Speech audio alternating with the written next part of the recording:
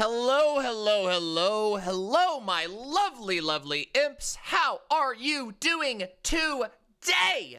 I would like to welcome Jazz Dog, Mayday, Purpley Beach on Cheeto, Spinkle, Sabo, Crabe, Argot, Oblivia, Niatigra, Morningstar, Couchy, GayFesh, and from the Twitch chat, Mother Meerset, Ash KLW, Walkerman, Some Scary Guy, and from the YouTube chat, Meme Addict 420, be careful with those memes, can kill ya, Murder Birder, Confused Houseplant, Wokem, Furcifer, Fialgia, Emma, Moonlight Tarot, and Nago Nibor. Alrighty, how are you all doing today? Me? I forgot to move this box out of the way before the beginning of stream.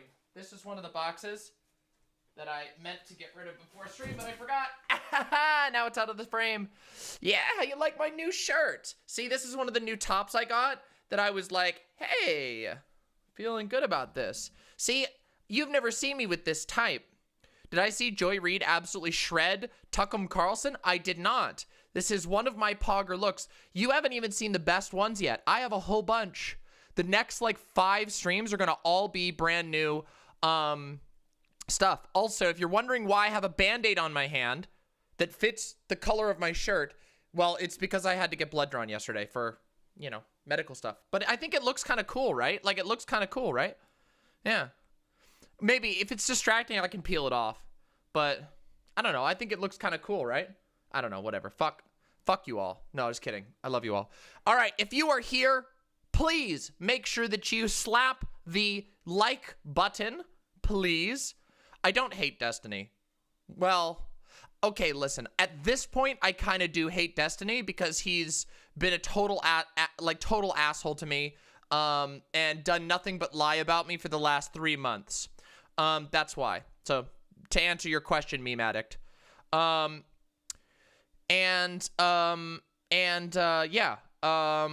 So that's an interesting experience. What the hell was I gonna say? Something else. Hey, thank you very much for the sub. Really appreciate it. Once again, just repeating for everyone, we are no longer doing text-to-speech unless I announce it in advance because the text-to-speech was overwhelming the VODs. However, everything will always remain up, and I will do my best to read it. To read them all. Crabe, thank you so very much for the gifted 5 tier 1 subs. Holy moly, thank you so very much. Really, really appreciate that. Really appreciate that. By the way, we have some new emotes. Have you all checked out the new emotes we have on the site? It's pretty exciting. Am I a tanky? No, you've got the wrong, you're barking up the wrong tree there. I am about as far away from a tanky as you can get. No, not even close. I don't know where you get that idea from, but okay. Got a couple ideologies off, all right? Listen. Oh shit, I forgot to eat my food before stream. God damn it. That's all right, I'll eat later. Okay? They say so on the Destiny Discord. That doesn't surprise me, Meme Addict. They're very stupid. They are incredibly stupid people. As it turns out, actually, you know what? I don't even want to say that. I don't even know if they're stupid people. The problem is that they are very uncharitable.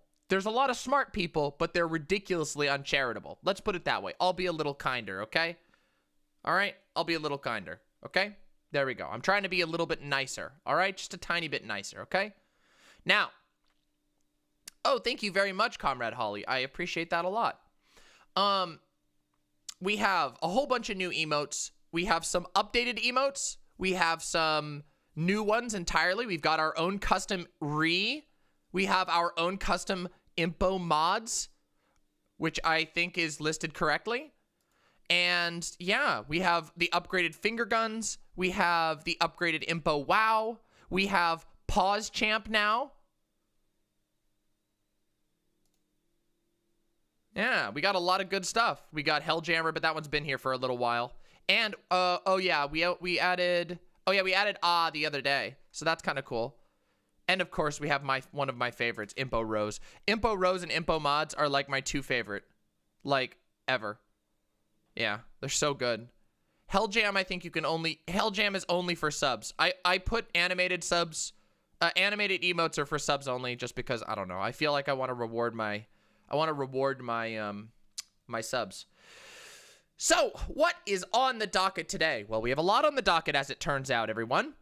We have, first up, we are going to enjoy a little bit of together time before the beginning of the panel, which begins at 5 o'clock. So we have 2 hours before the panel begins. We're going to hang out and we're going to talk about some drama. And then I am going to be going on a panel with none other than Aristocracy, Dylan Burns, and a whole bunch of other people on the Dylan Burns Hippy Dippy podcast. So that's going to be super cool. And we're going to be debating, well, it's a bit strange. We're going to be debating the hot tub meta, in addition to a couple of other things. But that's one of the ones.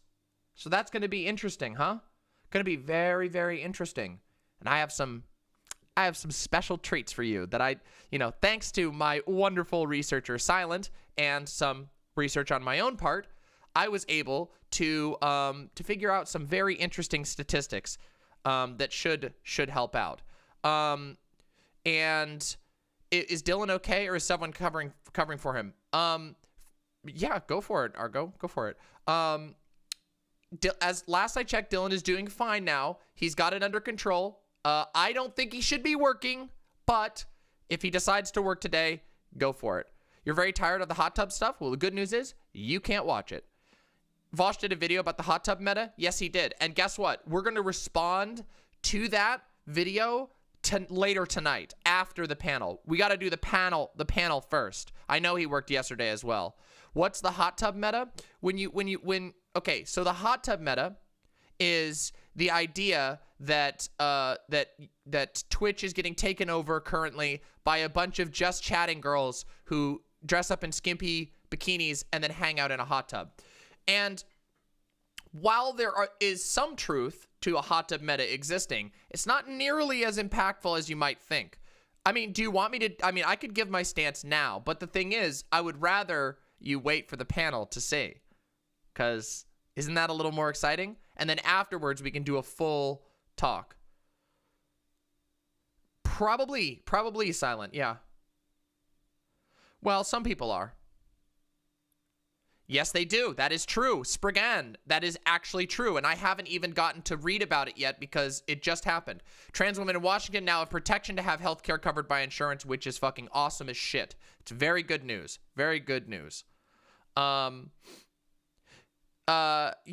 I mean, that's true, yeah, boy, Shamoy, but we're going to talk about it to a greater extent as it goes on. But first, listen, I promise you all, it is the titty streamer thing. That never went away, by the way. That's not even from 5 years ago. We have to, you kind of agreed with Vaush's hot tub meta argument. There were some parts of Vaush's argument that I agreed with, and there were some that I didn't. A lot of people have given takes on it. I will be giving mine later tonight. So yeah, Mama in red.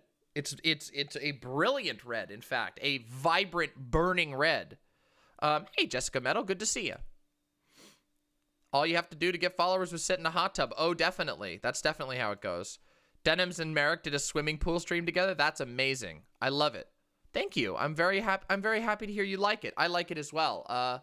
There's a couple of new shirts. I don't really usually wear stuff like this, but I like it. I'm starting off Hot Girl Summer. Fuck yeah. That's my goal. Yeah, all trans people. Yeah. Matching Band-Aid. Yep. You got demoted to white font, but Zoe Vexed, wait. What? It's only because your sub ran out. That's what happens. Yes, this is one of my new thrift store acquisitions. There's many, many more. There's many more on the way. So you'll be excited to hear that there's all kinds of new outfits that you're going to get to see. Oh, Spyro Gal. I got many finds. Many. I scored at my latest run. Okay, so real quick, everybody, I'm going to have to annoy you again real quick before we get into the content, okay? Yeah, I spent $130 and I got like 7 or 8 new outfits. Legitimately incredible. So real quick, like the goddamn stream. Please, if you're here, like the YouTube stream. The number one way that we guarantee getting new people coming in every single day is for people to click through to the YouTube and like the YouTube stream. Seriously. There you go. Please do it if you haven't. And if you aren't subscribed, subscribe. It's free, and that's how you catch my content. It's really cool. It's really cool. Did I just get my hair done? I did not. However, I will be in the coming week at some point, thanks to the IMPS, who gave me some money while I was doing a little drive to do a cool hair color. And I have an idea. I have an idea as for how I'm going to go about doing it, which is pretty exciting. So you all will see soon. There's going to be some cool-ass little mama upgrades. Hot tubs as they seem unsanitary? I think they're probably fine. Demon Mama, did you see RGR's tweet? Yeah, but it's exactly the same bullshit that's always been said. I wish RGR is much a swift and happy recovery, but beyond that, I don't give a fuck. I do not give a shit. I'm sorry. More lies, more bullshit. Yep, fuck that shit. Exact, identical, copy-pasted lies from always. Yep. Sorry, not happening. Yep. But congratulations on a legitimate, despite our differences. Hey, welcome, Voshters. Come on in. Voshites, my VGG crew. Those of you who haven't seen me, I am an OG Vaush tweeter. I've been around forever. You all should come over and hang out. demonmama.com/live. You can jump in the chat and use our incredible emotes. We would love to have you here. And we're about to do some motherfucking... I know you VGGers love drama. You're all drama llamas. So get on in here. Get into the site. We're going to do some drama. And then we're going on a pog-ass debate panel where we're going to be debating a whole bunch of different stuff. Welcome. There's the formal raid. Welcome, Voshters. Come on in. Come in. Get comfortable. Thank you, Vaush, so much for the raid. Come get comfortable, all of you. For those of you who just arrived, my name is Demon Mama. I am an OG Vaush chatter. So you know I got some good, we got some vibe here, okay? If you have never seen me before, welcome. I am a political edutainer. I do debates. I do dunks. I talk about drama. And I always try to bring maximum quality. There's going to be a debate panel very soon. We're going to talk about some drama in the BreadTube world. We're going to be talking about a whole bunch of stuff. And the cool thing is I am an endurance streamer. I stream long hours and we do lots of variety political content. So if you're here, we would love to have you join us. The on-stream chat is over at my website, demonmama.com/live. If you're coming from VGG, it's the same. It's like the same basic website, except we have really cool emotes. Sorry, no offense to the Vaush emotes. Look, our emotes are awesome. Our emotes are incredibly cute. So come on over, and guess what? You want to know one of the cool things? Vaush and I don't usually stream at the same time, so you can maintain being a Vaushite while being an imp. We even have a name for them, the Vimps. The Vimps. You can be a Vimp if you want to. The Vaushite Imp Unity. Vimps and imps are like this, okay? So, welcome. Thank you for being here. And, yeah, like the stream and subscribe if you want to catch all my content. Because, yeah, a vampire pimp? No, that would be a vampimp. Vampempire. I saw that. I saw Vaush talking to the MGTOW guy, and it was a little weird to me that he kept circling back to Jewish people. That was very weird to me. Very strange. Vampempire. Vampimp? I don't know. Whatever. No, it doesn't mean a Vaush simp. It means a Vaush imp. It's a vimp.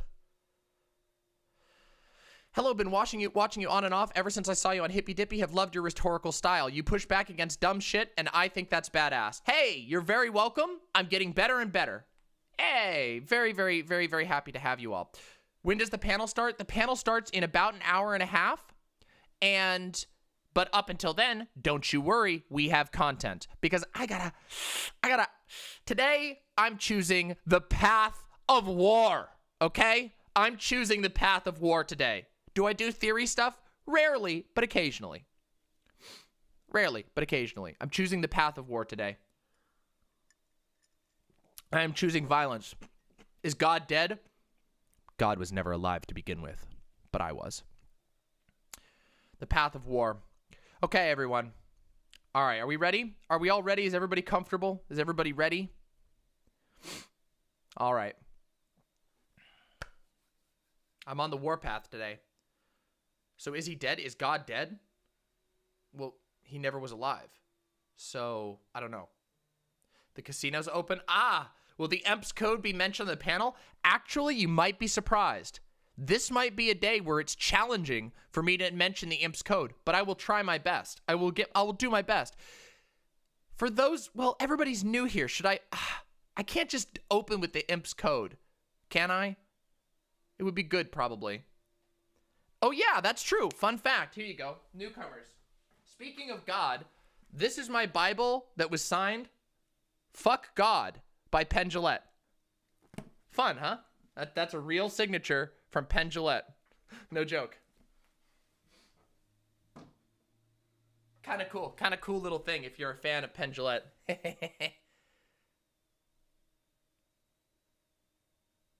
Resist? Yes, I'll resist. Okay. What's the IMPS code? Look, now people are asking. Look at what you did. The IMPS code is Demon Mama's invented code. The manual, the definitive manual for how to use Twitter better and have a better time. Okay, ready? I'm going to tell you. Thank you very much, Melissa McDonald. Appreciate the incredibly generous $10. Let me give you this. Ready? Okay? No, all right. I know there's a lot of Vaushers here, but it's not the cum pledge. It's very different. The IMPS code is designed specifically for Twitter. Okay? Ready? It goes like this. Number 1, I immediately stop discoursing. Okay? Number 1. And the reason why that is the case is because Twitter is a website that is designed to destroy meaningful discourse. Don't discourse. If you have a serious conversation to have with somebody you care about, have it off of Twitter. Don't get into political arguments in threads. It's bad news. You'll have a bad time. 2, meme and cream, okay? We know what these mean. Memes are funny. Creams, well, look, let's face it. There's a lot of horny shit on Twitter. Good stuff. So meme and cream, okay? That's rule number 2, aka M in the IMPS code. 3, the letter P. Promote yourself or your friends or artists that you like, okay? Twitter is an ad platform. It's very, very good for promoting people you care about. And 4, slaughter your genuine opponents in the arena of ideas, okay? And when I say that, that means if you're gonna, and I mean your real opponents, okay? Not just people you don't like. I mean your enemies. You got a Ben Shapiro, you got a Dave Rubin that you hate who's doing a bad thing, you got a Tucker Carlson, dunk on him, blow him up, but never mistake dunking for discourse, because when you do that, you're not gonna have a good time. You're not gonna have a good time. Slaughter and discourse are not the same thing. You never do discourse. You always do slaughtering. And you should never slaughter a friend. You should always discourse a friend, which means talk to them off of Twitter, okay? Seriously. There you go. That's the IMPS code. IMPS. Immediately stop discoursing. Meme and cream. Promote yourself and your allies and slaughter your opponents, your genuine opponents in the arena of ideas, okay? There you go. And it is not a moral code. So if you fail it, you have not done anything wrong. No need for anxiety. It's a code for enjoying Twitter better. There you go. There you go. Bam. Bam, bam, bam, bam, bam. We got it. We did it. There you are. Thank you all very much. Reza Sutra, thank you so much for the gifted 5 tier 1 subs. Thank you very much, Pepe La G. Thank you so much. I appreciate that, Pepe La G. Shul, thank you so much. Really appreciate that. Wow, damn, a lot of generosity this morning. Thank you all so much. Do we know who's on Hippy Dippy tonight? Yes, we do.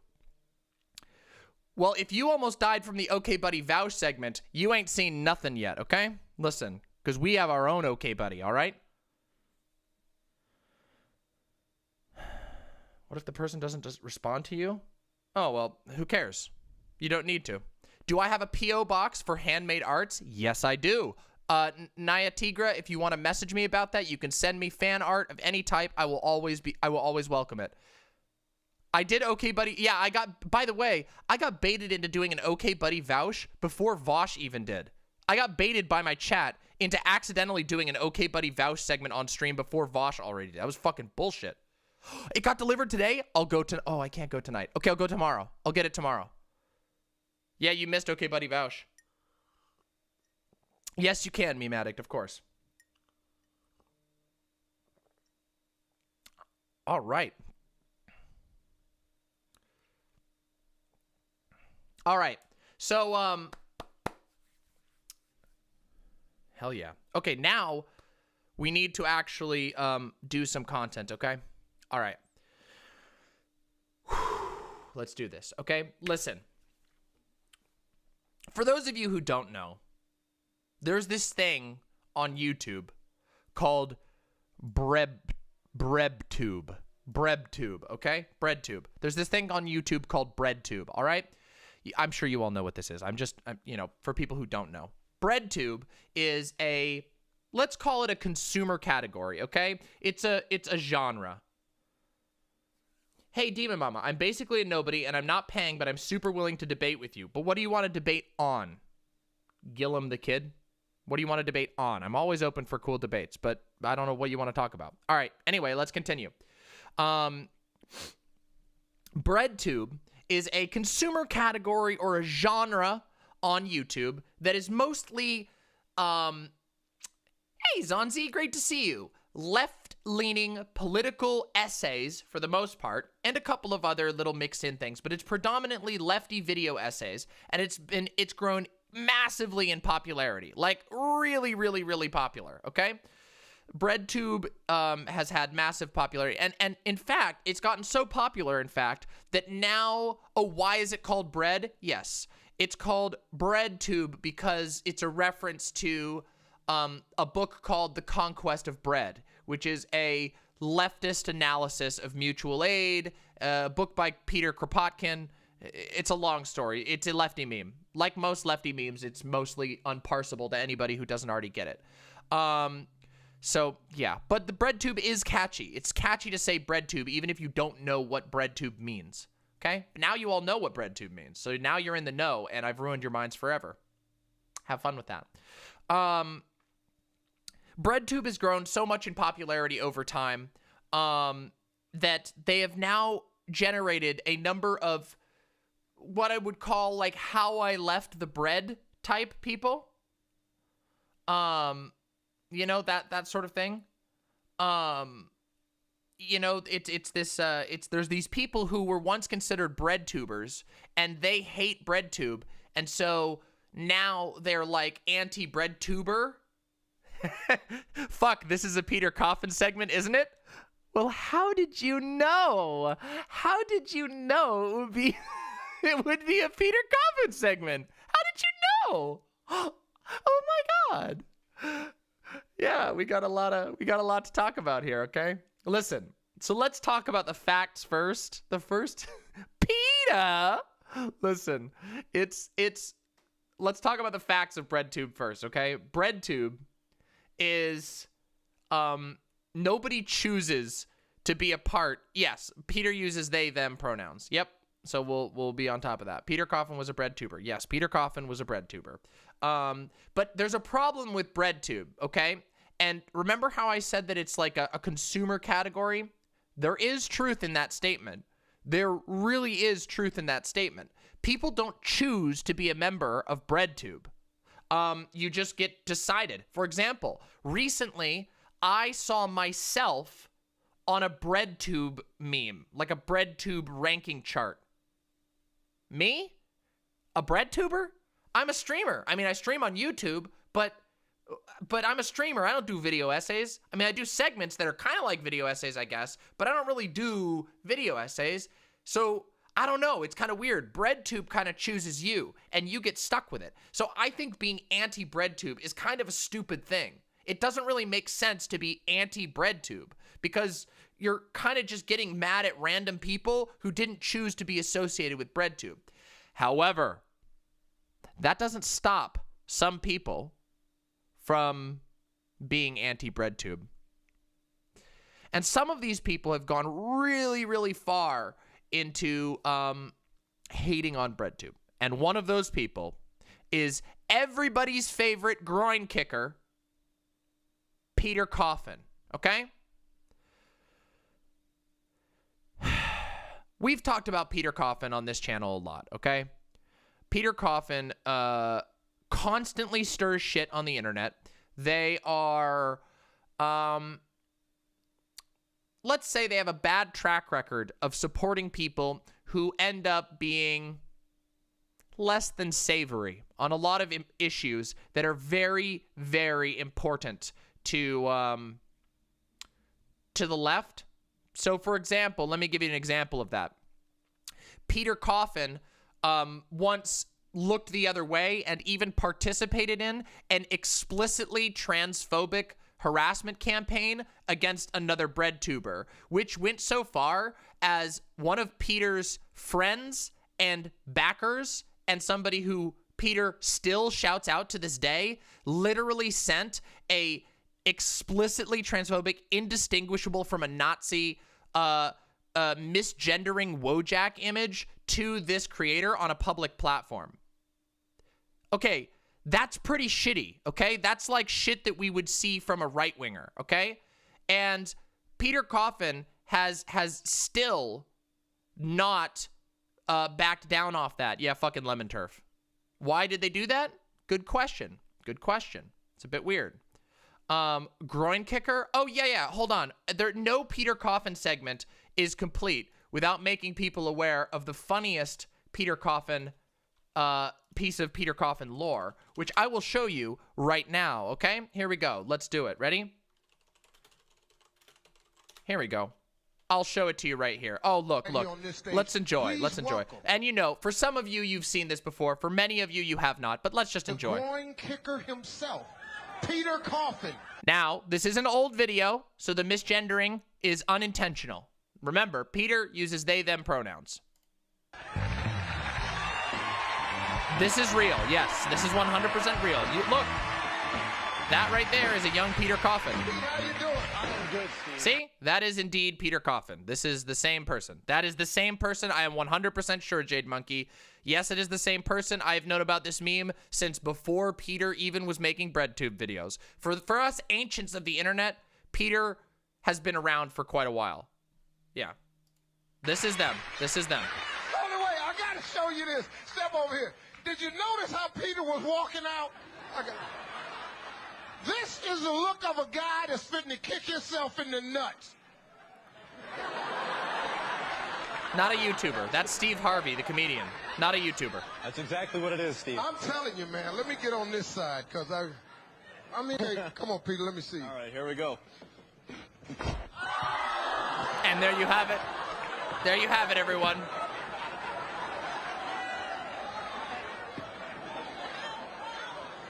I'm just going to stay here for a second. So yeah.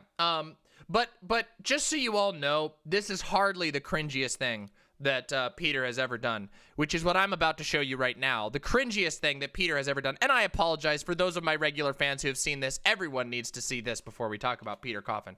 They've done, oh no, I'm sorry. You have to watch the Peter Coffin BioShock rap. Here we go. Enjoy yourselves. Yeah.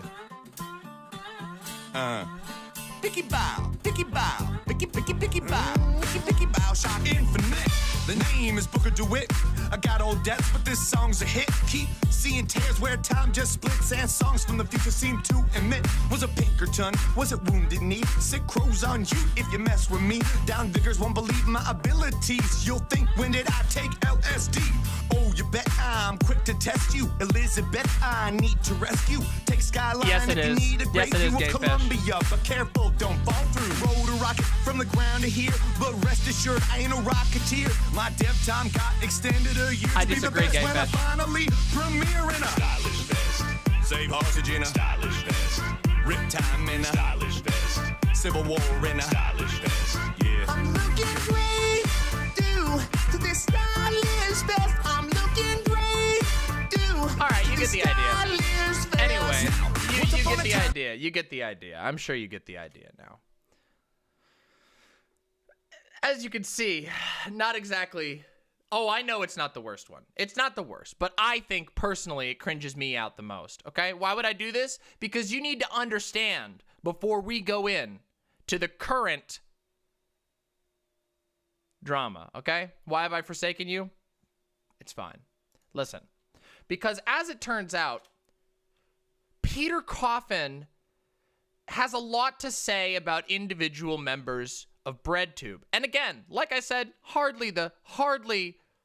Hey, look! Hey, wait a minute! Look! The groin kicker themselves, Peter Coffin. Look, they even owned up to it. There you go. Now everybody knows for sure that that is indeed true. Wait, is Peter Coffin watching right now? Here we go. Here we go. Ready? Let's go in and let's see. So here we have Redbait, a tanky account. Whoa, wait a second, everybody. Woo!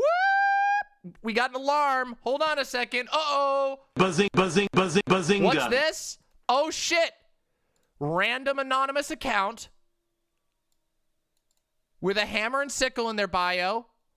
Approximately 3,000 followers. Communism in bio. And they're retweeting Merrick to harass Merrick. Weird. Little bit weird, huh? Weird. You know, for those of you who are new to me, you won't know this, but I have a formula for how you can predict almost with perfect accuracy who's going to be starting each wave of harassment against other popular people on the internet or popular people on the internet. And it always seems to be hammer and sickle in name, hammer and sickle or communist in bio, anonymous account with approximately 3,000 followers. Yeah, it's a little odd there, little strange. You got your little magnifying glass out. It's a little weird. Anyway, so here we have them saying, I have pissed off Nazis on Twitter.com today. Still a more positive experience than pissing off tankies. Do I like Merrick? I think Merrick is fucking awesome, okay? Listen, people treat Merrick like fucking shit, and there's no reason for it. I'm sorry, no fucking reason. Merrick was like, listen, I was very lucky to be one of the first people on YouTube to actually get to sit down and talk with Merrick. And we did I did my fucking, you can go look at it. It's on my channel. I did a whole deep dive into the bullshit that Merrick has dealt with, okay? Merrick deals with a lot of bullshit, and we did the research. There ain't shit to it. There ain't fucking shit to it. And by the way, just so you know, let me just give you a quick rundown on the Merrick situation. Some of you may not know this. Merrick has been horrifically harassed on the internet following Merrick made a tweet about being a socialist gun girl. Like, she posted a picture of herself with a gun, and then she posted it with like a couple of other well-known socialists who also have posed with guns, socialist women who've posed with guns. And she said, the 4 horsemen of the apocalypse. And that got retweeted. Did Merrick not even make it? No, I'm pretty sure. Oh, but she retweeted it, and it got her account like a fuckload of follows. So she went from being like a 300 follower Andy to a 30,000 follower Andy in like a month. Yeah, she retweeted it, and it got her a fuckload of followers. So she got like literally like exploded on Twitter. And as it turns out, that level of growth and just immediately exposed her to an incredible amount of hatred, okay? And since then, it's just been, if you've ever seen ContraPoints' video about canceling, or if you know anything about how cancellation cycles work, previous cancellations justify future cancellations, which justify future cancellations, and it just never seems to end. And people get the information wrong, they misremember things, and they just bandwagon into yelling at people and shit, okay? Sucks. So that's the little story. But here you go. Here's Merrick just posting to Instagram or Snapchat. Can't remember which one this one is. I think this is Snapchat. But I have pissed off Nazis on Twitter.com. Still a more positive experience than pissing off tankies. All right. So, no, it wasn't Pixel Junkie. That's not true. It's actually a very good one. So here we go. And of course, by the way. Oh, wait, they have they all? Oh, okay. So they've changed that. All right, whatever. Yeah, but talking about, okay, and then here we go. So Peter Coffin retweeting this random tanky account that's bothering Merrick. Peter Coffin trying to start it up again, knowing that Merrick has gotten basically nothing but harassment. And by the way, there's a lot more behind the scenes about Peter Coffin's dislike for Merrick. Let's just say Peter Coffin does not like Merrick, okay? And here we go. Yeah, but talking about class is what makes you red-brown. Like you get dogpiled by a bunch of Nazis and your first instinct is to say, well, the communists are worse, and you're not red-brown? Also, her face is fucked up. Oh, don't you worry, Vermin. So you see, this really cool, this really awesome streamer that you may or may not be watching right now was one of the people who quote retweeted this. You know, just saying, look, I got one in. All right, listen, your favorite, your one and only demon mama. I got one in right here. Peter Coffin, a person who looks like an undercooked cat hair pizza, is trying to insult Merrick's looks. Please call back when you get your OnlyFans off the ground. And I'm a little proud of that one, okay? I'm a little proud. That one to me was a banger. In fact, it was such a banger that I ratioed Peter Coffin. Peter Coffin, who has what? Fucking 35.3K followers, and I have 6,000, and I like quadruplicate ratioed Peter Coffin with my cat hair pizza tweet, okay? So I'm just saying, if you don't follow me on Twitter, why the fuck not? Why the fuck not? Okay? And I also got another one in here, but I don't think this one was much of a banger, which is, hey, maybe the communists should reanalyze their approach. If the victims of their harassment are reviewing it unfavorably to Nazis. I can't believe this is the hill that Peter is dying on these days. Yeah. Yeah. And we got to talk about this. Yes, I'm displaying to you how to use Rule 4 of the IMPS code. You take somebody that you don't have any intention of, like, being able to sit down and be friends with, and you show them how they're wrong when they're being a fuckhead. Because, let's be real, Peter was being a fuckhead. There's no way around it. He's just out of nowhere retweeting somebody who's suffered a shitload of harassment to start it back up again. By the way, Silent, we just found out Peter has switched to using they all, I think, if I'm not mistaken. Maybe I'm wrong about that. Okay, I haven't confirmed that. Never mind. I haven't confirmed that. It's not been oh, yes, I have. It says right here. Here, look, right here. We're clear now. They all Michigander. They all Michigander. I don't know what that means. Anyway, does that mean they're from Michigan? Is that what that means? Is that what Michigander means? I don't know. All right, so we got to talk about something, okay? All right. So,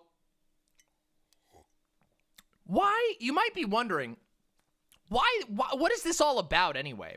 What is this motherfucking shit about the red-brown stuff? That seemed to come out of nowhere, didn't it? No. So we gotta talk about this concept. Now, some of you I know, if you're from Vaush's audience, I know you know about this. I know you know about this, but a lot of you who aren't from Vaush's audience probably don't. So I'm gonna talk about it. The idea of red-brown is an alliance between fascists and communists. I'm not doing the hand meme there. But that's what it means. It means an alliance between quote-unquote populist fascists and communists, quote-unquote. This is a phenomenon that goes by many other names. Some people call them Nazbols, aka nationalist Bolsheviks. Some people call them third positionists, which is one you may have heard. Some people call them class reductionists. Other people call them red-brown. Other people call them red-fash. So you've probably heard of a couple of these, yeah? Third position just means fash? No, not necessarily. Also, some people have heard of it as the post-left. Now, I want to make a small defense from to the term post-left, which is that there are people who are not fascists who are members of the post-left. Unfortunately, a lot of Nazis have taken the post-left position and have kind of fucked up the term. So, yeah, you're talking about, the Nazbol vortex. Yep. Yeah, the problem, though, is that, yes, I recognize that the post-left is not all Nazis, is not all fascists. However, there's a lot of them who've taken it. I know, Saul. That's why, I mean, you'll notice I took a special moment to note that. There's a reason why. I know post-leftism is an egoism term originally. Yes. That's why I took the time to specifically call out that I don't think that it's fair that the post-left gets completely fucked up by these class reductionists. Aren't I talking about tankies? Not necessarily. Although there is a huge overlap between Red-Brown Alliance, Nazbol Vortex people, and tankies, okay? In fact, I can give you some really good examples of this. Have you seen, does anybody know the podcast that Peter Coffin used to be involved in? Low Society? You know, that podcast loves people like, what's his name there? Oh, I always forget his name. Now I've forgotten his name. What's his goddamn name? Caleb Maupin. They were, in fact, hold on, let me see if I can find the tweet. Can I find it? Let's see. Hold on a second. Here we go. Caleb Maupin. Here we go. Hold on. Here we go. Here, let's see if I can find it. Where is this one? I want to see if I can find it. This is my favorite. This is my favorite one. Hold on a second. Let's take a look here. So we got this one. Sorry, Twitter search sucks. I just want to see if I can find it, because this is such a good one. Oh, it's so good. It's so good. Is it here? Oh, yeah. Well, here's the episode they literally did with Caleb Maupin. They did a whole episode with Low Society. But recently, they just were sending hearts to each other. I can see if I can find it here. I was just looking at this the other day. It was very recent. We did one on oh, here we go. And this guy, by the way, just so you know, Maupin is somebody who has on regular occasions sat down and had glowing conversations with TERFs, has sat down and had glowing conversations with the literal inventor of the term Nazbol, of the modern Nazbol movement. Yeah, so let's just say again, like I said at the beginning, Peter Coffin and all of Peter Coffin's associates all have a lot of associations with people who don't really represent lefty values at all. Like, at all. As in, they're like, pretty bad. Wait, I've chilled with some weirdos. Yes, but I don't believe that you can even find a single example of me giving a glowing interview with somebody who is who has advocated for the opposite of what I believe in.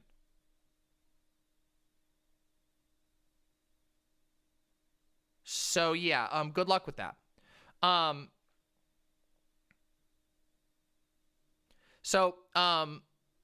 mean, yeah, you could say it. Like, you can go look for it yourself. I mean, literally, they've talked about this, like they've been pretty open about their like of Maupin and other people.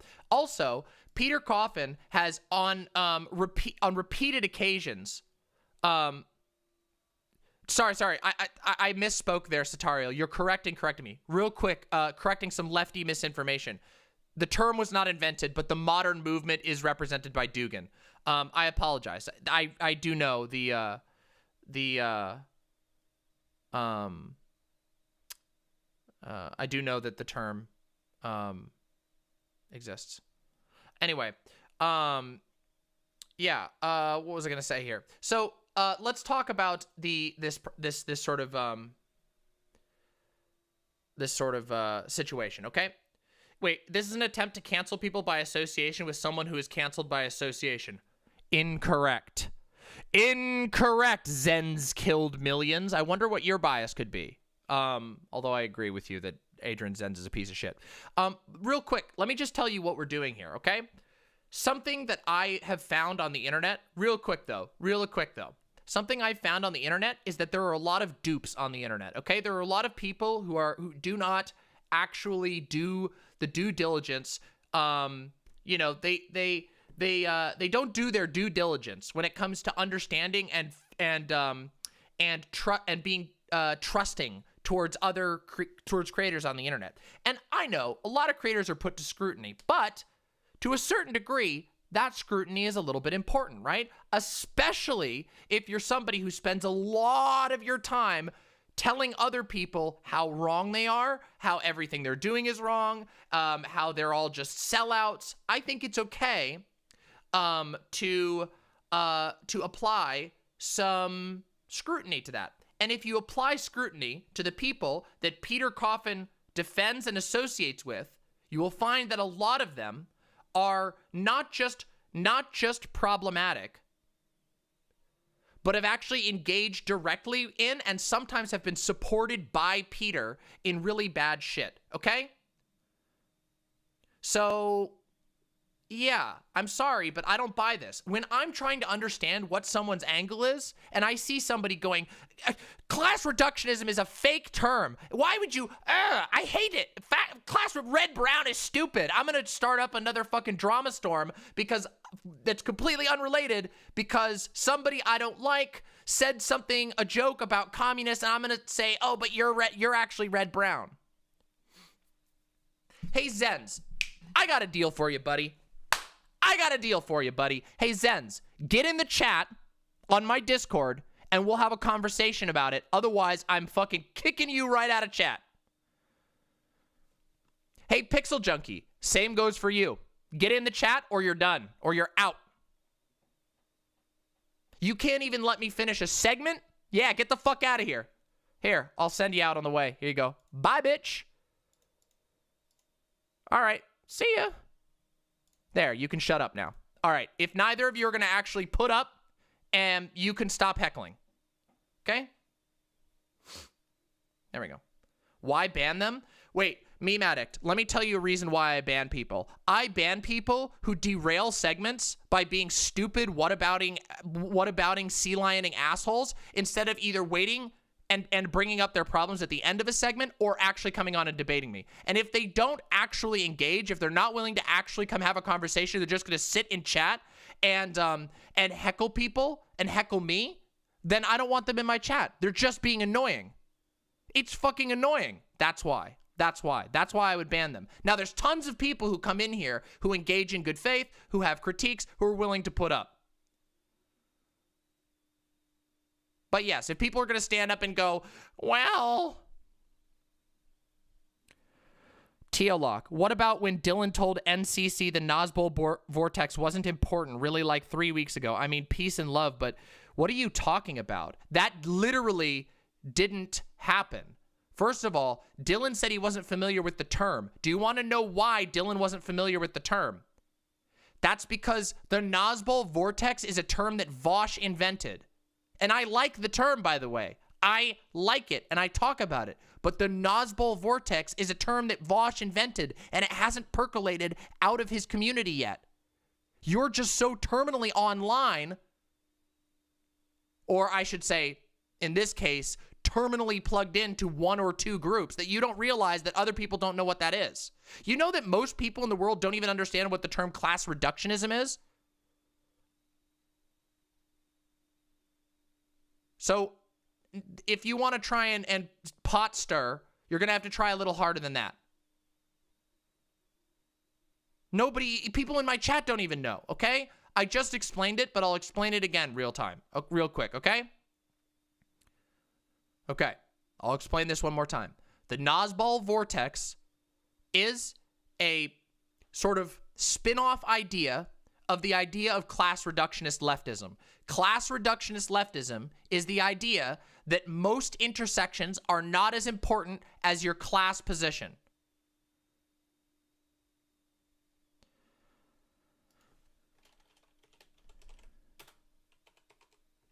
There we go. Simple, simple, simple. Okay? What happened to my hand? Okay, that's it. I'm taking it off. I'm taking it off. I just had my blood drawn, okay? Jesus Christ! Jesus, thank you for the concern, though. Much love, okay? Fuck. The Nazbol vortex is an idea that built off of the concept of class reductionist leftism. Class reductionist leftism is the idea that class is the most important intersectionality, and as a result, leftists should focus, not exclusively, usually, but extremely on class, and should set aside other intersectionalities in the name of advancing the working class. Now, you might go, that seems kind of innocuous on its face. However, there are problems with this idea. The idea that you can just tell black people, that you can just tell immigrants, that you can just tell trans people, that you can tell gay people to just shut the fuck up and sit pretty while the working class wins the class war is a very bad idea. Unless you happen to be white, cisgender, and straight. Oh, then you're good. Oh, and a man. If you're all of those things, you're great. But you don't have any allies anymore. So in my opinion, class reductionism is one of the worst ideas you can get. It is terrible. It destroys our sense of solidarity and ruins our trust. Okay. So, the Nazbol vortex is the idea that a whole bunch of class reductionists and a whole bunch of populist, quote-unquote, righties like Tucker Carlson are all coming together in a giant whirlpool into a socially conservative but fiscally left movement. That's an idea that Vaush came up with. Now you get it. Class reductionism plus right-wing populism smashes together, big whirlpool creates the Nazbol vortex. Okay? Bam. Now you understand the concept. Bam. Okay? Jesus fucking Christ. Sorry, everybody. I'm raging today. I'm raging. Tucker Carlson is a class reductionist. Yes, absolutely. Tucker Carlson is absolutely a class reductionist, but he's not a leftist. Class reductionism is bad. I agree. It's very bad. I think it's very bad. I think it's one of the stupidest positions you can have. Now, to tie this all back to what we were talking about before, Peter Coffin doesn't has a huge problem with the idea of class reductionism existing that has gone on for well over a year, okay? Peter Coffin has made thread after thread, video after video, mocking people for believing that there are class reductionists out there when there are verifiably class reductionists and class reductionist language out there. In addition, Peter Coffin has protected, defended, and spoken on behalf of many class reductionists. In addition, Peter Coffin also associates with people who engage in explicit acts of racism and transphobia, okay? This is why I don't trust and don't like Peter Coffin's advocacy, okay? And yes, I agree. Peter Coffin has engaged in class reductionism themselves.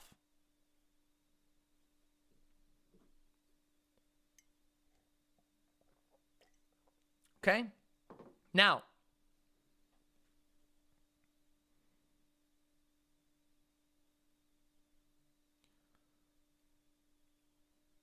well, you wouldn't be wrong in thinking that, Alpacnologia. Yes, I know. Satarial, I agree with you. This is nothing new, at least not outside of the USA. Most neo-Nazi parties in Europe use this kind of rhetoric. Yes. In my opinion, class reductionism is mask on... Class reductionism, in my opinion, is mask on Nazism, essentially. It is, I don't see the difference. It's just like when you're a class reductionist and you say, no, we can't cave into bourgeois interests like trans rights. You know, maybe you're right. Maybe there is something a little weird about the Jews. I mean, the elites. I mean, yeah, the elites. We'll stick with that one. That's an impersonation. That's me being sarcastic. When you start saying shit like that, I think that you're at the point where you are just mask on. And this is why I go really hard on class reductionists, okay? Seriously, this is why I go hard on this, because I think that it is a type of ideology that if it catches on, it will be incredibly detrimental to all progressive and all leftist organizing.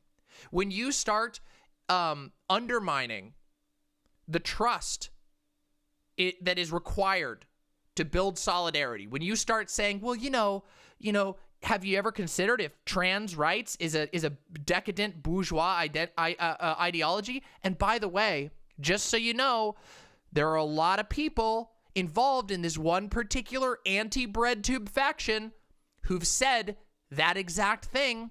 Very, very weird, isn't it? Really strange that that's a sentiment that's been put forward or floated by the class reductionist. I mean, sorry, they're definitely not class reductionists. Kind of weird. Kind of weird. So this is why I go hard and I make fun of people who are essentially class reductionists. And keep in mind, one of the things that Peter Coffin does is Peter Coffin gets mega triggered every single time someone calls them a class reductionist. They lose their shit. They'll post that article. Oh, class reductionism isn't real. Oh, it's fake. Red Brown, aren't you the real Red Brown? I mean, look at this goddamn tweet. I mean, right? Like, am I out of line in saying, like, look at this. Oh, well, talking about class is what makes you Red Brown. But it's not Merrick. Merrick's the real Red Brown. Oh. I wonder what would make Peter Coffin so defensive about being called class reductionist. Wouldn't it be very, listen, I'm not gonna lie. People make up shit about everybody. But I don't think people are making this up. People have been pointing out, yo, Peter, it's really weird that when, I mean, wait a minute, I have this video. Hold on, I can show you this. This is like a meme that people made because it was so funny. Here, I literally have it here. It's so good. Where the hell is it? Here we go. This is my favorite. Here we go. I got a video for you. Ready? This is such a god tier meme. Watch this shit. Watch this. Ready? Classic Peter Coffin tweet. I have no ill will towards any trans celebrity.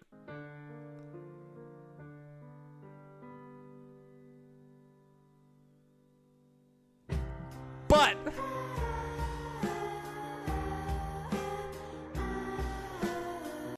classic. Kind of weird, right? It's kind of weird when somebody is like, I'm not a class reductionist, but then when a momentous moment in Hollywood for a well-known, one of the most well-known actors worldwide, Elliot Page, comes out as trans, and the first thing you say is, I have no ill will towards trans celebrities, but, and then you go on to write a thread about how trans people represent bourgeois identity politics. I'm sorry, but that is mega sus to me. That is hyper sus to me, okay? Like, really sus. Like, and here's the thing. Because we don't want to be dupes, I think that it's reasonable to apply skepticism to public figures. Yeah? Is that really so unreasonable? Intelligent, fair criticism. And I think that's what I've done here.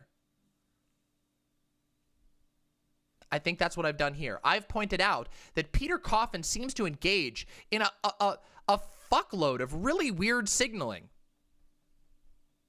And it weirds me out. And not to mention, of course, that Peter Coffin does engage in a ridiculous amount of Twitter-based shit stirring and pot shots and other bullshit. Very weird to me.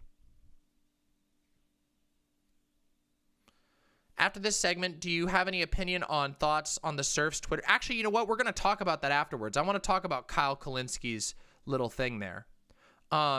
Jin-chan, do you have the link for that? I wasn't going to talk about it originally, but I think it's I think it is a fortuitous moment to discuss that. They screamed at me on Twitter because I couldn't find the joke in a shitty tweet of theirs. Sounds stupid to me. Sounds stupid of them.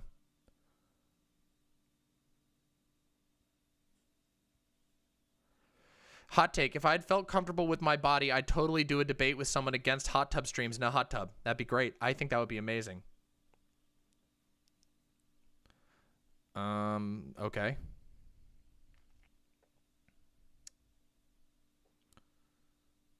I mean, it is just endless, endless cringe posting. The CIA ad. Listen, this CIA ad.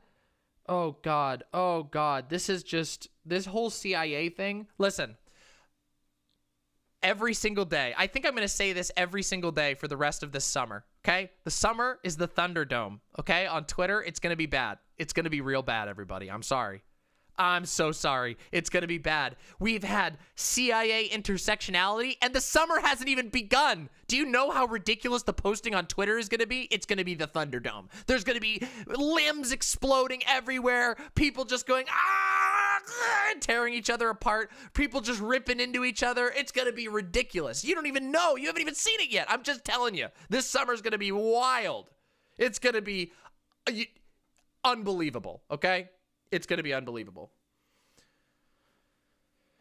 Oh, boy. It's going to be wild.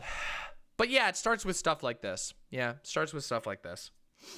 And I have a problem with it because, I don't know, call me sensitive, but it bothers me when someone who looks like Peter Coffin takes pot shots at someone who looks like Merrick's looks, okay? Listen, I think that's a little unfair, and I feel like I want to correct the balance in the world, okay? Listen, I think I did that. I think I succeeded. But let's talk about a little more. Let's get a little deeper on this particular thing, okay? Let's see what Kyle Kulinski has to say, because I saw this clip, but I'd love to talk about it. Now, this is Matthew Dimitri, by the way. If you're not familiar with who Matthew Dimitri is, that proves that you're a healthy individual. The fact that I know who Matthew Dimitri is proves that I'm a truly terminally online person. But again, this is my job. I get online every day, and people want me to be terminally online, okay? Yeah, so, but if you know who Matthew Dimitri is, well, I guess you're one of the lucky ones. Matthew Dimitri, okay, is anyone here familiar with the show Dexter? You know Dexter? Dexter is a serial killer who kills serial killers. And that's like the kind of the gist of what Dexter is. Matthew Dimitri is a idiot who tries to kill other idiots. So so Matthew Dimitri is kind of like the Dexter of idiots, if you think about it. Yeah.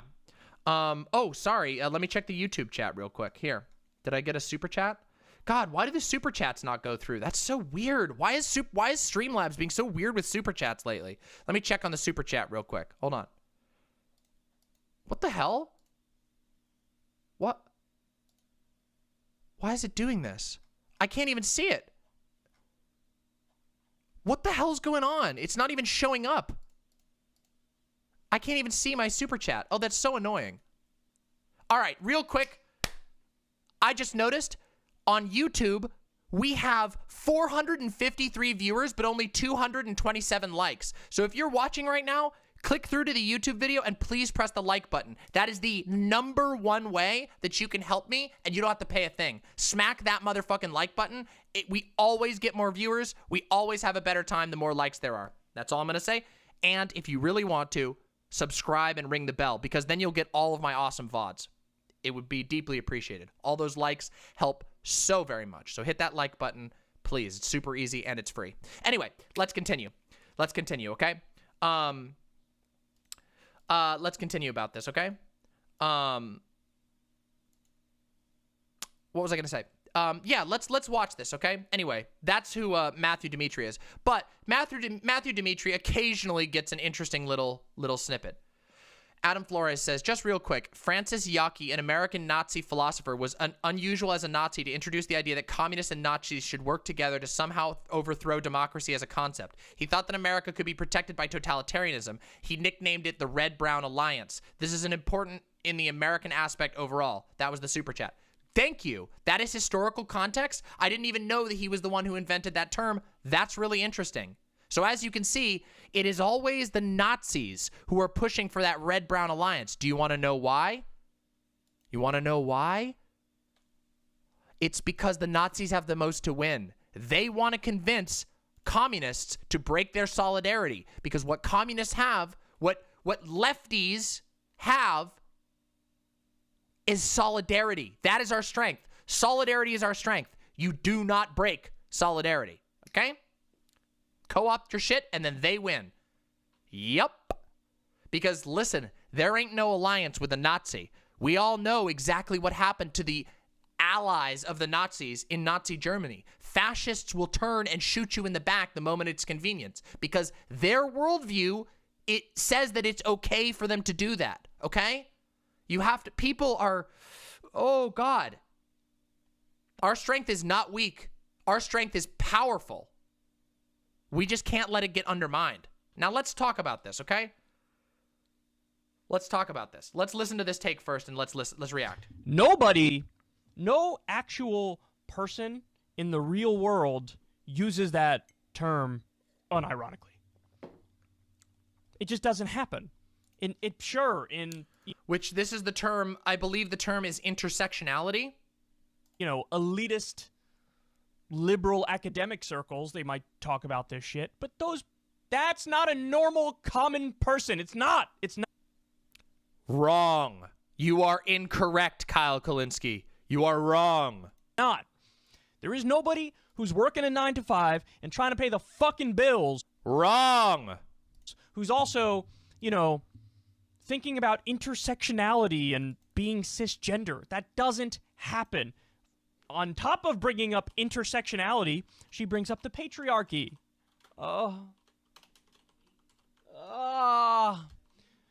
So now do you see what's going on here?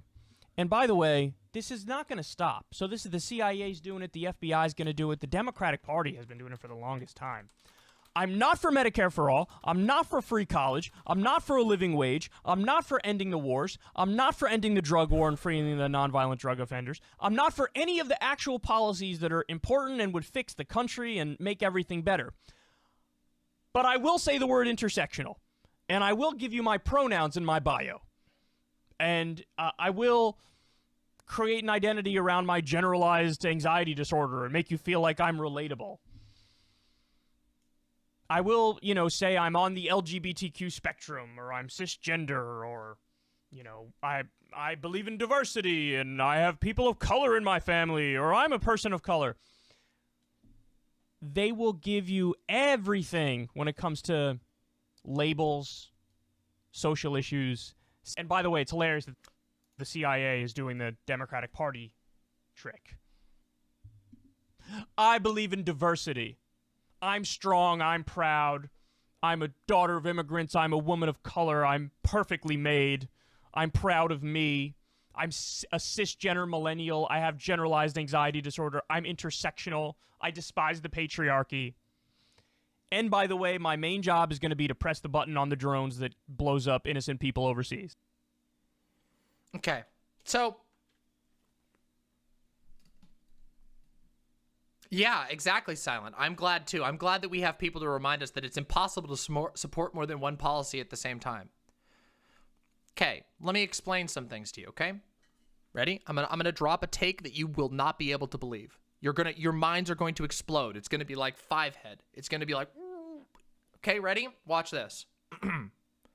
The problem with the CIA ad is not that they used the word intersectionality, but the fact that they are lying. Yeah. Wow. Are we going to say, let me ask you this. If you watched, hold on, I got another one. Ready? Your head's about to explode. I know you could barely handle that, But I got another one for you. Can you imagine if you watched a Marine Corps recruitment commercial and it was like, fight, join the Marines. If you join the Marines, you could fight for freedom. And then your response to that was, ha, freedom? Freedom is stupid. You shouldn't, gulag, freedom sucks. Ugh. Instead of going, wait a second, like, maybe the Marines are lying about giving you freedom by joining the armed forces. Maybe the problem isn't with the idea of freedom, but the problem is that they're disingenuously using the idea of freedom. Right? That's the problem. The problem is not intersectionality. The problem is not pronouns in bio. The problem is not a term like cisgender. What Kyle is doing here is boomer as fuck. This take is just boomer as shit. Like, holy shit, it's so boomer. Oh, words I don't like. It's literally, and here's the thing. For the record, I don't think that Kyle Kulinski is like some sort of deep-seated racist or transphobe or anything like that. I just think he's being dumb right now. I think he's being an idiot. Like, what a stupid response. And listen, we all have segments that we bomb. You know, sometimes you have a joke that lands wrong. I just think that Kyle doesn't actually know what he's critiquing and doesn't actually know what he's talking about. Because if Kyle had been paying attention to the news at all for the last year, solidarity would be the #1 lesson to take away from all of this. Because if you'll notice, Black Lives Matter, the George Floyd protests were and still stand to this day as one of the biggest and most influential protest movements in the history of the United States. And those were all based around race. And it got people of all types out there protesting. And it got them out there talking about other issues in our society. It got them talking about leftism. I know it's still going on. I know. I promise.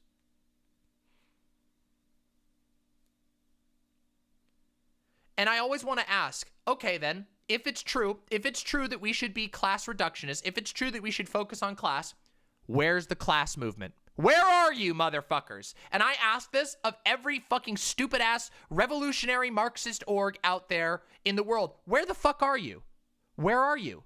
Where are you? Where were you when police were kneeling on some people's neck and getting them killed? Where were you during the pandemic? Where were you when the police were shelling and tear gassing people on the side of a hill? Where were you? Oh, the answer is you were in your little fucking office space that you rent in fucking Texas, that you have a sign on the outside that says the Revolutionary Marxist Club of Southern Dallas, and that you were gathering your fucking dues, your membership dues, so you can keep paying the bills at your place, and you can sit there and you can hold a book and a pipe and you can go, I'm very Marxist, indeed. Oh, this race movement, why can't we just go back to the good old days where we have coal miners standing together? Why do we have to think about all this race shit? Why do we have to think about all this trans shit?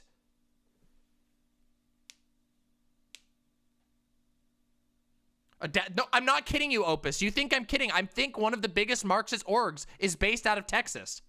One of the biggest Marxist orgs that doesn't even do anything.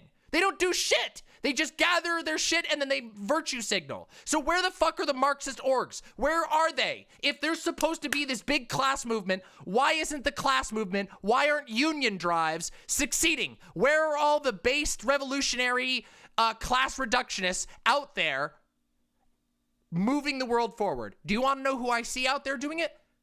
Black Lives Matter advocates. Trans advocates. Those people are the ones out there doing the fight. So where the fuck are all the fucking class people? Idiots. They're all talk and no action. And their worldview is verifiably incorrect. Okay? Verifiably incorrect.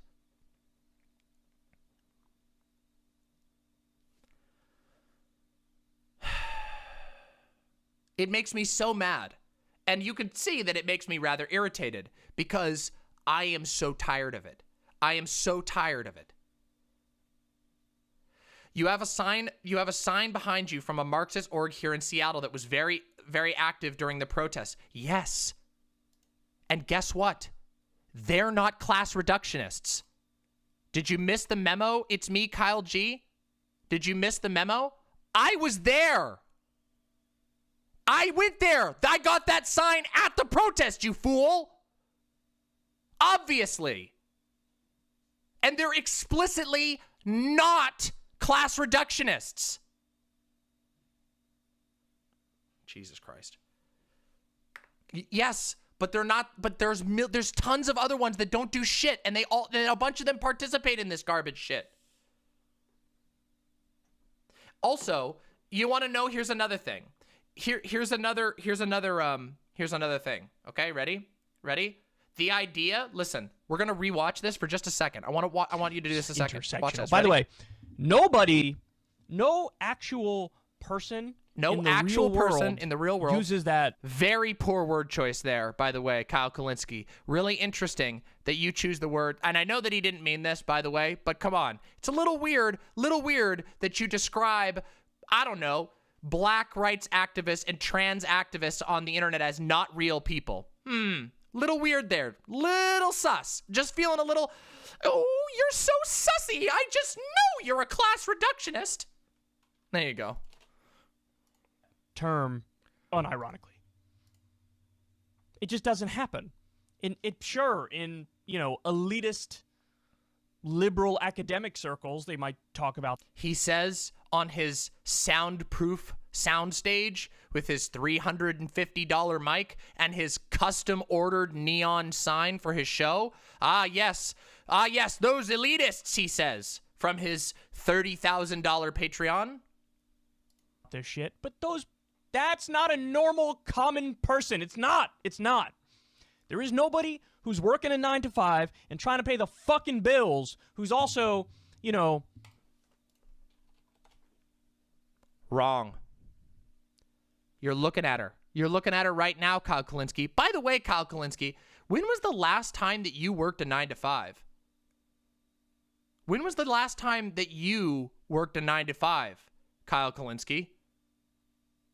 Little bit weird, okay? Because listen, I've been a streamer for a year now, but before that, I was a gig worker, and I knew a lot about intersectionality. That was something that was I've known about that since I was in school, and it's been important to me because I knew I was trans, because I knew there was no hope for me if I don't realize that we have to stick together to fight. Does he think that there are no black people out there who work 9 to 5 jobs? No. You know what this is? This is the terminally online worldview of somebody who thinks that the only type of working class person looks like this. Looks like a fucking, hold on. Yeah, here we go. Looks like fucking this. Here you go. This is what in Kyle Kulinski's mind, this is what a 9 to 5 worker looks like right here. This is a 9 to 5 worker in Kyle Kulinski's mind. And if you don't look like that, then you're not actually a 9 to 5. You're not working class. You're not working class unless you look like this chimney sweep child. Okay? That's the only type of working class person. Oh, do you not take your lunch on a girder suspended over 1920s New York City? What? What? Sorry. Sure, psychosocialism. Why not? Come on into the chat. Join the Discord. Get it. And somebody help psychosocialism get in. I'd love to talk about this. I'd love to hear someone defend this bad take. Please, Mama, can I have an inhaler for my black lung? I basically agree with you, but communism and Marxism has pretty much been crushed in the U.S., hasn't it? Also, BLM is one of the most crucial things that has happened in the last years. But the one thing that all current protests lack is an affirmative element to them. Proposals for a radically new society. I think that it is this lack which make old tankies nostalgic for the former forms of communists. Also, lots of them are morons. Well, you've answered it right there. They're just morons. listen, if your ideology, I hate this. I generally hate this argument, but there is some truth to it. If your ideology cannot adapt to defeat the current form of capitalism, how are you going to defeat capitalism? Your ideology has to be able to adapt to meet the modern form. If it doesn't, you failed. You fail out of the cradle. Right away. How the fuck are you supposed to do it? Don't you think that focusing on class and economic issues, the byproduct will be the emancipation for discriminated minorities? No, it won't. The Nazis seized power by saying that if you just get behind us, we'll bring working class solidarity, we'll bring you fortune, and then we'll handle everything out. Do you want to know how labor movements were defeated in the United States?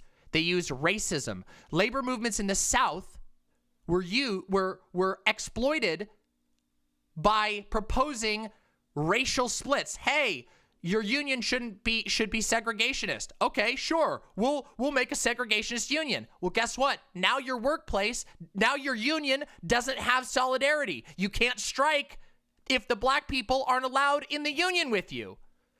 Solidarity. What's the song? Let's get a little old school. You wanna go to a little old school? Wanna do a little old school Marxist signaling? Yeah, we can do a little. Here we go. Ready? Solidarity forever. Solidarity forever. Solidarity forever. 'Cause the union makes us strong. Oh, apparently, except for if you're trans or gay or black, and then no, it doesn't. Then forget the solidarity.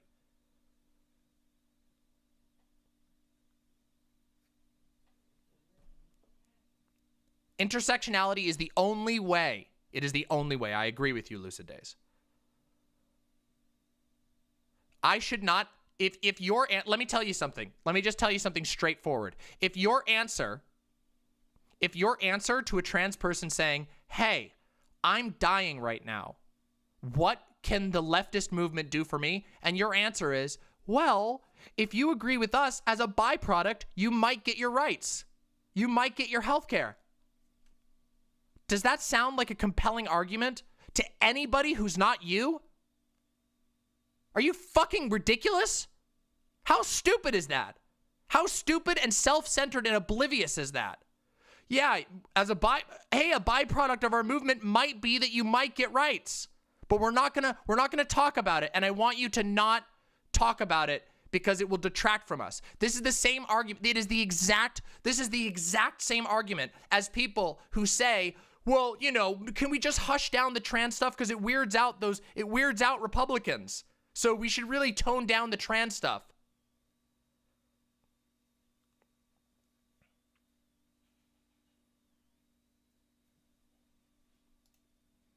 It's a stupid approach, and you know I'm gonna end up talking it again someday.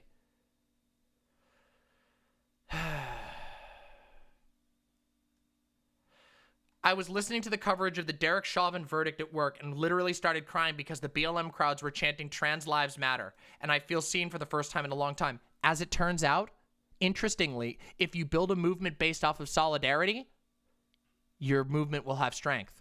Because more people will feel included in your movement because they will know they're fighting for you, and those people will fight for you if you fight for them.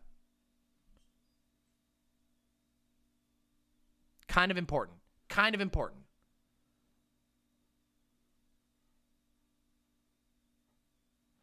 That's exactly what the push for gay marriage did in the 2000s to trans people. Enough so that the president of the Human Rights Commission had to give a public apology to the trans community for abandoning them in favor of getting gay marriage. Yes!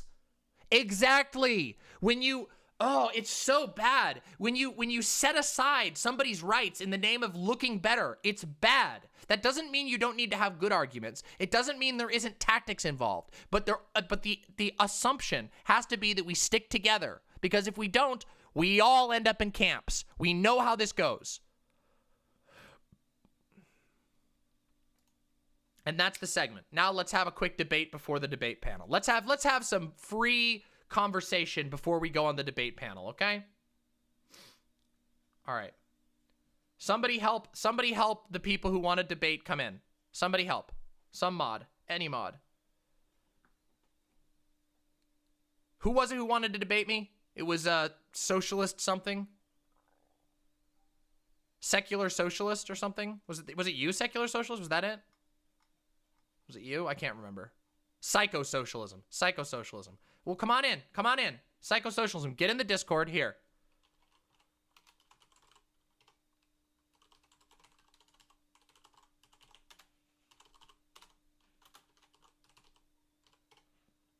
Okay. All right, they're in? Okay, excellent. Thank you, Ziggy. Thank you. I appreciate it.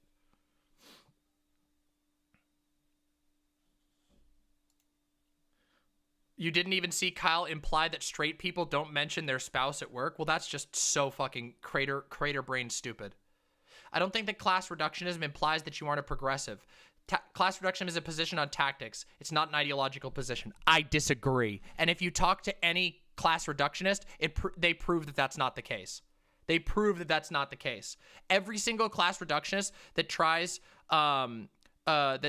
to make those arguments always ends up proving they're not actually very progressive. I'm sorry, but there is a deep implication in the idea of class reductionism that you can sideline everybody else's core rights, their core human rights, as a side issue, as a byproduct issue. I didn't see Shoe's bad take. True. You're right.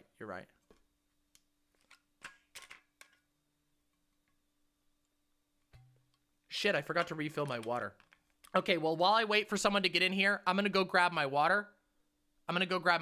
Well, post-scarcity, I think you should reconsider calling yourself a leftist. Because if you can't agree, look, I don't hate you or anything, but you should reconsider calling yourself a leftist. Because if you don't agree that the basic human rights of the most vulnerable people in our society are fucking crazy important as a part of solidarity, I don't think you're going to succeed. And I don't think you have the same worldview as I.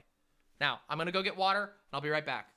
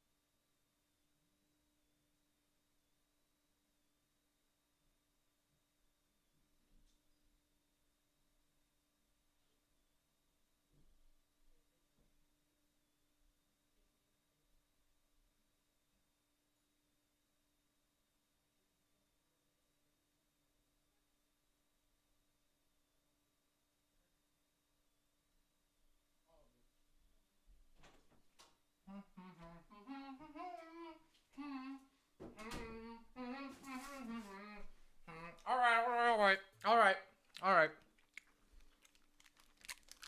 Let's do this. Milk barrel. It was a poorly made argument, yeah. Okay, let me state once again. I don't think that Kyle Kulinski is some kind of like deeply racist person or deeply transphobic person. I just think he made a stupid argument, okay? Does that make sense? I think he made a really stupid argument, and I want to push back on it because I think it is a deeply vulnerable argument, okay? Okay, well, I'll take a look. All right, we'll take a look at this afterwards. All right, I'll bring him in just a second. Give me a second here. Hold on, give me a second. Hey, thank you so much. Thank you everyone who's complimenting my shirt. It's my brand new shirt. It's really, I really am a big fan of it. And I'm eating a granola bar.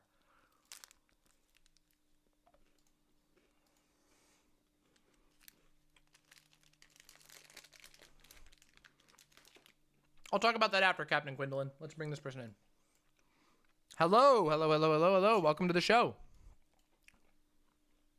Hello. Can you hear me? That's a very nice shirt. I agree. Thank you so much. It's a lovely shirt. You're going to want to turn off the stream audio and just listen through Discord. Yep. Yeah, just mute it. One sec. Yeah, mute the tab. How's that? Is that better? Test. Yep. Real quick, what are your pronouns? Hello? Sorry, 1 second. You need to make sure that your audio output is the correct one in Discord. Yeah, is that better? Is that better? I think I've Yeah, can you hear me? Feedback. Yes, I can hear you now. That's awesome. Okay. Pronouns. Yeah, it's an awesome shirt. My pronouns are he, him. Okay. At the moment, I'm sort of questioning. Hell yeah. Well, if you want me to use different, if you changed your mind, I will change them. Thank you. What I wanted to say about Kyle is I'm not defending his take necessarily. Okay. What I wanted to say is that I think this is a wider problem. This isn't just a problem with Kyle Kulinski. It's not just a problem with Shoe on Head or people like that. I agree. But I think it's a problem with leftists in general who are sort of, new to the whole idea of leftism in a way. What they don't understand is what they argue against when they argue against wokeness, when they argue against liberal, idpol, when they argue against things like that. Right. They're not really arguing against the ideas necessarily. But they are, though. They are. They do make that's the thing. Their arguments are serially bad on this. That's the problem that drives me nuts. It's like if they understood the difference between the idea being bad and the disingenuous sentiment being bad, they would make a better argument. But they don't. Yeah. They don't. They true, keep doing the same thing. So I just have to say, it's like, true because they're not part of marginalized groups like yourself, like me. I mean, I'm a bisexual. I mean, like, I'm a bisexual man. We get erased as much as anybody. We get, basically shut down by people from the straight community and the gay community. I agree. Like I've had women reject me for being bi. I agree. And I've had men reject me for being bi for the same exact reasons. Yes, I agree. But I think what they're angry about, what pisses them off, what gets them triggered, basically, I mean, it sort of sets off an emotional reaction for them, is it's corporations essentially taking the idea of being inclusive, taking the idea of, like, hey, we're being diverse, we're including people from marginalized communities, and then using it as a marketing tactic. Essentially, they're using it as advertising, and because it's so obvious, and because it's so gauche, and because it's so terrible for people like us, because it misrepresents us so much, they think, oh well, like people like Kyle Kulinski think, but Kyle Kulinski is a voice for the left. He's like was majorly involved in DSA. There's no excuse for him to be making bad arguments like this. Like, I understand. I mean, besides just I fucked up. Okay, then retract the take. Say that you were wrong. And yes, I agree. Rainbow capitalism is a problem. But I get the feeling that, like, Kyle Kulinski and Shoe on Head are the and I'm not 100% sure on this. Maybe on Shoe on Head, but that they would be like anti things like No Cops at Pride. No Cops at Pride is a direct response to the attempts of, like, rainbow capitalism and, like, to bring cops into a part of Pride when Pride was literally founded in response to. I've never heard them say anything to that effect. I'm not gonna lie. I agree. But do you see what I'm saying, though? That, like, there's a lot of people who should support things like that if they were actually just criticizing the sentiments, but you don't hear a whole lot of support for it. Instead, you hear them go on large screeds about, oh, the intersexual, nobody gets this. No normal person cares about any of this, except they do. And what they're doing is they are pushing right-wing talking points that are wrong, and they're helping push those forward as if the right needs any more help pushing those ideas forward. So, like, yeah, you are correct. You are correct, especially in the case of Kyle Kulinski. He does that, especially. I don't know what his thing is with Jimmy Dore. I think it's an old friendship that he can't let go on some personal, emotional level. He still stands Jimmy Dore and like says that Jimmy Dore has the right ideas, even though Jimmy Dore is, he's a joke. I used to like the guy. I really did. He was the left's anger for a little while, but he sort like I felt. Now that's me, like, baby.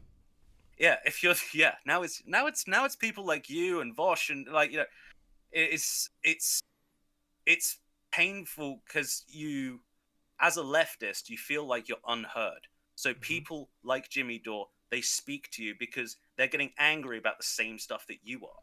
Yeah, they're getting so righteously furious. I get that, and I promise, I understand that completely. But Tucker Carlson does the exact same thing, and he's just as disingenuous, and he's just as manipulative, and he's just as deserving of being called out. And I don't think that Kyle is equivalent to Tucker Carlson. However, I can't help but notice that people like that Kyle and other people are basically laundering some of Tucker Carlson's points, and they're doing a very clumsy job with it. And that bothers me as somebody who has a lot to lose from those talking points gaining more ground. And even more because this person is supposed to be aligned in my political movement, and they're pushing an ideology that is very dangerous to the things I care about the most. So it's bad enough when conservatives are out there, but I know conservatives hate trans people and would be happy if we all just died. But when I see leftists laundering but when I see leftists or supposed left-leaning figures laundering right-wing talking points that essentially argue the exact same thing, which is that, but the trans people, the black people, the immigrants, they're really inconvenient for the class struggle. So why don't we put you all on the back burner while we handle this class struggle thing, and then we'll get to you later. And that is the argument. That is the argument that was just made. I think what Kyle gets wrong here in particular, and Jimmy Dore as well, and other people of that ilk, I even Shank Yuga, like people of that sort of persuasion, the people from, it's weird, like it seems like it's such a short space of time, but there is a new school and an old school left in online at least. There's a new school of people like yourself and people like like Vaush and like the streamer community in particular has seemed to have taken the ball and ran with it on this. Well, good. I mean, and here's the thing. My goal is that by the time I'm the old school, I hope that I will have I like to think that I have adopted an adaptive worldview that will be able to change as times change and as I learn new things. And I also will encourage my followers to do so. Adaptive in the way that you work. And that's a great thing. It really is. But what the old school lefties like Kyle and Jimmy and to a lesser extent the Young Turks, they're sort of stuck in this idea of, they're stuck in this idea of, liberalism in general is a distraction. They equate all identity politics as liberalism, which is not the case. Which is hilarious because the TYT they're union busters. So, what the fuck are they talking about? This is, okay, and this is where I get to the point where I'm just like, this is why I am desperately trying to instill a sense of skepticism in my audience, and I hope that other people will do so as well. Because the problem with me is that there are a fuckload of people who are basically just really bad, con men. I don't want to call them grifters. I think that they believe in some of the things, in the things that they say. It does come up. It's close to the surface. When you get to the level of hypocrisy where you're representing yourself as a leftist movement, but you union bust your own union movement, that's that's pretty bad. When you get to the point where you say you're a leftist and you're a major not founding, I don't know if he was founding, but he was a major supporter of DSA and a lot of these Democratic. The thing they founded was Justice Democrats, which to be fair has done some good. Yeah, of course. But if you find, don't you find something a little bit weird about founding Justice Democrats and then 2 years later, 4 years later, going on a giant rant about how intersectionality, nobody except for idiots. Well, then you failed at that. You were supposed to be the one. I think Kyle in particular, he's a very emotional guy.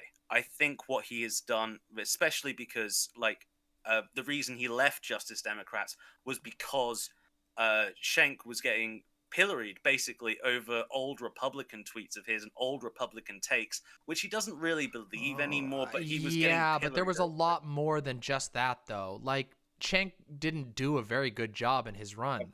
Like Schenck and people don't trust. He's not a good politician. He's not a good politician. He fucked up. He made a bunch of dumbass arguments that made him look like a dumb right-wing shithead. He was actively union busting the TYT union.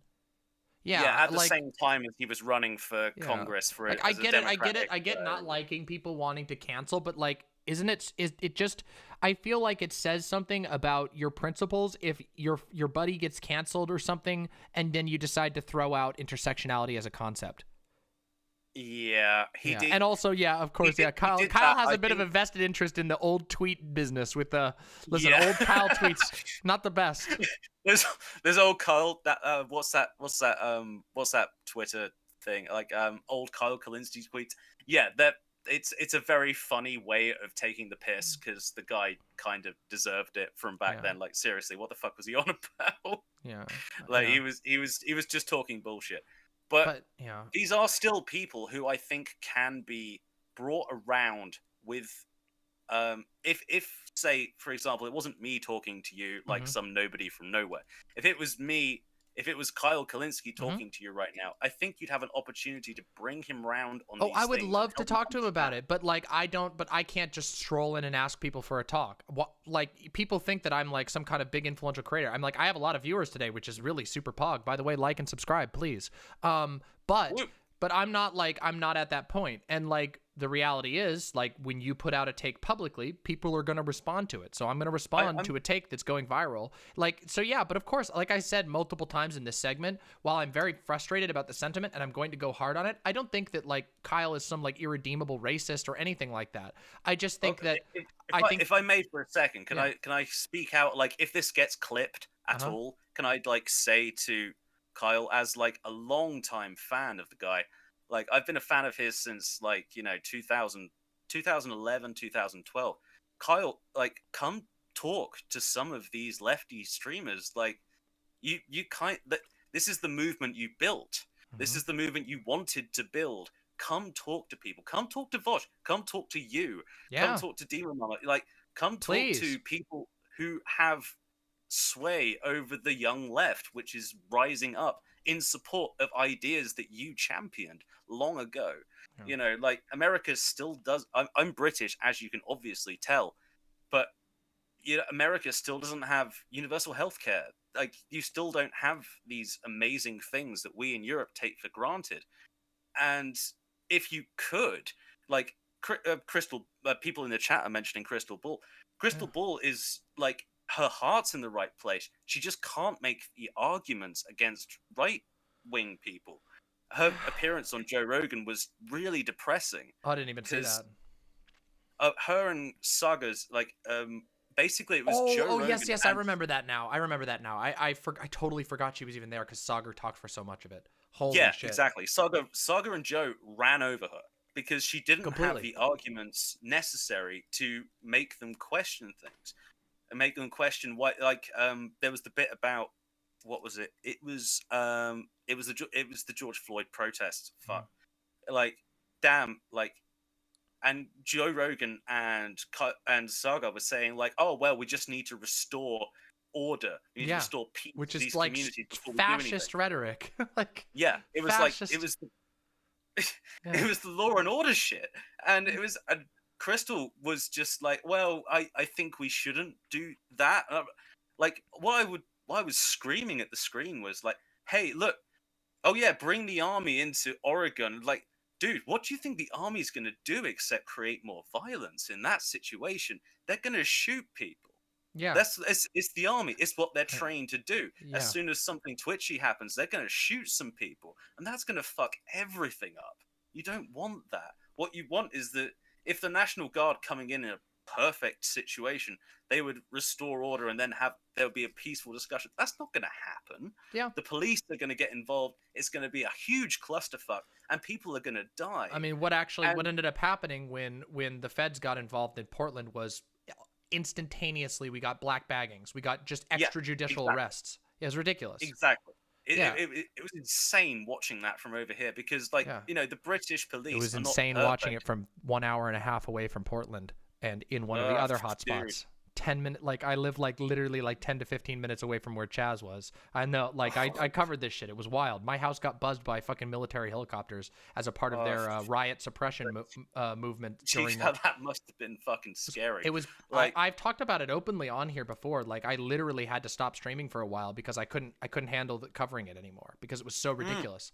We got put in. My town didn't have any major protests in it because I live in like a town just outside of the main city, but our city got put on a 8 p.m. mandatory police enforced curfew. They would ticket you for $350 if you were out past 8 p.m. in the middle of summer in a place where there were no protests, just because they were trying to suppress protesters from going into town. Really bad. $850, like that's like the proof of what's that line? Sorry, I'm talking over you. But $850 is proof of that line that fines are just a tax on the poor. That's yeah. It's a fee for doing a crime for rich people. Rich people can go do it if they want to pay the fee, and then everybody else. If you murder somebody, you get on bail for like $500,000, and you're like, well, who gives a fuck? Like I've got $8 billion, I don't care. Exactly. Yeah. You don't need to. You don't need to go protest if you're not being currently oppressed. Yeah. So. Yeah. Like, but see, this is the thing. To sort of wrap it back to the original topic, like, because I do have to head out here real soon because we're about to go on to the Dylan Burns show. That's cool. It's been really fun talking to you. Yeah, honestly. likewise. It's great watching. Thank you. I appreciate that, and I hope Kyle Kulinski will take your advice. I would love to sit down and talk with him again.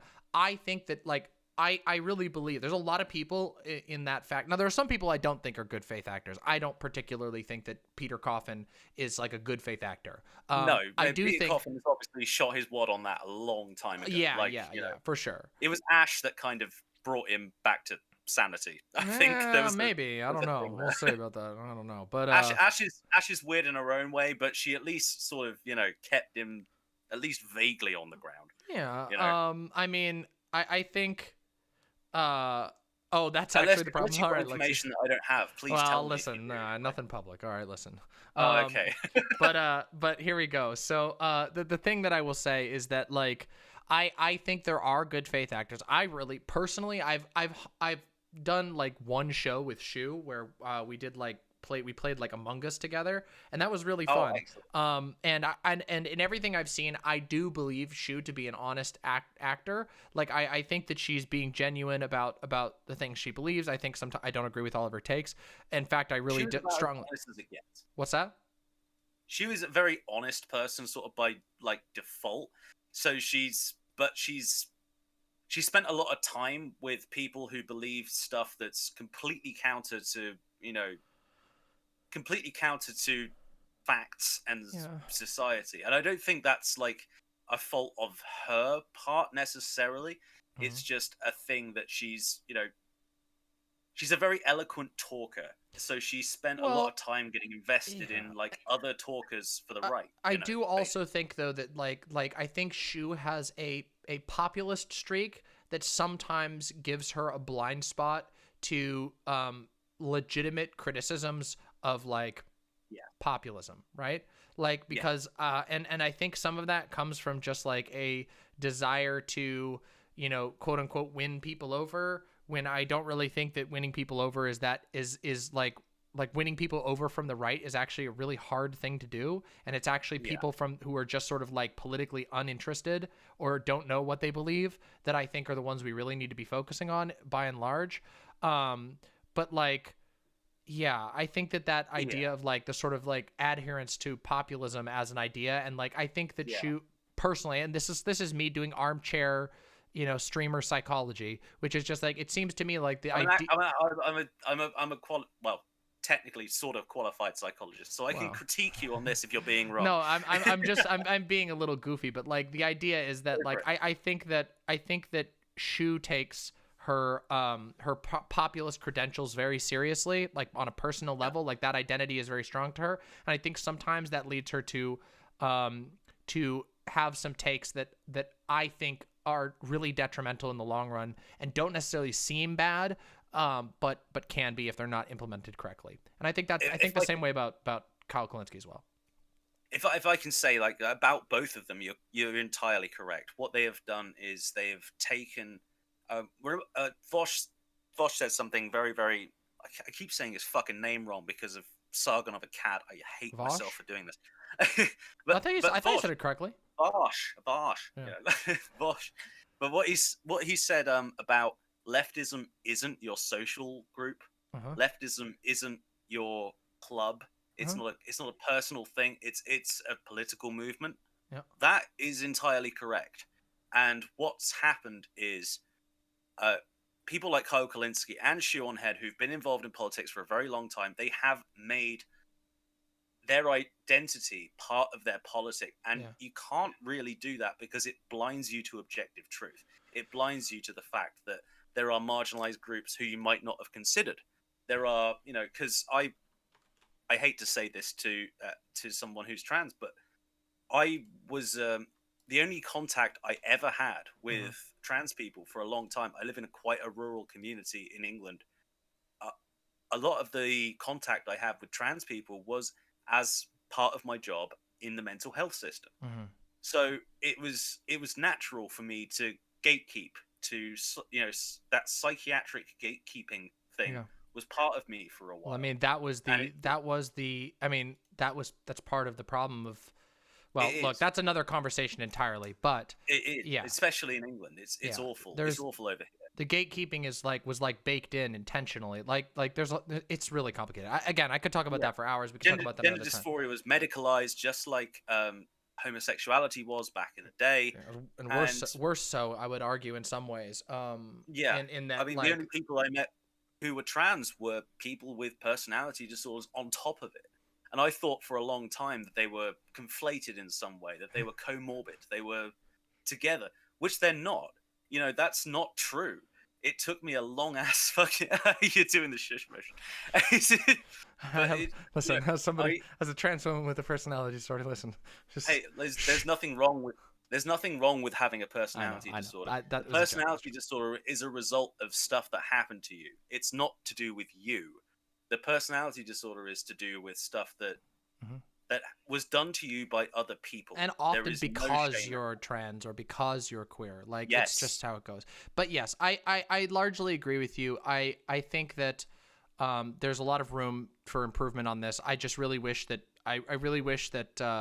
that they would improve right now and not the only way to get there is to push back on these ideas.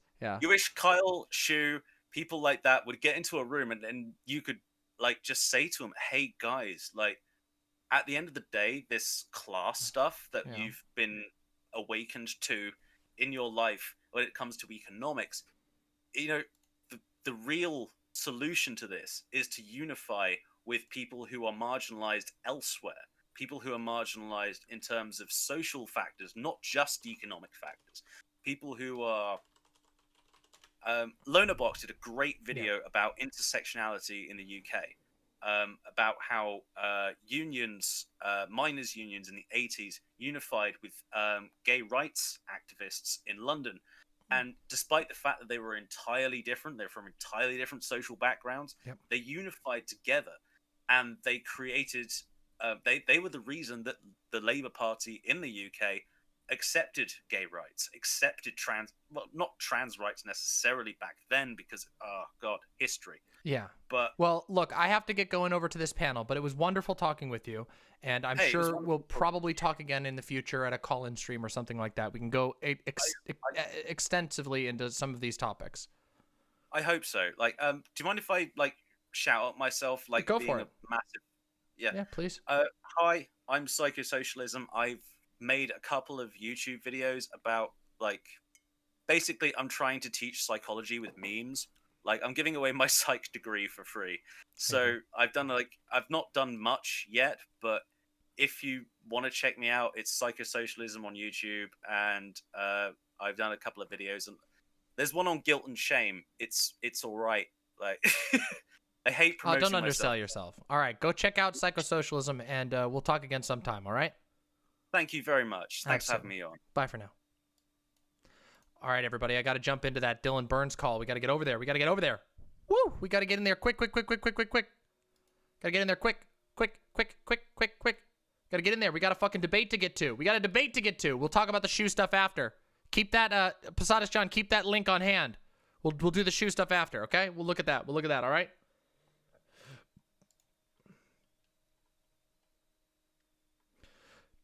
You're good, PsychoSocialism. You did great. Oh no, my Discord is exploding. Where the hell? Oh no! Why is my Discord exploding? Discord, stop exploding. Discord, no Discording. Hold on a second here.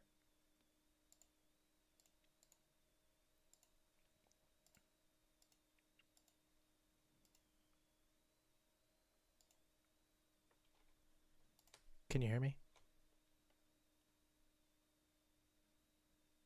Okay, it's not begun yet. Why the hell is this Discord's exploding on me? I need to blow up Discord. Hold on. I have to blow up Discord. Discord, your time has come. Oh, apparently it hasn't. I've reconnected. Why? Sorry, everybody. Give me just a second here. Where's Discord? Discord. Here we go. Oh, that's why. There's a million versions of it running in the background for some reason. My goodness. Discord's totally fucked. Have to terminate the Discord. All right, I'm in here. All right, I'm in. Now I need to get in the... Fuck. Discord's still having issues. Okay, that's very weird. Hold on.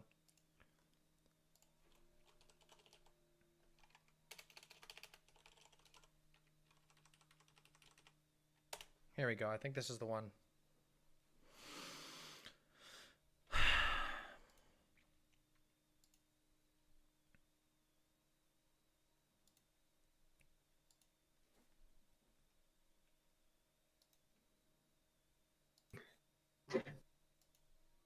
Hey, Demon Mama.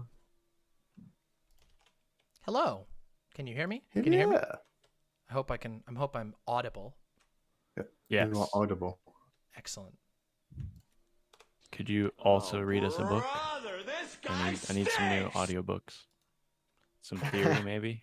I could read you something. Yeah. Nobody I have reads quite a theory. lot of books on my shelf. I don't know. Most of them are kind of boring. I guess I have a couple of good visual novels, but I don't know if I can show most of them on here. But Get DMCA'd. yeah, well, you know, I mean, there's just I have this one really good visual novel about a trans sex worker that's like amazing, but it has some graphic art in it, so Understandable. yeah, it was a soundboard misclick. Oh yeah, I'll show the plushie. We're like 3 minutes, 2 minutes to go time. Okay, who am I missing? There we go. I'll keep it here. I don't think I can keep it here. That would be too cringy. CTV's on phone. Uh-oh. Oh boy. Play the intro? Oh yeah. That was not made by me. That was made by hold on, that's this one. I am the god of hellfire, and I bring you Demon Mama. Hellfire can't scorch me. So good. See, it's a good one. Isn't that cool? I gotta get that. I gotta work that in better. It's really good. Discord is. I'm having issues with Discord. It's really fucking up right now. Y'all having issues with Discord? Me and a lot of people seem to be having issues with Discord right now. Yeah, I just couldn't give roles, and I couldn't move anyone. Yeah, it looks like most servers are having issues.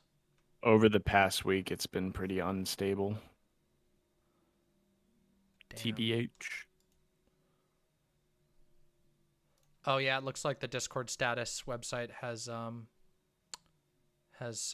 just posted it. Oh, Eris is having issues getting in apparently. We might need to use Whereby for audio this time. Audio, yep.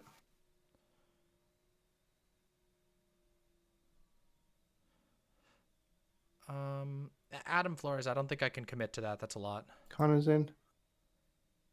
Okay, I'll try to do that. Rhodes. Maybe. I'll try to do that. Here, let's see. Here's what I need to do. I need to get Discord over here. Oh, it looks like it's slowly working, maybe?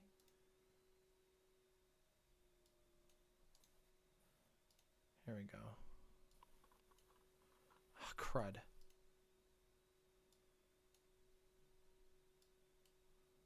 Why is it like this? There we go. I need to be able to... Here we go. I'll do it like this.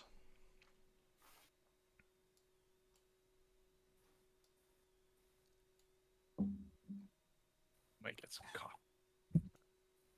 Well, right now, yeah. Right now, Eurist. Here comes Eris, though. Oh, this is going to be an interesting lineup. I'm ready. I'm ready for this. CTV at Trumpy? Yep. Yep, yep, yep, yep, yep, yep, yep, yep, yep. Oh, that's not good. It's all right. I'll get my stuff ready. CTV, yeah. Well, you know, I've been thinking about the hot tub streamers. It's going to be an interesting one for sure. I'm very happy that Heem's Holy shit, I can't even DM. Yeah, it's really busted. Seriously having some issues. I hope we don't lose it. All right, I hope you all have landlines. Everybody get on the phone. I haven't had a landline in a long time. Same, Demon Mama. That shit's What not even even is good that? anymore. Sounds like Yeah. sounds like shit these days. You know what I do sometimes on my stream? I'll be like, this is a good way to test how old chat is. I'll be like, do you guys remember the sound? And then I'll play the dial-up sound. Yeah, they won't remember. Remember that one? Yeah, so fucking good. Yeah, you ever had it where you go to pick up the phone and somebody else is on the internet? Yeah. And it just starts going in your Yeah, ear. that's You're the like, one, oh that's the one. shit. And Yeah, then you yeah, have to that's go the and go- exact one. And then you go yell at your brother. You're like, get off the internet. I need to use the phone. Yeah, exactly. I need to call my friends so we can see if we can hang out this weekend. Yeah. No, wait 30 minutes. I need to check my email first. Yeah. You probably Or- had or- you probably had an AOL account. Yeah. Oh, yeah, obviously. Definitely. Although, actually, to be fair, my cousins were the ones who had AOL. We used Netscape for most of the time that we had dial-up. All right. We never Dylan really got the AOL thing. message about Whereby Audio. Freeware, incredibly based. True. I'm unable to message Dylan right now. Is anyone... I just finally messaged him, and he said okay. So we might jump to Whereby Audio. See, now, what's you want the real dial-up internet cred was being one of the few kids that you knew whose parents had a business line, which means when it wasn't a busy day, you could plug your computer in on the business line and download the 18-hour download of EverQuest in like 3-day chunks, so that you would actually be able to get the download done, because back then, damn. Now you're just showing off, Demon Yeah, Mama. now I'm just showing off, exactly.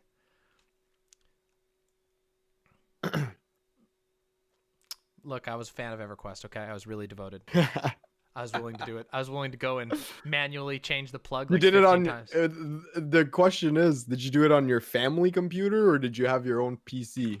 Oh, for a while it was my dad's, but my dad got so annoyed with me playing EverQuest on his computer all the time that he just gave me one of his old work computers, and I saved up my money and bought little pieces here and there, but it was like I was like playing EverQuest on like 0 graphics, like, and then I would get one upgrade. Okay, got the RAM now. Okay, next I gotta save it for the video card. It's like, So you were a gamer from day one. Basically. oh, 100%. There's actually a photo of me as a baby sitting on my dad's lap, and me just like a dumb baby drooling at the screen of him playing this old school DOS game, and I'm just like. Cute. Yeah, I'm like, yep, I was born a gamer. Amazing. See, by the time I got to gaming, I think you could play everything in a web browser. So I was playing RuneScape. Web RuneScape browser. 3. What's yeah. a web browser? Do you remember when you had to do direct downloads by typing in specific addresses and peer-to-peer connecting with it?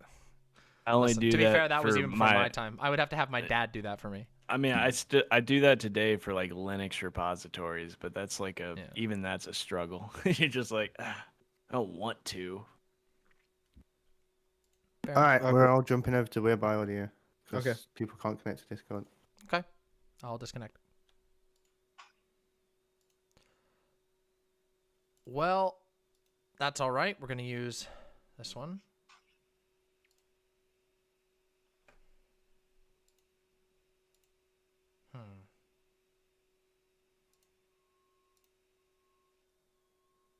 Okay. All right. Hey, testing, testing. 1, 2, 3. Anybody can hear me? I can hear you. Can you hear me? Hell yeah. All right. Wait, I can hear you guys. Can you hear me? Yes. But it's on Whereby. Whereby, yeah. Yeah, I can hear yours. Can you hear me? Yeah. Like, I guess it's just me and you. Go full on Whereby instead of because I Wait, just can can't you get not in hear me? Discord. It's like not working. Wait, can All you right, guys hear me? I'm- Yeah. Okay, can hear so I you. guess that's the intro then. How about now? Oh, good. Wonderful. Okay, We're so we're doing gonna great. use Whereby because Discord decided to malfunction. I don't know. Do we have too many? Do we have an extra person in here? What, Connor? Why are you here 2 times? It's his twin. It's his twin. So we're removing one of the Connors. Okay. Okay. So, hey everybody, welcome check. to. I'm just gonna let that sit there for a second. Okay. I was having so many audio issues. I'm terribly sick, so if anybody has the slightest amount of like social like mess up in any capacity, I'm just gonna make them crash and burn in social anxiety today. Okay. Great. So Thank you for the prime sub, Olive. welcome to the Hippy Dippy Roundtable. This one was extremely difficult to set up. We had some last second cancellations. We had a lot of last second stops. This might be the last Hippy Dippy Roundtable. I'm considering making this the last one, as I've announced earlier today. So just making that clear to everybody who is tuning in today. I'm not going to end the Hippy Dippy Championship. That will still continue, but I am heavily considering ending it. It is just not worth the effort. I love the format. I love the show. I love everything I do. I just hate the people. That is not a joke. That is unironic. I hate the people. I hate the people I work with. I hate the people I schedule. They're all unprofessional. Well, not all of them. Some of them are fine. For all of the ones who's thinking, is it me? No, you're the good one. Trust me. They're unprofessional. They're terrible to work with, and they can't schedule. So I'm heavily considering ending it because it's just becoming too much of an effort. Definitely after like this last one where I'm like, I nearly die of septic shock and I need people to like kind of like bound to ship and people cancel anyway. Like last second, like that really ticked me off. So I am heavily considering making this the last one. So enjoy it while you can, because it might be the last one. The Hippy Dippy Championship will continue because that's a huge like financial venture, and I really want to see that one continue. And we're still going to try the dating show, but I just wanted to make that clear that I do not know where the Hippy Dippy Championship is going to go from here and if it's going to continue. So I just want to make that clear for everybody. And Eris, your camera is not working. I can't see your VTuber setup. Oh, really? It's working Nope. on my end. Is it working Oh. for anyone else? No, it's blank. Nope. Okay, Nope. let me try. You might want to try using Edge, like rather than like Chrome or something else. I'm using Opera. Okay. It's still not working? Nope. Okay. We can hear you. I think refreshing the page might work. Seems like a video source issue.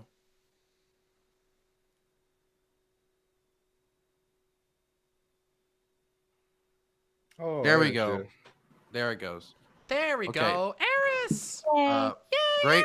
Now I'm gonna ask people to do their best not to leave and come back as much as possible, because what it does is makes it so I have to rearrange everybody because I arrange people according to like political persuasion. We'll on the talk about screen. that after. So I'm gonna ask people Devious. to do that as little as physically possible.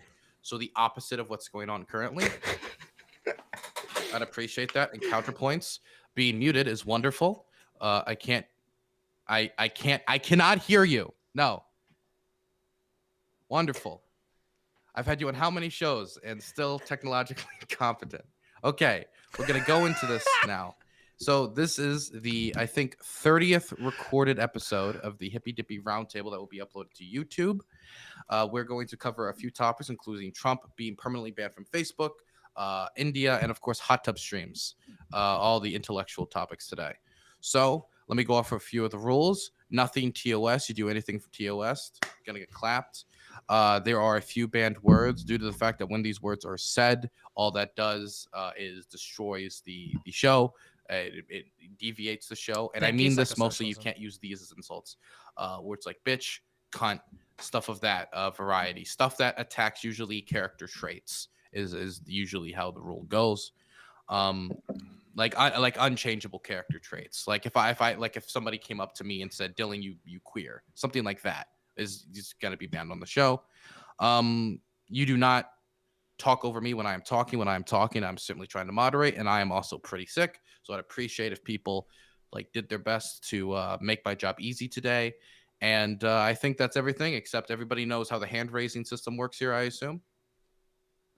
Can you just go over it? Okay. So if nobody, if you are not able to get your way into a conversation, simply raise your hand and I will write your name down. And I will make sure eventually the topic gets over to you. But when you raise your hand, that doesn't mean you're next in line automatically. The conversation is still moving. I'll just make sure that eventually you get some time to talk. There'll also be opening and ending statements for every segment. Does everybody understand the rules? Yep. Okay. 100%. Is my volume too low? Is that the problem? No, sir. Okay. Dylan, I can't really raise my hand, due to some physical capabilities, but I can react in like a confused emoji or something, and then you'll know. Sure. One okay? second. Love it. You can raise your hand in the whereby here, I think. Yeah. And Eris, I don't. Okay. Your mouth isn't moving in the reg. Yeah, I need to figure. Yeah, I'm trying to use different software, and it's kind of faulty right now. I apologize. See, this is why VTubers, No, god damn it. I'm sorry. See, I mean, the V stands for very difficult, I think. So are we using very challenged whereby for the audio? I will speak Yeah, we're using whereby for the audio because Discord's breaking currently on all servers. Eris, the annoying orange solved all of these problems with VTubers 10 years ago. Listen, I'm not here for it. I'm standing up for the cartoons. Okay.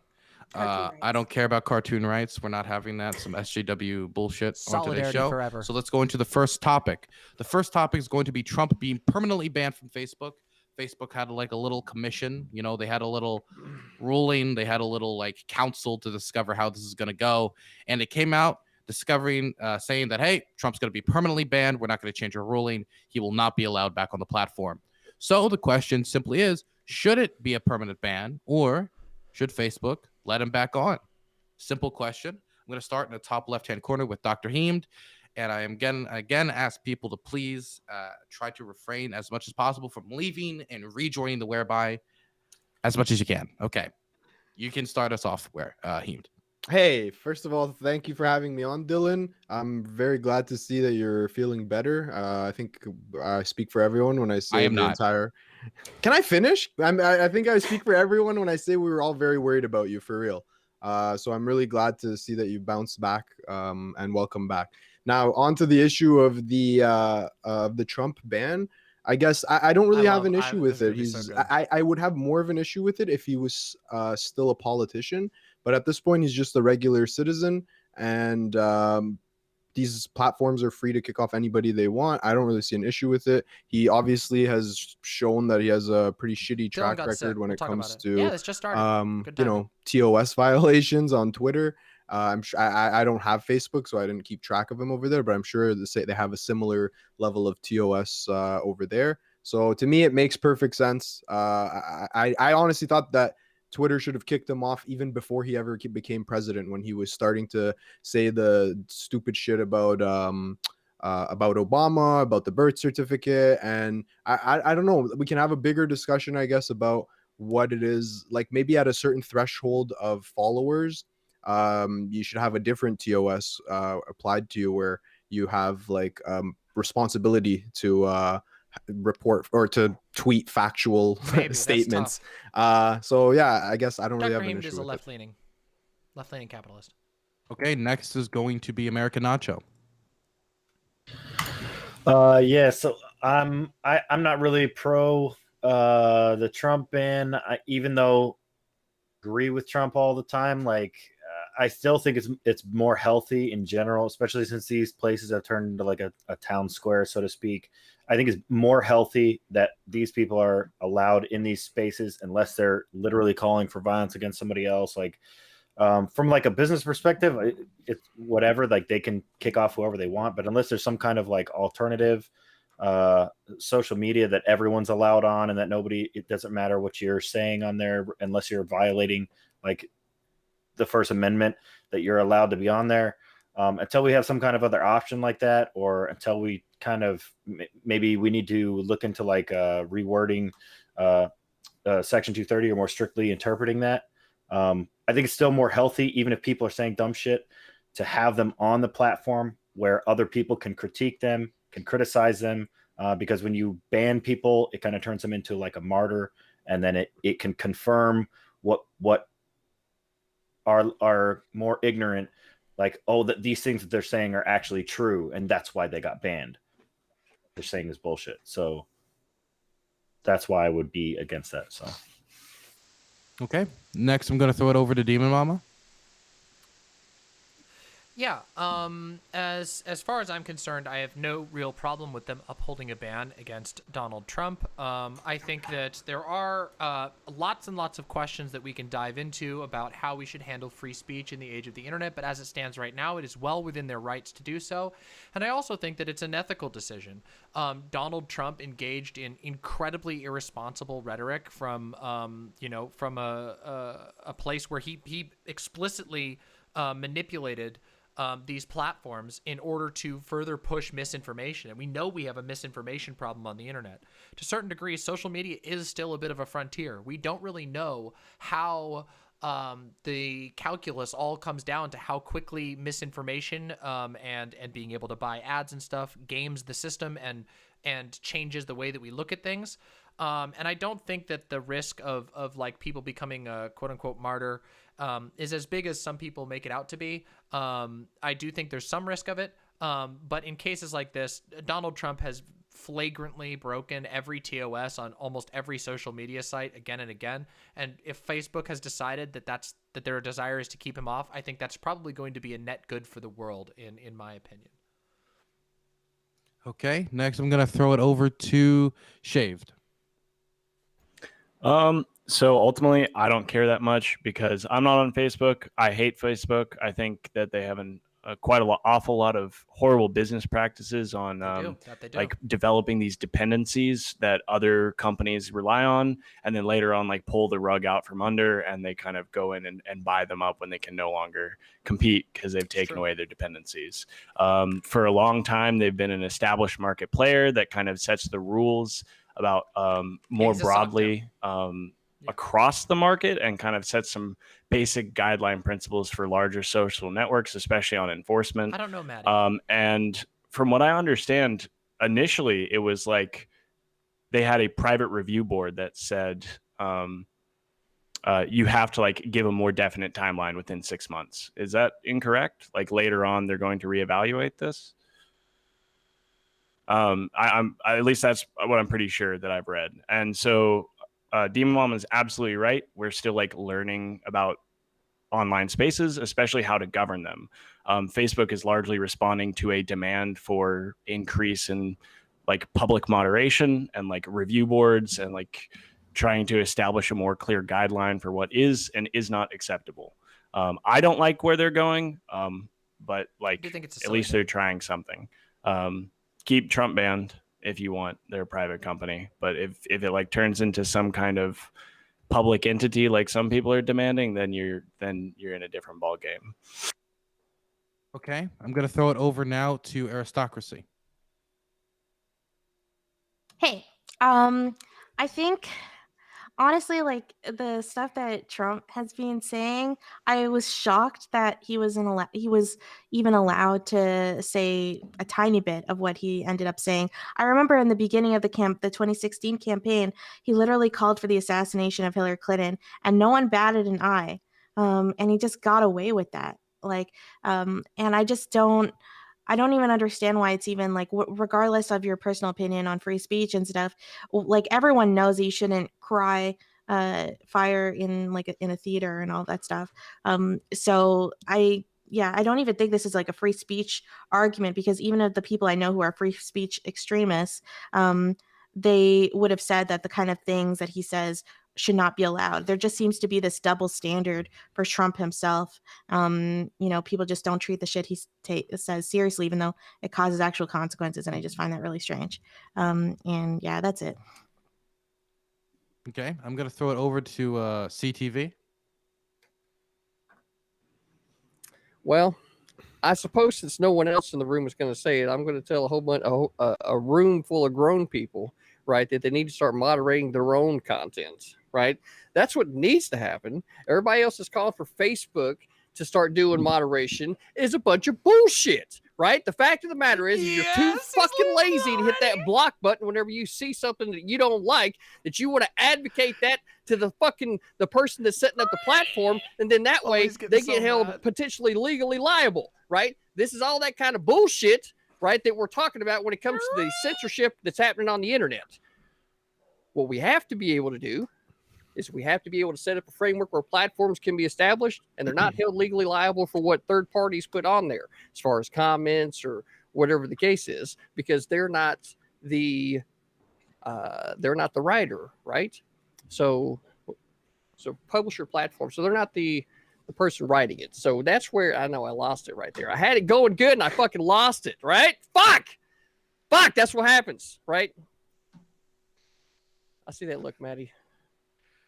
I see it. You hit the block button. I seen it. Right. Okay. So moving on from here. The rest of the conversation is going to be somehow centered around Trump, right? But ultimately, at the end of the whole conversation, it's going to come back to people being too fucking lazy to moderate their own fucking content.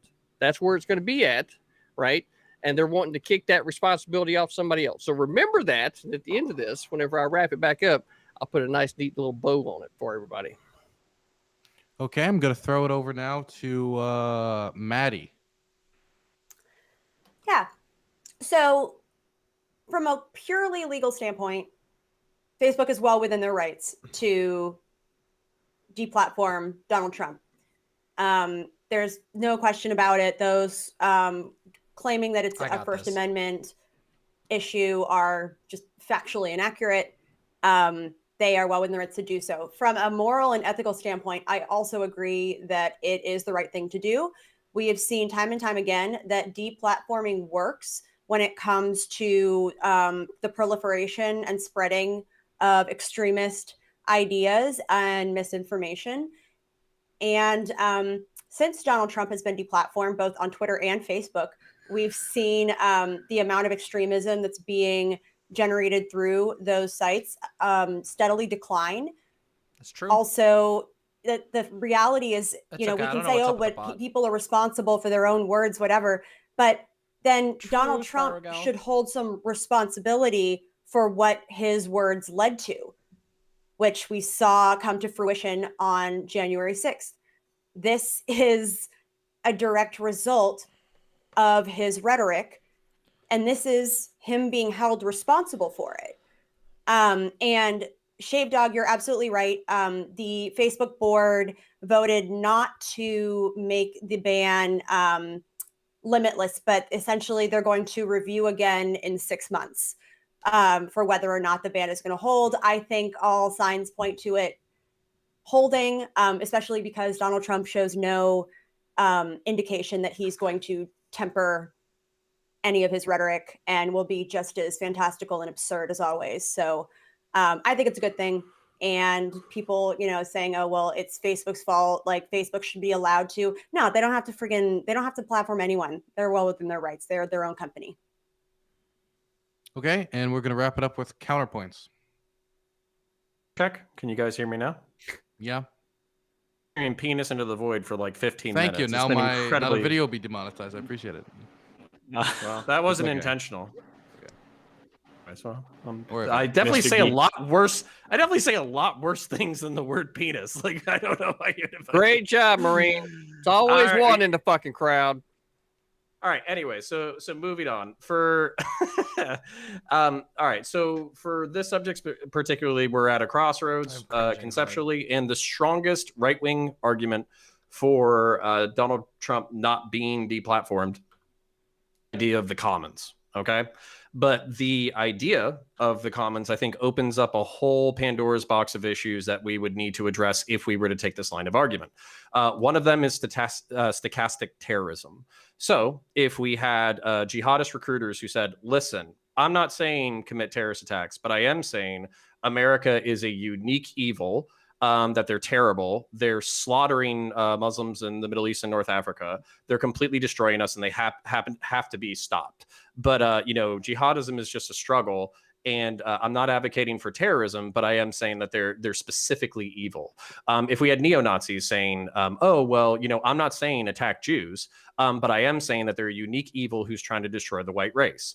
And you can go down each extremist ideology and basically go right up to the verge of violence out really quickly with certain public figures, some figures on YouTube. I think Tucker Carlson is an example that most lefties would call out as somebody who promotes the stochastic terrorism narratives. And if we had social media unable to block any of these figures, then we would have to put that job up to law enforcement. We would probably have to put that job up to civil suits. That way, if terrorism, murders, injuries, harassment, stalking, doxing, if all of that occurred under this new Wild West free commons definition of social media, then at that point, these people have to be held criminally and civilly liable for their actions on an individual basis, because in order to prevent terrorist attacks or criminal behavior, you're basically going to have to sue these people into the ground or throw them behind bars. So that's the strongest argument, the public commons social media concept, and those are my concerns with the public commons social media argument. Okay, so has everybody done their intros? I just want to ask that quick. Yep. Okay, then you may begin. Can I go in first? Okay. So one thing I wanted to bring up, to just tag on to my opening statement, and I'm wondering what everybody thinks about this. I think one of the biggest issues with Donald Trump's rhetoric was the coronavirus misinformation. In particular, as someone who is a scientist, I have a major issue with science misinformation. Yeah. And when someone has a platform the size of Donald Trump's platform or many, many other people, what they end up doing is they're basically doing scientific publications with their tweets.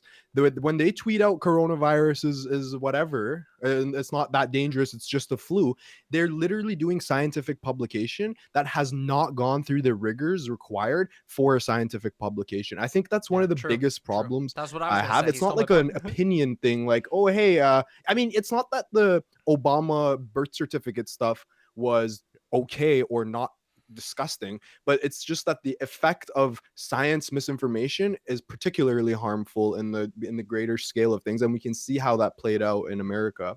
And the other thing I wanted to say is, so CTV, you brought up about people are too lazy to moderate themselves, and I completely agree. I would say Donald Trump was way too lazy when it came to moderation, and he was way too irresponsible. So if he was responsible with his platform, 100% fine, have him. He can have a different opinion. It's his irresponsibility with the platform that was the biggest problem, and I think we are seeing him fade into obscurity. Imagine how much more of a platform or how much louder he would be post losing his job if he was still on Twitter, if he was still on these platforms. Instead, I saw a video of him from this weekend speaking at a wedding. He looked like a desperate wedding MC. It was So really we're, sad. yeah, so we're clearly seeing that like these True. things Yeah, actually Heem's do great. I have like some sort of impact on the greater scale. I think what I'm seeing right now is a clear case of TDS coming to fruition. It's really beautiful, actually. How so? But to answer you and as well as ask counterpoints a question at the same time, right? Don't you think that it would be much better if the courts were the one that were actually holding people liable for the things that they say, as actually per like the framework of our government, right? Like if you go to the North Carolina State Constitution, it says that people.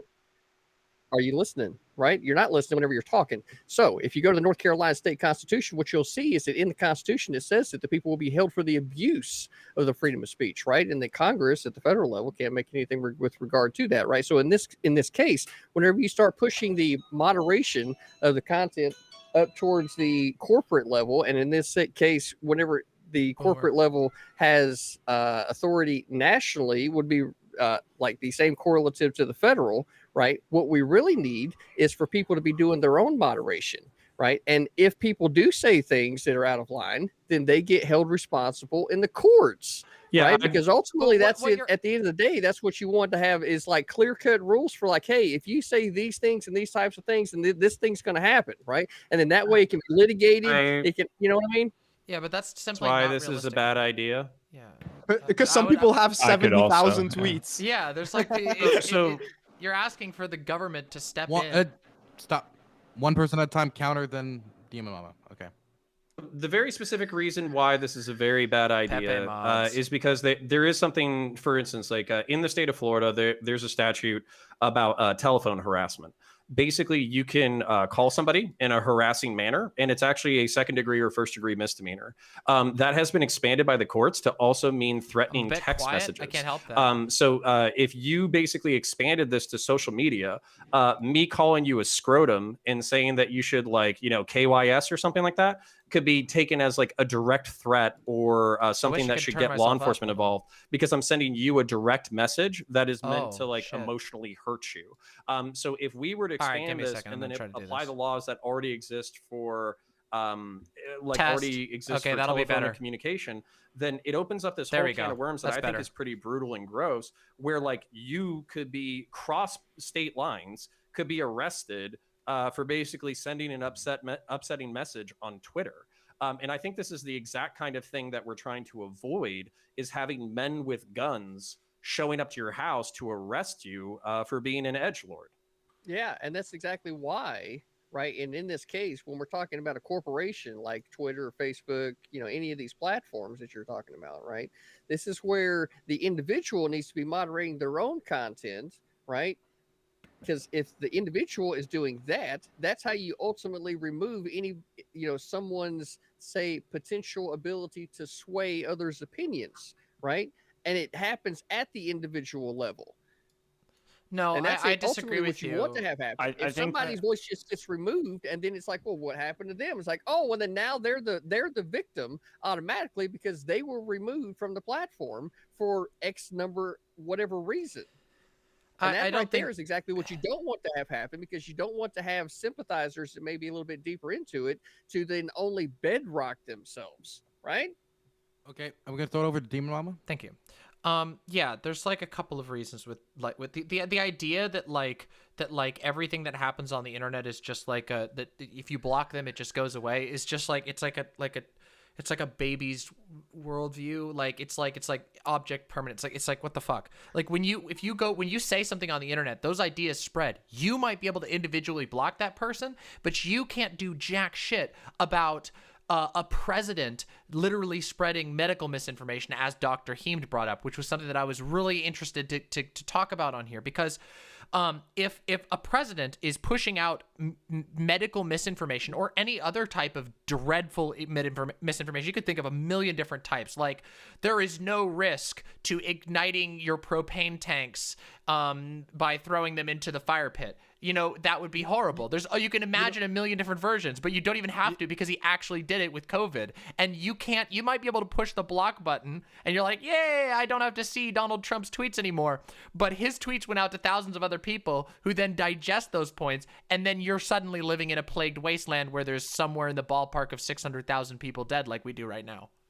So then the problem is though that when you smash the ban button, and people are believing what he's saying, you're galvanizing those people in their beliefs into what he's saying. I disagree with that claim. I disagree with that claim. I don't think that that's necessarily true. You might be galvanized. You might be though. Yes, like, but wait, hold on a second. Who's trying to be like somewhat anti-Trump from the right side, like as a Republican who's trying to move the party in a positive direction away from Trump, it makes it really fucking hard, because people who follow Trump like religiously. But here's the problem with that. Where, the problem with that you're is saying that you don't believe it doesn't change the fact that it is in fact happening. Hey, please don't make me raise my voice tonight. Demon Mama, then CTV. Thank you. The problem that I have with that particular claim is that, like, I don't. There is some level of like galvanization of the individuals who have already bought into it, but the problem that we have is the misinformation perpetuating. And we've been able, like, a simple analysis of like viewership statistics and of the actual reach of messages has been done already. You can find this actively. If you want a great example of this, if you just want a case study that isn't Donald Trump, although Donald Trump has also been studied, is to go look at somebody like Milo Yiannopoulos, somebody whose platform, who's been deplatformed, and he just objectively on every single measure is reaching less people. Now, his most devoted followers are probably super on board, but they were already super on board to begin with. He's not putting out that harmful rhetoric to tons and tons of people. And I agree that there's a couple of differences between their circumstance, but the basic truth is that it actually does work to press the ban button and say, okay, we need to stop the flow of this misinformation. And I think that is especially important when we're dealing with things like an insurrection or a pandemic or information about how you can safely vote, which is another thing we haven't even touched on, that Donald Trump used these companies' platforms explicitly against their own rules to misinform people on how to participate in the democracy. That's so messed up. Yeah, so whether or not you believe that galvanization is happening or not doesn't change the fact that it is in fact happening, right? You're being informed right now that it's happening. So if you literally didn't listen to a single thing I said, did you? Oh no, I listened to everything that you said, okay, and now so then I'm you're telling you. Then you weren't thinking. Right? Data galvanization is in fact happening. Data contradicts that position. Let's let CTV finish this point, please. Right? So you just got told, right, by Nacho that it's happening. I'm telling you that it's happening. Now, either everybody that's fucking telling you that it's ever happening in the fucking world, right, is lying to you, or they're trying to just open your fucking eyes up to what does happen, right? And you can say one example as a fringe example, right? But in almost, it happens. Okay. So this is what you need to wrap your head around, right? You're being informed now that it happens, thank you. right? I'm glad. Silencing of the voices doesn't actually help. Yes. Right? As a matter of fact, it drives the information further underground. If you need a more relevant example, take it the fucking look at the drug war, right? As soon as you fucking made that shit illegal and you censored it and you banned it, right? And you prohibited it, all you did was made the market go underground. And the shit's still happening, right? Those are two completely different things. Take, I don't know, one thing in life, what you know is fucked up, right? And you go, oh, it's the same thing over here. Maybe these two ideas are kind of the same. And you figure out how to fucking make them work. That's how you come to a common sense, right, type of ideology thinking when it comes to understanding shit, instead of just, well, this shit just doesn't happen, and here's why. So again, I'll just point out you didn't listen to a single thing I said. I never said that it wasn't happening at all. I just told you that I did. All right. Listen, I know. Much like Abraham Simpson walking outside and shaking his fist at an angry cloud, it is possible for any angry old person on any platform to say whatever they want, and that doesn't make it true. That said, I do agree to a certain degree that there is some galvanization. And if you hadn't turned off your brain halfway through my sentences before, you would have actually heard that I addressed that directly in saying that even if the existing believers are galvanized, they stop gathering new ones, and that's what we are most concerned about. Also, your I'm not done. I'm not done. You went off on a huge ramble. You're not listening. It's my turn, CTV. It's my turn. I know. You don't have an actual point. We're putting a pause on this. We're just gonna sit here for about 20 seconds, okay? Nobody's gonna say anything.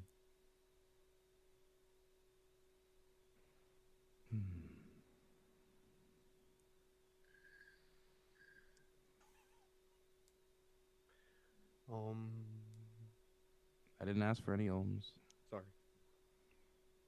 Okay. So I have a list here.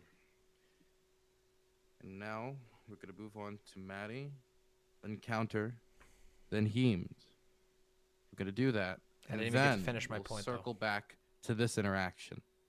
Okay. Heemed. Maddie, you're first. Thanks.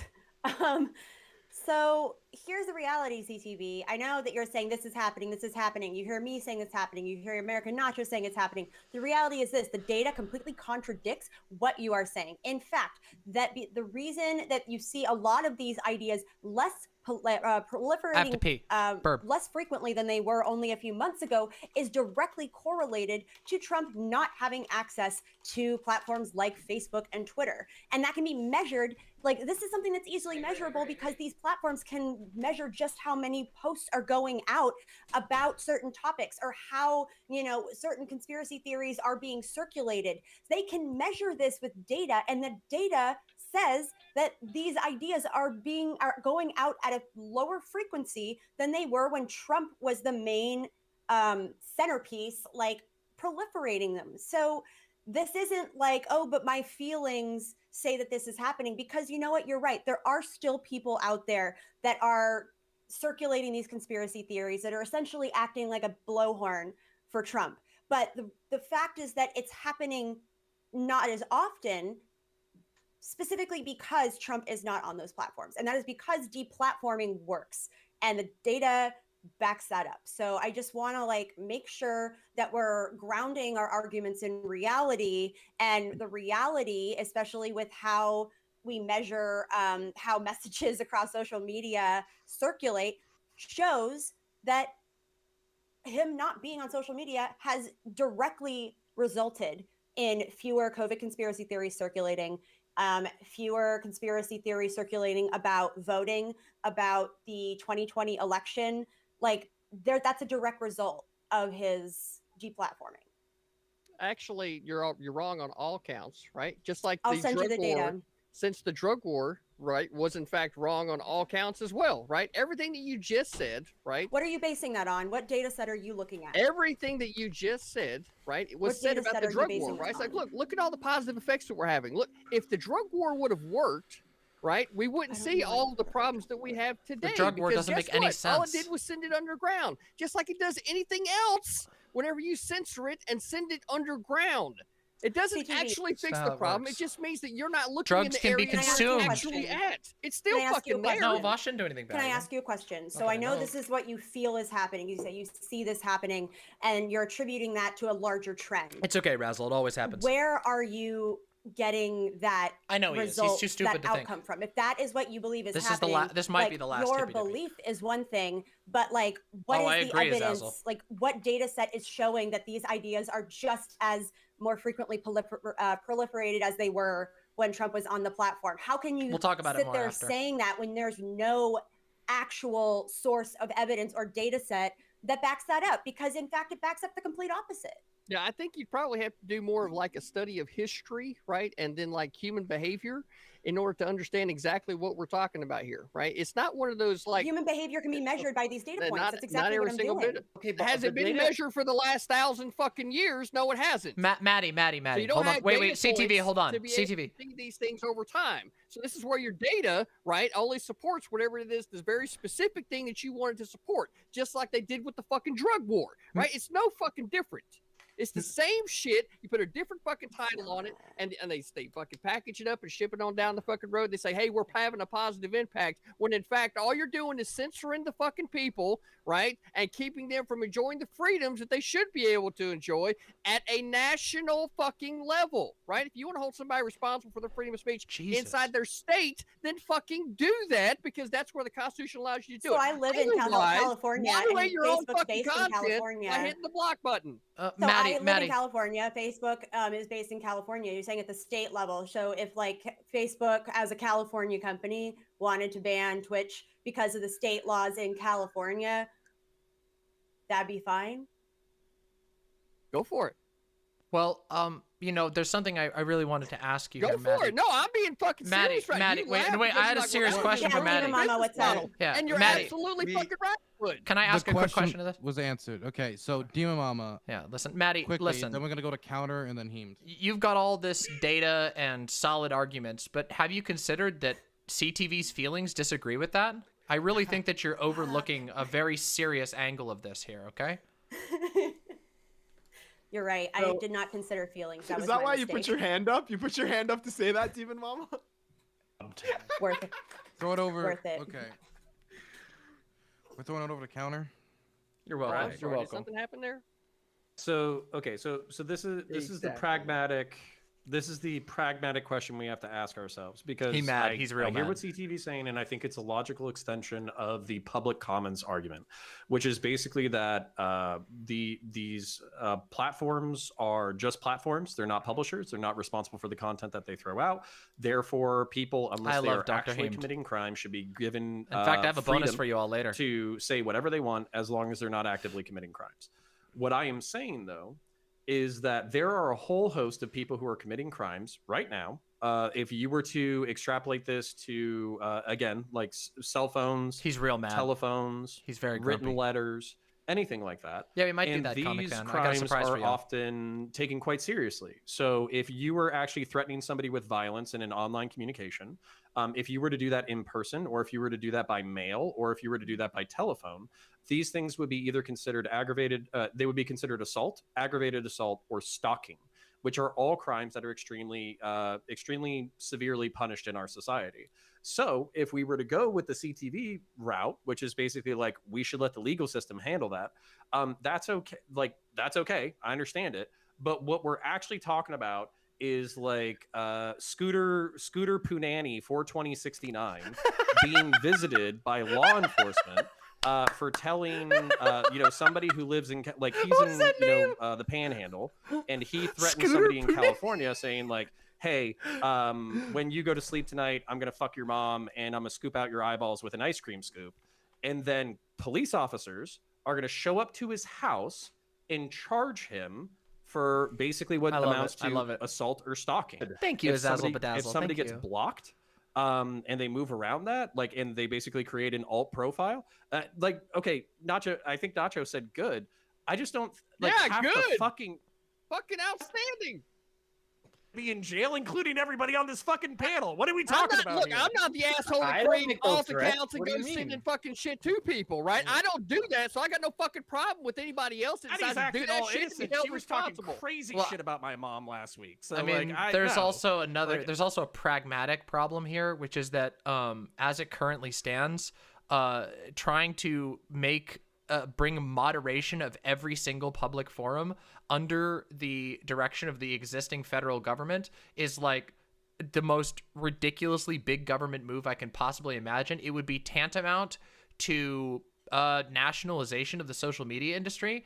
But I assume, you know, I'm trying. Wait. Well, hold on. I'm trying to put together, you know, what the argument from the right side of the panel, with the exception of counterpoints who, I'm trying to put it together, because like, if you don't support nationalization, but you want the government to have to be responsible for legally moderating every comment on social media, like, what are you asking for? Like, it doesn't even make sense. It's even sillier than the idea of nationalization, which I don't really think that nationalizing social media is the right answer. But like, even if you were to do that, that would at least mean that like, if you nationalized it, you would be taking over the companies that exist and using their infrastructure for moderation, but just controlled by the government. But the way you're proposing it is like, we need to create an internet police department that would be so big that they would have to go through DMs of thousands of spam bot accounts and porn bot accounts. It's absolutely ridiculous. It wouldn't even get to that. People would just up and leave. People would just go host their servers in a Actually, that different wouldn't country. that wouldn't happen at all right now, because if the federal government did nationalize all these major platforms, the First Amendment would guarantee that Congress would not be able to pass any type of legislation with regard to moderation, because it would be at the federal level. So then the moderation would definitely. So what we would get is that can't pass a law. What you are advocating for is detonating all social media overnight. That's what you're advocating for. Okay, do it. Demon Mama had a 5-second comment at the end of my speech. Can I have a 5-second comment? Sure, and then we gotta go to Heemed. Eddie, I know you are Scooter Pooter 42069, okay? I know that's you. Stop threatening my mother. Okay, so I'm gonna throw it over to Heemed, and I need to step away for a second because I need to take a pill or something, okay? So, Heemed, can you just please, everybody, I'll take be over, ruly, please. Of course, yeah. Okay, so it seems like there's a little bit of a disconnect. On one side, you have Demon Mama accurately pointing out the fact that deplatforming Milo Yiannopoulos worked. On the other side, you have CTV accurately pointing to the fact that the drug war is fucked up. I agree with both of you. I think we They're not the same thing. A common understanding that when these figures are banned from social media platforms, there obviously is some outrage. I don't think it's controversial to admit that. I'm sorry to interrupt you, but I just saw the Eris thing. Eris, Heemed. Okay. Yeah. I was gonna give it to her anyways. But yeah, so I think it's like pretty understandable that some people are gonna get upset when their favorite media star gets banned. But I also think a stronger motivator is just people are lazy. They will forget about it. They will go on Twitter and let the algorithm decide. They will find a new personality to like. They will Eris put and the text raised over hand time, on her screen. Those old figures they fade out, and their passion for how angry they were when Trump was banned will die out, and some new issue will come up. And I think both sides are correct here. I guess we should go to Eris probably. She was next. Score, I get a top. Yeah, I try to write it subtly, raise my hand, but because I don't have the ability to raise my hand, unfortunately. But I really agreed with everything Maddie and Demon Mama had to say. So, Gucci on the girls in the room. Okay, CTV, I had a question for you. This is my first time meeting you, so nice to meet you.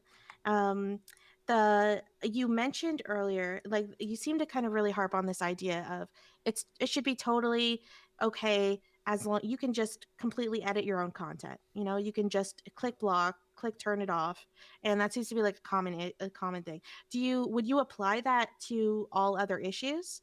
Or is this only because I'm guessing there's some content that you think should be banned? I'm still trying, yeah. Because it's not like if someone is just posting, I don't know, child pornography everywhere, it's an answer to that wouldn't just be like, oh, let's just turn off that content, right? Because it's harmful for the larger community. Okay, can you clarify your question? Because I feel like there was like two parts of it that didn't exactly mold together. Well, I was just wondering if there would be any other situations that you would apply that to. That idea of removing, just edit your own content. Your own content, right? Thing that you're putting your time, effort, and energy into, right? You should probably be doing a certain amount of editing with that if you care about it at all. Right, if you're building something, right, you want to make sure that you understand the specifications, electrical currents that could be running through something, different dimensions of wood that you might need to have built in order to form a structure. So, like, there's a whole lot of editing that goes into anything that anybody is doing if they care about what they're doing, right? If you're more haphazard about the way that you do that, then you are say in the instance of electricity, are going to get an electrifying experience when you get held responsible for you not doing your fucking homework, right? So the same thing can happen with regard to the words that you choose to use, or the hateful nature, or the possible threatening or otherwise nature use of those words. But do you think it's always?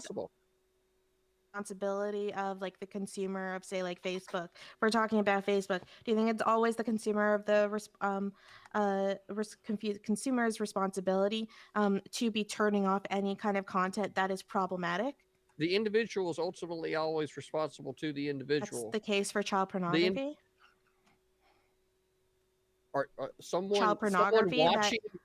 Someone watching child pornography, do you think that there's a situation where they are not individually responsible for partaking in that particular type of content? If it just comes up on your feed, right?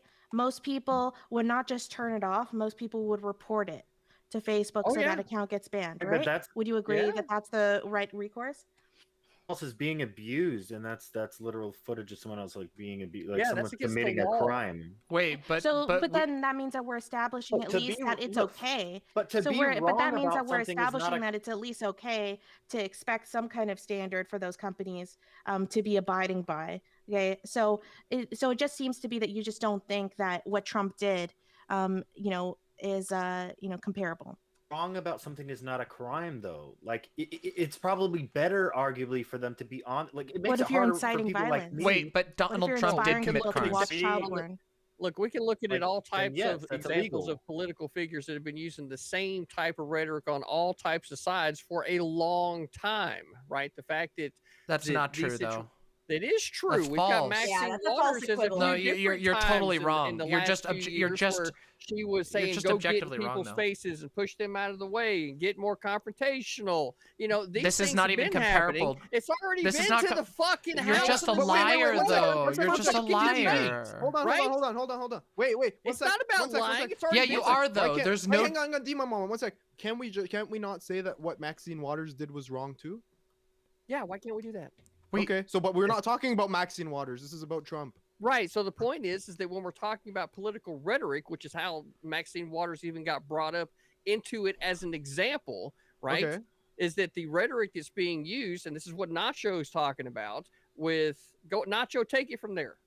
Well, the real question is like, are we going to just let the private corporations decide what is going to be in our feed and what's not going to be? They already do that though. Yeah, they already do what I'm saying. Entirely.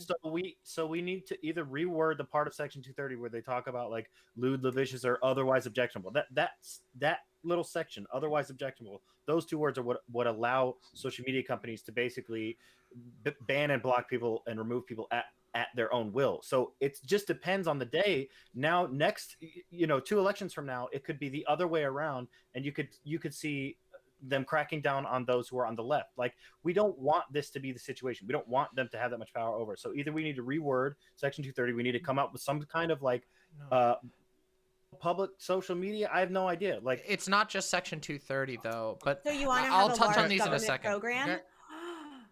Hey, I think Shaved Dog was next. Okay. Nacho with a comment as well.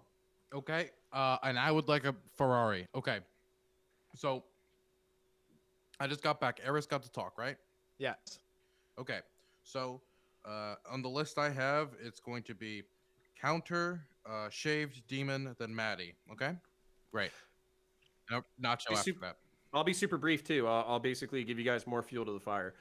So here's my concern that I think Nacho is articulating that I think is very real, is that when you have algorithmic content dictated by social media companies, you can basically build or bury stories as you see fit. This is a really large concern. I think Hunter Biden is a good example, but I think an even better example is Ghislaine Maxwell. Ghislaine Maxwell was basically the mistress of Jeffrey Epstein. Jeffrey Epstein was a person who was accused and convicted of basically hiring, recruiting, and abusing underage prostitutes. He had various high-level political figures who were his friends at certain periods of time.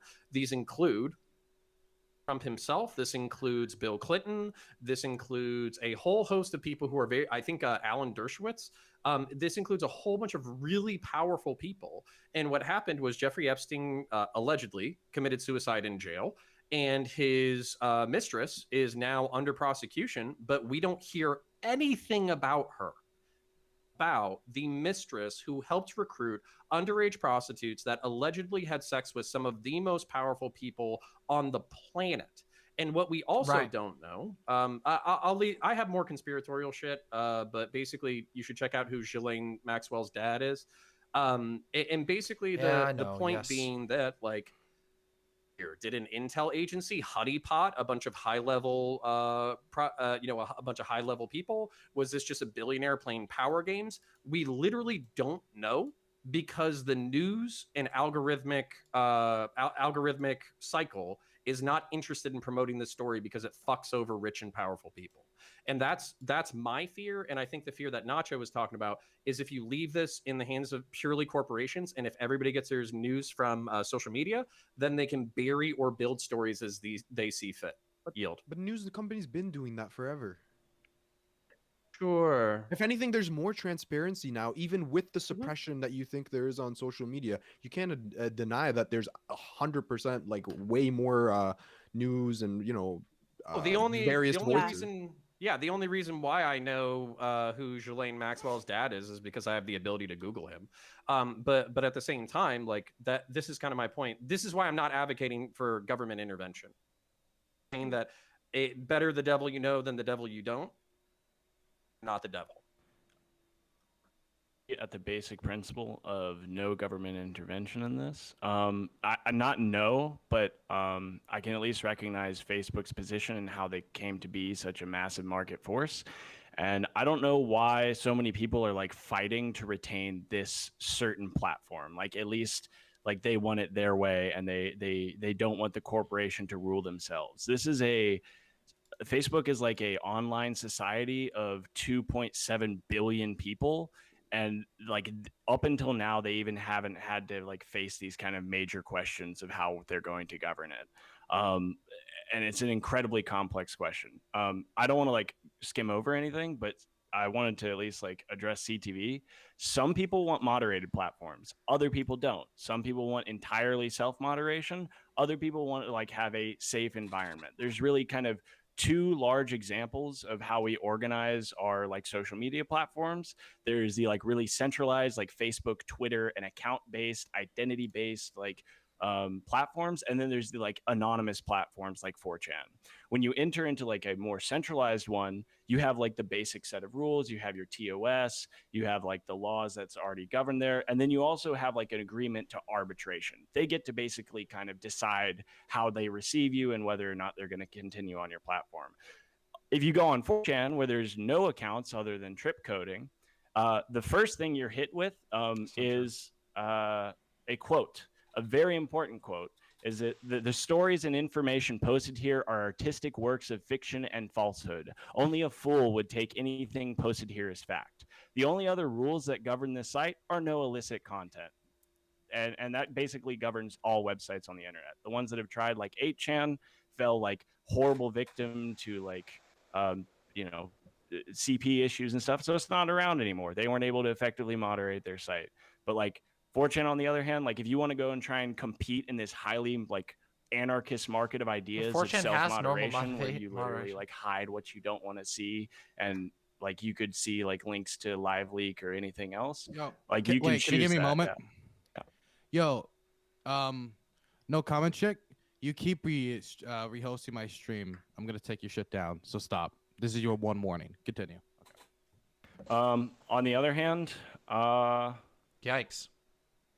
Like, I understand this concern of having big corporations like dictate their own decisions, but like I think Facebook's going to die in the future. Most people are moving back towards like federated systems of self-moderation. You like associate in the Discord that you want to hang out with. It's ridiculous. The circles are closing. People are moving back to She's dirty rapper. IRC, She's restreaming, Rocket Chat, not Matrix, rehosting, Riot, restreaming. moving away from these big centralized platforms and kind of like trying to reinstitute self-governance on the internet and really develop these kind of systems. I'm someone who's very familiar restreaming. with kind of what it means is that you're as well as like just with the laws basically and how they work, replaying like, the show live. If you like, it's a with dirty Section thing. 230, I'll talk about it if after. you run a social media platform or like an archive website and illicit content gets hosted on there, you're not responsible for it until it's reported.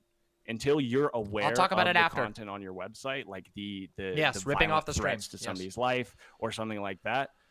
That nobody can act on it or remove it or like take any kind of movement. So like the report system and that kind of like upward level, like that is just a standard that is always going to be around in online governance, is this reporting. Like, it's a good thing. It helps filter content, especially illicit content.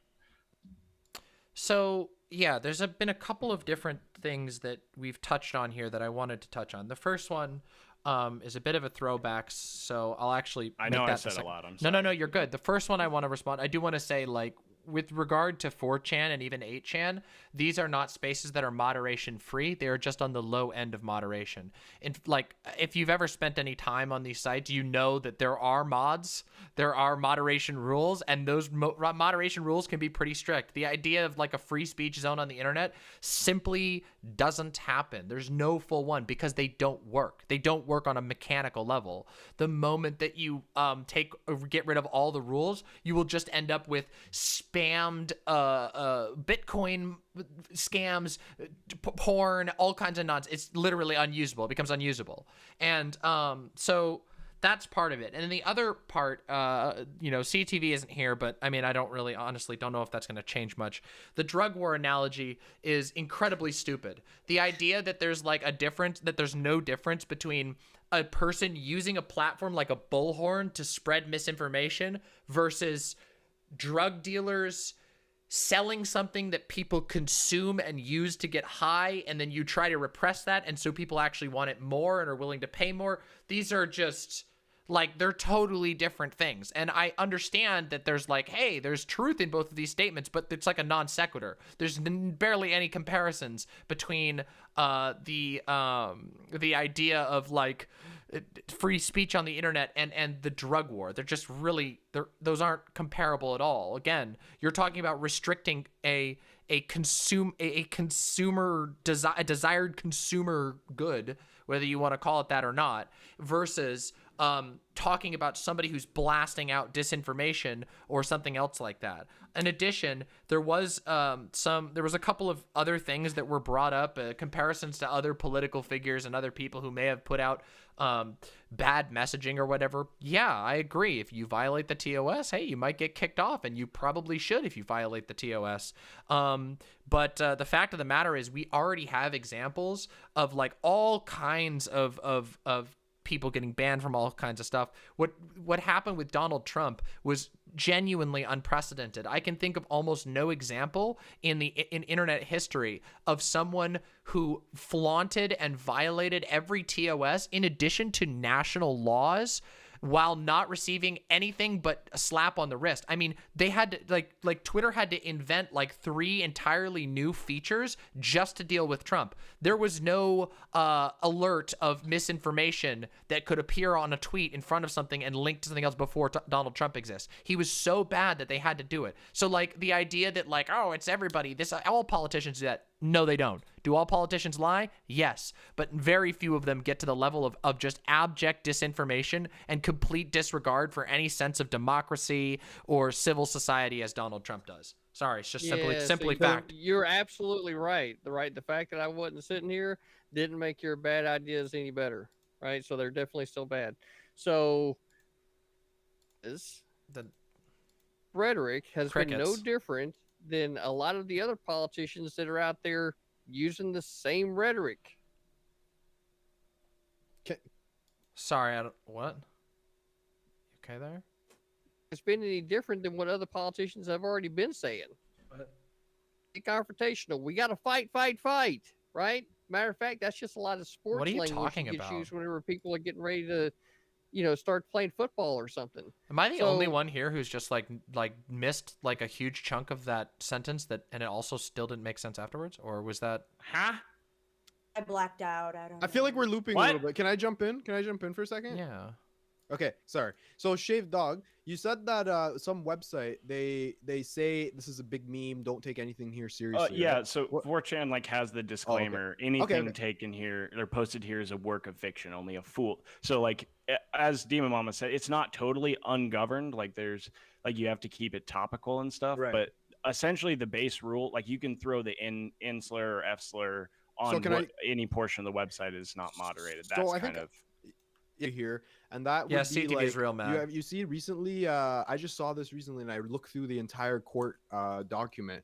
of he can't be held responsible for anything he says because they basically have gotten an out where they say everything he says is just for show or for Wait, what's the Fs? entertainment or whatever. What's the And Fs? that is kind of an out when we can all agree, the everyone Fs? here should be able to agree that nobody watches Tucker Carlson for any watch him believe that what he's delivering is the news. So I think there's a little bit of responsibility here that what the hell's happening that we should take into consideration, where it's like, if someone says, hey, everything, don't take anything I say seriously, and then they present it in a serious manner and they pretend like it's news, they have a news desk, YouTube. Where do Okay, we draw YouTube. the line? How do we where do we go from here, I guess? Refresh. YouTube is good. So basically, Jesus up Christ. until like 1992, I want to say, or like 1980 something, It's probably gonna there hurt was our something numbers a called the little bit. Fairness Doctrine, which was basically something that stated that if you presented a certain narrative, you also had to present competing narratives.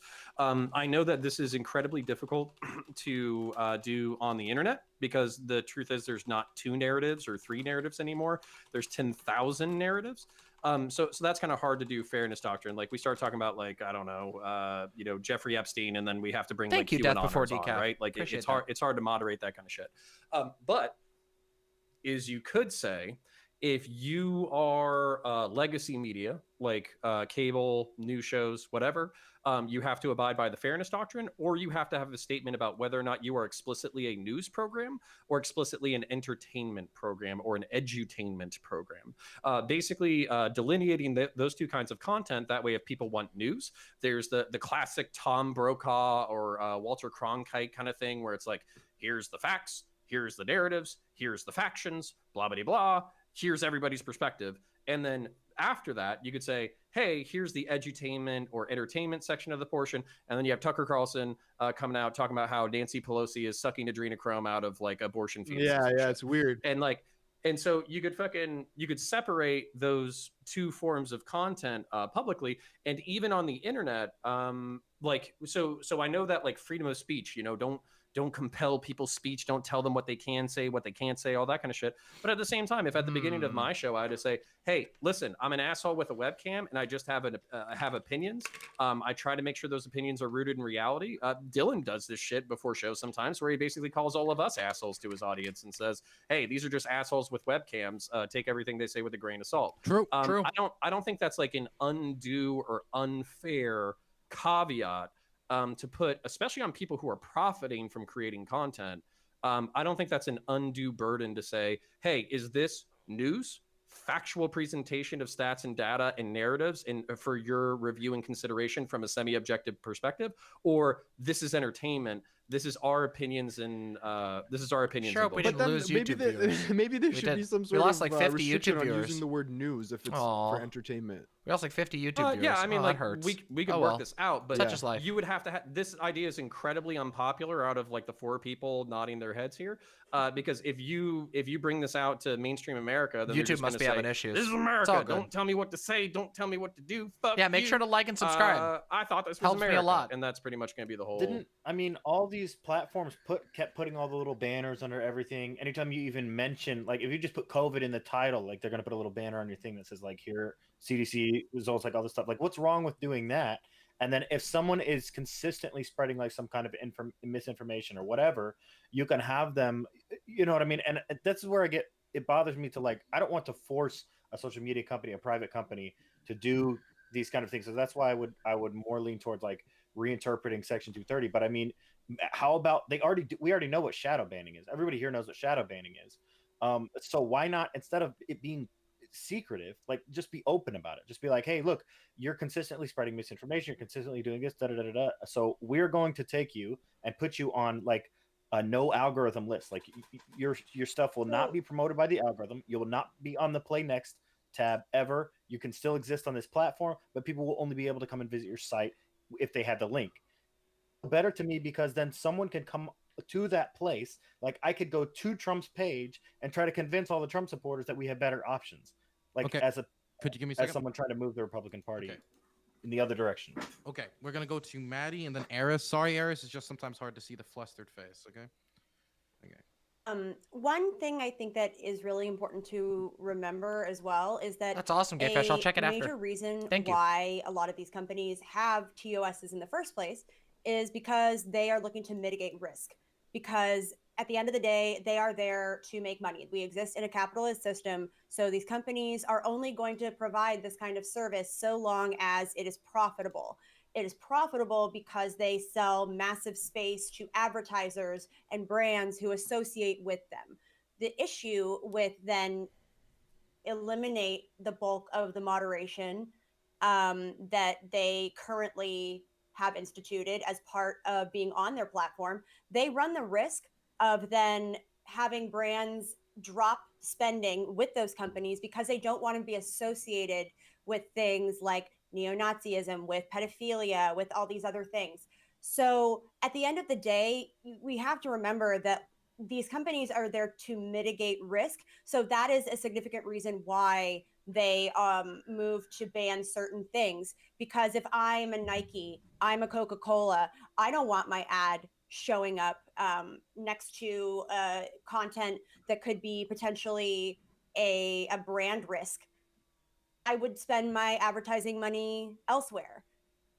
And, you know, hey, that's thank you, poetic Iconoclast. about whether or Thank not you it's so much. It's ethical going or great. Thank you so moral, much. Happy to whatever. have you. But know that at the end of the day, Very happy to a have lot you, of it's going to Iconoclast. be Thank you. what threatens the profit margin for those companies. And for a lot of the other organizations that spend a lot of money with them, where Twitter and Facebook get the bulk of their revenue, they don't want to be associated with that content. So at the end of the day, we can complain as much as we want, but if it's not profitable and it's going to be a brand risk to big companies that spend a lot of advertising dollars, they're going to follow what those companies want.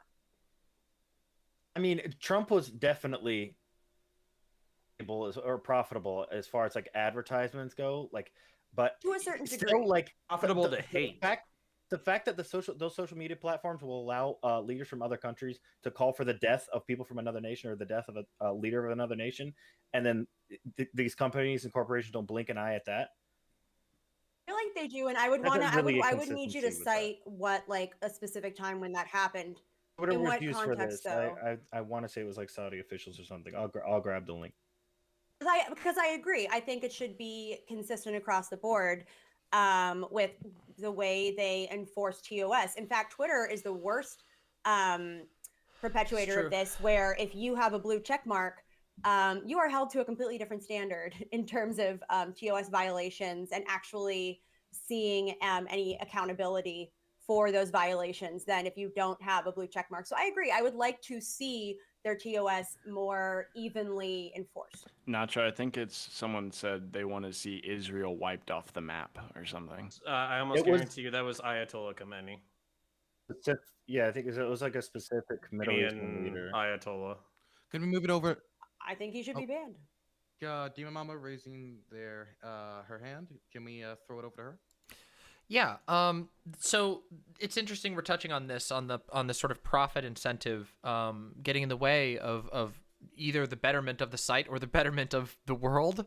I mean, arguably that already happened with Trump. The only reason that that Twitter gave Trump so many warnings seems to be because his followers and his presence was relatively profitable for them. It certainly was for Facebook. Facebook made millions of dollars, like publicly documented dollars off of Donald Trump's advertisements that his teams were purchasing on there. So they're taking it on one hand, it speaks to the level of the degree to which the profit incentive can stand in the way, because what this is sort of illustrates is that it would have been better for a lot of reasons to take Trump off, but the companies didn't do it because they wanted to keep making money, even though he was shitting up their space, even though his followers were shitting up the space for everyone else, even though they were literally, I mean, there's a million things you could talk about. Like I said, there's like an overwhelming amount that we could specifically touch on, everything from Donald Trump organizing people into insurrectionary action to COVID misinformation. We could talk about all those. That's one of the things too. But we've also seen this go in the other way. And I do agree that there is some issues with the idea of handing over all all moderation or power of whatever to corporations, because we already see this happen. I mean, there was a massive issue. People don't remember this because it happened quite a while ago, but at one point YouTube was actively suppressing LGBT content because it wasn't advertiser friendly. Like and it still happens to this day, by the way. You will get one of the most surefire ways to demonetize your video is to put the word gay in the title. Will almost always guarantee a demonetization, even if you're not talking about anything else that otherwise is demonetizable. There are just a lot of companies that automatically shut that down. So we do have issues with this, but I don't think that it's as simple as saying like, oh well, Donald Trump shouldn't be banned or anything like that. Donald Trump was just, again, flagrantly violating TOS, completely making these places unusable to all the other users. And I don't know, like, there's a lot of people that fixate on Section 230. That's not really the issue. The greater issue is that we don't know yet. We haven't yet figured out how to manage, how to deal with the fact that we have corporations that control social space now. We haven't figured that out at all. But the answer isn't in basically making the modern internet impossible via striking down Section 230 or something along those lines. And I wouldn't call for like striking it down. I just think there's parts of it that need to be more strictly interpreted. But I mean, and to go back to something that was said way earlier, I don't want to keep it on Trump too much because I think you're right. Like there's a deeper issue, but like the data for this was something that I wrote down way earlier, so I'm going way back. But data for like numbers for Trump like dropping on these websites like isn't really a good indicator right now, given the fact that he lost the election. So like of course the topic of conversation is going to change to like what Biden is going to do, etc. But I mean, Trump is still holding huge speeches. Like he just held another one I thought that was live. I could be wrong about this, but it was on RSBN, and usually they only do like his live speeches. So like there was a massive crowd. They could have been doing a replay, and I'll have to go look it up to be sure. I'll look it up in my history. But and he still has a massive email list. He's still getting donations like crazy, and every right-leaning pundit and politician still sees him as the only viable candidate right now, as far as like everyone to get behind. So he still clearly has a massive following, and the easiest way for me, I think, in my opinion, to be able to try to turn some of the people away is if he was allowed on these spaces where people could come on there and try to attack and critique his ideas and his platform and move people away from that. But that didn't work for the last. I'm trying to do. So. Yeah, it didn't work for the last 4 years though, and that sort of speaks, like the current state of affairs kind of speaks to the fact that, no offense, but anti-Trump right-wingers failed. You failed to self-regulate your own party, and you let a bunch of conspiratorial maniacs basically take it over, and now it's out of your control. And when everybody else has to say, okay, like this guy that you let take over your party that you all got on board with for a long time is now ruining everything else and killing thousands of people by spreading explicit disinformation. Well, whether you want to argue with him more or not, he's become a problem for everybody else in the world. So like, even now, like you're removing a representative from House leadership just because she doesn't go along with the lie that Trump didn't like actually win the election and it was stolen. Like that's still happening right now because that's how far his rhetoric and like blind worship has the core of the Republican Party, and a lot of it's because people weren't going to. I know I'm using very inflammatory rhetoric. It's the same kind of rhetoric I use when I talk about Connor's mom, but there was an opportunity at some point for the GOP to say no, this is unacceptable, and to rebuff it, but that didn't happen. And now what's the command in chat? Like. Mods, the command for number one, not stirring the pot. No fucking rating. Stay here and watch me. Don't fucking pay attention to those losers. Yeah, so this is a frustration as somebody who's typically identified as center. Oh, you're the rational that's the one. Except when it comes to guns. But if you want me to talk about the drama, I'll fucking talk about it. But don't you dare go over to that goddamn stream. Stay here. Maybe some Jordan Peterson milquetoast bullshit about personal responsibility. I can talk about like mixed economy capitalism as preferable to socialism. I can talk about, you know, the power of like 2-parent households and the need for families and blah blah blah. And basically, I'm doing a better job, and I'm not taking it personal. Okay, that's but fine. I let's just trust say you, that Ziggy. some of I know the, you're not going to do rhetoric anything from bad. the left wing has been a bit aggressive. I think that's okay to put it tactfully. So my problem with that is that there are real things that we could be working on. I think law enforcement reform is a good example. I think immigration reform is a good example. I think that a lot more people, because of the disaster of COVID, are a little bit more open to government redistributivism when it comes to taxes and benefits. So there is a whole host of productive things that we could work on. But basically what I'm getting is and this is one of my problems with panel shows in general, is like you have to sign on to fundamental axiomatic leftist beliefs or else you're a shitbag. And if you don't sign on to these axiomatic beliefs, then you're a fucking asshole. And like basically we can't move forward on the things that might be productive or compromise. So my options are either like you know, anarcho-capitalist fucking neo-monarchy with Trump, or fucking like crazy fucking progressivism. And I'm sorry, like I can't sign on for either one. Wait, like, where did that happen in this? Where did that happen in this panel? Like, where's that happened? I don't think there's been any attempt at that. Yeah, well, like no. Demon Mama, I'm very happy that our relationship is significantly improved from when we first started. But I think that you could even describe our relationship. Okay. I think you could even describe our relationship when it first started as a little bit contentious. I think that's fair to say. I mean, yeah, but listen, let's not try to hash that out here on this panel. All I'm saying is on this, especially on this topic, I think that the left has been more than reasonable. Whereas, you know, besides and to your credit counterpoints, I think back that up too. Yeah, I think. Thank you. But I think your position is pretty reasonable on this counterpoints. I just think that like this. You know, most of my contentions have come from a couple of small contentions with American Nacho's position, and mostly a lot with critically thinking veterans. Like I don't even want to call it a position. It's just like the idea that you can just, you know, if you see something bad that you don't like on the internet, oh, well, just block it and that'll fix it. As if like, yeah, you know, there's just like a den of I think Eris was completely on point. The idea that you could just, oh, I don't want to see, you know, child porn is coming on my screen. Oh, just block it. You know, you can't let the social media companies can't do anything about that. Nobody can do anything about it except for maybe if we make the Department of... Oh, but that's all Demon Mama knows how to do, right? It's just like paint this whole negative picture over here that actually didn't happen, right? And then like what actually happened is over here not being the same thing. What? Well, we still don't... I'm sorry, I literally don't actually know what that means. Like, what do you mean by any of those words? That sentence made no sense to me. Can anybody else explain what he meant there? I don't even want to. Look, no, but I want to touch...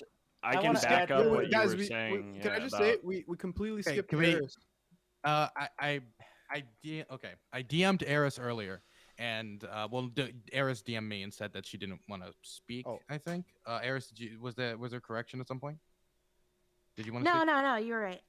Okay, so I actually think we should probably wrap this up soon because we do want to get to the other topics. It's already 9:30 almost p.m. and that means we only have 2 hours left. So. Do you guys want to go around the room? It's funny, 85-2D Derek. If there's anything good, we're take some do clips. Outros. Heems, we're gonna start with you. Take some good clips. So I Maybe thought we'll laugh at him an after. Interesting, fruitful discussion. Again, I don't really think Trump is going to be relevant. A lot of people think he's going to run again. I don't see it happening. I think Trump realized how difficult we'll talk about that it is after. to be Don't worry, a we're gonna talk successful about politician.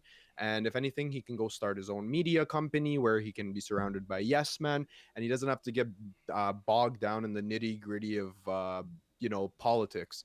So I don't really think it's that big of an issue. But furthermore, I think that what the interesting discussion was about, like, what I brought up, I think nobody understands what he was saying. He was just talking out his ass. My key point in this topic is that, like, when you have people that are spouting scientific misinformation with such a large platform, they're literally publishing scientific studies or scientific claims that have not gone through the rigors that is required for a scientific publication to make it to a journal. We'll talk about that I think after, this is something everyone. that we should be very, look at very carefully, because if we start going down this route where every fucking person with 100,000 million people, 10, whatever, 60 million people is able to just spout any sort of scientific misinformation they want, we quickly start going down a path that can result in a lot of negative harm done. And the example I always like to use is something that we can all agree is a functioning thing. It's like if someone comes out, imagine if Donald Trump tweeted out, "Hey everyone, insulin doesn't work. If you have diabetes, don't take insulin." We would all unanimously agree that this is completely irresponsible and it should be deplatformed. So just going on that, I think that he should be deplatformed, and fuck it. Some other Republican will rise to power or rise up in the ranks, whatever. It's not that big of a deal. Okay, next I'm going to throw it over to American Nacho. Is it easy to hear me now, by the way? Is it easier to hear me by chance? Okay, American Nacho's next. Yeah, so as the new term, I think anyways, I'm still looking into it, but progressive Republican, like this makes it more difficult for me to like some of this bullshit that surrounds Trump. So personally, I still don't know if he should be banned. Like you raised an interesting article where he did. I went and watched that and read the article where he talked about. Oh, like, you have no idea, Castrix. Hillary's assassination, but him saying it off the platform makes it like muddies the water as far as like, does that mean the platform shouldn't host him or whatever the case may be? I don't know, but either way, it is a pretty serious situation that we're in, because underlying Trump's ban is like the corporation should basically have a monopoly on the quote unquote like town square, and that's where it bothers me, and I think the majority of people on the left and the right who have problems with like censorship, etc. So we really need to start considering looking into like reinterpreting Section 230 or coming out with some kind of like public option. So something has to change though with the way we treat this new like town square, so to speak. There are other things that I wanted to tack onto the end of what Counterpoints was talking about earlier. Good one, comic such fan. As things like thank you, if I said the name Thank you so much. Probably nobody in this room Deeply knows appreciate who it. that is. Or if I said Reality Winner, it is like these are people who like, so these are things that were definitely repressed by the media, because it is of our government like overstepping some serious boundaries and going after people who are like whistleblowers, like NSA whistleblowers, etc. People who leak documents on a lower government level and basically throwing the book at them. And these things are okay to be repressed, by the media, and it makes it really hard. Like I said, I'm just going to repeat it. Like Chelsea Manning it really wrong. galvanizes those who are believing some of these conspiracies. Whenever you do ban a person like Trump, especially someone who has been president, like it makes it even harder, the fact that he was actually the president, etc. So, okay, I would rather have like open shadow banning or something like that. Okay, Shaved. I don't want to claim to have like some amount of secret knowledge or memes, but I'm someone who's spent, I'm sure everybody else has, but spent an incredible amount of time in online spaces over the years. One of those things that I do is I archive them as well in mass. I help moderate and administrate the largest and most detailed 4chan archive, as well as help maintain archives with like the Wayback Machine online. Absolutely. Demon Mama is 100% right that actually the liberal spaces were incredibly like cautious on like cracking down on people. Yes, they were. There was like so many from 2015 onwards. Like so many debates over are the Donald, or like how are we going to respond to this kind of speech? Like, do we want to allow this? And eventually, as time went on, I guess they won, but it took the entirety of Donald Trump's presidency to happen. I don't want to like say that this was caused by 4chan and the meme lords and the hacksaws, but it's more that like 4chan was the less moderated alternative where the already organized people could go and meme, and then Trump was a memey dude that you make funny stuff about in the positive or negative light. And it just so happened in those spaces, if you put them in a positive light, they get more triggered reactions that they want. Content moderation is incredibly difficult.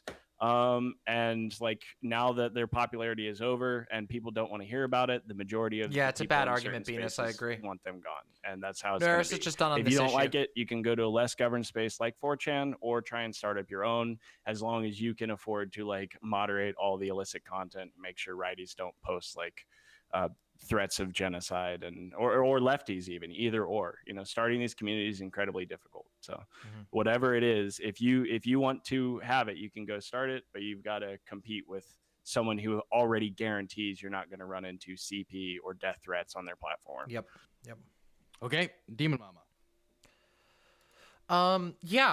It's funny that you bring up the Donald. I think that's one of the greatest examples of a subreddit that overstayed its welcome. In fact, like Reddit was so reluctant to censor, and they engaged in my opinion, and I don't think they're a perfect company, but I think they engaged with regard to censorship in incredibly good faith. The Donald is so bad. It is so bad. I have streams of us going over the Donald and just seeing thousands of upvotes on posts that are just explicitly advocating for the assassination of specific political opponents of Donald Trump. This was all over the place, and Reddit took forever to do it. So the idea that like the right is being like super persecuted online is the opposite is true. That they've been given like an unbelievable amount of leeway.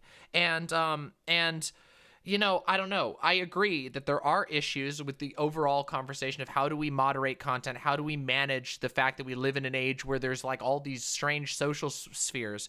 But like the claims of the exaggerated victimhood claims are just not realistic. They're not realistic. Donald Trump and basically everyone associated with Donald Trump were some of the worst actors we've seen on the internet, and they moved as a whole because they were directed by Donald Trump, and they worshipped him as, what do they say on the Donald? Geodis, God Emperor of the United States. Damn, that's a pretty serious problem, and I think that we've thoroughly shown that the problems that Donald Trump represents online are significantly more than the problems that are generated from him being banned off of one or two platforms.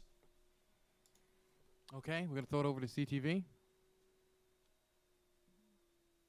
Somebody, if that's happening, make sure that Dylan knows. If there's a call to action being done, clip it, Samantha Banana, clip it and send it to Dylan. Gotta fuck things up. Clip on the that last shit one, right I guess, away. right? Clip it right away. Okay, wait, can I just say something quick? Look, everybody already knows I'm going through a lot right now. So apparently me, and I'm just gonna say this publicly because I have lost all ability to reason about what is a good or not good thing to say.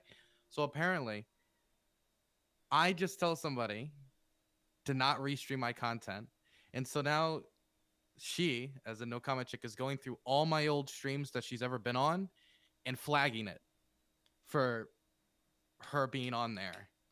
So I didn't even submit a report. I just said stop doing it, or maybe I will have to. Okay, got it. Being an asshole. Wow. Wow, that's great. Wonderful. Yeah. Great. Okay. It's You know so what? bad. Maybe I wish know. the It's septic so shock bad. took me, so I wouldn't have to It's deal so with it. bad, Okay. Sonia. Sorry, CTV. Yeah, You can buddy. continue. Hey. I'll So address I guess that afterwards. I'll take it after. Sorry. I'll take it after that. Sure. Why the fuck wouldn't I take it after that? Right. So no comment, chick. Quit acting like what we all know you are. You are. I've called you out on Hippy Dippies before, so we all know what you are. Quit acting that way, right? Maybe elevate yourself, like I suggested before. I can right, to a higher acknowledge plane we're of gonna have thinking to that talk doesn't about have you this. acting We will like- have to talk about this after. I'll talk Right? about it after. Okay, everybody, stick around. I'll talk about it With after. regard to the topic, Take it easy, Zonia. Please there's take care of always going to yourself. be moderation, Disconnect from right? the internet Everybody if you agrees need to. there's Okay. always going to be Relax. moderation. I agree that I know it's hard. In all things, there's always some type of moderation. The only thing that matters is what level, right? So, with regard to Twitter and Facebook and all these other platforms, the ideal situation for me is one where the platform itself is not being held legally liable for the things that other people are putting on there, right? And at the same time, them not be the ones that are moderating that. We need the individuals and the communities themselves to be moderating those types of things between people. Now, obviously, right, the platform itself can have reporting and stuff like that to help communities be able to work together with the platform. But that's not to say that the platform itself needs to say, okay, well, now we're going to have these vague TOS rules, and then we're going to pick and choose the moderation that we're going to do. And that's where ultimately you end up having a problem, is because there's not a consistency of the moderation. Take care of yourselves, and Anya, I think please. that more people would be able to respect what was going on if there was more consistency with the moderation. So it seems clear to me that the only way moving forward is just to remove any type of legal liability from the platforms so that they're not held responsible, while at the same time the user interfaces of the platforms get better as far as for individual moderation, and then that's how you're ultimately going to be able to blossom better communities over Very time, good, Ziggy. Thank you. With more freedom and more control at the individual level.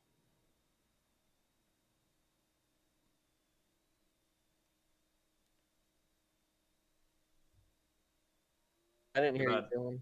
Muted. Eris, sorry. Okay, I have the exact opposite perspective. I think we need to do more control. I think TOS is just there to make these companies look good to their advertisers, and they rarely actually act upon them. Though I do agree with you, CTV, that they're not consistent in the way they act on it. I mean, the fact that Dusty would get banned for something that someone else did, but then we could all watch someone just give death threats, threaten to dox people and all that stuff. I'd say don't chat for now. Live on Twitch, and there's Ziggy. nothing that was done in response to that. It's just like, I think in general, platforms need to be way more consistent and way more strict. There's a huge problem, number one, with misinformation that gets spread, Okay, I'll especially check my with Discord. COVID. Give I me a mean, if second. anyone's on Facebook, there's so much misinformation that's being spread, and Donald Trump was one Discord of is the prime fucked. people doing this. And there's a ton of people. I mean, there's people on the left who spread misinformation too.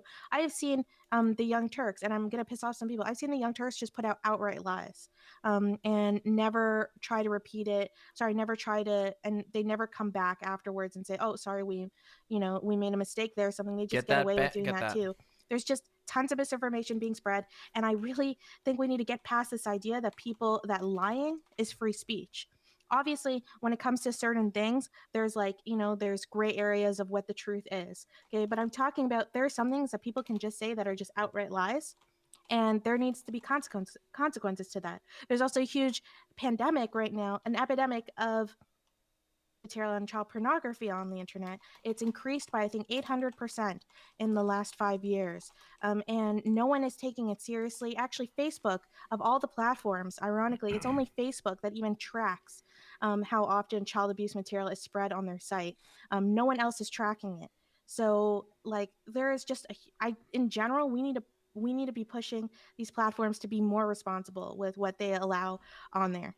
So I'm totally fine with this ban. I just think that I just wish they would apply it more equally. Okay. Next, we're gonna throw it over to Maddie, then Counter, then we'll go on to the next topic. Okay.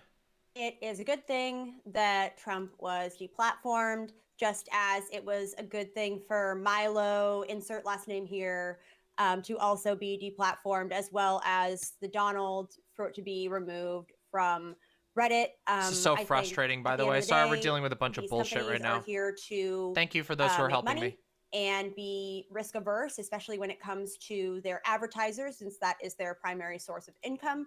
So they are well within their rights to deplatform or moderate content as they see fit. Ultimately, I also think that from an ethical and moral standpoint, it is a good thing to remove We'll talk after the panel. Hateful rhetoric from You're those good, platforms, you're good, Devious, especially you're fine. when it was that rhetoric that led to an insurrection on January 6th. I do think it's worth. I'm so glad that Connor brought up the fairness doctrine. Yeah, it's okay. We're gonna have more stuff after. There's tons of content after the I feel panel. so Just stick strongly around. Because I think there is a real need for the reintroduction of a fairness doctrine that is crafted specifically for digital media in mind. Thanks for letting us know that. And Yeah, I think we're that being would do a watched, lot of to course. combat the deliberate misinformation. No, But, not right now. Yeah, We'll talk about this all after. fuck off on Facebook.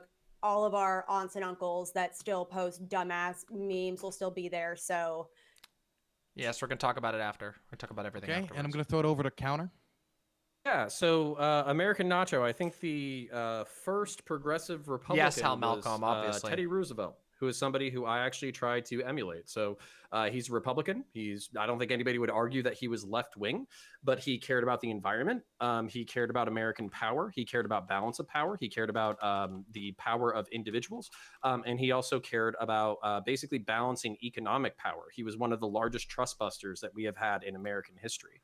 So what I would say is, just because the government, oftentimes Republicans are skeptical. Probably of won't big go that government, long, or Death for libertarians decap. are We'll at see. least. Just because you're skeptical We got a of lot to government talk doesn't about mean still. corporations are your friend, and vice versa. So what I would say is that we should be skeptical of power no matter where it comes from. Agreed. And just because we agree, if we Oh, move thank to the you, town Vizorbot. square, I Appreciate think that it a opens lot. up a whole bunch of Seriously. problematic things that I alluded to earlier. I do not want law enforcement officers coming to my home to speak with my son because he basically do you guys teabagged? I don't know if anybody's gonna be playing Halo in the next 20 years, but because he teabagged, talked some shit about somebody's mom, and said that he was going to kill him, I don't want that Xbox Live message to be flagged and then for cops to come to my house and talk to my son. I would rather that he just takes a ban. I talk to him about profane language on the internet, and then both him and Dylan I, needs a after break. a week Yeah, I ban, agree. because I'm probably We banned got some for big profane language topics on to the internet, discuss. we both get lifted from our bans and get to go play video games together again. Yield. Okay, so we're going to go on to the next topic, which is going to be India. India has been going through a lot right now when it comes to COVID, a lot of COVID deaths, a huge spike in COVID cases. And so this has come into a kind of clash of two worldviews. One worldview thinking, well, we need to basically America first, an American first worldview. Like, we don't need to worry about what's going on in India. Americans first. That's what the American government's job is. And another worldview of we should be helping the nation of India recover. We should be sending PPE. We should be waiving patent protections, all that. So the question is, should we be helping India? I'm going to start in the top left-hand corner with DrHeemedOut. Man, when Danabo sent me the list of topics, I started rubbing my hands together when I saw this one. I've literally spent the last 2 weeks on my stream talking about this, debating people about this, and I'm gonna have the unpopular position. And Demon Mama, I see you pointing at me. I'm gonna have the unpopular position that I'm not sure that waiving the IP is necessarily gonna accomplish anything, and I'll get further into it later. However, I do think that it comes an ethical question. Like, for example, I'm from Canada. Canada was one of the first countries to put in purchase orders before Pfizer, Moderna even finished their clinical trials. Canada put in orders because they knew they don't have the vaccination facility to vaccinate their people. Now, what happened is, although we were first and we were like, yeah, we can vaccinate everyone 7 times over, what ended up happening is the corporations decided not to fulfill those orders. Now, I work at a hospital here, and I still don't have my second dose. And I know that there's Americans all over America, regular Americans that are 10 years old, not 10, 15, whatever, 20 years old, who have had their second dose. So, but I sympathize with the fact that we shouldn't go by who ordered it first. You should probably go by who needs it most. So in that case, I definitely think that India should get helped out as much as possible. However, I just don't see the waiving of the IP as a solution to helping them. Every single scenario in which a factory or facility has been up to par when it comes to production capabilities, they have gotten licenses from these companies. For example, in India right now, AstraZeneca is already producing vaccines. So it doesn't make sense to me why these companies wouldn't want to get a massive market share in India, for example, that has the second biggest population in the world, by licensing out their formulas when they know that the vaccine can be produced efficaciously and effectively. Now, the other question is, let's say you waive the IP, but you don't have regulations, or you don't have a check on the production facility. What you have to end up doing is every batch that gets made in every country in the world, you're going to have to do animal testing, phase 1, phase 2, phase 3 human trials. And that is going to take a long time. It's probably just a better idea to make sure the production facilities around the world are up to par, and then you just license out the formula. Bill Gates warned us about this shit 6 fucking years ago. And I know that the cool thing to do right now is to hate on Bill Gates, but literally Bill Gates has the most experience in global health in the entire world when it comes to facilitating moving of vaccines to underprivileged countries. And so I don't know. Everybody loves to hate Bill Gates, but I don't see it here. Okay, next is going to be Nacho. I'm gonna get in. Yeah. So, looking into this just gave me more and more questions. So maybe me and Dr. Heem can talk more about this since you've been talking about it a lot more.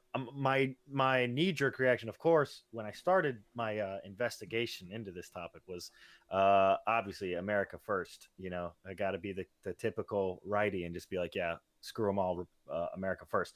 But then I look at more and more into like our relations with India, and I can't help but think that this is a really good opportunity for us to sort of invest in India in that relationship with them. And looking back on the history of our relationship with India, it seems like one of our more valuable and probably more underrated relationships with other countries.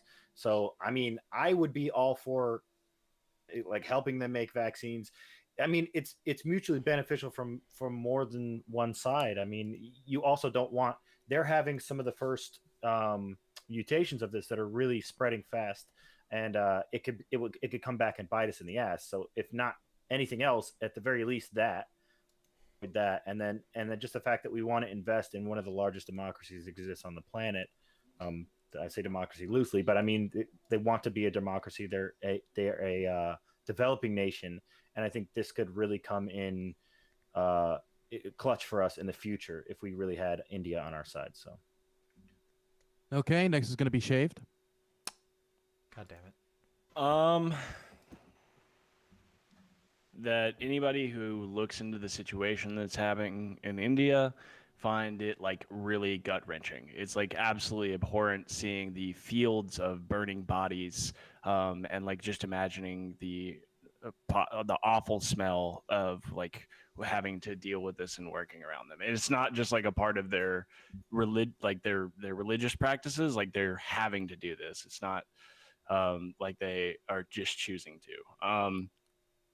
If it's actually a complicated topic as like a more libertarian or even like an anarchist or anti-statist, but like I think that U.S. hegemony is pretty all right, and that if we can like help India, and like not like ignoring the fact that we should do it out of like a humanitarian principle, I think that helping India, especially in this time of competition with other global powers, would help continue and sustain U.S. hegemony around the world. Even if like I would prefer eventually a world without that. I think right now it might be a good thing. I also, Dr. Heem, not sold on just suspending IP protections. As someone who really hates intellectual property law and thinks it's pretty gosh darn cringe, I don't know about just like picking and choosing when we're going to enforce it. Elon Musk said it really, really well a couple of years ago when he was asked like, why don't you patent your rockets or like any of your rocket technology? And his response was, well, our competitors are other world governments, so the enforceability of those patents is pretty suspect. I think that we can achieve like the same amount of like humanitarian effect, or a greater one by just, like you said, licensing it anyway, perhaps at a better cost, or like securing some kind of agreement with them for a future relationship. Yeah, I think we should help them. And in the future, I think last night I had a discussion with someone. They're like, well, in the future, there'll be a labor market and a consumer market for us as well, if we want that. So, okay, next is going to be Demon Mama. Hit me, Demon Mama. Let's go. I'm so ready. Listen, okay, Dr. Heemed, I love you, but if there's one group of people in the world who are louder than the people who don't like Bill Gates, it's the people who like Bill Gates. No. Oh, come on.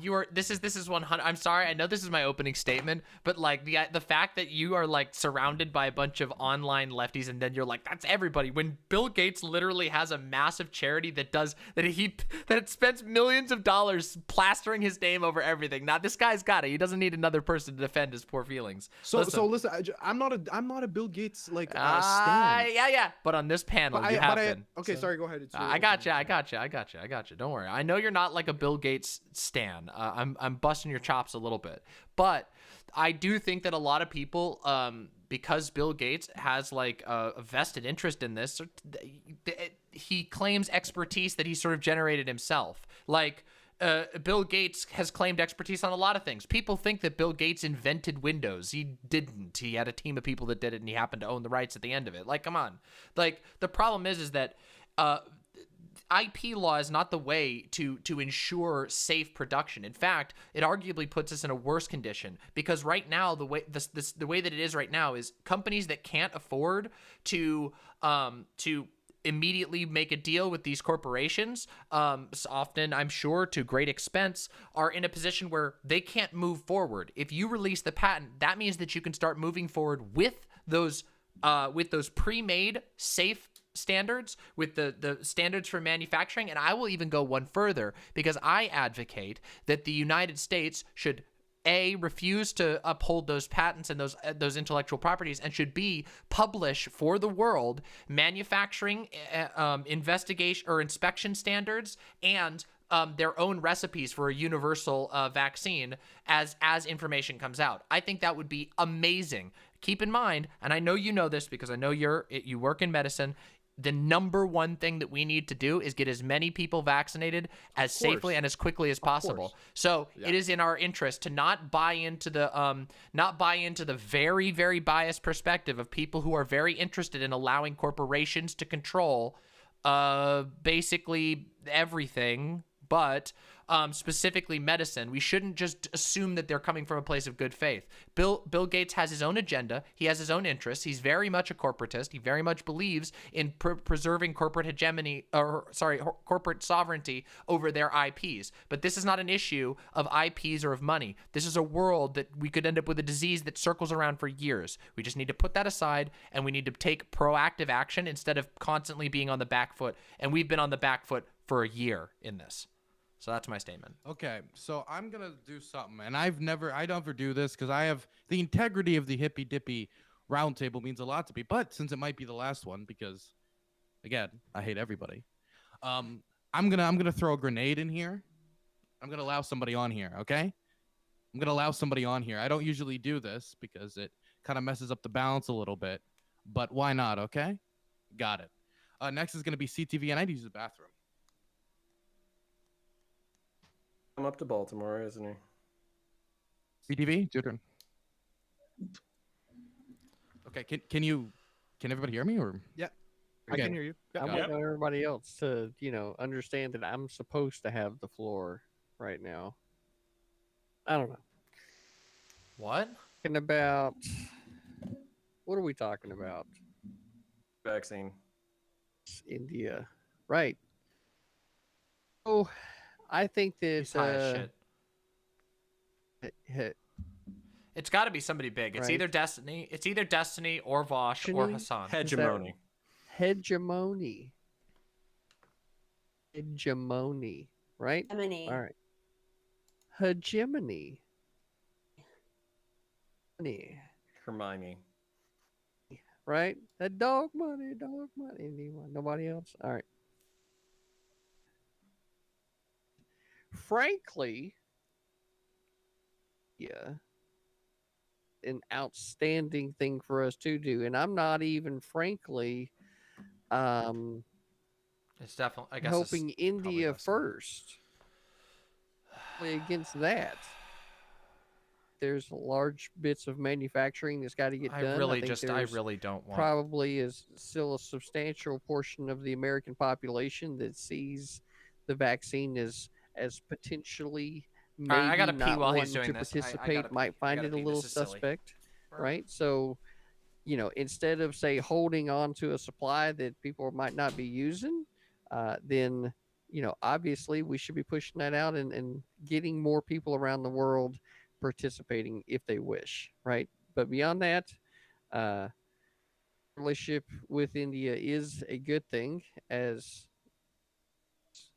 alluded to the conversation that he and I had, is that 1.6 billion people is an obvious market there, and having relationships with that country just for the market capabilities or potential labor, business investment, all of these things are great, especially when you have a player on the stage like China that has the population densities that they have, announced goal of being the global power by 2050, right? So at the end of the day, especially when it comes to economics and money, population and market size are, is a very real thing to consider. And, India just has a shit ton of people, right? So I think we should help them out. Okay. Quick thing. Now, this is a 9-person panel, I guess. Now, again, it's the last one, so I'm dropping all standards. So just to be clear for everybody, if it's 9-person, that means it's going to be more difficult for me to moderate, and I already am leaving septic shock. So let's all acknowledge that a little bit and do our best to follow the rules. Okay. Destiny, I don't need to explain the normal rules to you. You're used to them, right? You know the rules. Just don't shout over other people. Just basically, like, if I speak up, I'm just moderating, get quiet, basically, right? Okay. Wonderful. Thank you very much. Okay. So we're going to keep going around the room. So next it's going to be, who hasn't, sorry, the Here we cameras go. all just changed. So who hasn't spoken yet? Can you raise your hand? Of course it is. Harris, too, I think. Okay, so we're going to go Maddie, Counterpoints, Eris, then Destiny, okay? Maddie, you're first. And let's try to make these intro statements a little shorter because we're running short on time. You are muted. Great statement. Shit, mother. Okay. Hi. So I think that it's ethically and just, I think it's a good idea for the United States to provide more support in the way of not only opening up IP of the vaccines, but also helping to provide some of the raw materials that are required in order to produce the vaccines, because that actually is one of the biggest blockers worldwide in ramping up production. And it's, it's a little tough to think about if you're a worker in India and you are helping to manufacture the AstraZeneca vaccine or something else, knowing that all of that is then going to be exported out of your country, despite your country suffering and having countless people die because they don't have access, is an area where the United States can be a leader and go in and help the Indian government more widely distribute vaccines. That's also a way we can help them more widely manufacture vaccines. And especially with the increased influence of the Chinese government internationally, this is a great place for us to emerge as a leader and build that relationship, because that's something we're going to have to pay closer attention to going forward. Okay, next is going to be Eris. Hey, so just in general, I mean, to my knowledge, there is a vaccine surplus, but I'm not too educated on like the ins and outs and like pragmatically on getting the vaccines to India. No, But you're right. in You're regards right about to the helping out Anticosparian. India, like I'm pretty right wing when it comes to Refresh, immigration. everybody, refresh. And if anyone here is like against illegal, so I should have said illegal immigration, then you would be very concerned in general with issues that are going on globally, and and this issue in India is going to cause so many other problems, and it's going to just cause like a domino effect of what's going on around the world, and it's just going to help India as much as possible, especially considering the amazing position the U.S. is in, because so many Americans don't even want vaccines. So why not try to help out other people? Yeah, that's it. Okay, next is Connor. Everybody said the same thing, so I'm going to say, Dylan, if you end the Hippy Dippy, I am going to come up there, and I'm either going to show you a really good time or a really bad time, depending on what we end up doing. So that's pretty much half my statement. The other half of the statement is basically like, yes, when you're on an airplane and the oxygen cuts out or whatever, you're supposed to put the mask on yourself before you help other people. So America first instincts right there. However, that being said, you're also supposed to put oxygen on other people so they don't get fucked over. There's a whole bunch of regional and geopolitical reasons to do this. China is a competitor using India to offset, creating a strong alliance. India is technically another colony from the UK or the Anglosphere. So we share languages, some cultural traditions, some governmental traditions. There's a whole host of reasons to help out our good buddies India, and I'll yield right there. Okay, now it's going to... Oh, and again, it's not like I want to end Hippy Dippy. I love the format. I love the show. I just hate all of the people involved. That's all. I love you. Is that not enough? No, it is not. We're going to throw it over to Destiny. Destiny loves you enough to be here. Is that not enough? No, it does not, because he did have an opportunity to come here, and he did this. He chose the other show instead of this show. He did have an opportunity, and now he's asking last second, like always. I didn't know the other show. This was ain't the gonna go prime for it. times royale, Last okay? bit. You can't just come in and come out like anywhere. We're not like a fucking bar. We're not like a fucking open whorehouse where you can just come in at any time, okay?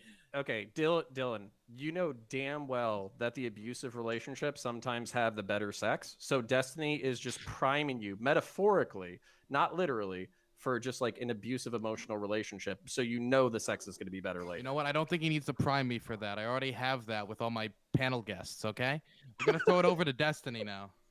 Okay, what is the exact question so that I know, because I hear Basically, the exact question was, should we help India? It's a question of America first versus the international, but it's basically just swerved over to the patent thing immediately. Okay, yeah, because they're two fundamentally different questions. I think that we should help India in any way, size, shape, or form. But I think that the patent conversation and then like people obsessing over like Bill Gates' answer to it, I think is a massive red herring. Like even if we did release not only the patent, but all the other parallel technologies, it would take them years to get up to speed. The patents themselves won't help them with anything. They don't have the manufacturing capacity or capability to make these vaccines.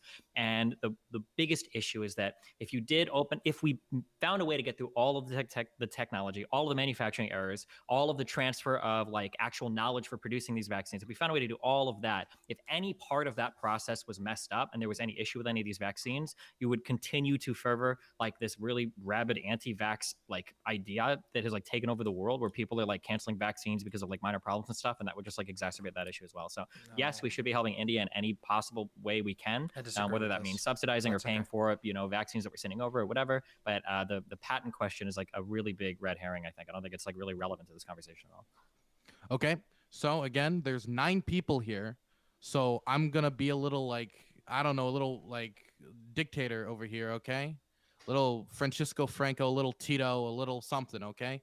So I need you all to please follow the rules. Now it is open to the floor, but he raised his hand out first, so I'm just gonna pass it to him. All right. Okay, so just a couple of things to respond to. Maddie, you said that, and this isn't just you, I'm not just trying to pick on you. I also saw many people on Twitter saying this as well, that how do you think the people in India feel when they're making life-saving medication and exporting it across the world? That is not happening anymore. They've stopped exporting, okay? They're completely using everything domestically now. And the manufacturing CEO, the CEO of the manufacturing plant, he said, we used exports as a source of generating revenue so that we can continue to expand our manufacturing.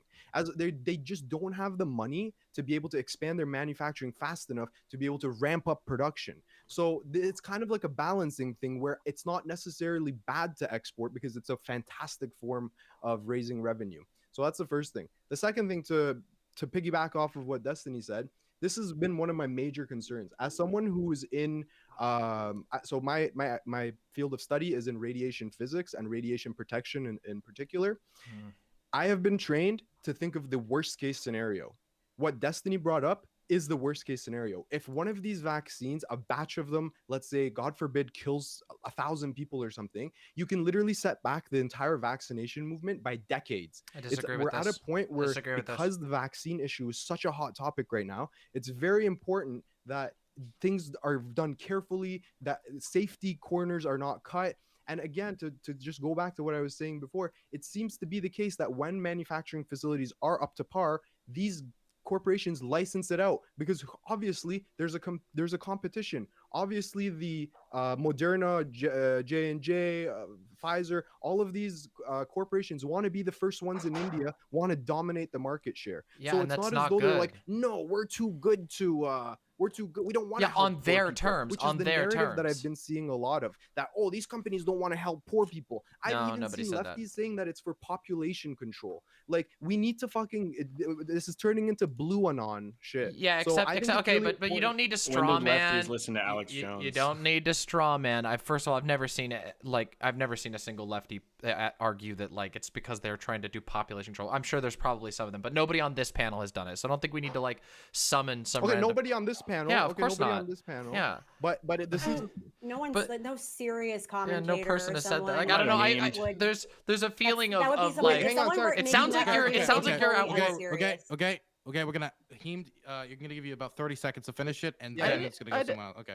Okay, yeah. So yeah, basically, I think it's crazy that some people are saying that, oh, how can we trust these corporations? We should let governments all over the world set their own safety standards. I think this is absolutely ridiculous. I think Western scientific safety standards are fucking the best in the world, and I am not willing to cut any sort of corners to potentially cause a catastrophe. Nobody said anything about cutting safety procedures. In fact, I said no. Hold on. You had your turn. Now it's my turn. So, when you say you're conflating multiple issues in order to, I don't know. It feels like you're kind of like rooted in on this particular, like the Bill Gates thing. I don't know. Like this is a thing we had a little back and forth about that. I recognize the question is much broader. I do think that the IP question is probably not the most important part of all this. However, but it's turned into the main discussion. Well, that's because that's you though. And now what you're doing in this particular part is you've merged two different concerns, which is safety standards. Nobody has ever advocated for safety standards. In fact, I explicitly advocated that what we should do is we should choose to be the leaders on this, and we should publish the most accurate and up to date, regardless of any IP concerns, the most safest manufacturing, the most safest inspection procedures, and we should give that to other countries. Now, the concern I do have with IP enforcement being an issue is that while I agree that corporations do want to distribute their vaccine, they do want to go into countries because they can make money, that introduces a major profit incentive that we don't have to deal with if you waive the IP and you say this is a global emergency. We're not going to enforce you being able to sue another country. And I want to bring in another thing, a historical example that we have in the past. You say that somehow, I don't know how you've tied these two things together, that waiving the IP protections for it would somehow undermine people's faith in vaccines. No, that's not true at all. No, that's not what I said. That is what you said. That is what you said. No. That was the argument you made. I said okay, I know, but you can't run the team. I respect your. Okay, so I'll give Heem 10 seconds to clarify what he meant. Then continue. I specifically said if you waive the IP and a catastrophe happens where a batch of vaccines is unsafely made. I didn't say waiving the IP alone. Of course, if you waive the IP and the vaccines are flawless, nothing would happen. The IP is irrelevant to that discussion. If a disaster happens, as we've already seen, guess what? IP law was enforced when the J&J disaster happened, and I can tell you firsthand, right down the street from me, there are copies upon copies of the Epic Times with their, the J&J vaccine is killing people. That is a problem that is separate from IP. It has jack shit to do with IP. IP has nothing to do with manufacturing disasters. In fact, but I will say that there are some ways in which the IP could impede us avoiding manufacturing disasters, but I don't think the IP has anything to do with manufacturing disasters. Manufacturing disasters are going to be used by bad actors all over the place. In fact, that's why we should commit, as the United States, as one of the most powerful and most advanced medical countries in the entire world, that we should commit to making sure that no disasters happen, regardless of what that means, even if it has nothing to do with IP or else. But the problem is that as it stands right now, part of the problem that we're encountering, hence why Joe Biden considered to waive the IP, is that people can't start working on manufacturing these things when they're at risk of being sued. Now you can have that happen. Do you want to know what would be? Do you want to know what would be worse of a disaster? If we have what happened during the Spanish flu, which is that vaccine shortages and medicine shortages during that time were so rare that you had random doctors brewing up their own vaccines completely illegally and under the table. I would rather have it above the table and just not have corporations being able to strong arm their own influence over other countries.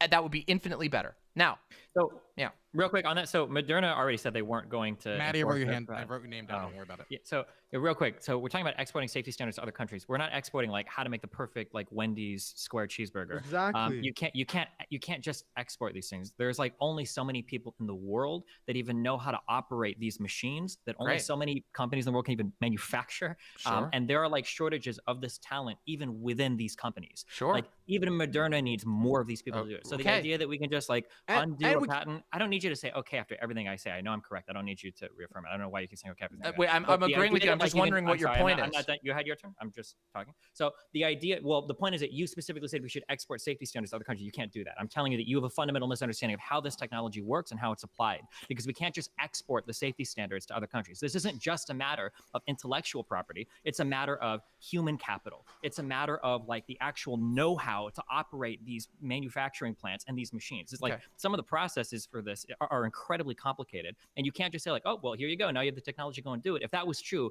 everybody around the world would be making the Moderna vaccine. They're not.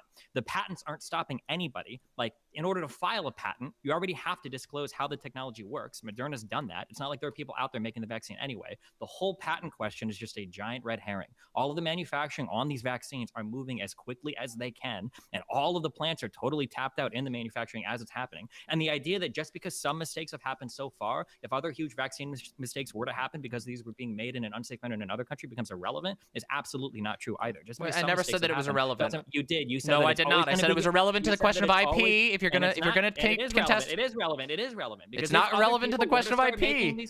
So you were misleading and saying that, well, there's already been Johnson and Johnson. I'm trying to explain, but you won't shut the fuck up and let me. So you were already saying like, oh, man, well, you're really already super mad, aren't you? Okay, wait, okay. Is there I any- is there understand. like a- Wait, okay, I understand Yeah. that you two are dating and Well, going I'm out. just- and no, love each no, other. I'm Wait, just trying to okay, finish my you gotta let me finish. Destiny. yeah, go ahead, You can't sorry, my complain bad. about not letting me finish, then not let me finish. Yeah, go ahead. Okay, I understand you love each other very, very much. Destiny, you finish what you're saying, then I'll throw it straight over to D-Mama. Okay. Yeah. Okay. Yeah. Yeah. Sorry, I didn't know this was a Destiny dating show. Demon Mom, if you want to hop into my DMs after, feel free to. But anyway, so you were saying earlier Not my that, type. well, people are already using the propaganda stuff on the Johnson and Johnson. Like this idea that like, well, some very, very minor mistakes have happened, therefore any mistake can be allowed, is just absolutely not the case.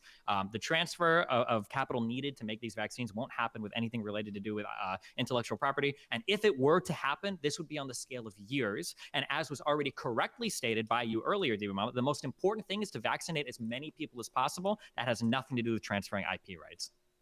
And also, Demon we can't Mom? even. Oh, sorry, can I just say quickly? You're asking You're Ken. trying to No, I trust can't talk, governments apparently. across the world when we can't even get basic workers' rights across the world to be standardized. So how Okay, can you have? D-Mama, D-Mama. Wait. D-Mama, I'm sorry, but there's. Yeah, I mean, I don't know. I Like, it's really funny. Like, I feel like I'm getting like a bunch of weird and like they're like interswitching between what arguments actually being made. Now, I already agree that that the IP is not the biggest thing standing in the way. However, I think that there is we've already agreed, both Heemed and Destiny in this have admitted that there is a big interest that corporations have in being able to be the ones who get to go in there and manufacture that. I think that waiving the IP brings that out of the question, okay? So, but originally, of course, the question was not about the IP, and I would say that we should help in any way that we can. I'm not a doctor, but I do believe that there's probably a lot of things that we can do, and I do believe, and I don't agree or accept the idea that like exporting inspection or safety standards wouldn't help at all. In fact, the core of Dr. Heem's argument is that American safety, manufacturing, and expertise is what we need to get everywhere else in the world. So, like, there's contradicting arguments going on. It's not a set of OSHA guidelines. I'm sorry. But I never said that it was. I mean, is that supposed to be like your gotcha? Like, That's I what never. You're making it sound like no, oh, I'm really I'm really not. I just think Well, that the like enforcement of those safety standards is important too. yeah, but right? how do you start the ball rolling on that? You have to, if you have a process, if our processes for investigating, inspecting, and passing vaccines is so good, then we should certainly be able to give that away to other countries and get them set It's up. not that great, though. Like, okay, wait a second, but now you're making a different. But you're making a different argument than Heemed. So Heemed says that ours is the best, but apparently we can't. Okay, I'm gonna go back into septic shock real quick. Okay, so D-Mama's gonna finish their point, then we're gonna go to Maddie, and then we're going to go from there. Okay. Wonderful. D-Mama. My point is that, yes, we should help India in any way imaginable. Sure, I don't think the IP is the most important thing. I do think that there are ways in which the IP rules can be can perhaps hinder this. I don't believe that we should have IP and profit incentives stand in the way of our response to this pandemic. It already has enough, and it's had disastrous consequences. And yeah, there's a whole lot of other parts of this that we could discuss if we want to. So yeah, that's my point. Okay, Maddie, we're gonna go to you. Nacho, I saw you raise your hand. Destiny is just so mad he wants to try and find a way to attack me. Okay, got it. He doesn't even know what he's arguing against. It's actually funny. On this idea of the plausibility of, oh, well, even if they release the patent, is that even going to change anything? Is that going to mean that this vaccine can go into production? And I wanted to just quickly point out that of vaccines and medications that are made by generic pharmaceutical manufacturers that are safe and effective and normally have a much better cost benefit analysis as well. Like that's why they're way cheaper, because they don't come with the brand name that also has marketing and other things that are baked into that price tag. So I think important to remember that this isn't something that's new. This is something that happens routinely with vaccines, with mRNA medications. vaccines are brand is that new. I'm not done. No. You can have your turn. I waited throughout all of that. So yeah, Heem's actually being a bit weird right now. Another thing that I think is really important to Oh, point out is that there were taxpayer dollars used in the development of these vaccines. So I don't know that it's necessarily the right call to then have all of the proceeds and profit coming from those vaccines going to private manufacturers, because that's another thing that we have to consider, especially as those manufacturers ramp up worldwide distribution.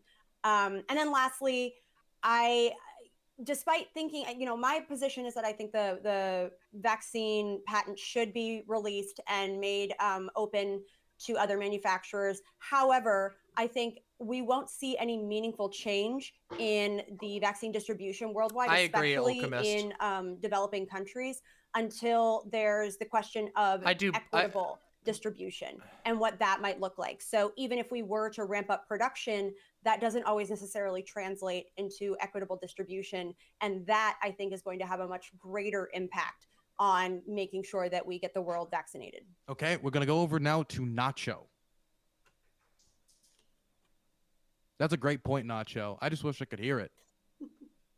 So I was just pointing out, basically, reiterating some things and just adding, like, we already asked this question, like, why aren't all pharmaceutical companies like producing vaccines? Is because it's a very because he hates process. my guts. Like, that's why we're already basically at our capacity for like how many vaccines we can produce. So like, in order for us to do this in other places, and even if we lifted the patent, we would then have to bring people over there away from the facilities where they're already manufacturing these things at capacity. Everybody's being worked to the bone, like already working as much as they possibly can. So moving this somewhere else, taking people away who are already maximizing the process here, and potentially for the rest of the world, would just slow down that process. So it doesn't really make sense. I mean, like, I'm all for helping India, but I just think that we already have an excess of vaccination, so it would probably make more sense for us to keep producing excess. And I don't know. Okay, next is going to be Counter. And then we're going to probably try to drop the hand raising, but I saw the two people raise their hands. So I'm going to go to CTV because he hasn't spoken in forever. And then so I understand. Basically, maybe I could get some clarification here. This is more posed as a question than a challenge. So I actually had to look up like a historical example, which was the polio vaccine was left unpatented. It was given away for free. The person who created it basically said that it was better for the world to have it than for everybody to not have it.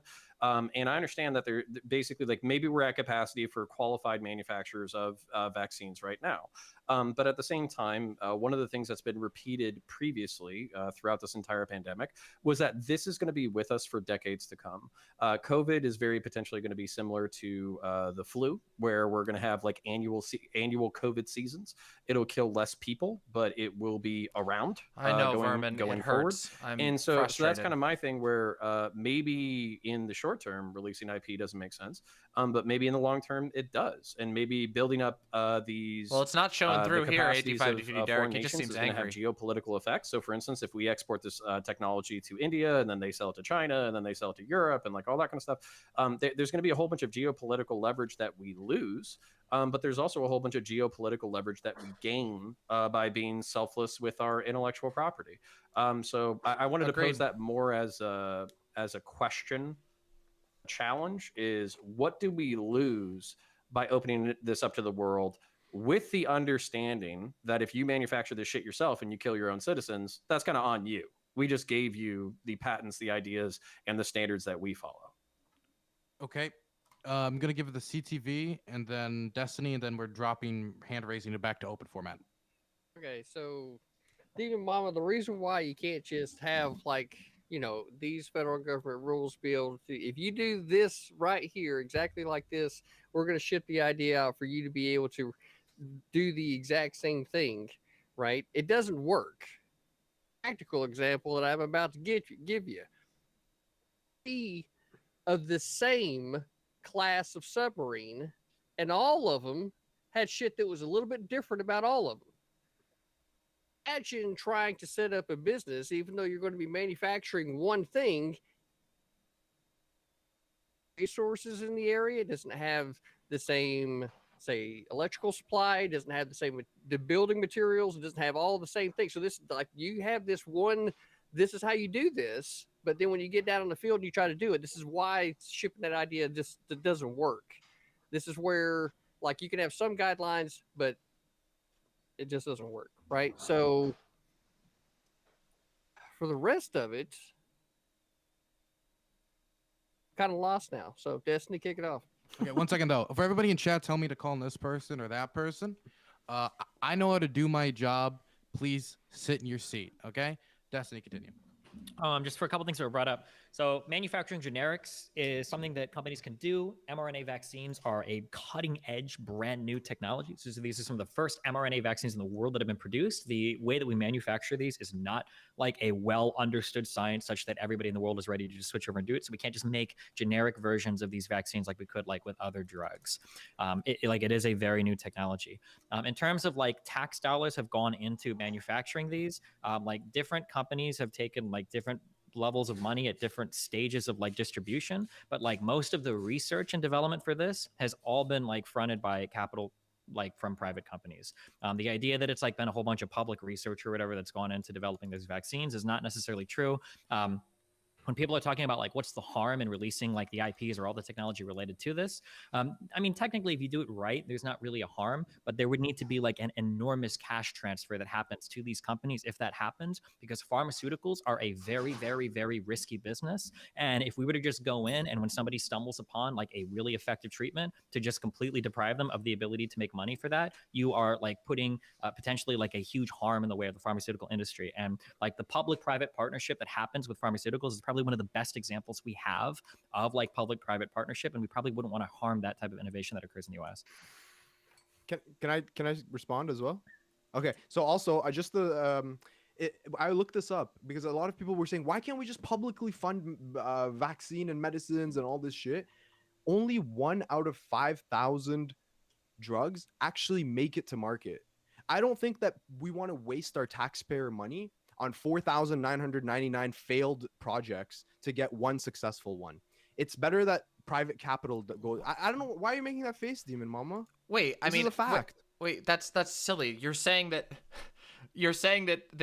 we shouldn't that we should take advantage of private capital, which makes a lot of money, but despite the fact that medicine. Yeah, because because they can take tons of risks. They can afford to lose. Heemed. You asked her a question. I mean, Heemed, look, I understand, like, I don't know, like, we can talk about this another time, too. Like, yeah, it feels like you're obviously. super mad, like, about it, and I don't really entirely get it, because, like, look. Wait, hold on. What did Heemed say that was super mad? Just respond to his point. No, he literally, he's been jumping all over me the entire time, just like, they're doing it again!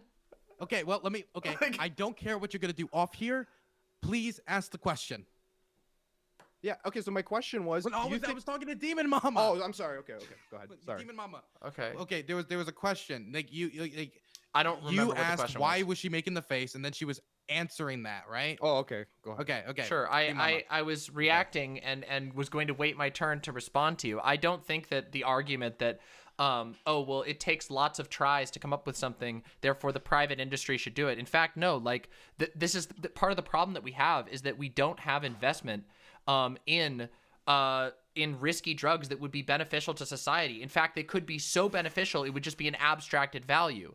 I think that there's a lot to be talked about with regard to how public-private stuff works, and I don't know. There's a lot of that there. But I think that to sort of respond to all the things we've been talking about here, if we can all admit here that the mRNA vaccines are brand new, that nobody's cutting edge yet, that's all the more reason to remove every single roadblock that we can to getting them all over the world. Vaccinations benefit all of us. So we want to get as many people capable, capable of producing them as quickly as possible. That's what we want. And that goes for any vaccine. Now, I would go further. We're not having this discussion here, but we could any other time about how we go about researching and developing medicines. I disagree with the idea that because there's a lot of trial and error in it, that it's necessarily an unproductive or non-profitable venture. It obviously is. Otherwise, pharmaceuticals wouldn't be billionaires. That's ridiculous. The idea that just because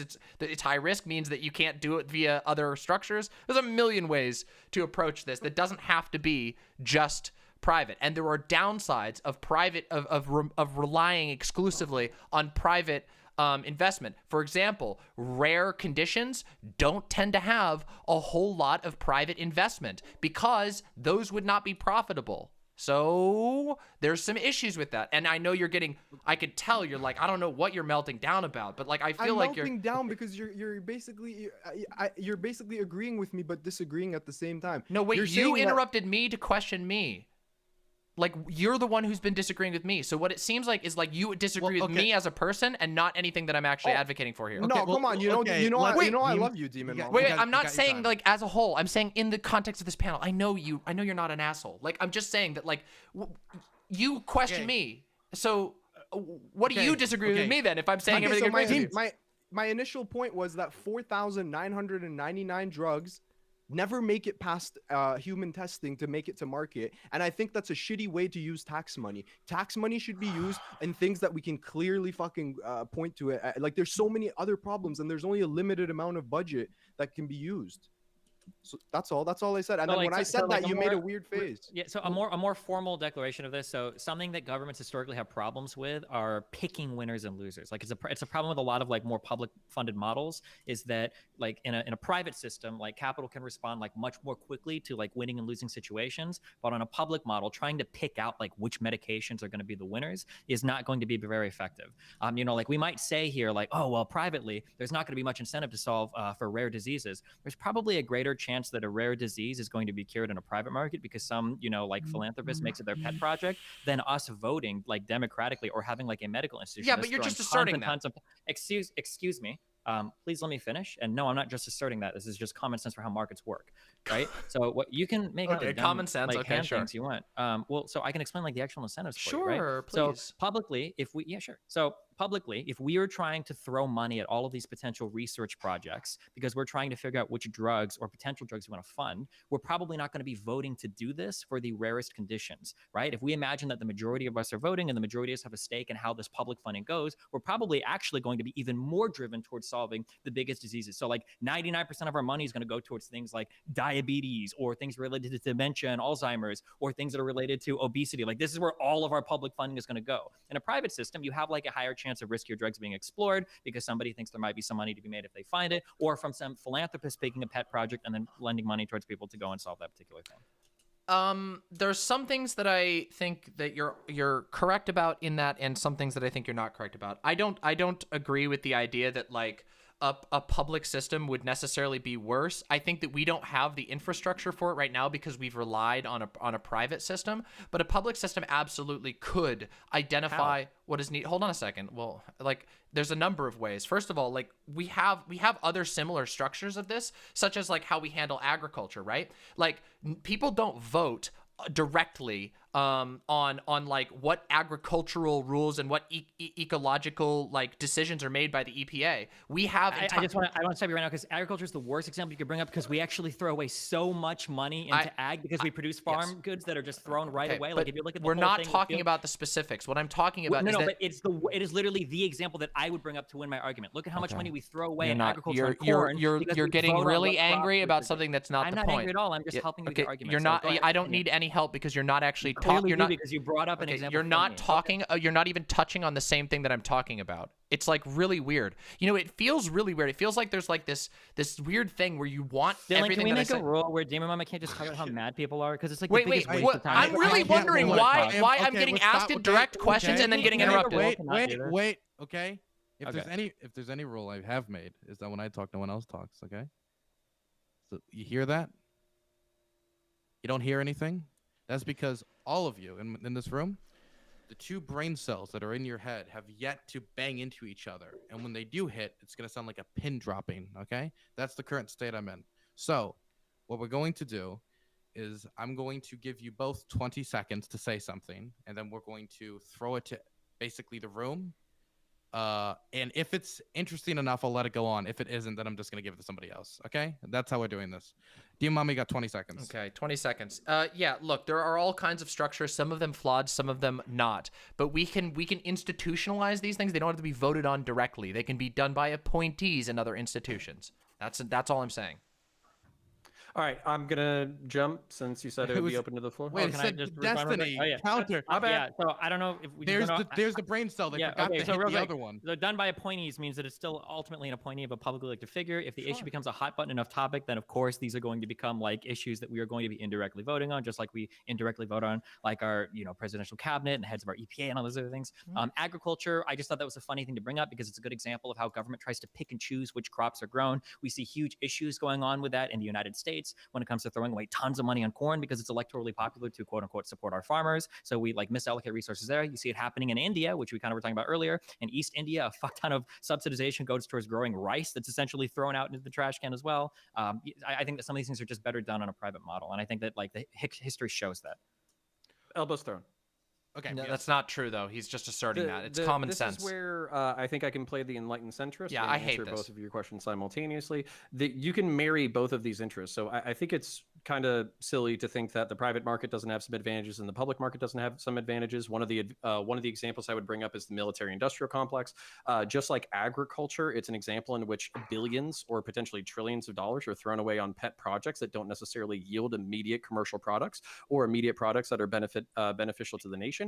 And yet we consistently do it because the public good is viewed as necessary and is so nobody counted for overwhelming Destiny. that we Everybody should have counted an for me. advanced military that it's worth Nobody it, counted for to Destiny. throw Everyone counted billions for or me. trillions of dollars away on this public good because it's just that necessary. I would also argue that agriculture falls into a similar category for this Of course it will. because agriculture is basically food security. If there's one thing that we all fucking need, it's food security, because tomorrow if basically the grocery stores didn't have any food on the shelves, then I'm pretty sure 70% of the people in this room would starve within 2 weeks to death. So there's advantages to both the public research model, the private research model. The point is to hybridize these things. And I would argue that specifically when we're talking about COVID, COVID is such a public issue that public funding, maybe that large cash transfer to these private corporations, should be done for the benefit of the globe. The faster that we get these things produced, the faster that everybody is inoculated, the faster the global economy opens back up, the faster the global economy opens back up, the more we can go back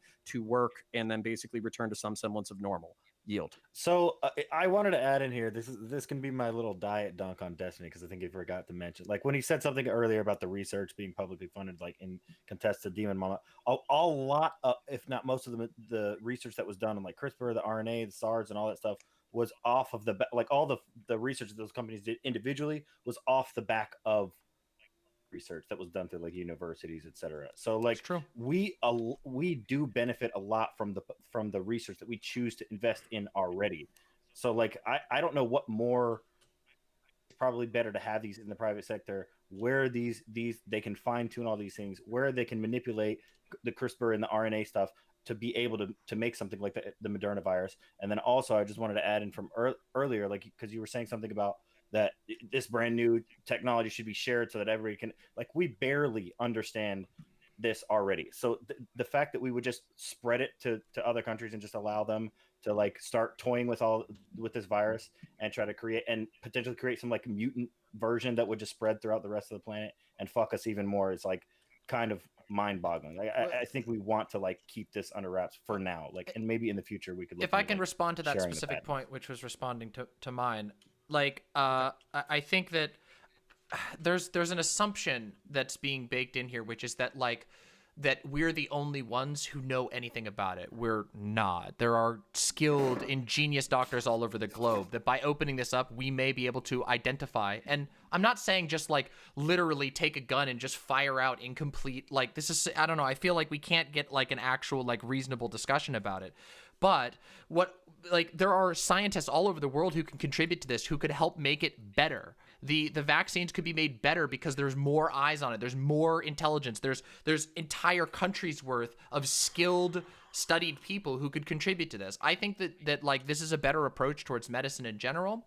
And so I just wanted to respond to that. I'm not saying that like the idea that America's the only people who could have ever made a breakthrough on any virus or vaccine ever is just not true. In fact, I mean, we're known for doctors coming over and contributing to us from overseas. Like that's a matter of our economic power, not that we're just like by virtue of being born in America, brain geniuses. No, there's lots of smart people all over the place who could contribute to this, and it is a world problem. So just on top of this, so there's so many misconceptions about how any of this. Okay, there's so many misconceptions about how many. So first of all, this idea that like there are all these people around the world that could contribute, probably not.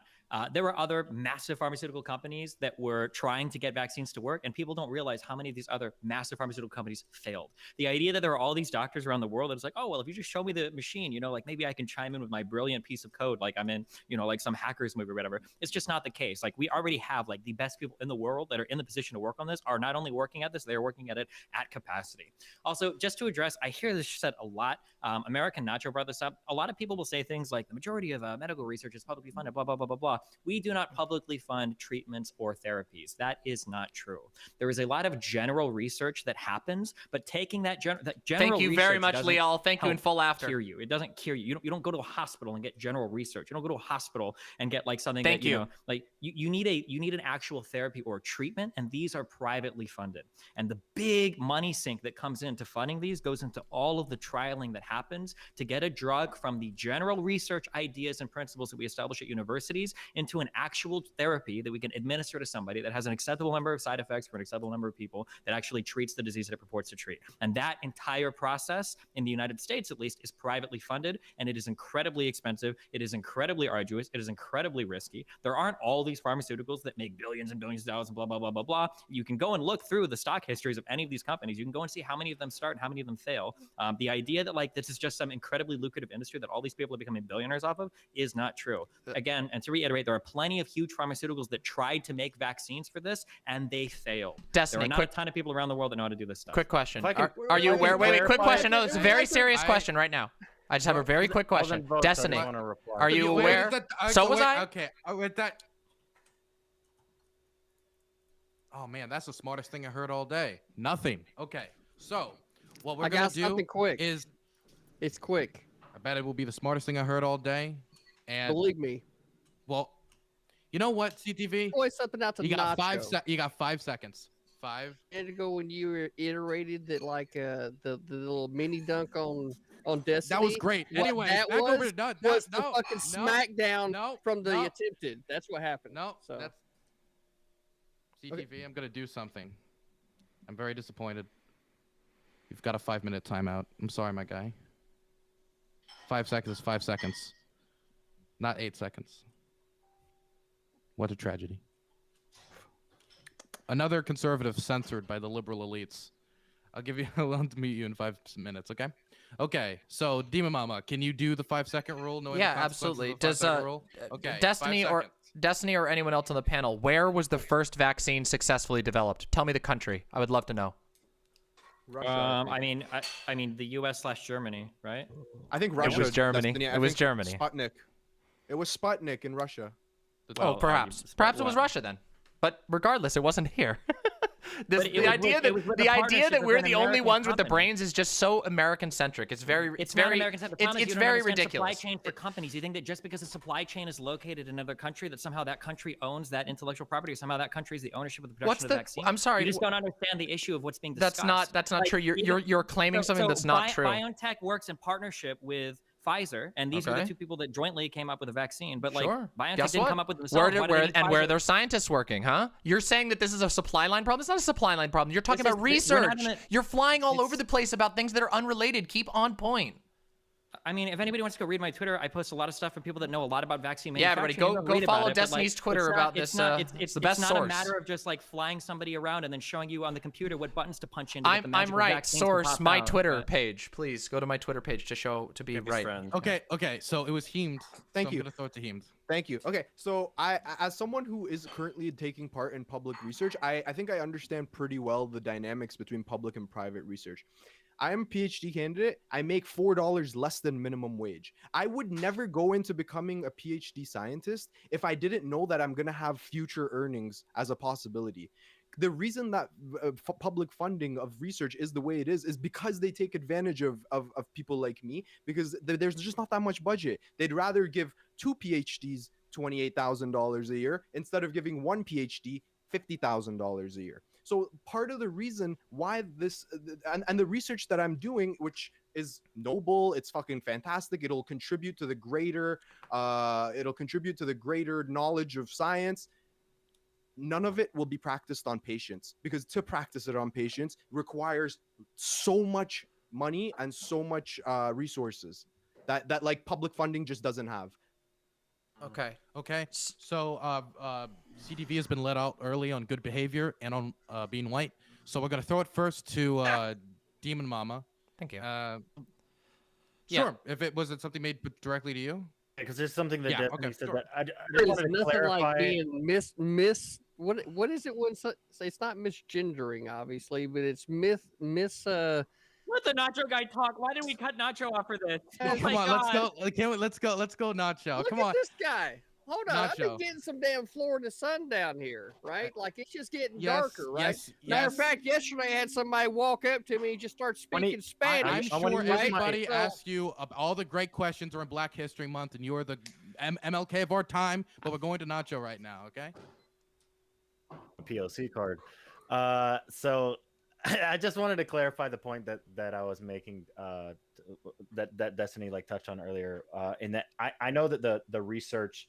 I want to clarify that the research that the pharmaceutical companies do and like their end product and all the stuff that they do with it, and like they lose a ton of money and take a lot of risks, etc. Like, but the base research that they're building off of is publicly funded. Sure. Now, then when they take that research, when they take like the CRISPR and they take the other things, like they lose a lot of money investing. Like just like you pointed out that there were a lot of other companies trying to make vaccines and they lost out on it. Like a company could go bankrupt trying to find the next cure to whatever, like cancer, etc. But they're doing it off of the back. Generally, most of the time, they're doing it off the back of some kind of like publicly funded research. So I think I don't know. It's just to try to say that like I was even bringing that up just to say that I think what we do with our public funding right now generally is pretty damn good. And the fact that the private companies are going to take all the risk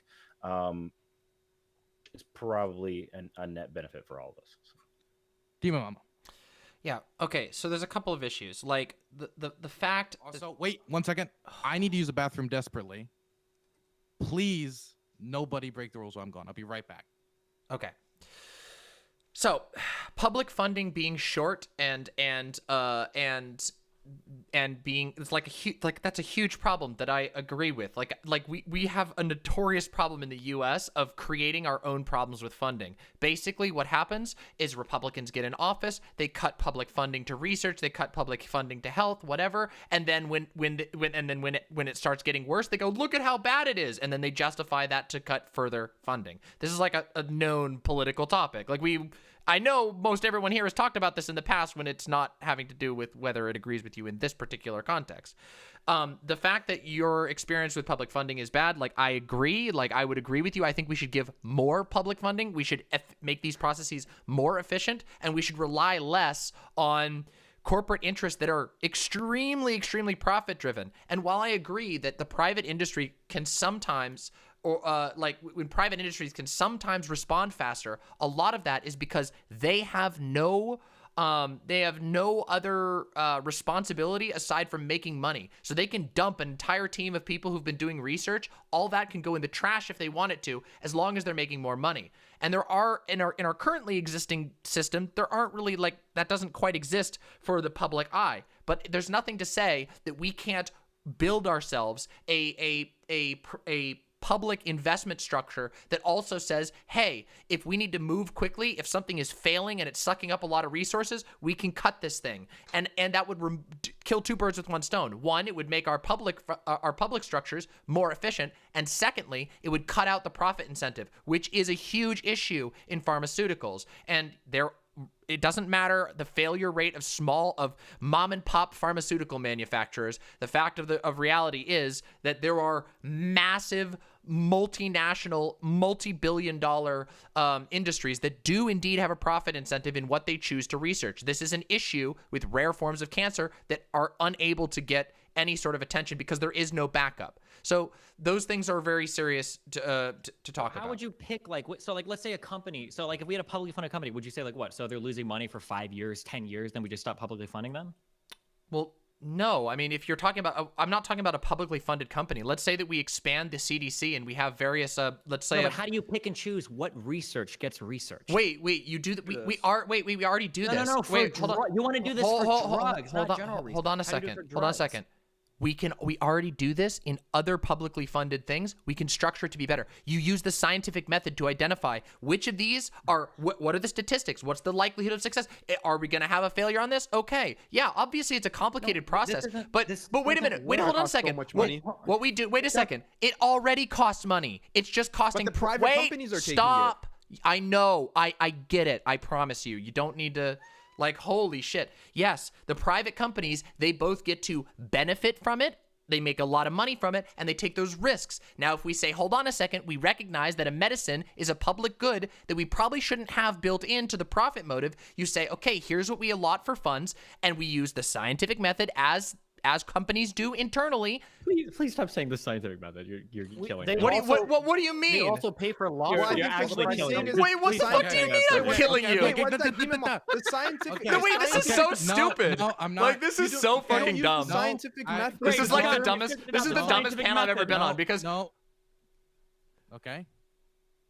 Ooh, that was real close too for the second person. Okay, Demon Mama, please finish your point. Oh, thank God. Like, what I'm talking about is there are all kinds. Okay, there are all kinds of ways. Like, I mean, listen, I don't work for a research company, but listen, I know for a fact, and I know Dr. Heem can't look at me in the straight face and say that there aren't already existing peer review methods that are sometimes enforced privately, sometimes enforced publicly. There's a hybrid of these, which allows us to determine the validity, the success rate of various things. If you make that a public enterprise with the goal of being the public good, you take out the profit incentive, but the government maintains it. The people involved in it maintain their incentives. They're still being paid because the government would be able to fund it better. And the government has the goal of generating medicines that will help the most people possible. There's just not a profit incentive for private interests. Now, are there potential roadblocks in that? Yeah, I'm sure there are. There's all kinds of things, nitty-gritty, that we'll have to figure out. But removing that profit incentive is really, really big. And the benefit that you get back, that the people who are doing the investment, the people who are doing the research, they get paid well with a nice public job, and the public gains the benefit of reliably getting resources or vaccines or medicines that will help them. That's the payoff. And in the long run, the government, the nation, the society, the planet gets the benefit of not having people die, which, as it turns out, people being sick and dying is super, super expensive. It's just an abstracted economic value. And we know for a fact that companies and governments alike already calculate to some degree like the impact of diseases and downtime and deaths on their economy. We can just do this as well, but adjust our calculations so that we figure out what the actual value of producing these vaccines are, of producing these medicines are for the public. Okay, so thank you. Who wants to respond to that? I know Counter does. I got it. Okay, anyway, okay, Counter. Okay, so you guys are talking past each other a little bit. I've already brought it up. It's fine. That's because I don't have a capitalist jerk-off or a socialist jerk-off impulse. So we already do this. Just we a do this normal with the jerk-off. Sorry. I have normal masturbatory impulses, okay? So my normal masturbatory impulses are telling me that we already do this. We do this with the military industrial complex, and there's actually a really great quote that I fucking hate. And it's basically, the world will not know peace until the money dedicated towards weaponry is dedicated towards livingry. I hate this quote because I'm not a fucking hippie, but it's a great goddamn quote. So basically what you can do, because I worked in logistics, so I understand the military industrial complex, R&D budget that rotates throughout the year. You hire a bunch of private entities that know that they're going to get a minimum contract. These companies you already know: Boeing, Lockheed Martin, Pratt & Whitney, a whole bunch of mega corporations who can count on the United States government for billions of dollars every single year. Thank and you, they know Appreciate that it. their engineers and their employees Also, and their administrators Leah, and all that thank kind you of stuff so much. are going to be employed year after year after year after year. Those people make not phenomenal salaries. They're not making like doctor salaries, but they are making living salaries. And on top of that, they will grow and shrink in response to actual conflict. So there is a certain amount of the population that is on the chopping block. Now, there's problems that Destiny alluded to, which is basically waste. There is a fuckload of waste. So the F-35, I want to say over its like 10-year lifespan, is going to end up costing trillions of dollars. I want to say that they spent like 1.3 billion just developing a helmet. But at the same time, these R&D projects are going to pay off in the future because they're already building augmented reality off of the $1.3 billion helmet. And they're also building the next generation of stealth fighters. Those are probably the UFOs that you see in the sky right now. So all of this being said, these massive public investments do pay off long term. And just because they're wasted doesn't mean they're wasted. Final point before I yield. So for instance, we brought up how inefficient our agricultural systems are. They are inefficient, but as a result, everybody inside the United States of America, except for 2 weeks during the COVID scare, basically know that their grocery store will be stocked. Barring some weird natural disaster, they will have food access. There are some public benefits that outweigh, basically private interest. And I would say destroying a deadly disease that has frozen the global economy Thank you, Connor. is not just a public interest for the United States, it's a public interest for the world. So we can get into fucking nitty gritty about fucking logistics, research, mRNA versus whatever, but basically that's the North Star. And you could basically create a health industrial complex the way you have a military industrial complex. Yield. Agreed. Thank you, Connor. I don't think anybody thinks there's anything wrong with public-private partnership. I think that the example that the U.S. sets is really, really, really positive of that. Yeah, I don't disagree. We'll talk about that after Zoom Bang. Okay, is everybody? You're an asshole. There you go. Okay. So is that everything on this topic? CTV, I know you're muted. Or do you want to say anything, or anybody else want to say anything, or are we done with this topic? Good.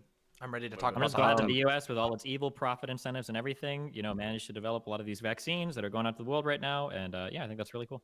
Keep it up. Okay. Keep up the great work, evil pharmaceuticals. Okay. We're gonna do quick ending statements. Go around the room, and then we'll go into the last topic. Okay.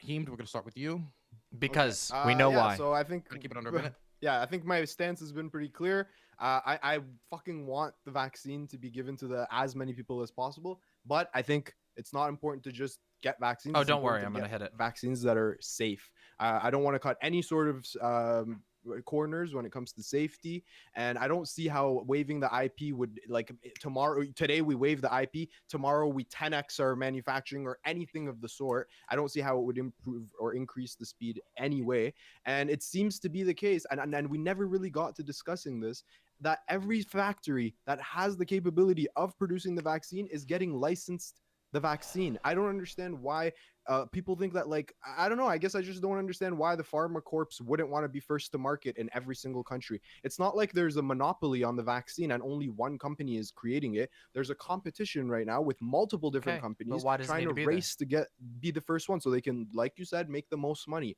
I don't think that's there's anything wrong with that, and I don't think that publicly funded medicine, just like research, I'm for universal healthcare, but I don't think publicly funded pharmaceuticals is necessarily going to work ever.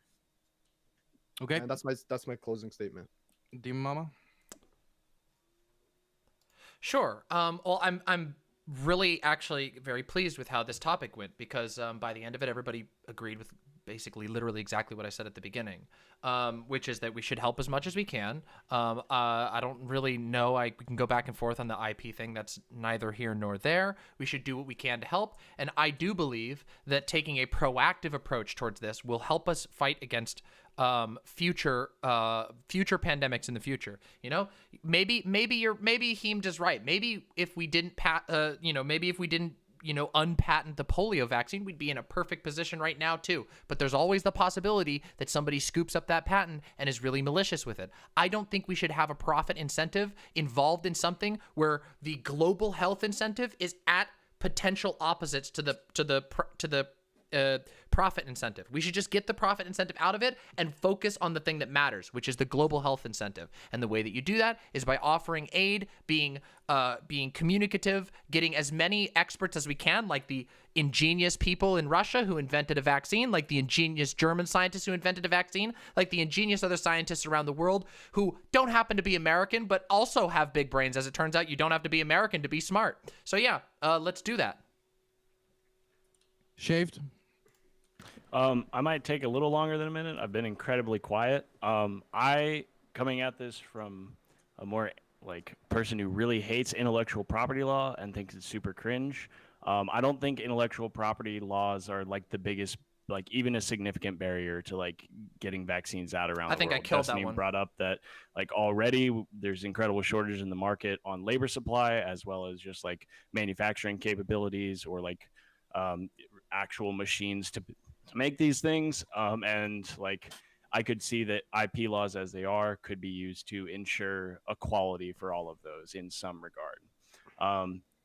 An alternative to that, IP law historically to me has been exclusively used to establish some pretty cringe market monopolies, starting with Thomas Edison in the film industry. He was able to go so far to hire goons to beat up other people who were infringing on his intellectual property rights.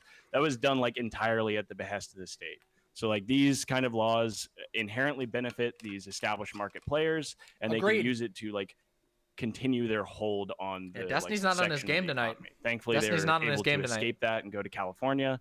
But then again, they just kind of did the exact same thing Edison did. They established their own monopoly and everything.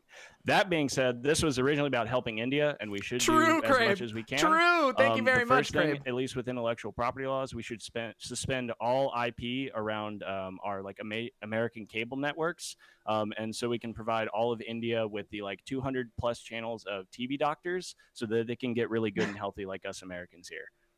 Yeah. Okay. Next is going to be Eris.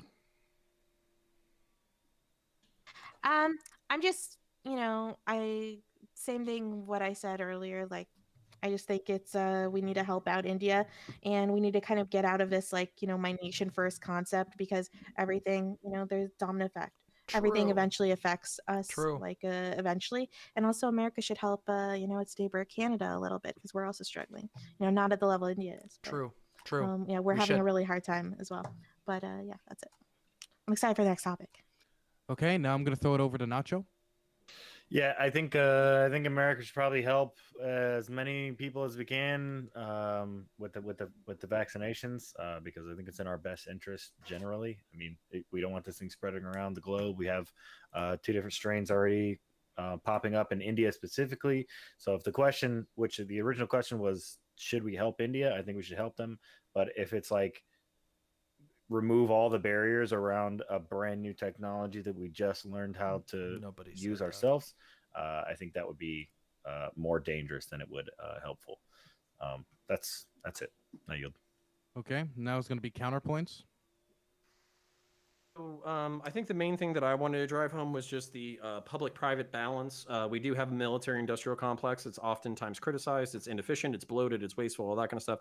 That being said, it develops incredible technology. I wouldn't mind a health industrial complex being created. I think it's fucked up that Dr. Heem has to work for $4 an hour in order to develop research that ends up benefiting the globe.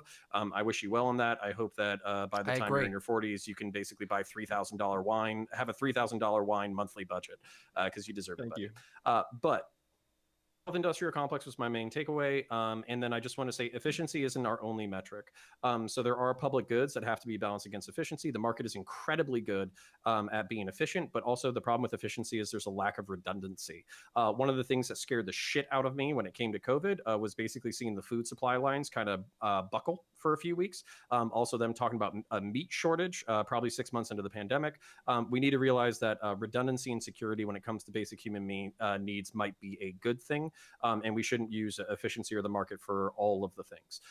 I understand Dr. Heem's concern that if we just roll out vaccines or the mRNA specifically, we could create some nasty superbugs that wipe out the planet, and then maybe we get zombies or some shit. I think we do need to balance that concern out and maybe not sell or open the mRNA vaccine to a meth lab in the Philippines. But that being said, I do think we need to basically consider the global impact of deadly diseases and how we attack it as a global community, because since we are in a global economy, any disease that fucks over vast markets like India or China ultimately fuck us as well. Also, when it comes to this topic particular, America first, fuck Canada, except for laymen and heiress. Yield.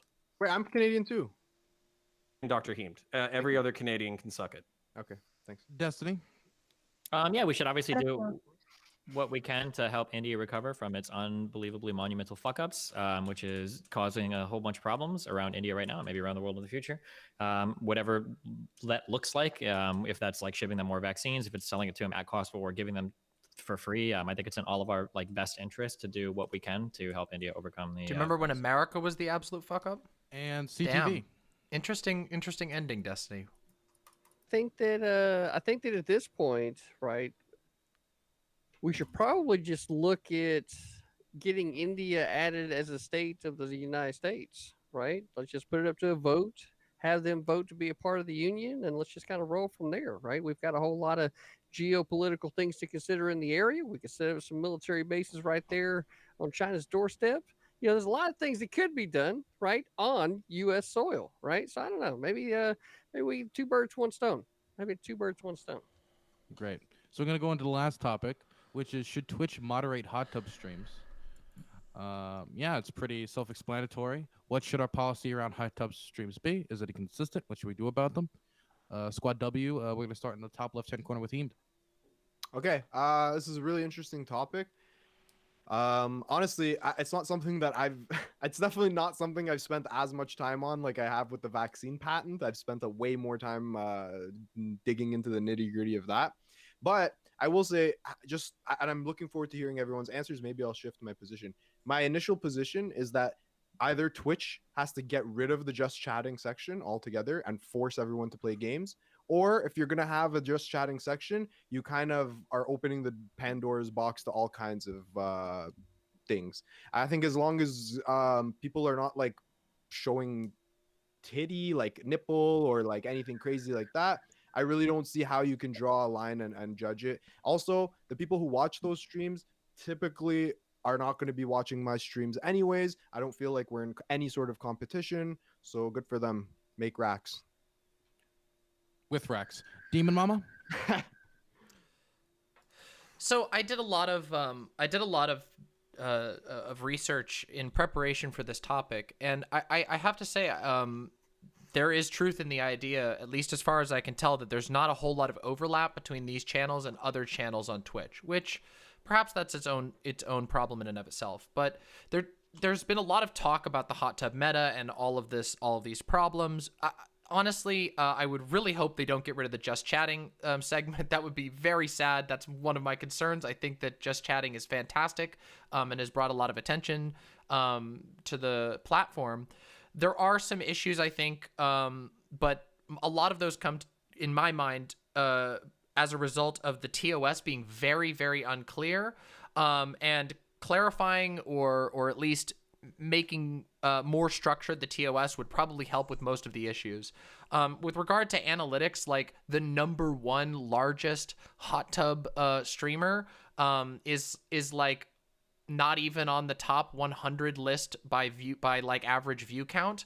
By some metrics, usually what are they called? Compounded metrics based on all follower count, gain new followers, etc.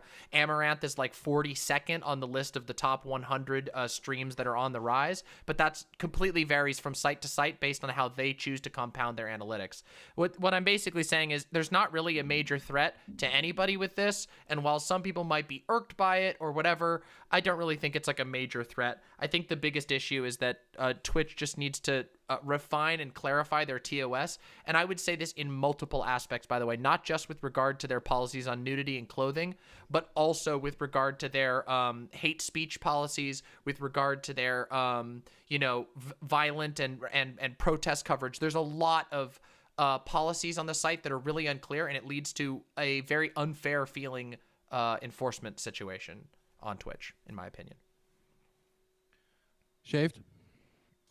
I don't want to say that nobody actually gives a fuck about them being hot tub streams, but I mean, there is some concern for it and care for it, but ultimately it's exactly as it's already laid out.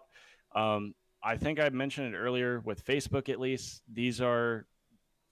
We are still in our technological infancy when it comes to the internet. We've made a lot of progress, but when it comes to governing what is essentially a stateless society of a couple million people online, we haven't quite developed the right amount of moderation systems when it comes to what we qualitatively judge. I think largely Twitch needs to move to a more public and codified moderation system where they can make public rulings and point to evidence. It's in been the there for a past while, and why they Silax. chose things or the otherwise, and maybe even have users input on it in some degree. I don't know. I think that might lead to more brigading and whatnot, but yeah, I think the only other concern that could come up is it being what is essentially softcore porn and accessible to other individuals on the site who aren't of age and might not be shouldn't be seeing that content or having easy access to that content. But I think we take a lot of steps to minimize that anyway, and we could do more. Yeah. Eris? Okay, just 1 second.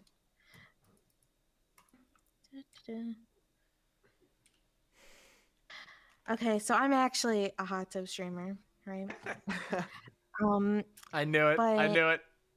I think just in general, the issue is not the hot tub, right? The issue is, the reason why people are using the hot tub, which is to get around Twitch's rules.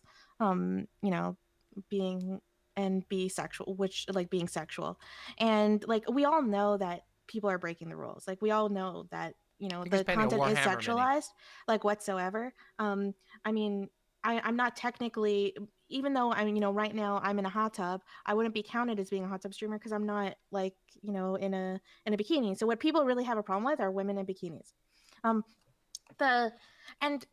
While I can understand the feminist arguments about that, I also understand the consequences of what amounts to basically, a sexualized woman's body being the most profitable way to be a woman on this platform, which is true, and it sucks. Hello. It sucks for those of us who are not comfortable doing that for whatever reason. And I'm sorry, my audience likes bouncing the ball in my hot tub. But and just needs to start realizing what kind of content they want to support on their stream, on their platform in general. Right now, it really feels like they don't mind profiting off of sexual stuff. They don't mind profiting off of death threats or toxicity or streamers being incredibly cruel to one another. There's so many problems in general on Twitch, and I just wish that they were more strict in general. It is kind of like a family, it's supposed to be family friendly. It's supposed to be available to kids. And there is an issue initially when I was first totally fine. I love the ball. The hot tub streamers and everything.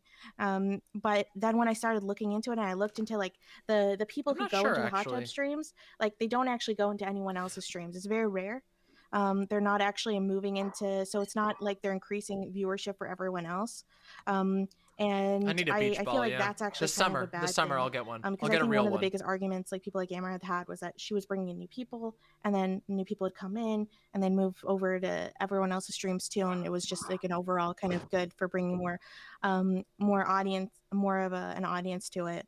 And it just in general, I know it's kind of being kind of framed as this women's rights thing.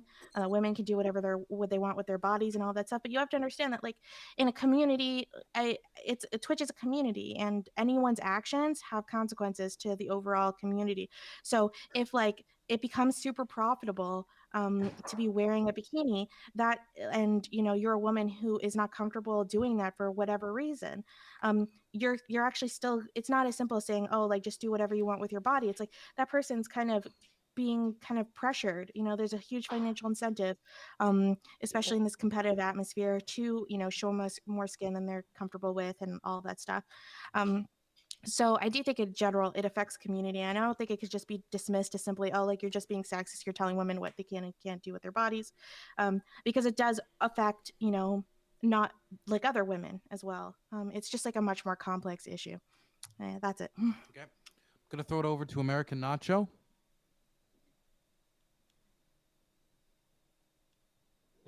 So I think for me it's more like I don't really care. I don't have anything against women doing what they want to do with their bodies, but fuck hot tub streamers only because they're messing with our platform. Okay, so it's like it's not like morally. It's more like if I gotta like run a spot at the local mall or whatever, or like the flea market, whatever it is.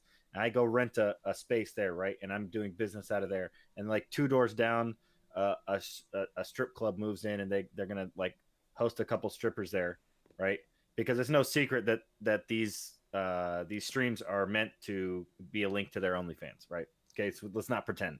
So they move in next door, and then I go and I'm trying to give up my business card to people, and I'm like, hey, yeah, we're located. My business is located down here in this mall, or I think this is a very bad market. take. And they're like, oh, you mean the one with the strippers in it?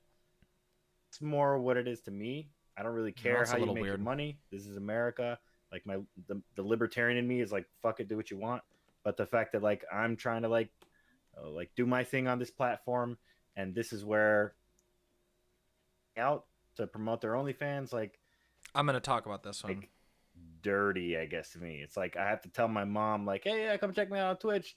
And then when she makes a new account on a brand new account, when I had to set up my wife for her brand new account for her to start streaming, these are the top promoted, like 3 hot tub streamers in a row, like at the top of the page. Okay. And whether you click 18 and up or not, before you're even logged in, if you log out of Twitch, like these are the things that come up in the top. So pretty much it for me. I yield. Okay. I think they recommend it based on your past viewings. I'm gonna throw it over to CTV. What if you're not logged in?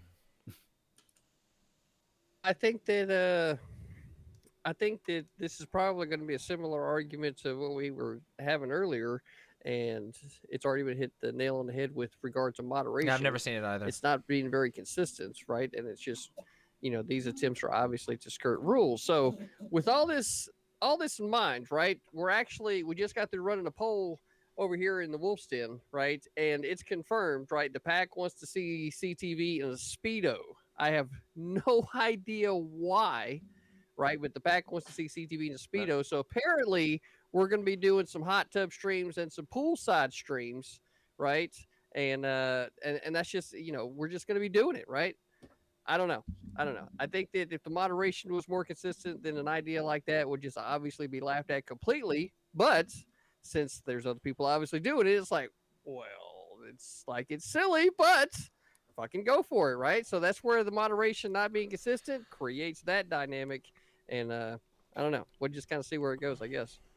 Okay, I'm gonna throw it over to Counterpoints.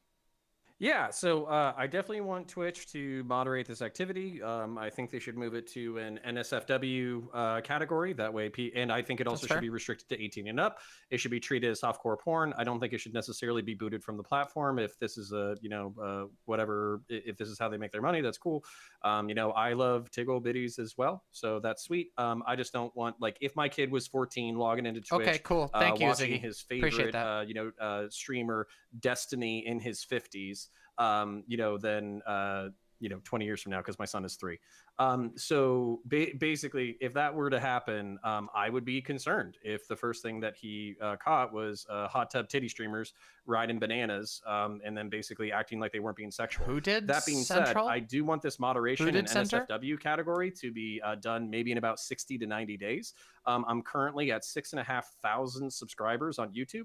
Once I break 10K, CTV and I and all of the right-wing people who will join me, we are going to buy either Speedos or short shorts. And we are going to do a group conservative hot tub stream where you get to see our sweet dad bods and our banana hammocks. So once we do my inaugural Twitch stream, go for it. That's very sexual. Hell yeah. Then we can create the NSFW category, and then they could be, moved to their own category, still on the program, but age.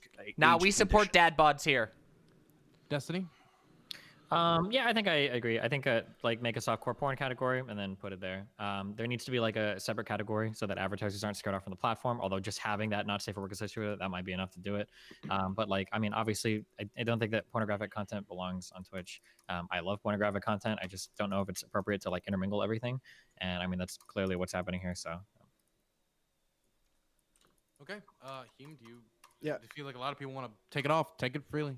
Okay, so there's a couple. It's the thing about sexualization is that it's kind of like a vague term, I guess.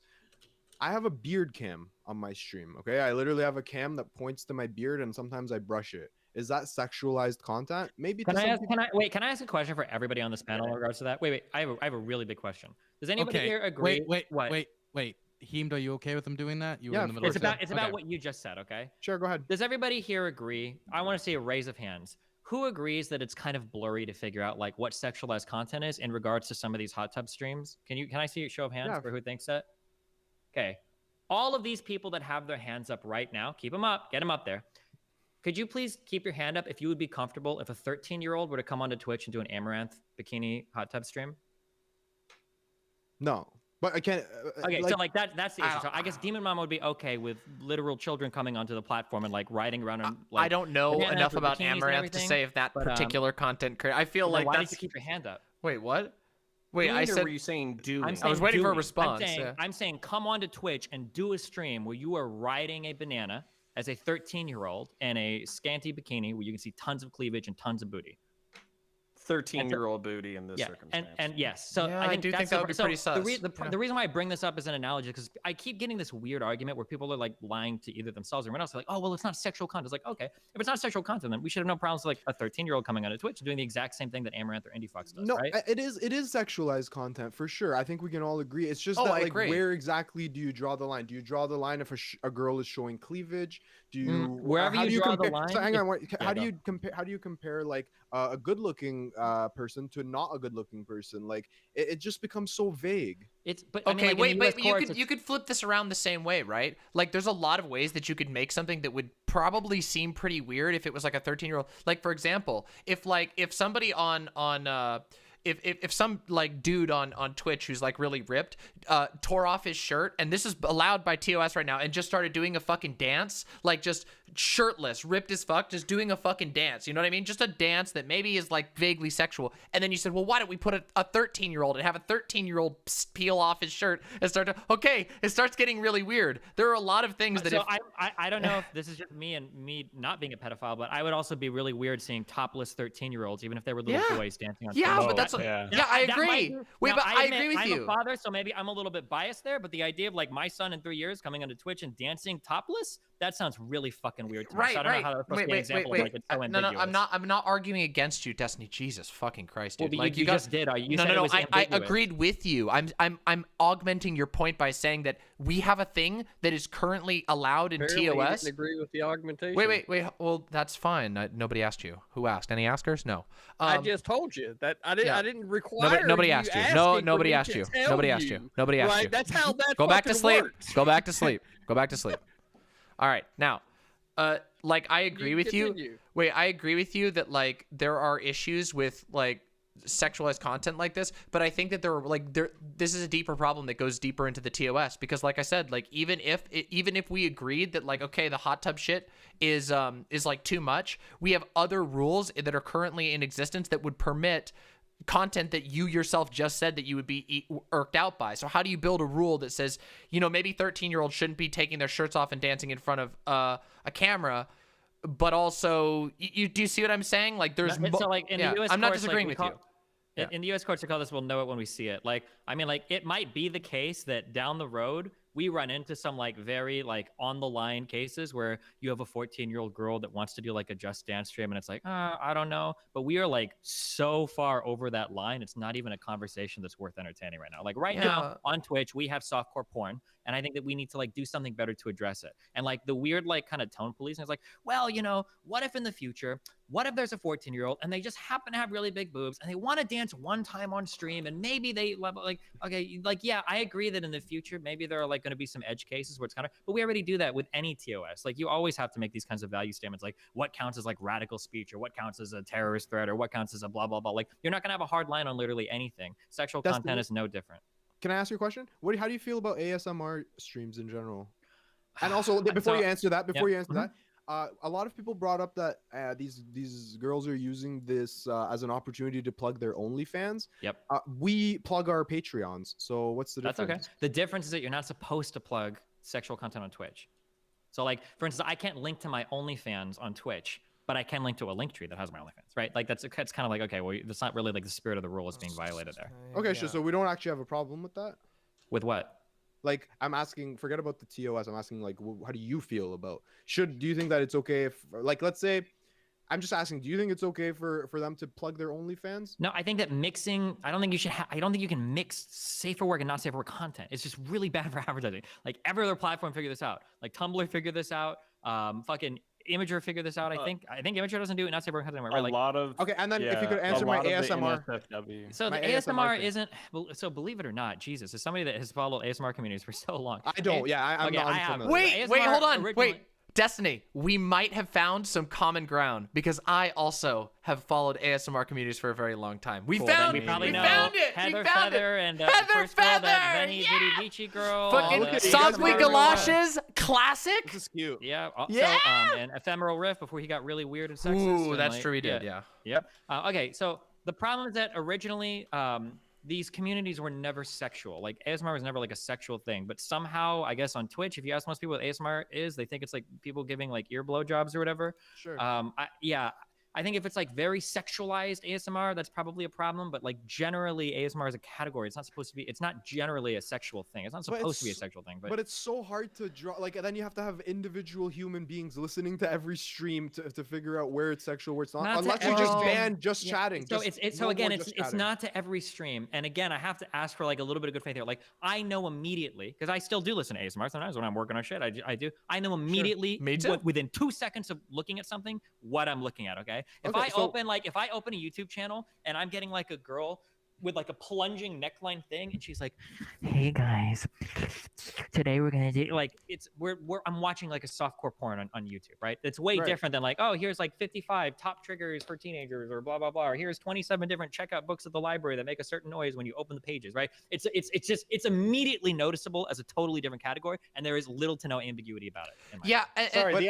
The idea that it's difficult to like decide whether or not like a bikini streamer is sexualized or not is pretty. Okay, wait, can I respond? Go ahead. What Destiny said. Yeah. So right now I agree with you that I mean, again, I don't watch ASMR content, so I shouldn't weigh in on it or whatever. Yeah. Maybe right now it's the case that ASMR, it's clear when it's sexual or not sexual. But once they start enforcing that, hey, no more sexual ASMR, then you're gonna start to get some weird like. You know what's they're gonna like drop it in a little bit, they're gonna pull it back a little bit, it'll become so much more ambiguous, and then again we're back in the same place where it's hard to moderate. But there is a difference. If we're ambiguous because some girl like licks like an ear thing like one time every hour or whatever, we're in a way different world than like here's like my 2 hours of oral simulation of blowjob sounds, right? It's a way different world, and I'm okay with like the iffiness of that world versus where we're at now, which is like software porn. And it's even with what you say, it's incredibly sad to me that a lot of people now seem to think that ASMR is literally just like fucking like blowjob sounds, and that's all it is. That's kind of sad. Yeah. No. It's upsetting to me too. That's what you think? That's what you make it sound like when you say it. When you're like, oh, okay. No, I understand. Yeah, it's not. I think I can kind of gagging sounds and shit. Split the difference. Like what ASMR, whenever it gets said, I think that it's more about sound than it is visual, right? Yeah. So I think it's the visuals of things that are happening that definitely require more moderation versus like the sound, because there's a lot of cases where there are things that are said that if you don't have some type of experience with the thing ahead of time, then you might not understand the innuendo, right? So I promise you that there are plenty of ways to make explicitly sexual content using only sounds that you do not have to that's not just visual. I promise you. There's entire industries of it. But I want to say, like, what do you think when you hear? Okay. All right. So there are which I don't are there ASMR hot tub streamers? Okay. So yes, Shaved raised his hand a while ago, and he never got to speak. Misspoke. I'm gonna throw it over to him. I mean, I want to read. Like, I know a little bit about advertising on websites, and you can even see with like websites that allow NSFW or unmoderated content. Basically, the only advertisers they can get are like other NSFW products. Like JList on 4chan is like the most popular advertiser, and they sell like Oni holes and stuff. Or like, and it's really about two extremes. So you either have to like focus on keeping all of your content like for a wide proportion of the population. Dylan, you joked about it when Counterpoints came in here and said the word penis, which means you're going to get demonetized. But like the other half of it is if you do allow NSFW content, you get some like really like the only ones that really pay money, which of course I don't buy into these. I know people who do, are like insanely malicious advertisements that try and like webhook into your computer whenever you click on them. So yeah, like it's actually okay to see hot tub streamers as a threat to people's profit incentives on Twitch. It could definitely hurt. I mean, we're already seeing some level of hurt in global followers and growth at large. Maybe not a lot, but I think some people will say that. But yeah, I think that that's an incredibly important point. Yeah, and I just want to jump in really quickly. So rules, I understand like the fringe cases that were brought up, but rules almost necessitate exceptions. So for instance, like what is it? I think somebody, maybe it was like Hegel or something like that, said like the forwarding of a thesis almost automatically guarantees its antithesis. That's the same thing with a rule. As soon as you create a rule, there's almost a guarantee of an exception. But just because there's fuzziness around rules or fuzziness around categories doesn't mean you don't eliminate rules or categories altogether. So for instance, if we have a negative thing that 13-year-olds now have access to softcore pornography on a regular basis, it seems like a lot of people get hooked into these parasocial relationships with very attractive women, but they're never going to get the kind of positive like emotional or physical attention that they probably actually want in real life, and it's distracting from their real IRL attempts to build relationships. Then I think this needs to go into NSFW, and it needs to go into an adult. That way adults are making the decisions about how they choose their time, choose to spend their time and their money. And that's pretty much it, but not for another 60 days, not until we have the banana hammock straight. But Connor, the issue you brought up is an issue with all parasocial relationships. But I'm trying to capitalize on parasocial relationships, so don't talk too loud. That's the thing. I do think that there are so there's a couple of different ways of analyzing this. I think that the parasocial one, I maybe call me black-pilled on this particular issue. I don't think that Twitch and YouTube are ever going to do anything ever to move parasociality away from their, like, to address parasociality on their platforms. They make way too much money off of it to ever address it. In fact, they push it really hard. They push content creators to be super parasocial as much as possible. They're never going to do anything about it. So, but I do think there's huge issues. I think one of the biggest risks of like a lot of these sort of like lots of different types, even just some non-super sexual just chatting ones, but especially when you're acting on all of these different avenues for like obvious parasociality, it becomes a risk. But the fact of the matter is this entire industry is flush with parasociality. Every single one of us is guilty of it. We're doing it literally right now, most likely. It's really hard to deal with. So loud. Jesus yeah. Christ. But then I know the audience is right there. But I promise you that the audience isn't going to do anything about it because they're hooked. And guess what? Twitch isn't going to do anything about it because they're hooked too. So unfortunately, that's sticking around. We got to find better solutions to that. But with regard to the sexual content, like, I do agree that it's like it's not super clean to line these things up, but like as it stands right now, nobody knows what you can nobody knows what you can and cannot do on Twitch. Like it's just this is a long-standing critique I've had of the TOS. The TOS is very unclear, and I do think that even without in creating like a not safe for work segment or section of the website, I do think that the TOS could be modified to be more clear about what type of actions and contexts are okay or not okay. Obviously, there will always be people trying to find ways around the rules, but it would be a serious shame if we lost just chatting and ASMR as two genuinely enjoyable and not areas of content just because of a handful of potentially problematic streamers. And at the end of the day, like, there's big risks to this. I agree. There's large risk, but it seems like a lot of the biggest risks seem to be in scaring off advertisers, which seems to be like something that's going to happen one way or another at this point if there's not some action taken. So I think the key action would be to refine the TOS and then see if that's able to clear things up a little bit so that maybe some of the people who are currently doing it will back down a little bit or refine so that they're within TOS and we want a big of a problem. And if necessary, create a not safe for work segment. It's just that I'm a boomer, so I'm not on Twitch. What category are we in technically right now? Just chatting. Just chatting. Can I ask a question? Sluts we are. Can I ask a question? So no. Like one of the problems was with like the kids watching this content, right? Mm-hmm. How do you feel about kids? Like there's obviously some political streams that are extremely radical. How do we feel about kids stumbling onto those streams that could potentially be even worse than, watching a video?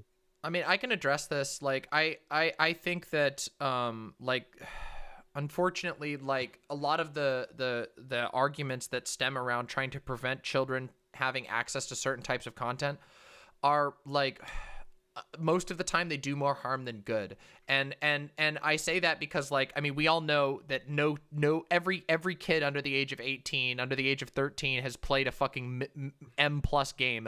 Elsewise, how would we have the stereotypes about Xbox Live being horrible and full of children playing things they shouldn't play?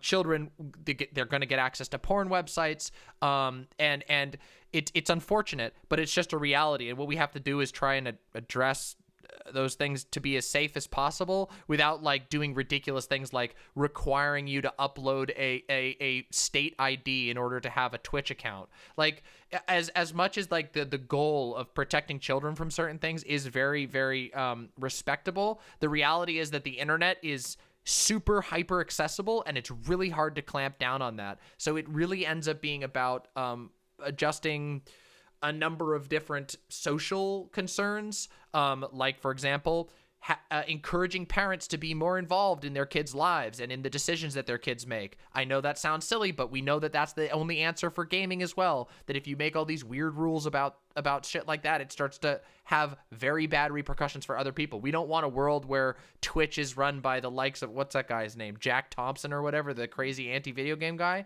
And I'm like, I mean, that guy really went hard on that sort of stuff. He was pushing all kinds of laws, like making it possible to charge parents who buy mature games for their kids. Like we get to a point where it becomes ridiculous. I do agree that children need to be protected. Okay. I think that there's a problem in general.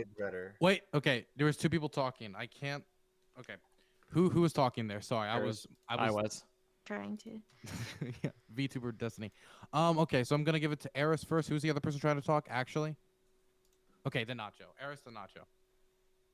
I find the whole like kid friendly thing like strange because I agree. I do think Twitch needs to be like a kid friendly platform. That's obviously an important part of gaming and all that stuff.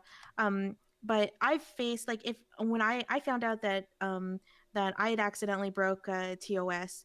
In one instance where I was teaching about the history of anti-Semitism. And I found out that you're not actually even allowed to show, even in an educative kind of like environment, you're not allowed to show any kind of like hateful imagery or something, even if like I'm showing primary sources or something. And that was like really, really frustrating because it's like very necessary when you're teaching. So even if I'm giving like content warnings and all that stuff, I still couldn't do that. You that I think that sometimes it can go too far, but it's just that makes it all the more frustrating when I see like when I can't teach something that I think like would be totally acceptable to be teaching like even like a 7th grader or something, like showing them, you know, the history of anti-Semitism or something like that. And but then they can just go, and I can't do that, but then they could just go to someone else's stream and just see like, oh, you know, a woman basically like half naked simulating a sexual act on a banana, and like, okay, and it's just like, it just makes no sense to me. It feels like, I don't know, it feels like you get really punished like on this platform for not sexualizing yourself. But the thing, especially as a smaller creator. So the thing is though that Wait, like Nacho was next. Then could we go to you? Is that okay? Can I just respond quickly? I think the reason is, Eris, that you're. You didn't even wait. You didn't even wait for an answer. You didn't even wait for an answer. I'm so sorry. I just gotta talk anyway. So the reason, Eris, is now because I'm not you're gonna. good... Oh, okay. Now I'm not going to because he didn't even wait for an answer. All right, What if sorry, said go yes? ahead. Nacho, Sure. then Heemed. Yeah, His shoes I came mean, off. I'm like really minimizing your retort there, Demon Mama, but it just really seemed like you were trying to avoid saying like put porn everywhere because they can find it, but raise your kids better. Like, well, no, realistic, but I mean, it's just like, I mean, I don't think that it's like, I don't know. I don't think it's that like. I think that's a very reductive way of interpreting my argument. I just am saying that like there has to be a balance, right? Like we all acknowledge that like, hey, having a check, a thing that appears, that pops up that says, hey, this is for 18-year-olds and older, is great. But they're gonna hit okay all the time. So then what's the next step? Then the next step is what, you have them upload a photo ID, and then you have porn sites that are keeping records of people's photo IDs. Some sketch, like it's a logistical problem. It's not like a moral issue. I mean, the fact of the matter is there already is porn plastered everywhere. Like, especially if you, I mean, like in other countries, that's even more so than here. Like, I'm not saying that that's the ideal state. It's just like that's how it is, and certain aspects of that are very difficult to correct or adjust, because if you do so, you end up putting other people at risk. You end up blocking people who have a legitimate reason to access these things. It's an actual issue. And yeah, with regard to there was one thing that Eris said that I kind of wanted to push back on a little bit, which is the idea of like I don't think that we can really attribute like the idea of needing to like women needing to sexualize themselves, or femme presenting people needing to sexualize themselves on just this particular thing. I don't think it's really fair to push this onto the hot tub streamers. That is an issue that goes far beyond that, and I do agree it's the case, but that's true for anyone in any field. If you are sexier with your content, people are going to most likely like it more. But I don't know that like the presence of people who are like hot tub streaming is going to hurt political streamers. Although I will agree that like political streamers who sex it up a bit are probably going to do better than political streamers who don't, in general, with a few exceptions. But that doesn't have anything to do with the presence of those streamers, because I just don't think there's a lot. Poolside stream right there in the Speedo. Yeah. So actually, one thing I will say is somebody that's been on the platform for a long time. It's for what? Can I give it to Heemed first, then you, Destiny? Is that possible? You don't have to ask me. It's your show. Do it, buddy. That's right, Destiny. Heemed, you should take a note from Destiny. Okay, continue. Listen, Destiny's been doing this for 10 years. I haven't even hit 1 year. Give me 9 more years, bro. I'll learn. Don't worry. Okay, so I just want to respond to Eris. So Eris, I understand your frustration. I think we all understand your frustration when it comes to the like you can't even educate on these things. The problem is that there just isn't enough people on Twitch to watch every stream. I think there's like probably fucking hundreds of thousands of streams that happen every day. They don't have enough staff to go around and watch and check everybody's streams. There's a guy right now who is the biggest anti-COVID, anti-mask, anti-vaxxer in Canada. His name is Chris Sky. He has a Twitch channel right now where he actively promotes anti-COVID, anti-vax propaganda. The other day I was watching his channel. He even dropped anti-Semitic Holocaust denial. Okay, he dropped straight up Holocaust denial. I reported it. A bunch of people in my chat reported it. But he's still out here because like it's just very hard to. There's too many people on the platform, and like you even see it with partnered streamers that get banned. They don't even hear back from their partner. What is it called, Destiny? The partner thing? Account manager. Yeah, the account manager doesn't even respond to them as to why they've been banned until their ban is up. Like, they clearly have a shortage of staff, and that's, I think, part of the reason why they're so wishy-washy. Heemed, I would agree with you that it is like a shortage of staff, but it's also an over-reliance on automated report functions. What this does, like, it's actually terrible. The way that it works right now basically encourages the worst actors to succeed. So I'll give you an example from YouTube that doesn't have to do directly with Twitch. I had a video that was debunking a just blatant COVID conspiracy theory, racist, like anti-Chinese video. That video is taken down, deleted from YouTube, and I got a strike for it. While the original video, my video had 100 views, the video that I was responding to and debunking had 90,000 views, still up now, even though, and the reason for that is that, like, those of us who are like engaging in the arena of ideas, we usually don't go on these big report brigades, but they will report the shit out of anything, which means the automated system gets turned against people who might be doing actually good stuff. And it doesn't work favorably to people who are churning out this other stuff. That's part of the reason why I would guess people are actually upset about. What's that? Yeah, I mean, but there's a good. That's what I think people, like all the people who are raging against hot tub streamers. Then count. Yeah, all the people that are raging against hot tub streamers, I really feel like that's really what in general people are upset about, is like the double standard that they've seen. And I think like if Twitch needs to do something, it's to address that double standard first. I don't even know if it's so much a double. Sorry, go ahead, Eris. I just wanted to add one more thing. Go ahead. No, go ahead, Eris, please. Finish my point. I could care less about. Sorry, Demon, go ahead. Yeah, no. All I was gonna say is like I don't know that it's even a double standard so much as there's not even a good standard to go off of, right? Like, we've gotten really mixed messages. I know for a fact that like Lucid Fox was in communication at one point with a Twitch partner support person who said that, oh, okay, certain educational context and protest footage and stuff like that is still fine, even if some hateful messages appear. But then in the TOS, it says you can't use it in educational contexts. And I know personally people, someone like Chud Logic, for example, who had their stream taken down, presumably for a few seconds of a image that he was using to talk about the dangers of extremism, which had a Nazi flag in it, got his channel taken down for a week. And it's like, so it's not even so much of a double standard as much as it's just no standard or no consistency whatsoever. And it is a big problem. I think that refining the TOS and committing like a team of people that they're actually willing to invest in would do so much to benefit everyone involved. But here's the thing, I don't know if it's going to benefit Twitch and Amazon, right? Like, they probably make money not running with a skeleton crew, and I don't know how you overcome that. Destiny. Well, fuck, now we're moved past it, but there was a comment earlier about how like the audiences that hot tub people bring or whatever, that there aren't expectations fostered on a platform. You know, if I was to boot up a Chatterbait stream and I were to just start talking about politics, everybody on that platform, I imagine, probably get pretty upset because they're not there to see politics. I think that depending on the types of people you have on the platform, you're going to foster certain expectations for certain types of content. This is something that we all understand to be true. For a lot of the older people here, I don't know if there are any older people here, but there used to be a streamer on this platform called Ice Poseidon.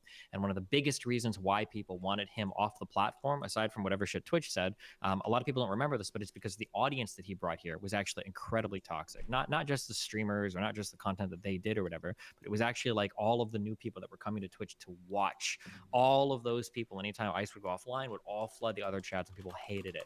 And then you have other like larger female streamers now that are starting to complain that like there's like this expectation as a female streamer that doesn't exist for male streamers, where it's like, where's your OnlyFans? Like, or do you have a Patreon where do you do cosplay? Like, there is kind of this expectation being created that to be a large, successful woman on Twitch, you need to be doing not safe for work content.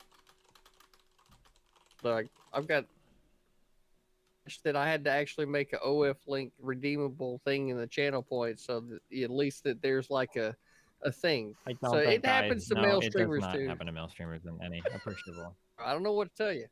All right. So Every day people ask me for a body pillow. I mean, I People don't ask you for a body pillow CTV, huh? I mean, I think I will have made it really once they good ask me for a body body pillow. pillow. Yeah. That's could be the bar for success. By the way, I don't entirely disagree with you, Destiny, about the expectation. Like I don't know, I think it's a little hard to suss out how far that goes, right? Like, I mean, for example, I mean, I think a lot of people come to Twitch expecting gameplay, and yet nonetheless, there's a lot of just chatting and politics communities that have been fostered on here that aren't in line with the expectations of what a lot of people came to Twitch for, but I would say are valuable for the platform and good and can coexist with gaming content without necessarily taking away from Twitch's gaming vibe. I don't know. I do think that's a little bit of a harder spot. Like I will agree with you that yes, most people won't go to Chatterbait to find a politics stream, but that's a little bit more of a single purpose website, whereas Twitch has clearly shown an interest in expanding beyond just gaming. I just think they need to decide and make up their mind exactly what they want to do and let us all know so that we can make decisions accordingly, because as it stands right now, their intentions are very unclear, and it seems like a lot of their creators are getting whiplash both from TOS issues and also from content expectations.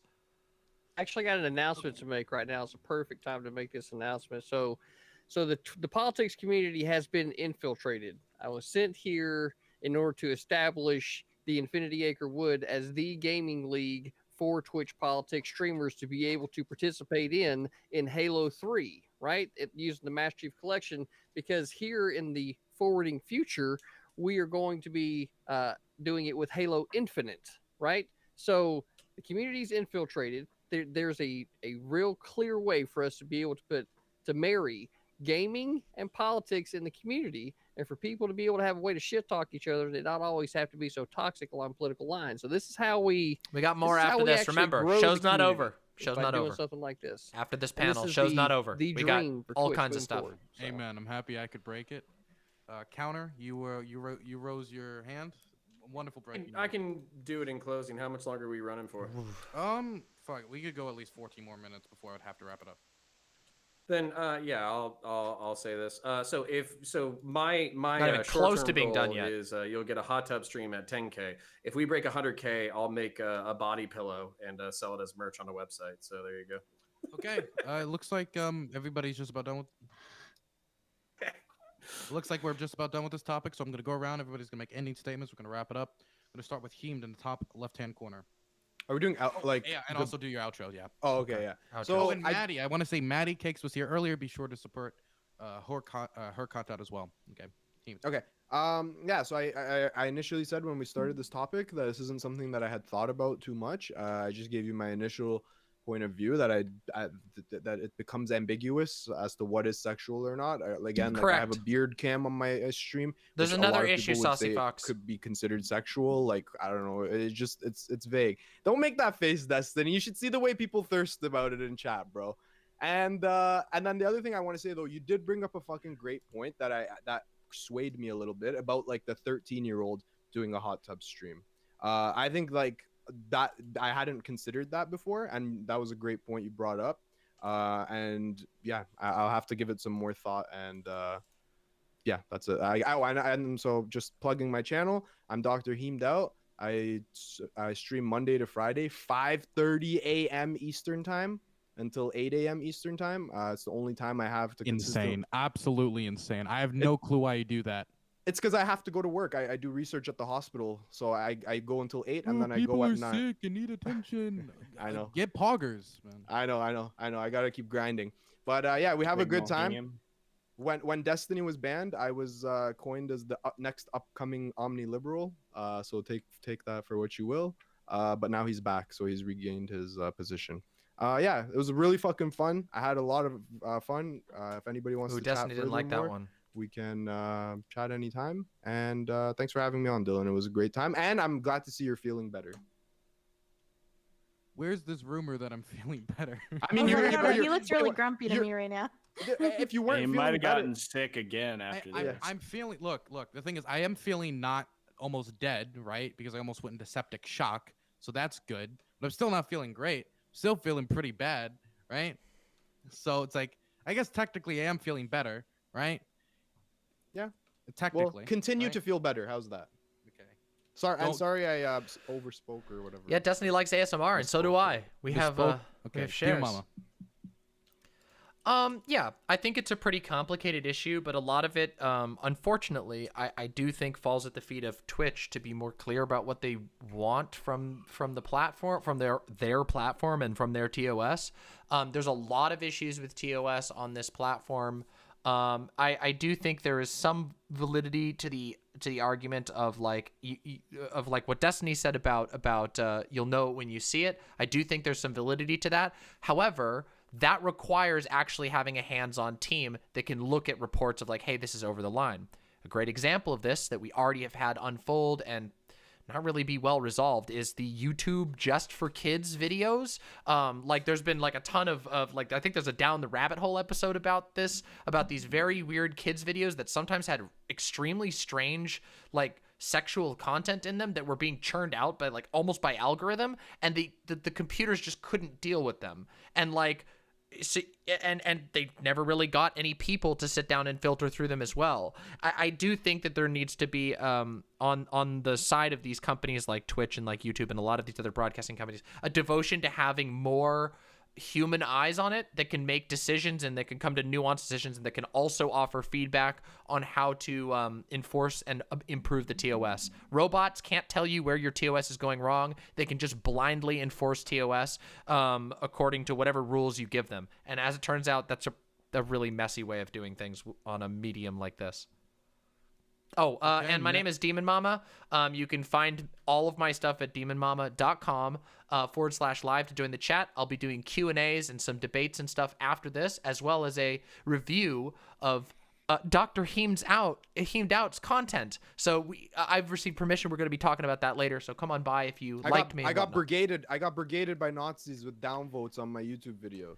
Don't you worry. We'll make sure some constructive comments come your way. All right. Thank you. Okay, wonderful. Gonna throw it over to Shaved.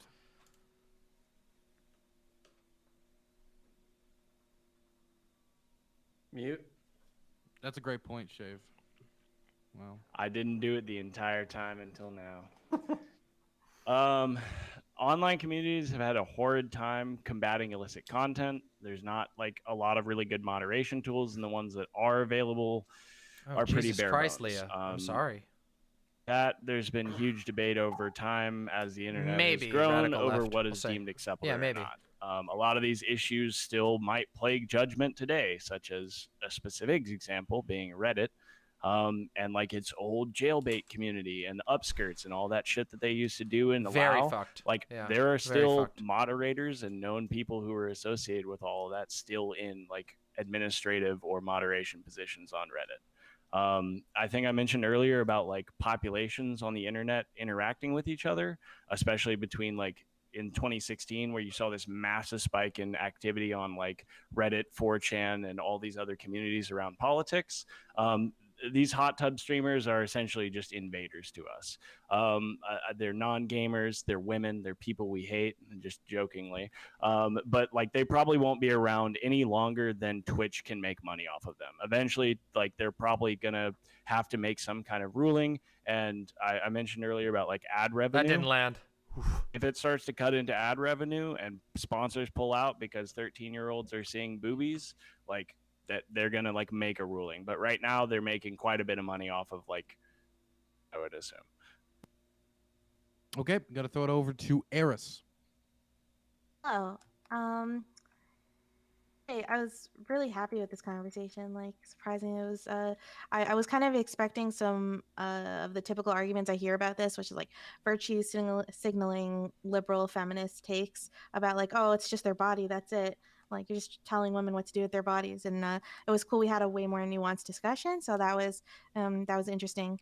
But hello, I am aristocracy. You know, the good kind of aristocracy, the one spelled with an E. We stand. My chat is my community is the only place where both KF lefties Logan. and righties and centrists join together to oppress the lower classes together. You know, and I also run Calliopean Club, which is great intellectual Discord server. But you should watch my streams. I do mostly history streams and I do interviews. And my videos, particularly my history videos, where I talk about degenerate things like the history of cuckoldry and stuff.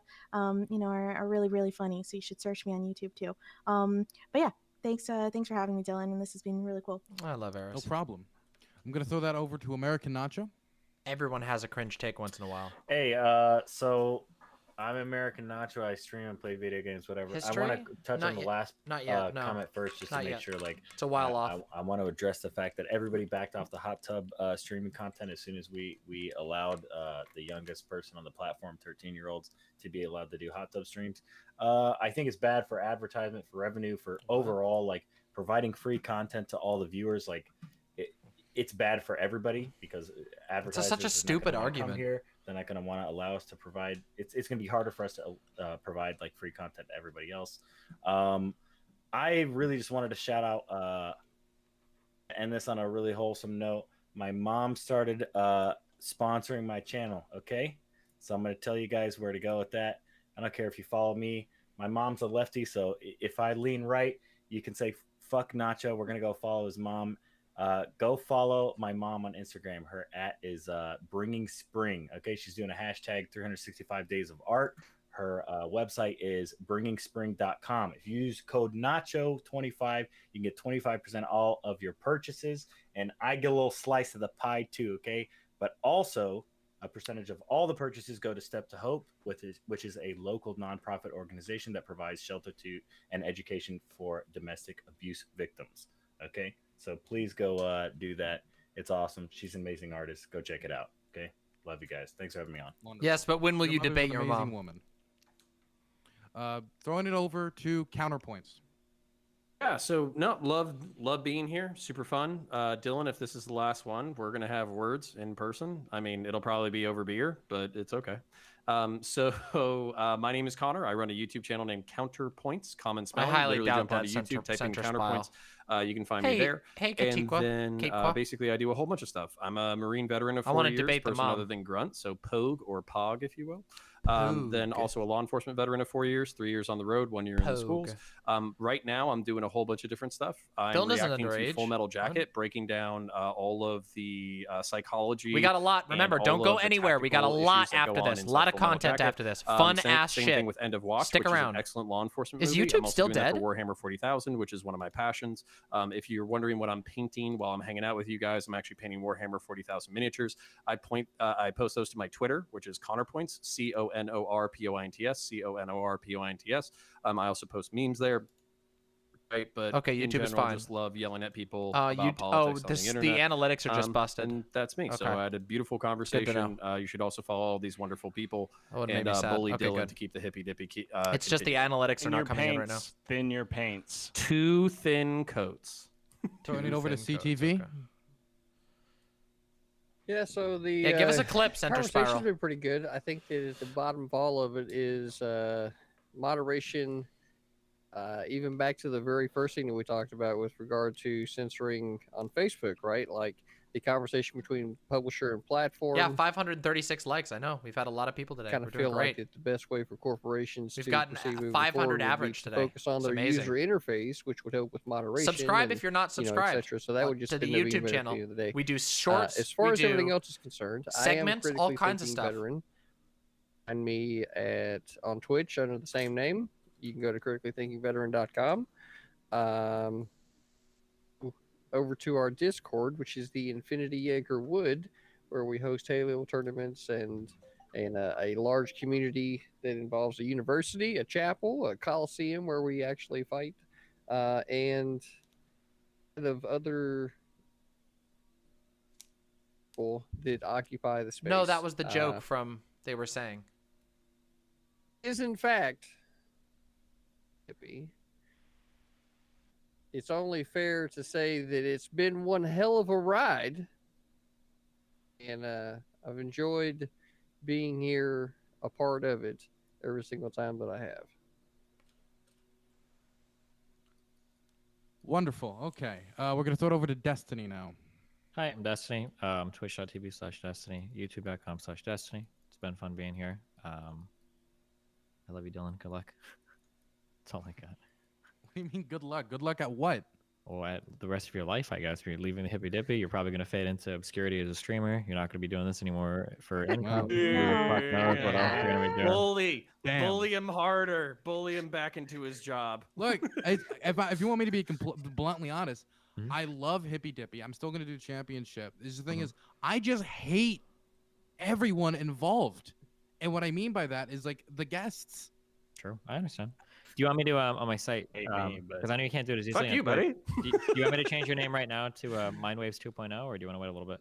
Don't do that. Look, there we go. Just, I work on these long-term projects, and the worst thing I can ever get from somebody, and this has happened more often from like bigger content, is a maybe, because then I'm in the position of a no and a yes. I know what to do. If I get a no, okay, I got to reroute, do this new thing. If I get a yes, okay, let's work, continue on the project. Maybe you're in this limbo where you're trying to kind of like make a show happen, but they just won't respond to you. And I've had to deal with that a lot recently with a certain thing I've been trying to get done. And that's on top of last second cancellations, people like last second saying, oh, I got to leave early. And this is actually like, if the scheduling is actually a problem for you, you just got to do the tried and true, my dude. Message Summit, just lie about your other guests. You message me and say some shit like, hey, do you want to do Hippy Dippy on Friday? Like, Lauren Southern's going to be there. I'll say yes. You can probably also get some other really big figures to say yes. And then by the time everybody shows up, even if you're like, oh, Lauren Southern canceled, you're going to have other big figures that agree. And then that feels like it'll end up like Firefest one day. Like everybody will cancel last second once I can't like deliver on anything. And then I'm the one stuck with the ticket, right? It's okay. I'll be here for your you. show. You can lie to everyone. And then you have to get people like me. Listen, having me on, I'll be like, it's not Joe. That's excellent. Yeah, Don't forget. Look, just in my outro. Everyone protest, okay? Chat, rise up, dude. Yeah, I this is a forgot to communist spill chat. for myself. Everyone rise up and demand that we continue the Hippy Dippy podcast, okay? I'll show up every fucking Friday, Dylan. All right. I understand that. It's just that it's just very stressful because I had to deal with all this happening at the same time that I almost go into like septic shock, right? And I have to go to the hospital at the same time with finals, and I'm dealing with all of that. And as that's happening, people are like, damn, I'm so sorry that you're going through like a septic shock and you're with all this going on in your life. Anyway, I gotta cancel. You have a nice day. Like that's the fucking type of shit of messages I'm getting, right? Like that type of just cold-blooded, I don't care is like the type of stuff that's like, okay, this then, is where like, why do I even bother? We got a lot to talk about after this. Let me tell you the one thing that I know for a fact you didn't think this week. Doubt in your mind after I told you that I was going to be there, whether or not I was going to be there. Mm-hmm. True. Yeah, and hey, inviting me guaranteed that Destiny would show up. Can you just be Mike from PA? I'm sorry. Okay, I'm not. Okay. And he can't even made stay on you without quitting, right? Like right in the middle of it. fucking leash. He made you a fucking leash, friend. He did make me a leash. Yeah. Or a dog. Anyway. Hey, Destiny.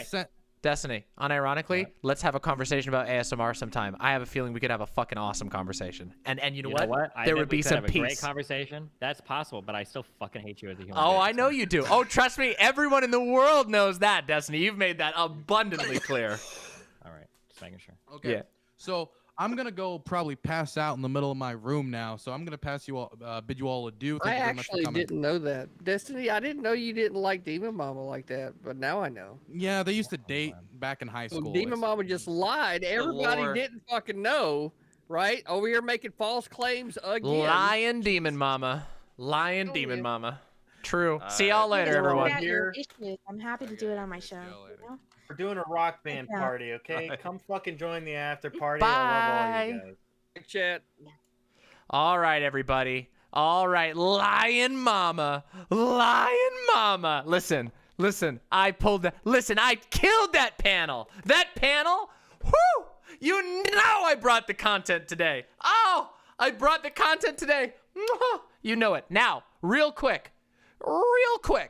I need to use the restroom, and I'm going to grab some pizza, and then we have a fucking lot of shit to talk about, because we're not even close to done yet. You know that Demon Mama is the endurance streamer. You know it. Fueled by Hellfire. We've got more drama. We've got a really funny debate to react to, and we might even have a live debate that will happen, okay?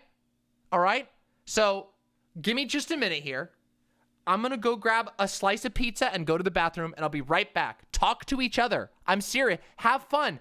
Chat. Be social. If you haven't taken the time to subscribe to my channel, to follow me on Twitter, to you know, all that shit. To like. Anyway, I'll be right back. You get it.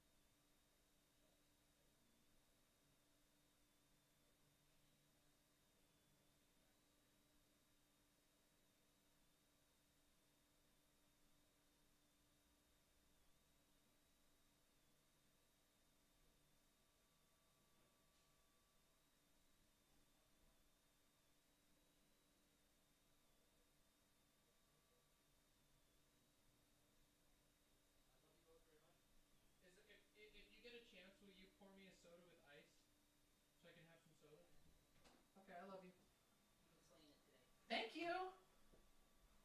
Yay! Guess what time it is, everybody? It's time for me to eat, and I was wrong. It's not a pizza day. It's a sushi day. Ha ha! Ha ha ha! The last pizza got eaten, so I got sushi instead. Ha ha!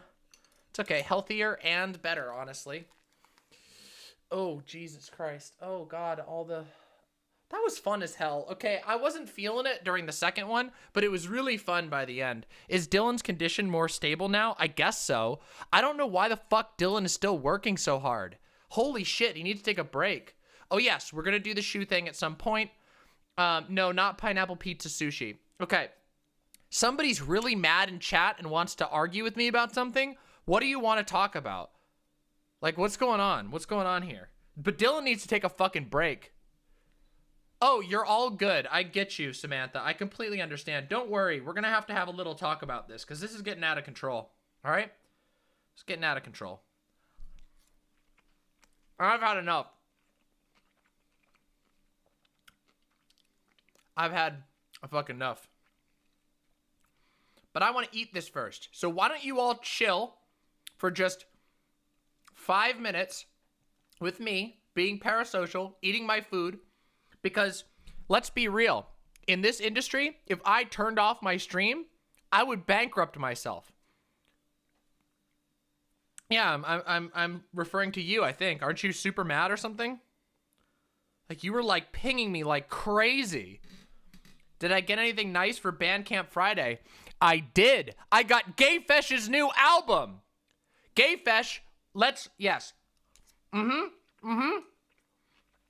got some tunes. We got some fucking tunes. So I'm going to play you some tunes real quick, because guess what? We got a new tune for the Demon Mama fan game. That's right. That's fucking right. Oh, also Kaboko dropped one. Hell yeah. Real quick. Hold on a second. Yo, Herulian Hellhound.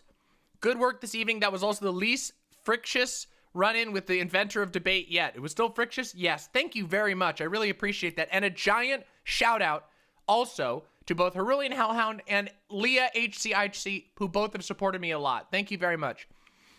There is a fan game. The fan game is nearly completed, and it is going to be awesome. It is a Friday Night Funkin' fan mod, and it is like a total overhaul. It is so cool, and we're going to play it together. I'm going to TLDR everyone as soon as I eat my food, but give me a break here for a second, okay? Give me a second. Y'all are rushing. I know, I'm hyping you up, but give me a second. I got to play this GayFesh music, okay? Here we go. It's from the album GayFesh Will Kill You. Okay? Listen up. We're going to listen to each of these tracks. Here we go. Listen to them. I hope they're going to play. What?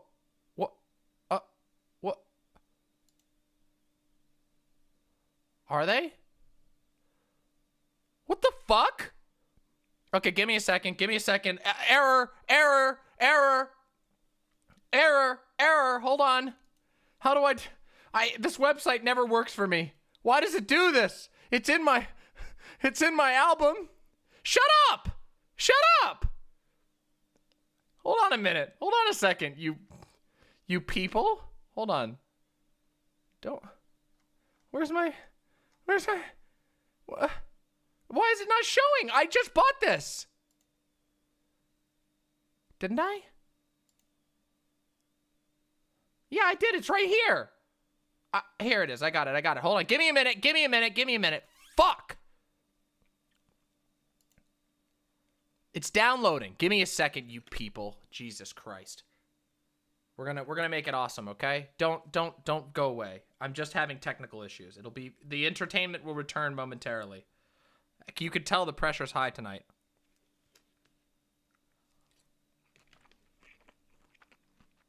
Okay. Well, I'm done with the food. Yeah, you people. Chatters, imps, you people. That's right. Don't like it? Cry harder. Shut up. Wait. Cry harder. What do you mean, you people? I mean you people. You know exactly what I mean. How the fuck do I extract here? Fuck you all. Shut up. All right. God damn it. Here we go. Let's listen.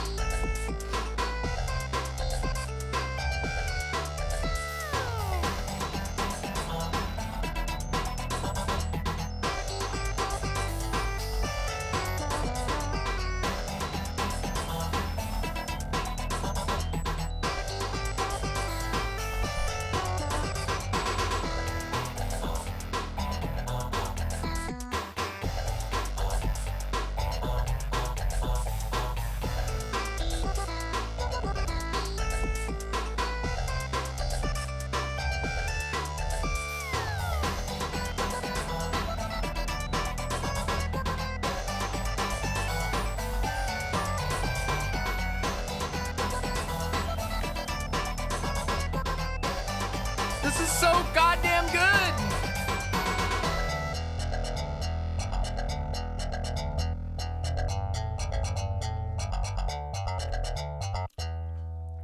So good. All right, next track. Next.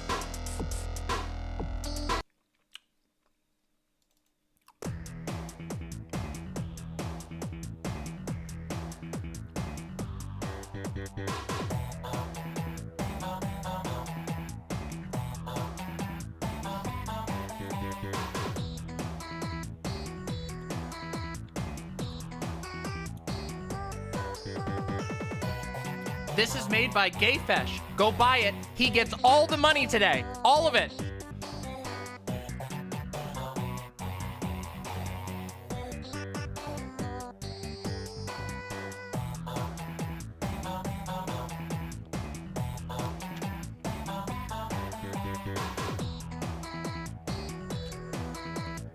This is the music for the fan game.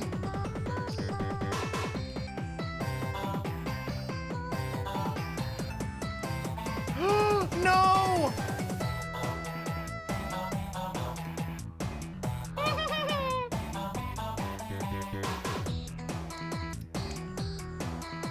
I dropped it. Oh. I dropped one of my sushis. It's okay. Next one. Oh, look, this is Infernal Providential.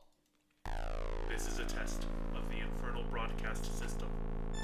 Do not panic. This is ours. You know this one, everybody. There is no peril to your body. This is ours. Because we already own your soul.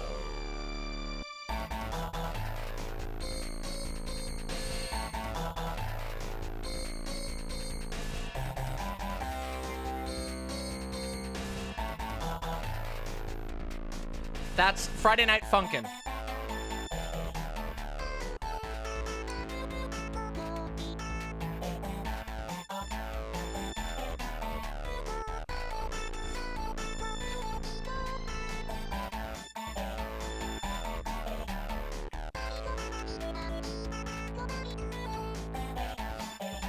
It is Friday night right now. Thank you. I still got time to go. We got content. We're just enjoying some dinner and music.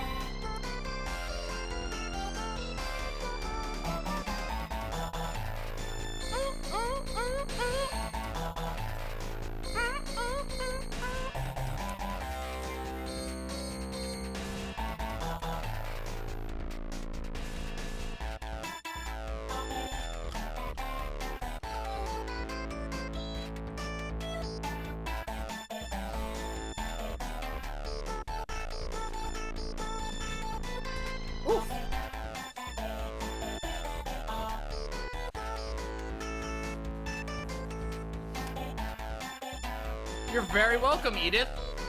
Happy to help.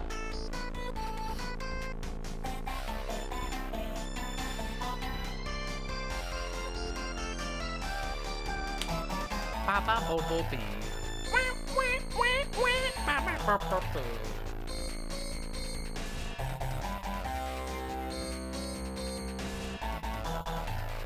Beep, beep, beep.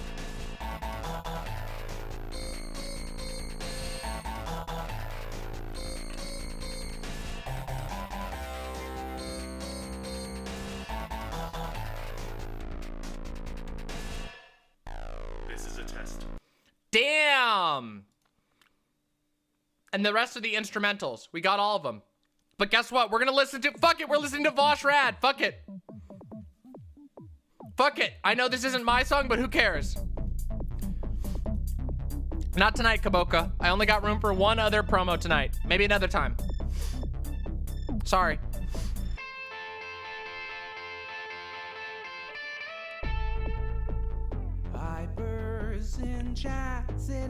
No problem, Kate.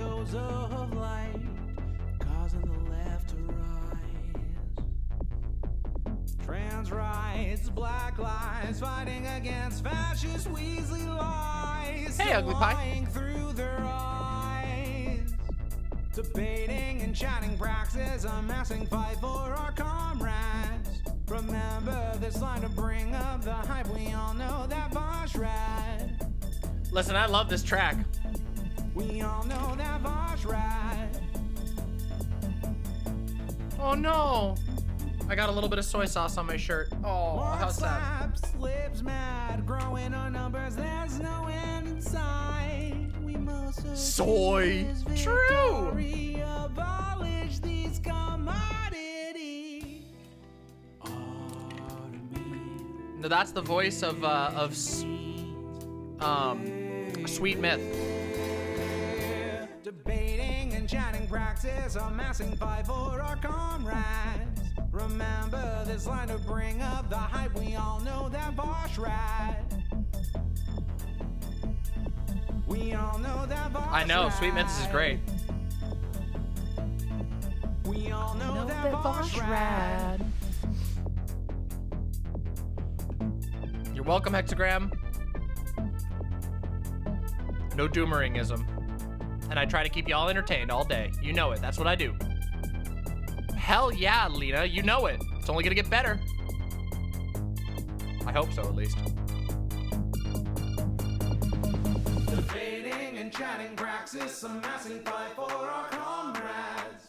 Remember this line to bring up the hype. We all know that Vaush ride. Oh, okay. Dr. Heemed? Yeah, come on. Get in the server. Somebody help Dr. Heemed get in. I would love that. And then I'll debate, because Heem's only got 5 minutes.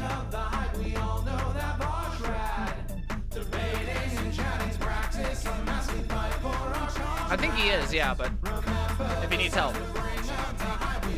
I don't know if he's got a role.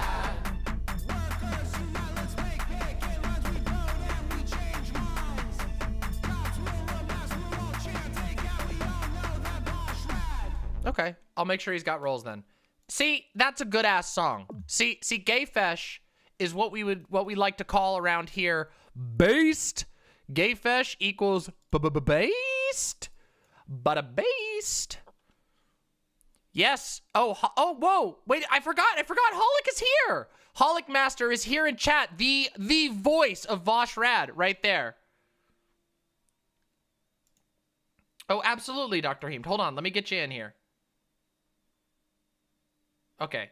All right. I'm going to pull in Radical Left after Heemed because Heemed's only got 5 minutes.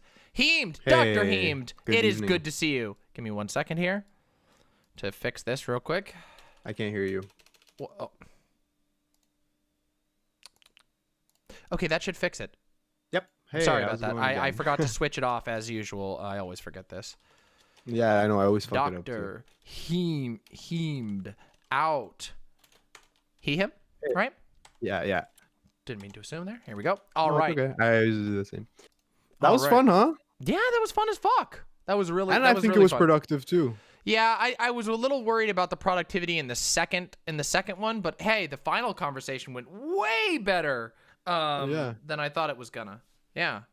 It was fun. I like talking with people I disagree with. I think like most importantly is just being cordial and fair to people, and like I think sometimes that's lost. And like even on this vaccine issue, I know that we don't agree, but I know that you're coming from a good place, and I try to come from a good place always. I know you're coming from a good place too, although I can't help but feel you were getting a little out ahead of yourself there.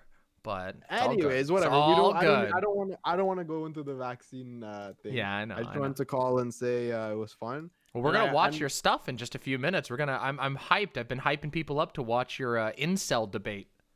Yeah, it is hype. But I will preface it by saying I maybe should have done a little bit more research on the guy. I just went through his incel thread. Okay. I didn't actually dig deep into finding out like what his politics were. I thought his like main thing was just being an incel. Yeah. And later on, I found out that like a lot of his community basically he's like a Nazi. Like even during the conversation, at one point he's like, he was saying how he hates immigration, and I'm like, okay, well, immigration is like widely supported by all the world's economists, and he's like, yeah, but they're all Jews. I'm like, whoa, oh Jesus, yeah. Wait, what's this guy's name?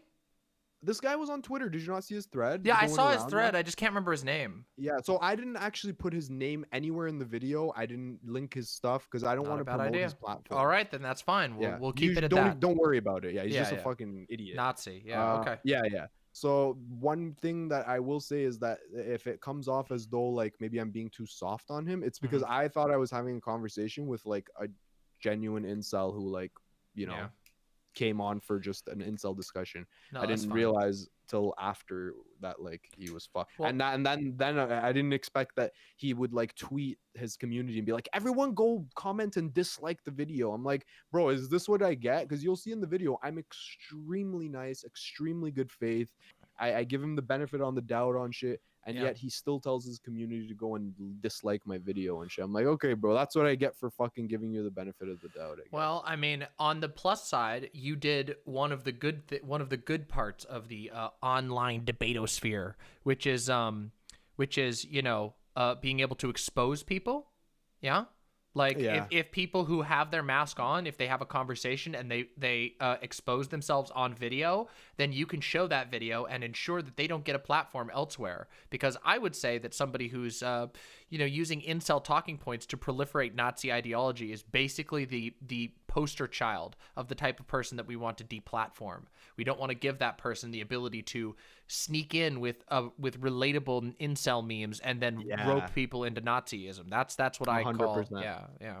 I mean, like you'll see at one point. I'm spoilers, okay? Spoilers for chat. At one point, the dude straight up says that it's better off that we end human civilization, like all men stop having sex with all women, rather than liberate women's sexualization. Jesus and I'm Christ! Like that is an insane fucking level. And then what's crazy is in the comments you'll see people are like, this guy blew it out of the water. This incel. Oh, they always do that though. Like because you have to remember that like if you're to the point where you're like a fan of a Nazi, like you're like engaging, like you're gone. You're so far sad. Gone.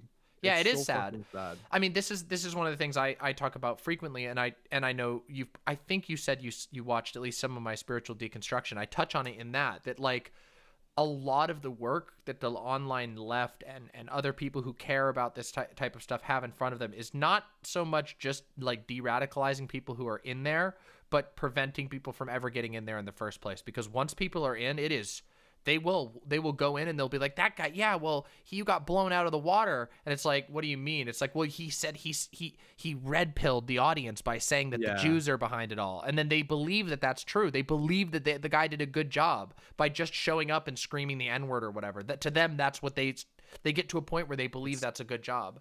It's literally brain poison. It's actually like I know we meme about conservatism being brain poison. This is next level shit. This was the first time in my life I ever interacted with an incel. I've been looking forward to having a conversation with like an honest like incel who's like proud of it. Yeah. And I was blown away by just how poisoned their mind really is. It's not like this guy, he didn't even say that someone had hurt him. It's not like he had a girl turned him down or a girl cheated on him or anything like that. He said it was just fucked. Yeah, it's really bad. I mean, the thing is, this is the big concern I have. I understand why people are sort of, you know, I don't want to say take pity. That sounds really sympathetic, like really, really condescending. But I think you get what I'm saying. Like people are like, they feel bad for the incel community, but people don't realize that the incel community is like, it is like a concentrated pipe that's designed to get people to go further right. It is full of horrific, hateful people. They treat each other like shit. And then there's a whole bunch of people who've infiltrated that community who are just ready to pull you into the oh, now you're 13, 15. Oh, now you're into Jews. And guess what? The inceldom is like a cloak. Yeah. Oh, of course it is. Yeah, absolutely is. I mean, there's a lot of ways that this happens, right? Like I mean, you could even argue that like a lot of like the downfall of 4chan was because of that, right? Like Nazis identified that, and I mean like cynically identified. You can literally, there's like articles that have been written about this on Stormfront about how they deliberately went to 4chan to find directionless, possibly mentally ill, lonely, hurting young people that they could easily convince of their ideologies. Yeah, because once you sell them on the first thing, then the rest becomes the domino effect. Well, yeah, and once you get your foot in the door, then you start replacing their social group by convincing them that everyone else is just asleep. They're not woke. They're not, they're just sheep. you know? Yeah. And I do think it's worth engaging with them though, because like there's got to be at least 1 or 2 fucking young kids in his community that isn't fully on board. Maybe they just started following him, or maybe they're just dabbling in it. And those are the people that I hope that at least I can get one person that's like, listen, I would listen to your discussion with this kid, and you raised a lot of good points. Like I think that to me would be a fucking massive win. Yeah, I mean, the thing is, like, I think there is, I think there are risks, and I do generally, but like, by the way, like, I tend to have a weird position in that, like, I don't mean to sound like I'm like, oh, the enlightened centrist, but I tend to land somewhere between the like super debate, like just debate anybody, like it's the free market of ideas, and the deplatform anybody who sniffs of a Nazi. Like, I do think there's a middle ground there, although I do think there's concerns. Like, I mean, again, a lot of my approach to like political debate and stuff comes from, you know, growing up in a cult and then recognize and having to learn how to unlearn. Well, yeah, but I mean also how to learn what to spot what it was that was like utilized in certain ways. And one of the things that religious people will do a lot is that they will try and get themselves in front of any audience, even if they know it's going to be a losing fight, because they're not appealing to logic. They're looking and I've used this many times. And in fact, I can even borrow a Bible verse. Are you familiar with the concept of being a fisher of men? Have you ever heard of that term? I'm not. No, okay. I haven't. Yeah, so this is a biblical term that says like I will train you up to be fishers of men, and it means that you're going to go out and you're going to find the people who can be brought to God, and like that is how they operate. They go in front of a crowd. In fact, it might even be better for them if they get humiliated, because they will take that as like a masochistic, like I'm enduring this laughter and punishment in the name of God. And their goal is to just find 1 or 2 or 3 people who happen to be milling about somewhere in that audience who are vulnerable to their rhetoric, who might be, maybe they have preconceived notions, maybe they're hurting, maybe they're like, they just went through a breakup. Yeah. And then all of a sudden you have this person up there saying, you know, maybe their arguments all suck, but at one point they say, you know, the problem with the modern world and the problem with the secular world, the world of man, is that there's no purpose. You just live and you die and you become dirt. With God, you have purpose. And 90% of the people in the audience are just going to go, okay, yeah, sure, nice thing, charlatan. But one person in the audience might go, oh, well, you're right, I don't have purpose. What's this all about? It's very manipulative, in my opinion. Yeah, I mean, it's tough because, like, you saw. I guess I do want to talk about the Mel debate too before I go, so we can maybe transition into what you thought about that. But yeah, absolutely. With the Mel debate, my success with that, like that video, for me, I was a nobody YouTuber. Right? I had 100 subscribers on YouTube. I debated Mel, and now I'm at like 1.5 thousand. I got partnered. Oh, and, damn! Like the video got 16,000 views. Yeah, like it popped off. Hell and yeah. like the comment that I got the most, even from tankies that are Mel supporters, were like, "You were so fair and charitable to Mel in this discussion." You were. That like, and I feel like maybe there's some room for that kind of content. But then after this conversation I had with this incel, it's like maybe I got to dunk on them a little harder. I don't know what I like to be ultra fair with people, and I don't know. I guess I think it has to be. I don't think there's a single rule. I think you have to be careful with it and do a calculation each time, because I do think that I think your conversation with Mel was phenomenal. I really liked it. I like was sitting there and like I saw it pop up. I'm like, you know what? I'm gonna give this a listen.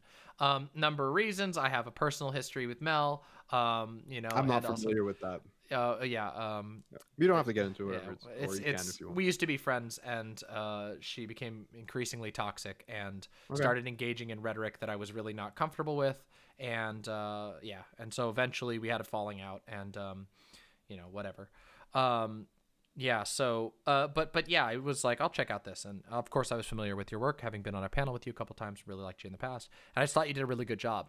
And I did a critique of Vaush's approach with Mel, Not because I think Vaush did like a really bad job, but just because I thought there was room for improvement and that it would be interesting to go over. And I intended to do one of yours, but it just stuff kept happening. So maybe maybe I'll do it at some point. But you know, from now that you're here, like I can tell you, I think that you did a really good job at sort of calling Mel's bluff on a lot of things, which is that like Mel is very sneaky, and I would say that she's more sneaky than like the person that you were talking about today, like this incel type person who, you know, the mask came off pretty quick. Mel constantly deletes things that she said online. She denies that she ever said them. She also comes packed with facts, random obscure facts. Yep, and then she'll like that have no connection. Yep, sprint off with a bunch of like weird historical facts that sometimes aren't even accurate. I found out. And you know, I think that the way that you approached it, which was very methodological and slow, and gave her like a lot of space, but was organized, worked very well for the type of person that Mel is and the way that she approaches, in my opinion, a very dishonest political approach. I guess the thing is, like, I knew Mel was like that from the beginning of the conversation, yet I continued to persist with the gentle approach, which I think is what people really like. And then I guess I'm interested to see what you think of after this conversation. I'm going to watch back because I in retrospect, I think I went harder on this guy than I did with Mel. But in retrospect, I wonder if I'm curious to see your I'm looking forward to watching it with everybody. And yeah, I'll be sure to share my thoughts with you. Because I do agree that it's not clear cut. It's very hard. Sometimes, like, I mean, a great example, like Vaush has even talked about this. Vaush's conversation with what's his face, Count Dankula, which he always says like he didn't think he did a very good job there because it was all like it was so much memes, and like at the end Count Dankula did like literally read out the 14 words like as a meme, and it's like the approach there just didn't work. You know what I mean? So it is possible for you to be very good at generally exposing or dunking on or doing whatever, and once in a while somebody's style is just enough different that it requires a different approach. And I think that your approach worked very well for Mel. I'm very interested to see how it goes with this incel. And yeah, so amazing. Yeah. Well, I mean, regardless of our mutual or our respective feelings on Bill Gates, I respect you greatly as a content creator, and I'm very happy to see you making more content. So thank you. Yeah, I have a weird time slot. And, you do. But again, like, because it's all I have right now, I have to stay consistent. I know consistency is most important, and yeah. But consistency comes in many forms, and just because you have a weird time slot doesn't necessarily mean it's a bad one. There's probably a lot of people who that time slot will work for. I didn't know when I started streaming that I would have I would build like a cult, like I will cultivate a group of people that will that would like 8-hour streams. But as it turns out, there's a fuckload of people who work afternoon and evening shifts who love listening to my show while they're at work. And that is like, it's one of those, if you build it, they will come sort of situation. So don't let that get to you. Yeah. No, for sure. I've been grinding. Hey, and by the way, I forgot, you were in my chat the other day when when I did the black and white shit. You were off by about 30 years with you were doing like a 20s or 30s gangster, but I loved it anyway. So I don't even care if the date was a little wrong. For anyone who doesn't know, basically this incel, one of the memes he posted was like this mom, like this most wholesome picture ever, Insta mom with her 3 boys, and a caption that said, "When I grow up, I'm gonna make sure my boys treat women better than the boys that I grew up with," or something very fucking basic, nothing crazy or controversial. And this was one of the memes that he posted as to why he hates women. And then I was memeing like, yeah, Shay, like, I want to grab some ass. And then someone was like, you need to make it black and white. So I quickly just made it black and white, put on the swing music. That shit was fun. Yeah, I was up at like fuck, I don't even remember what time it was. I was up all night. It was like 5 o'clock, and like I see your stream and I'm like, I'm gonna go in, and I pop in and I see you going over this meme, and you're like, yeah, just gonna grab some ass, Shay. Yeah, exactly. Yeah, I gotta smoke some cigarettes and catch some broads. It was so fucking good. Hey, listen, much love. I can't wait to see your Likewise. debate review, and I wish you all the luck and have a wonderful evening. Thanks for having me coming. on. Get some rest. All See ya. right, take care. Bye-bye. Bye. Yeah, DrHeemed is really super cool, everybody. You should check out DrHeem's stuff. We're gonna watch one of his videos shortly, so stick around, and you're gonna get to see a epic Heem debate that we're gonna review and talk about. It's with like this wild incel Nazi, and I heard so many good things. I asked Heemed, I was like, Heemed, can I cover that? And yeah, Heemed is cool. Heemed is cool. I really like Heem's content. Plus, he's very funny. And he does a beard cam. So if you're into that, I'm not really super into, I'm not a beard person, but if you like that, 22 people lost 18,000 channel points. Get wrecked. That's what happens when you gamble. All right, let's bring in I'm the Radical Left. I am the Radical Left. You are the Radical Left, and you are on the screen right now. What's up? Hello. Yes, I am the Radical Left. Important distinction, though, I do not represent the left as a whole. Yes, that's true. So if you were not made aware by Ziggy, I wanted to continue the discussion about the hot tub medal on Twitch. Okay, I got a little bit of time for that. Talk about, and I feel like it's something important to talk about on Twitch, considering it's the main topic everybody has been talking about. Yeah, I mean, I wouldn't say the main topic, but I would say that a lot of people have talked about it. Indeed, yes. Let me propose to a question. Sure. Let's say you were given complete control over this entire situation. Mm-hmm. What would you do? Like, what would you do about the hot tub meta? What? Leave it? Not leave it on there? Remove it? If I had complete control over the situation, I would make a section that was called Intimate Plus, and it would be an 18+ section of the website. And I would order all of the advertisers to double their advertisement contributions to Twitch. And I would have all of the, you would have to press an OK button to go into the 18+ segment, and the 18+ section would have its own little front page. It would be called twitch.tv/intimate. And you would go in there and you would be able to see all of the hot tub streamers, all of the titties, like just actual titties. There would be lewd ASMR in there. It would be amazing. And in fact, we would get more advertisers. That would be if I had complete control over the situation. All right. I actually don't agree. I have the same solution as well. Okay, well, holy motherfucking God. Hold on a second. I'm very sorry to interrupt you, but Leah, HC with the literal largest donation I've ever seen in my entire life. I have literally never seen a dono that big. I don't know what I've done to deserve that, but thank you so very much. That is amazing and incredibly generous. Thank you so fucking much. I am going to use that very well. I promise. I promise you that is going to, Leah, I promise you I'll use that well. I promise. No doubts, okay? I'm gonna put that to good use. Thank you so very much. I think it is fair to say that Leah is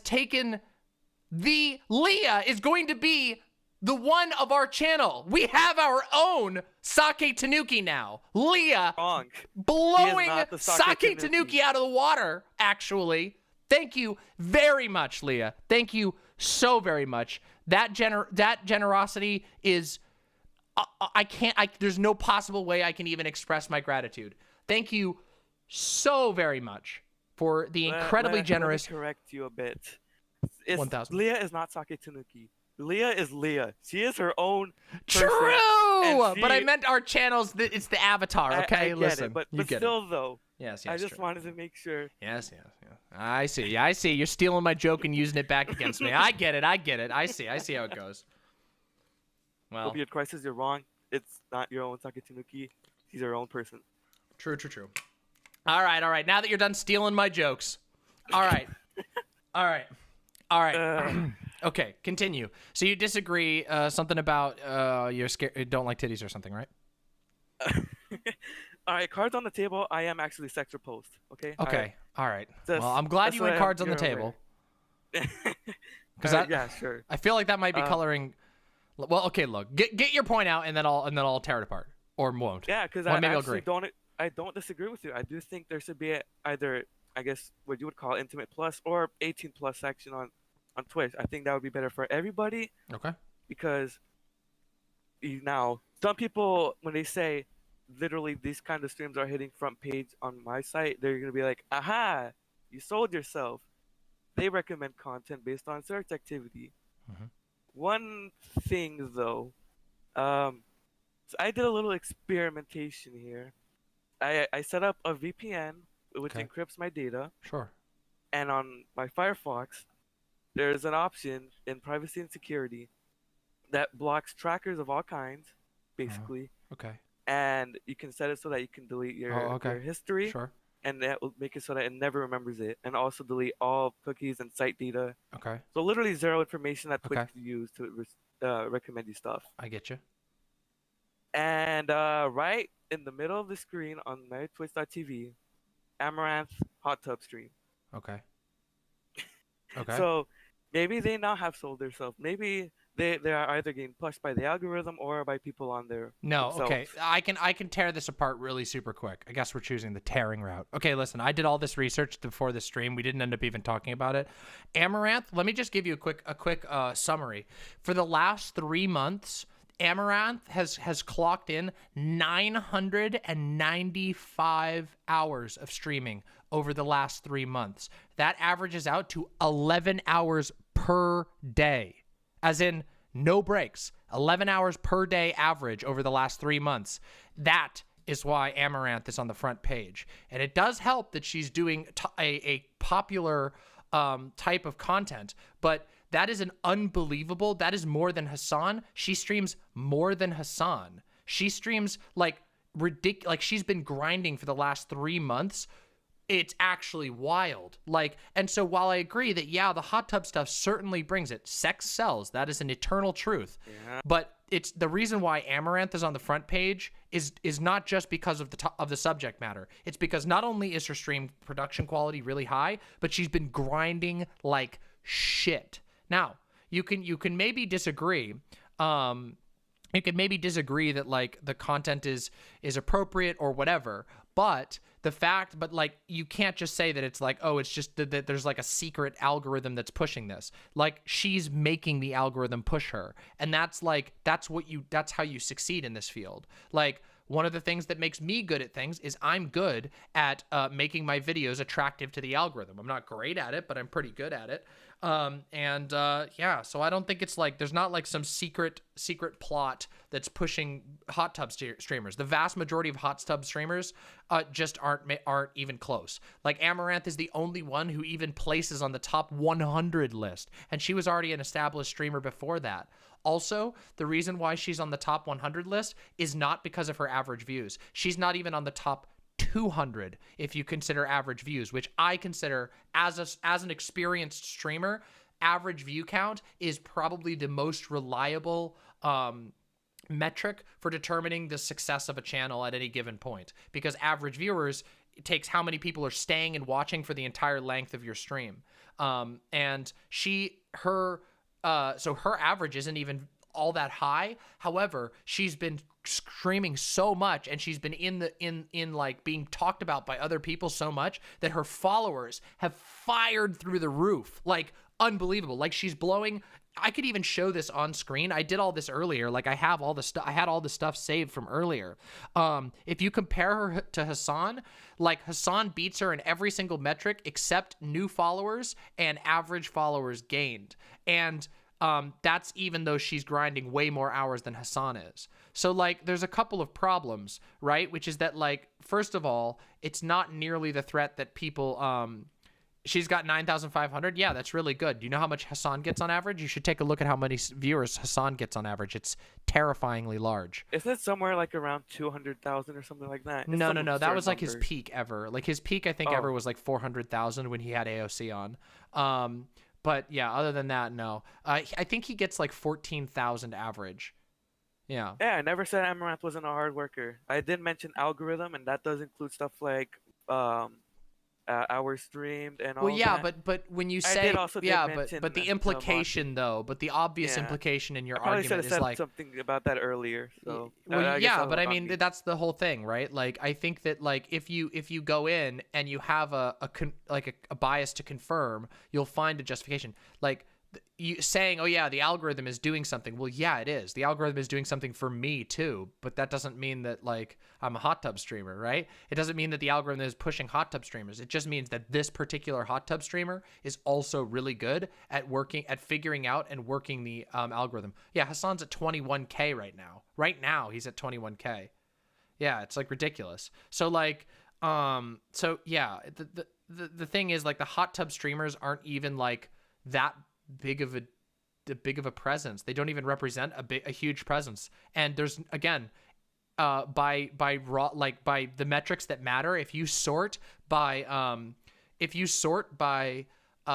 like average viewer count, this is where it gets really dark, and I'm about to and please don't doomer pill, because I know it's hard for me to not doomer pill, but there's one woman on the top 200 if you sort by view count averages. One. Yeah, I have been watching these streams for a while, and I did see that. Yeah, I think it showed that. I did. Yeah, I did that live. Stream. Yeah, it's pretty rough. It's a little sad. So and yeah, there's really bigger think problems about it- afoot than just the hot tub streamers. Like there's much larger problems, and the hot tub streamer thing, in my opinion, has become a scapegoat issue because it's a hot button thing that a lot of gamers, which there's a lot of gamers on Twitch, will get mad about. But it's gamers too. What's that? Young gamers. Yeah, too. young gamers. Well, but a lot of dude gamers will just be like, "Oh, she would be watching me burping in my mom's basement playing, Fortnite for 4 hours if it wasn't for these goddamn hot tub streamers stealing all my viewers." I don't even want to take it in that direction because, if I take it in that direction, I lost. I can't defend those type of people because they're morons. Yeah, but that's a lot of the people that are pushing this and making this a thing, and unfortunately, they're thank you so much, Zonia. Really, really appreciate that tier 4 sub. Wow. Thank you so much. I hope you enjoy your awesome purple name. Listen, as somebody who lived in my mom's basement for a while until I got kicked out, listen, it's fair game, okay? I can reclaim that, okay? Listen, yeah. So I don't know. Like the problem that I see is like I think that the hot tub streamer issue is not really like, it's not the issue. The issue is, in my opinion, Twitch being understaffed, and they don't seem to give a shit about being understaffed. It's the TOS being very difficult to figure out, and they don't seem to care all that much about how hard it is to figure out.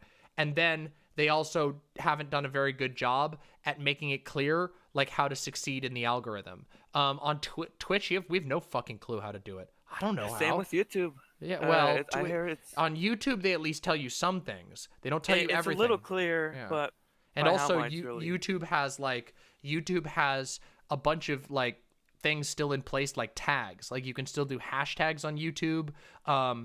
You can tag other content creators. You can't do that on Twitch. So it's even more Twitch have arcane. tags, like some sort of tagging system on Do Twitch? they? I don't even know. I didn't even know they did. I'm pretty sure there is. Yeah.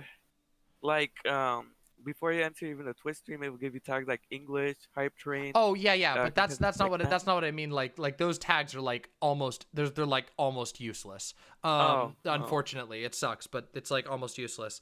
And unlike on YouTube where because it's a Google product, all those hashtags you plug in make your stuff searchable. Makes those hashtags searchable via Google, which means your videos can get delivered to people who aren't even searching for them on YouTube. So it's like, yeah, but Twitch doesn't tell us any of that. We don't know fucking shit about the algorithm on Twitch. It's very hard to figure it out. So anyway, what I'm trying to say is that there are bigger problems than the hot tub meta. There's going to be another meta that will happen. There's been, and I would argue that there's been more ethically questionable and disgusting metas that have happened in the past. This one is like, I know for a fact. If you want to look into the marketing of Valorant, where like Valorant was like had a huge partnership with Twitch, and they were like the only way to get into the beta is to go watch these to go watch these partnered streamers who are partnered with Valorant, and then those people will be able to give out keys via Twitch's system, and they'll be prioritized towards subscribers. So you might get it if you sit and you watch on Twitch for hours, and you get randomly selected from audiences of like the drop system. Oh God, there's so many. Yeah. And all Some of people this is faking the drops, faking that they had drops when they didn't. that boosted their- happened too. There's the gambling I remember shit. that Yep. happening. So there's a lot of stuff. Dr. Disrespect did that, I think, if I remember correctly. Yeah. He did that. He's like, drops in here, and nope, no, they weren't. Yeah, it's really bad. So the problem that I see, TTS with no moderation, gambling. There's just been a lot of these things, and a lot of these are the result of Twitch having a very hands-off, profit-first approach. And I mean, YouTube is not free of this either, but it has different problems than Twitch. They're different, It's just, I think that there are certain unique problems to the quote-unquote hot tub meta, but most of them aren't being talked about. And thankfully on this panel tonight, I feel like we did get to talk about them. Yeah, I learned something new about Destiny. He liked the ASMR content, and so do I. Yeah, me too. I'm a fucking massive. I'm like an ASMR super fan. Like, I consume so much ASMR content, it's not even funny. I'm like super plugged into like the ASMR communities and the upcoming ASMR channels. I'm like massive into ASMR. I can't believe I share that in common with Destiny. Perhaps it will serve as the olive branch that can make some peace between our warring clan. I mean, his warring clan. I don't even think I'm not even big enough to do anything to him. Like, what the fuck? All right, I think this is the question where I might disagree with you the most. Okay. Do you think hot tub streams are considered 18+ content? Well, I think it would depend on the hot tub stream, right? Yeah, fair enough. Right? I think it depends. Because, like, what happens if it was just, like, what happens if there was just a stream of just, like, the Game Grumps sitting in a hot tub, like, with the bubbles up to their neck, and they're all just, like, going, hey dude, what? Have you ever played Sonic 06? And then the other guy was like, yeah, dude. And then one of them blew bubbles in the water, and they were like, this hot tub is really hot. And then they were like, yeah. And then that was the stream. Like, would that really be 18+ just because a hot tub is there? No. Like, likewise, like, there's like, I feel like there's like a ton of exceptions. Like, the problem is that Twitch needs to figure out what they consider sexual content and make it very clear, and then they need to enforce it one way or another. There's lots of content that has like sexual content in it somewhere, but isn't explicitly sexual. For example, I once made a joke about, I was doing a rant about Doom, and I talked about fucking Doom porn with a Doom revenant fucking a transgender TF'd fucking Doom Marine with a giant horse cock. And I did a whole thing about that. And that is an adult joke. That is a very sexual joke. But it's not really sexual content. It's not designed to be like, you're supposed to jack off to this. It's supposed to be a raunchy joke, and that's about it. And I think that, like, we generally agree that with movies, like, there are lots of movies that have raunchy jokes in them, and that are still considered okay for like teenagers or kids to watch because it's not like a porn film. I mean, if they don't get it, I guess. But I mean, it's not just that. Like, we have there's movies all over the place. Like, fuck. I mean, I'm trying to think of some examples of movies like this. There's all kinds of movies that are like aimed at family movies. Like, fuck, The Mask, right? Like, I think The Mask has some like raunchy jokes in it. They're not like extremely explicit. Like, we've already done this before, right? Like, we've had huge arguments over game ratings, over movie ratings, over music ratings. And as it turns out, it's actually really hard to figure these things out. It's actually a complicated discussion. So yeah. Yours McPro kind of brought up a pretty good point. Okay. The thing is that these streams are clearly suggestive without being explicitly sexual. It's purposely trying to get away with it. Yeah, but I kind of agree intent. with that but the ASMR issue throws a wrench in that because it's very hard to determine intent. Now, I would agree that Twitch has the ability to arbitrarily determine that, but that would require them to commit to having people who go and check this content, right? Like, or like, just have people, I guess, who come across it. I guess people reporting on it, and then they take a a closer look at it. Yeah, but And they if don't. find But they some won't things do about that. It would solve a lot of their problems if they would bring on humans onto the team to do that shit. But they won't. Just So- have people volunteer to report that content. I mean, is it really that hard for Twitch to do? Wait, the volunteer isn't isn't the problem. The problem is verifying, because people report things all the time. My streams get reported all the time for no reason because people hate my guts. Yeah, It's a problem. true. It's a huge problem. The fact of the matter is, you need humans to do moderation, and you can't get. We're not at the point. We don't have AIs that can figure that shit out. Reporting to machines just doesn't work very well. It does for like things like I don't know, stolen content or obvious restreams and stuff like that. But everything else is like I don't know.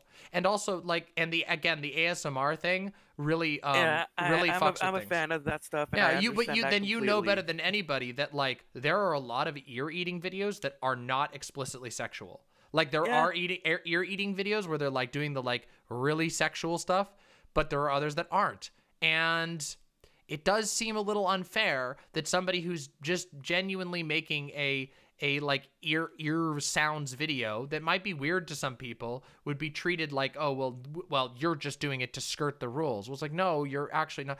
Intentionality is very hard to determine. At the end of the day, Twitch needs to decide what they want on their platform, what they don't want on their platform, make it clear, and then enforce those rules, ideally with humans and not with crappy bot solutions that have a ton of false positives.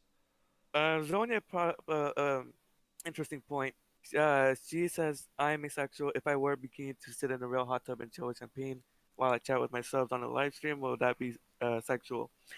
It depends on what you were doing. As Mama brought up a good point. Yep, absolutely. It depends. It does. It always depends. These are very fuzzy issues. I mean, did you see Vaush's released the segment of it? Yeah, I saw the that, thumbnail yeah. was literally his head photoshopped on a girl riding a hot dog. It's like, Yeah. that if that would be pretty. Well, I mean, Zonia, that is a hard thing to determine. That's my argument. I think it's hard to determine when it becomes sexual, and I know this is not fun, but that's Twitch's decision. But Twitch needs to tell us, because the content creators are confused. Twitch, we all make a random call as to what we consider sexual versus not sexual. For example, best example of this is kinks. Some people, and I think that Heemed was onto something with this, where Heemed said, hey, the beard cam for some people is absolutely sexual. For some people, there is like an absolute sexual element to somebody like painting their nails on stream. There's a lot of people, like a statistically significant, there we go, I was stumbling on my words, statistically significant group of people who find like nail painting and painted nails to be incredibly horny. But that person might not have been intending to do that, but they might accidentally be cultivating us. It's complicated. At the end of the day, at the end of the day, it is an arbitrary decision. That arbitrary decision needs to be made by somebody, and they need to be clear about it, and then we can talk back and forth about whether it's fair or not. But at the end of the day, they're the ones who have to make that decision. Until then, we're going to be stuck in this limbo where there's going to be a lot of hot tub streamers who aren't really doing all that much harm, but might be a vague annoyance to some people. At the end of the day, I don't think it's that pressing of an issue. But Yeah. Yeah. We both agree on the solution. Just make it its own section on. Well, but that's Twitch not. and Wait, with here's the Rooster thing. TOS, Yes, that would be great if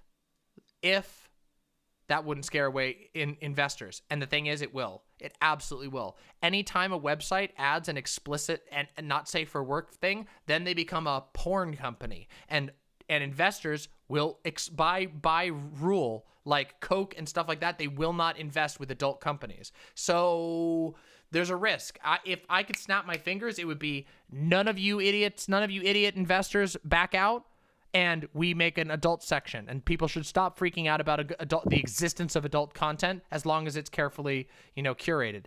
But And that's not the moderated, I reality. guess. That's not the world that we live in. The reality is that there's lots of companies. I mean, we all know the long story of the tragedy of Tumblr, right?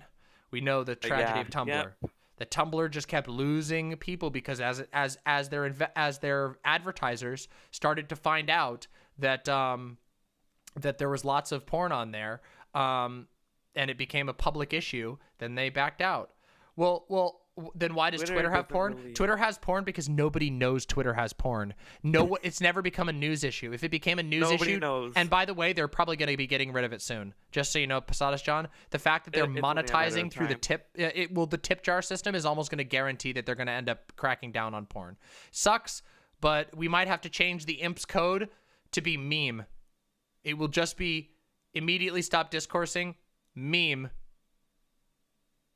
Yeah, a long, awkward surprisingly enough, pause. not many people know Twitter has that much. People don't know it, even though there's a lot of it, but people don't know it. Twitter is in the place where Tumblr was, where investors didn't know that it was there.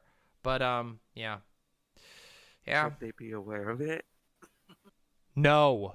You stop! Stop! I'm gonna lose my mind!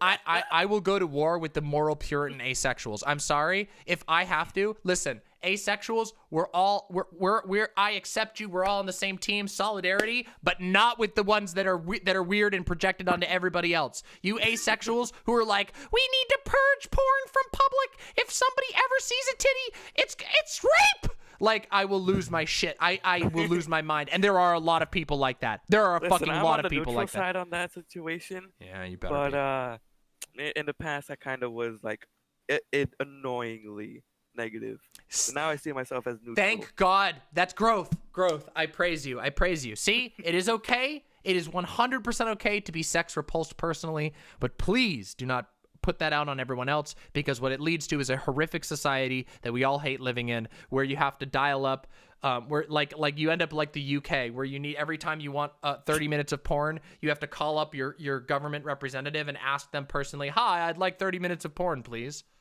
And then they go, sure, can you give me your address and what type of porn are you looking for? And it's like, you know, that could lead to some dodgy situations. I mean, you do know that, like, there's a whole bunch of types of porn that are just illegal in the UK because they're just distasteful. Like, come on. It's so, yeah. Oh, you got your porno license. Yeah. Yeah, that's the one. Yep. It's true. Our society is, but Alora, the best way to put it is our society is disordered with regard to sex, I would say. Severely disordered. It's weird. We are simultaneously ridiculously Puritan on one end and ridiculously obsessed with it on the other end. It is not. It's very bad. Yeah. Sometimes it kind of becomes a circle in some situations. Well, I mean, yeah, because when you have a society that's weirdly sexually repressed and people freak out about it all the time, and women are like told that they're sluts if they ever sleep with more people, even though every person sleeps with more than one person, you end up with a bunch of repressed people lying about what the truth of their sexuality is, and then it leads to just like a bunch of people breaking constantly, even though there's like this veneer of sexual purity kept up all over the place. Anyway, I think we've kind of driven this topic home. Yeah. Yeah. I got pretty much everything. Lonnie, normal is a myth. That is true. Yes, Normal it is. is a myth. There is no such thing as a normal. Should there be a normal? Probably not, because that kind of ruined everything. What? Lonnie said normal is a myth. Yeah, Should it is there a be a normal? No. I mean, normal is an abstract concept. It's neither a should or it's not a should.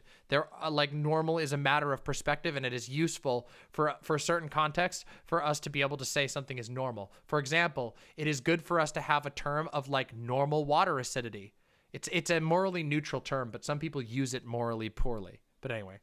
Hey, some people might say I'm not normal because I'm a teenager, and yet I don't masturbate to every single porn that's out there. That's too much information, but thank you very much. And you definitely. I'm 17, all right. okay? And yeah, okay, all right. We're ending the conversation there now. All right, weird champing you out of this conversation. I'm gonna weird champ. Okay, have a good night. All right? Probably deserve that one. You do. You deserve a couple weird champs for that one. All right. See ya. See ya. God fucking damn it. I'm changing my position. Unironically, children off the internet. If you're under 18, you're not allowed on the internet anymore. I've changed my position. The Demon Mama mod team, when Destiny is talking about Demon Mama, true here. All right, unironically, children off the internet. Everybody, if you're under 18, you need to raise your hand so that I can IP ban you immediately. No, actually, that's not true. No, I can't. I can't do that. I can't do that. It's too... That was a weird ending. God damn it. God damn it. Thank you very much, Lady Calgana. Okay, what...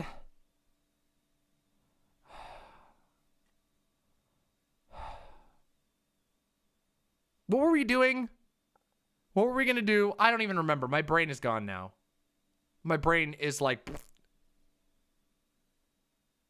Oh, yeah. We were going to discuss fucking NoCommentChick.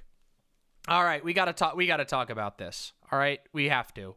At this point, we're not talking about it for very long. However, no, Alani. In fact, quite the opposite, Lonnie. NoCommentChick has not...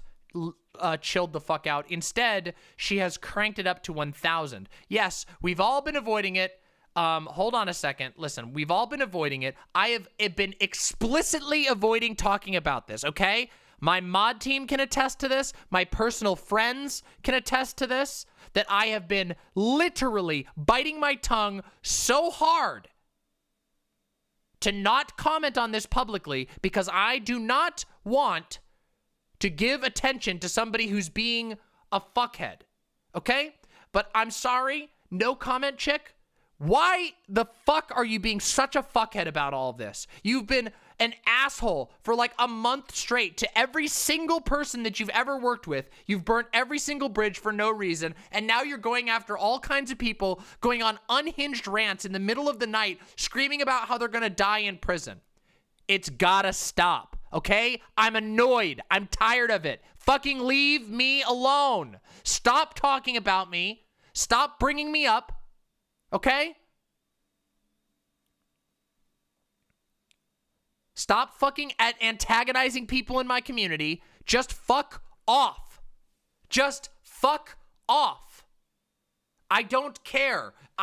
This all started because of some stupid bullshit that you had with somebody else, and now you've gone on these incredibly weird, incredibly stalkerish rants, and it's really uncomfortable.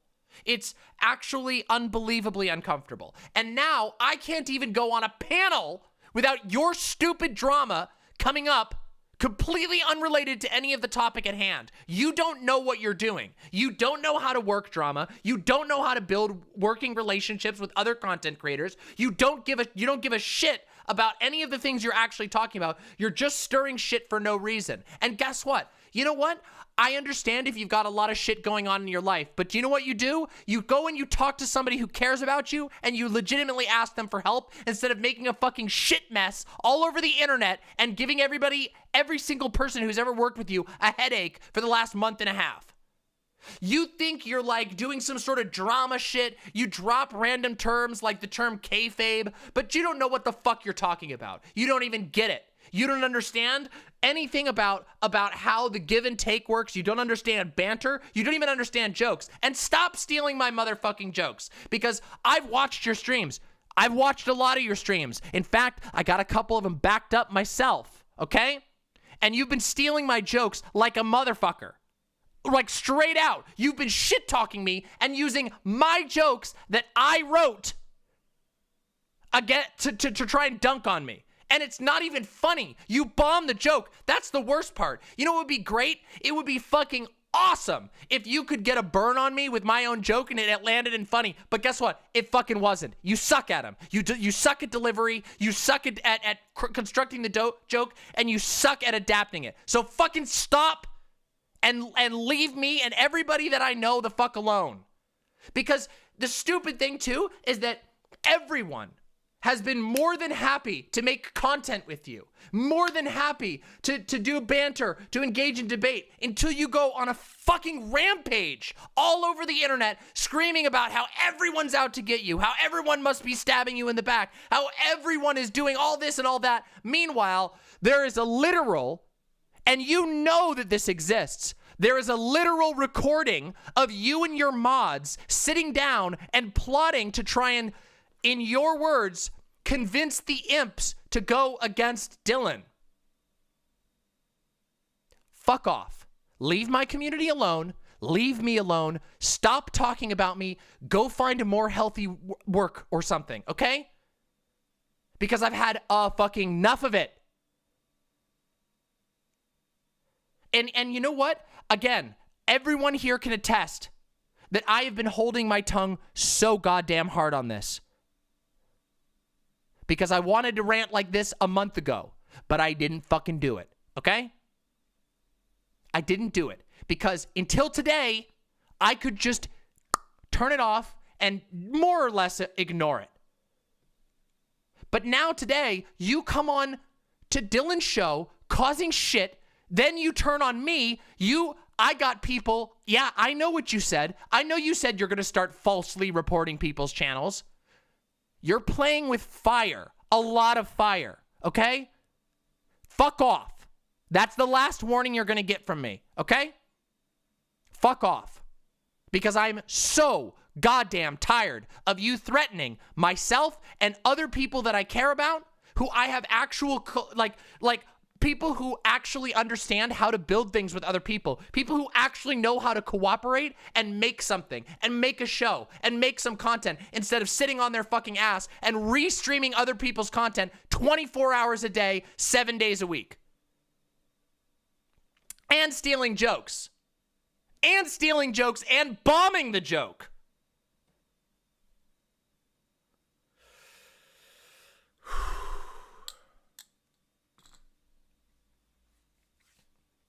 All right. Good? Are we good?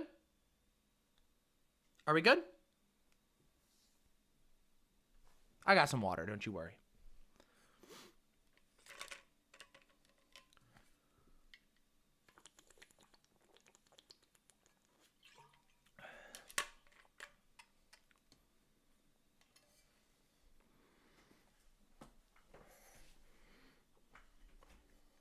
Oh, yeah, and if I ever hear you make a fucking version 4 joke about anyone, nah, you know what? Fuck it. You already made it like 4 times. You tried to steal my joke, which was a reclamation of somebody else calling me a failed clone, and you tried to do it for yourself. But you know what? You're not a version 4. You're like the dollar store alternative ripoff version of the entire tree, the entire model. You're the Dollar Tree version, okay? So, fuck right off with this shit. Fucking great value ass streamer. There we go, Devious. Thinking the same thing. There you go.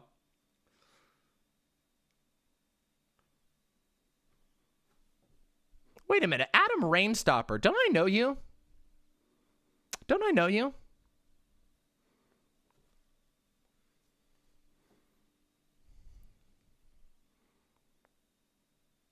Didn't you, you got some dirt in your past. You got some skeletons in your closet, don't you, Adam?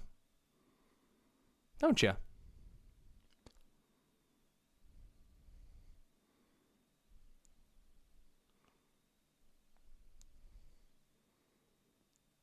Yeah, that was the NoCommentChick fucking blow up. I've sat here and taken it for like a month. Nah, I'm thinking of some other skeletons. I don't know. I'm saying. Just saying. Don't come in chucking shade unless you're ready to have shade be thrown back. Listen, we can muster the weird champs if we have to.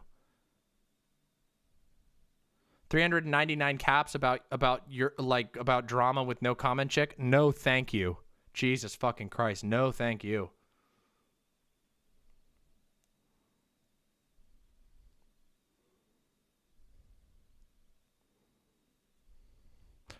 Oh, wait, is she streaming right now? Good thing I don't give a fucking shit. And none of you are going to go over there. You want to know why? None of you motherfuckers are going to go over there, okay? Because you're going to be watching me instead, okay? Because if you go over there, you're just going to be bored for the next 5 hours.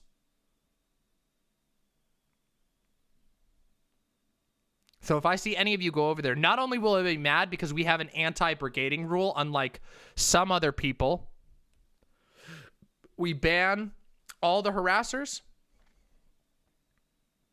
You can do whatever you want, Ziggy. I'm not going to tell you. Ziggy, I trust your judgment. You're good. You're good.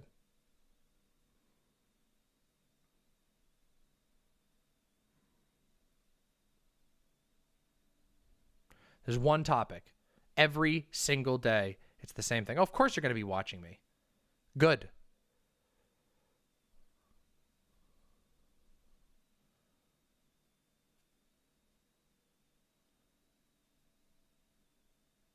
This is what Super Saiyan God DM looks like. You're correct.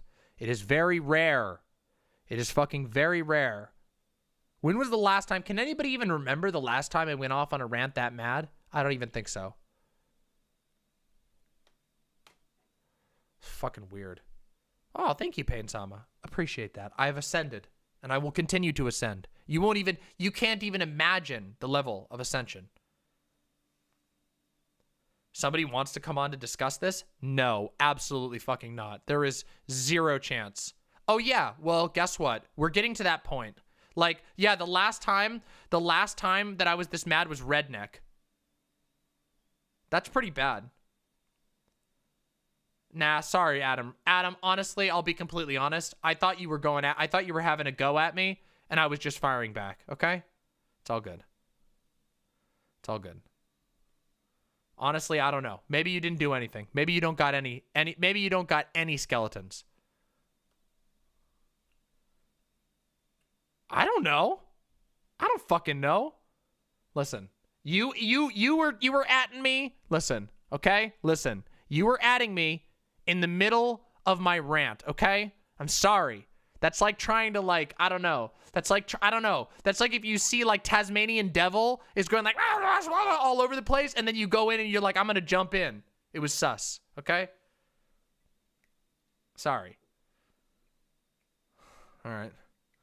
I don't know. Maybe you got, listen, I've heard some skeletons, but maybe they're sus. Maybe they're sus themselves. I'm sorry. I apologize if I overfired there, okay? Look. I'm not perfect, okay? All right? There you go.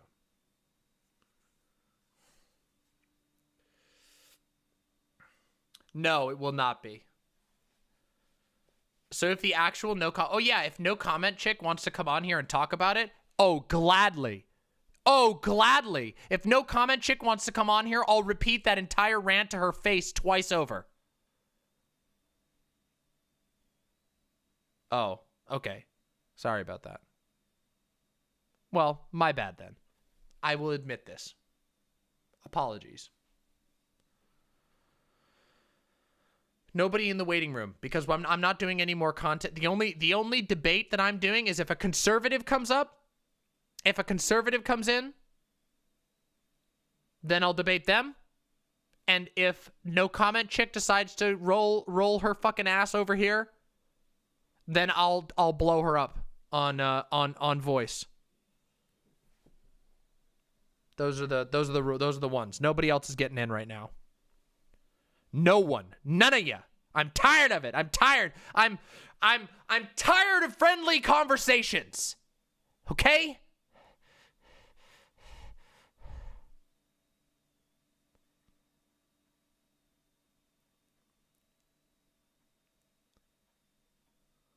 Anyway. I agree. What about an NCC mod?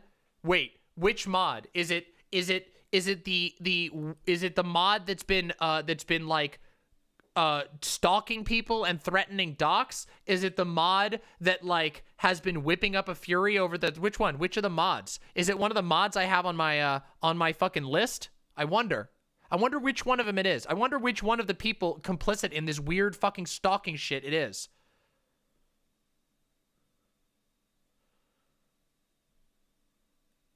Anyway.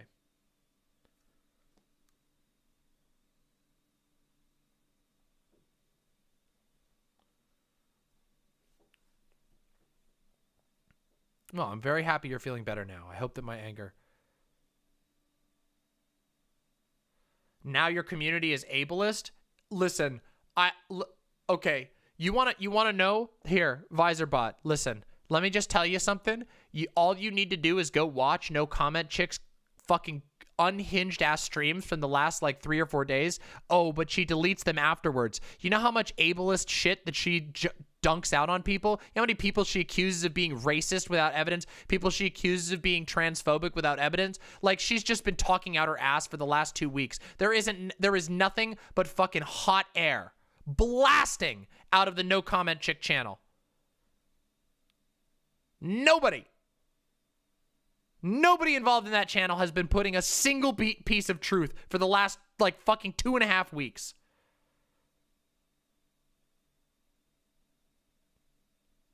Nah, listen, Adam, look, I don't know enough about your past, and I'm sorry.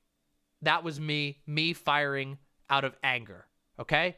Everybody in my community knows I apologize when I fuck up. I'm sorry. I took a shot at you based on some rumors I'd heard, and it was not fair of me. And I apologize, okay? There you go. I apologize. I own up when I fucked up. I'm sorry. It wasn't fair of me. Maybe you are an asshole, but I don't have the receipts to prove it, okay? There we go. We're all good. Here we go. Nah, it's not worth it. We're not going into that.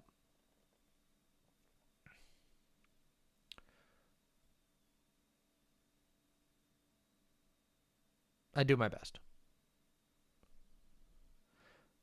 Nuts, I am not going to comment on that, okay? I won't apologize for that. I'll never apologize to that, Nuts. Not at all. So, so I'm a little guilty of a little bit of dick shaming here and there. Fuck you. There's people who get paid for that for a living. Get over it. Your dick just got 10 inches smaller. There you go. It's gone backwards now. Fuck you. You know the Trump thing? The wall just got 10 feet taller? Nah. 1 inch shorter. There you go.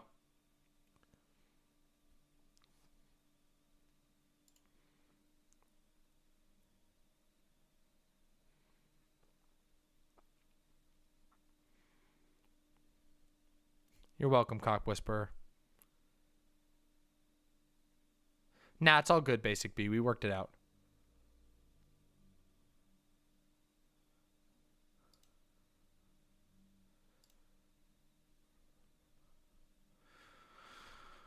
You're very welcome. I know. Once in a while, the rage comes out in full. You know, I think that rant is probably reminding people, you know, it's weird. You do this for a long enough time, you start to calm down a little bit, you know?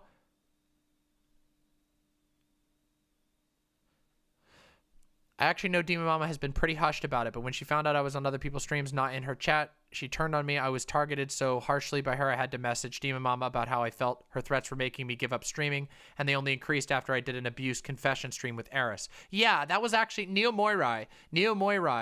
That was one of the things that was pissing me off last night, and that's where I kind of said, listen, I really don't want to make this situation worse, but if this keeps getting pushed, I'm going to have no option but to say something about it. And so today, when I'm on a stream and fucking NoCommentChick is literally dirty rat restreaming the stream that we're on without permission, without even like good faith, just to shit on Dylan and me and Eris.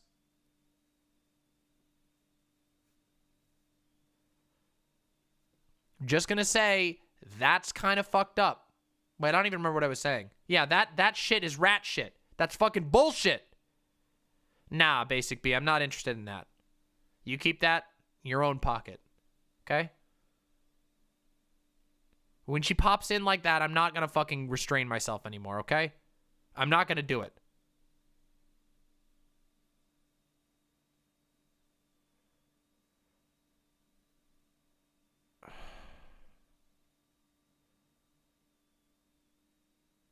No. Breadwave. Last night, Neo Moirai and I had a discussion because NCC was going hard on Neo Moirai and she felt bad about it. Yes, I do gaming streams. I do gaming streams on Sundays. Yep, Sundays I do gaming streams. I usually do giveaways and stuff too. It's very fun. Yeah, no problem. It's fucking stupid. By the way, just so you know, listen, this drama's making you feel weird. Okay, it makes me feel weird too, okay? Trust me. I could tell you 100 different things, okay? I could tell you 100 fucking different things, okay? It's bullshit, okay? This whole fucking situation has been bullshit. It's just so stupid. This whole thing is so stupid and annoying. Anyway.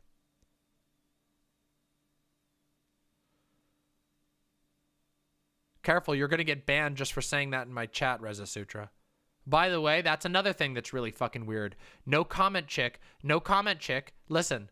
NoCommentChick has been watching my VODs, watching my chat, and then going after people in my chat. That's so fucked. Yeah, there you go. We got another person who's been banned just for chatting on my channel. It's fucking weird. This shit is weird.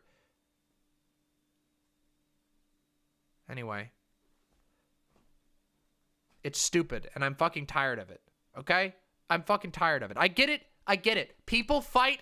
People have goddamn disagreements. People have hatreds even. But holy shit.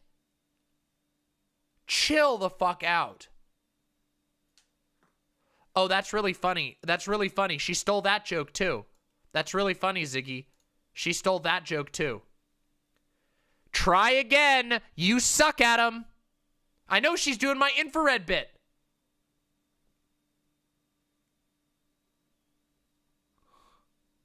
So pathetic.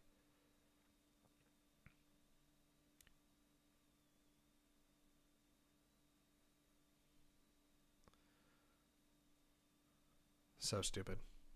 It's okay. We got other shit. Who is NoCommentChick? No one. That's who NoCommentChick is. NoCommentChick is a laughably irrelevant streamer who does nothing but stream about Dylan at this point. Used to do a cool show. Used to be kind of enjoyable to be around.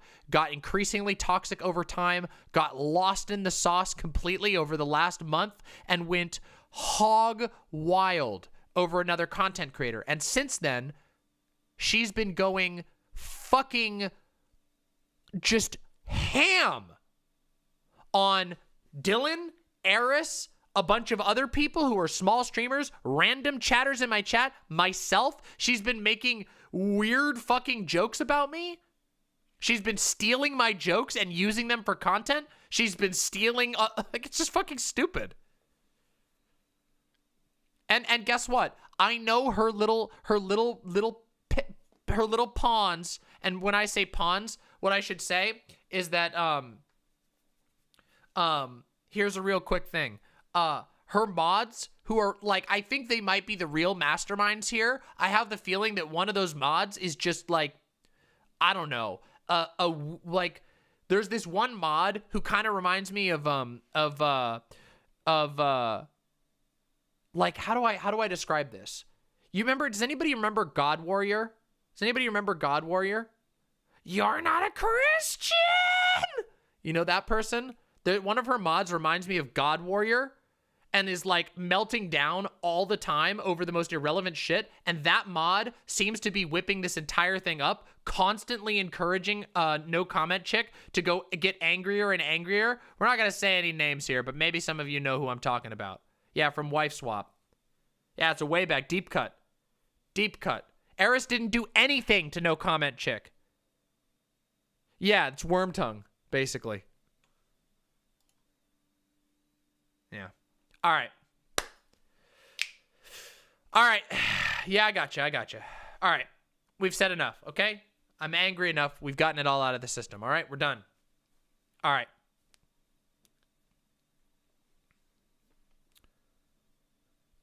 Piftle Cakes, just DM it to me. DM it to me, okay?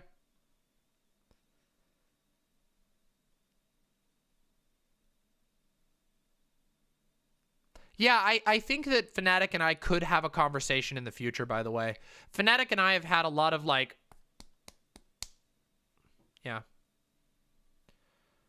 Yeah, no more. That's it. That's all I'm going to do. And by the way, I'm dead serious. I'm not going to talk about this anymore. At all. Unless, no, I can't even think of another situation in which I'm going to talk about this. But that irritated me, okay? Do you understand? That irritated the fuck out of me today, okay? Seriously. All right. Let's take a minute, okay? It's over. Vaush responded to my plurality takes? I don't think he did. I don't think Vaush saw it. I don't think Vaush saw my takes. I think he just responded to critique in general, but I don't think he actually responded to mine. I don't think he watched mine. No, I know what we're doing next. I know what we're doing next. Next, we're doing Heemed, because I'm going to tell you, we're going to react to Heemed's debate with the incel. Holy shit, this shit's going to be good. I'm just telling you right now. It's going to be fucking good. Yeah, oh, absolutely. Listen, one thing I will always say about Vaush. Vaush is somebody who always, at least in my experience, is willing to take critique. Yeah. Vaush has proven in the past that even if he gets spicy while he's on stream, which I understand, he does take critique and he does improve. So, yeah. I think that's a good thing. Vaush is good in that way, yes. Yep. Thank you. All right.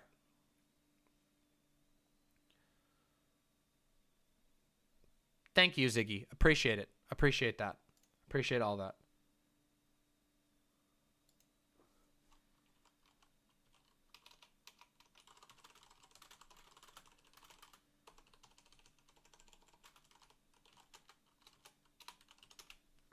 All right.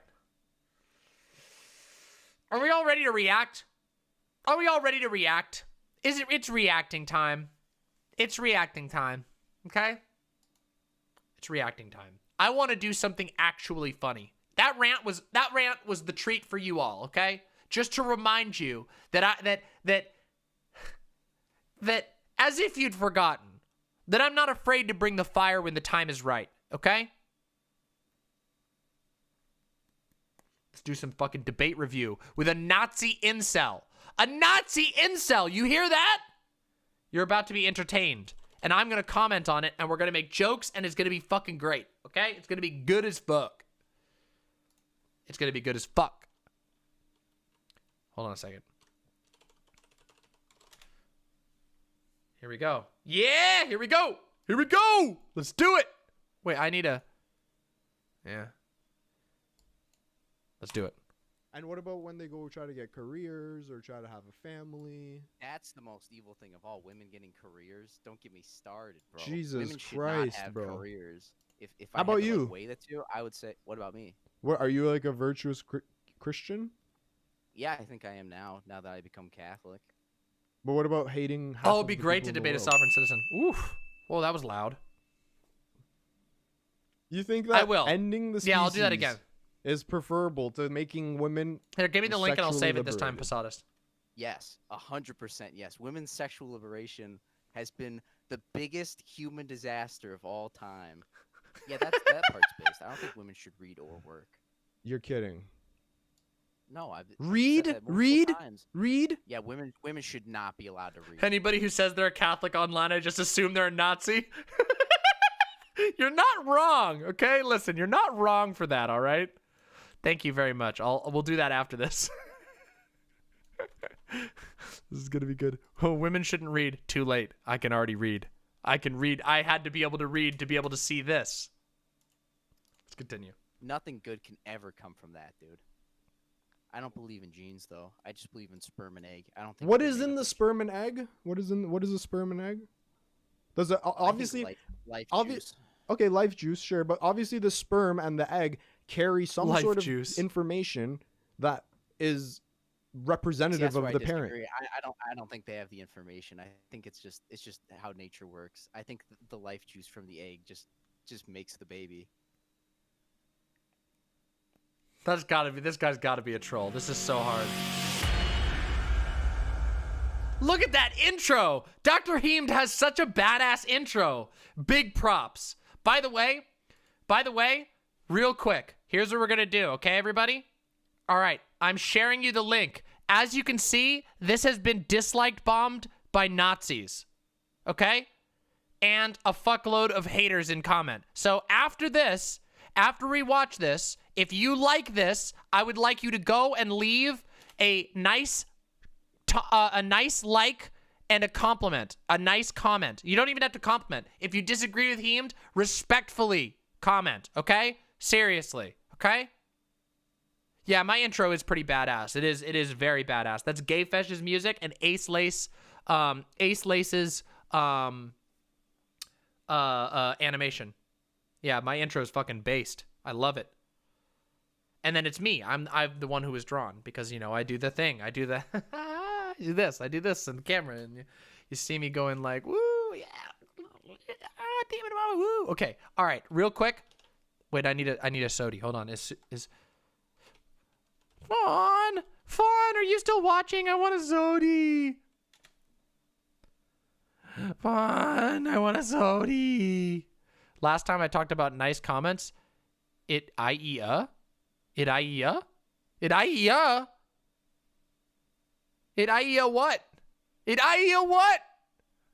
Anyway, I'm begging. I'll go get one myself, but I don't want to leave the stream. I don't want anybody to get bored. What was it? 3-4 days ago. And I come across this thread called Why I Hate Women. Something like that. And instantly I was interested. Oh boy, here we go. I went through it. Hey, thank you, Famous Horse. Appreciate the whole it. thing. I went through like 1 or 2 of the posts. And then I was like, no, I need to look. I'm typing KN a phone right now. KN. You're killing a phone? Oh no! Get this on stream. And then we went over it on stream. And I had some questions. I reached out to you to ask if you wanted to come on stream. Thank you, Famous Horse. Appreciate that. Thank you for the raid. Welcome, all of the horse riders. Yeah, thank you for having me, whatever man. you are. I know this is come on in. A little bit past your later time, so I appreciate you making the accommodation for me. Hey, no problem. Okay. So tell me a little bit about yourself, I guess. How old are you, first of all? I am 23. Okay. I just turned 23 a little bit ago, yeah. Okay. And I guess why don't you tell me a little bit about how you... Oh no, I'm biting my nails. Oh shit. At your worldview. You know, that's wow, that really gets to the root of it, huh? Well, I guess how I arrived here is I just thought too much, and I interacted with enough women that you can kind of just start to put the patterns together, and you can kind of just figure out what's going on here. I did too much thinking. I thought too hard, and I became an incel. When you think your brain got so big it caved inwards. Hey, thank you. I love you. Say hi to the stream. Hi. They got it here. They got to be able to hear you. Just say it. No, I don't want to. Okay, I love you. I love you. Thank you. That was Gynotype. Hi, Yoda. That was Gynotype. Thank you. You got to get me to 100K before Gynotype does a face reveal. If you think about society in general, I mean, this is just where you have Yoda to left arrive already. if you truly think about things the way they are, in my opinion. How so? Like, how do I explain? Like, I think. Okay, even tell just me the about reaction to my thread- tell me about some of the experiences you've had with women, I guess, that have gotten you to this position. Uh-oh, here we go. Oh, dude. Like probably when I'm sorry, I didn't mean to be mean, Gynotype. I didn't put you on camera. I didn't put you on camera, Gynotype. The camera's fixed. I didn't put you on camera, don't worry. Oh, you forgive me? Okay. Well, I beg forgiveness. I beg forgiveness. I beg forgiveness. I'm glad that you forgive me. I'll make it up to you somehow. Oh God, see, time is really hard right now because of Corona. I forget how long things Okay, have been. wait. Before you get into that, before you get into that, sorry, I have so many questions. We're gonna jump around a little bit because I'm intrigued as fuck. If you had to rate yourself on a scale of 1 to 10 in terms of looks, how would you rate yourself? I'm like a solid 8. Oh, okay. I'm hot as fuck, dude. Can you send me a picture of yourself or... Come on, this guy's gotta be a joke. Like, I'm not gonna show it on stream. On my Twitter a lot. Yay! Yeah, I have my face is blurred out. I don't know. We're gonna find out, I guess. Show it, but solid 8 out of 1,000. Oh, come on. Yeah, I can just DM a solid 0.8. Yeah, DM it to me right now on Discord. On or Discord or or on Twitter, whatever. It doesn't matter. I just want to see. I'm not going to show it. I just want to see what we're dealing with here. I'd say I'm like a solid 8. Listen, I put myself at a 6.5 on a good day and a fucking 2 on a bad day. I'm a scary monster. But if we were going on the monster scale, then I'm a 10 out of 10, baby. If you're into monsters, oh, then there you go. You monster fuckers, you found me. You found me. There you go. I'm a 10. I'm a 10 on the monster scale. On the monster scale from 1, which is not a monster at all, like, I don't know what that would be, to a 10 being like a Breatos, I'm like right up there with the Breatos. You know it. You know it. You know it. You know, I'll say probably 8 instead of 9, just because I'm a little on the shorter side. But I mean, you're I'm a fucking, beefcake, dude. you're fucking jacked as fuck. Yes, thank you, bro. Yeah, I am. Holy shit. Yeah. Okay. So and you're 23 years old, and what have your experiences with, what have your experiences been with women? Uh-oh. I've had only a True, couple Axel Crispy. experiences. Obviously, I had a girlfriend in high school. Lasted like 6 months. That was honestly fine. We were like young enough that it didn't even like cross my mind yet that women were like literally evil. How long was And that then- girlfriend relationship for? I think it was like 7 months, which I guess is pretty average for high school. Obviously, it's not gonna last forever, but you know. You think he's a fake cell? Yeah. Some people are saying and he's a fake then cell. It didn't go well, or? No, it went great. It was, you know, it was good for building. I don't know how to say it appropriately, but building experiences and things. Sure. getting a worldview. Yeah. Sure. Definitely. I think all relationships are Okay. an opportunity. Quick tell. Okay, ready? Quick tell. If anybody does that laugh, that is the most distrust. That is the most weasel laugh ever. That laugh alone is a giveaway that you are talking to a fucking weasel right there. It's like a discount Beavis and Butthead laugh. Gotta be fucking careful. That shit, you should be sussing right away. There we go. Gynotype's got it. Gynotype knows the sus. Yeah, that's sus as shit. Grow, even if it's a bad relationship. Like, I personally had a relationship once with the worst, most toxic person, and leaving that relationship, I was like, okay, next up, I need to make sure my future relationship Yeah, exactly. doesn't have these red flags. Revirgin. I've never. It's been so long since I've heard the term revirgin. Oh my god, no. Oh god. You put it back. You gotta put it back in the bottle. You gotta put it back in the bottle.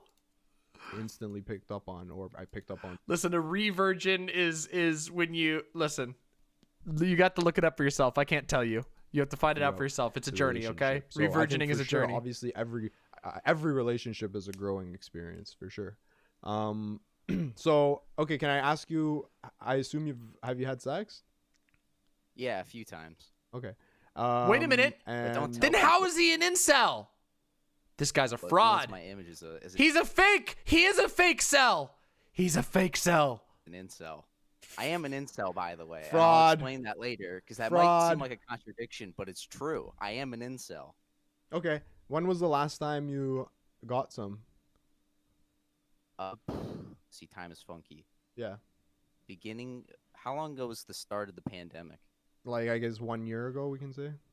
So, yeah, under a year. Okay. Dude, what? That's not what makes you an incel. 1 year? That doesn't make you what?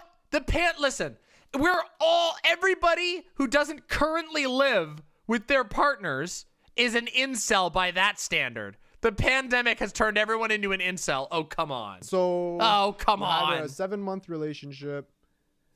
You said it was okay. It was alright. I mean, obviously, it wasn't like Volcel? anything, like, I don't know. super serious. It was a high school relationship. Okay. And what have you been up to since? Exactly, the end of high school? Anyashi. Did you go to college or anything like that? Me too, Holly Yeah, Master. yeah. I actually just finished undergrad back in December. Nice. And I actually just got accepted to law. I love this from Heem's chat. He got sex during the pandemic. This guy's a scammer. I told you this was gonna be gold. I told you this interview was gonna be goddamn gold.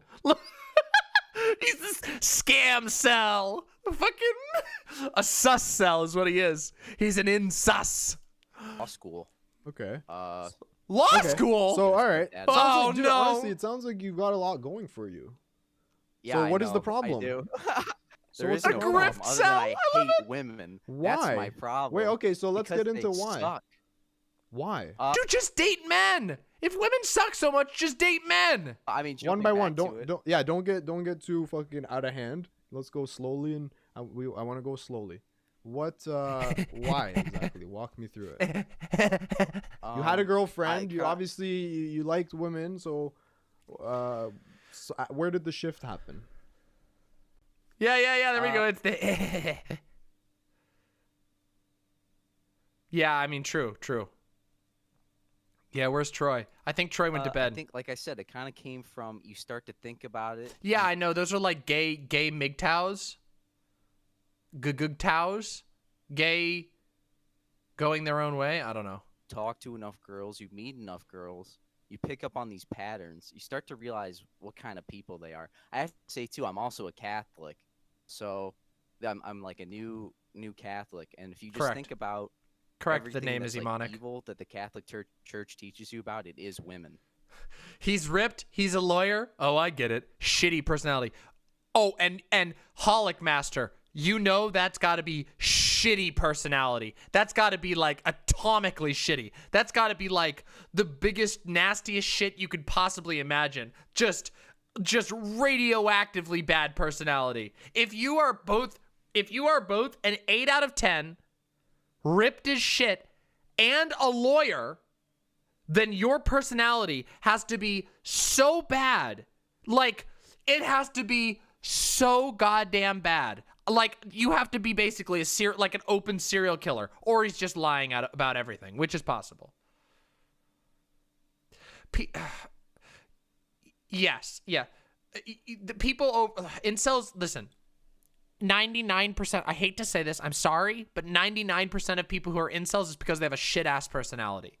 Listen, ugly people get tons of fucking Scooter Punani 69. No matter what, they will get that fucking poon, okay? I'm serious. Even quote-unquote ugly people, listen. You all look at me and you all are very kind to my appearance, okay?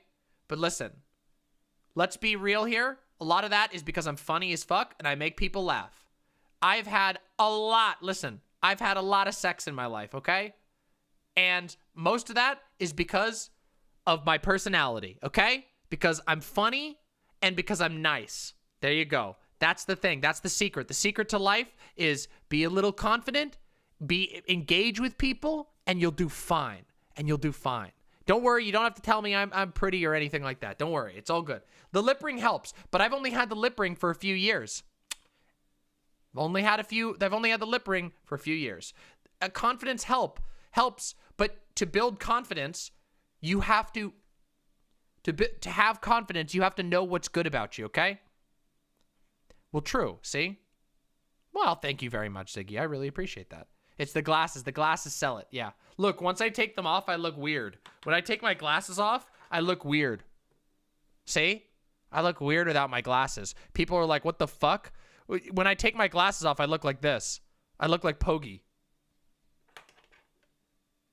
I look like Pogi when I take my glasses off.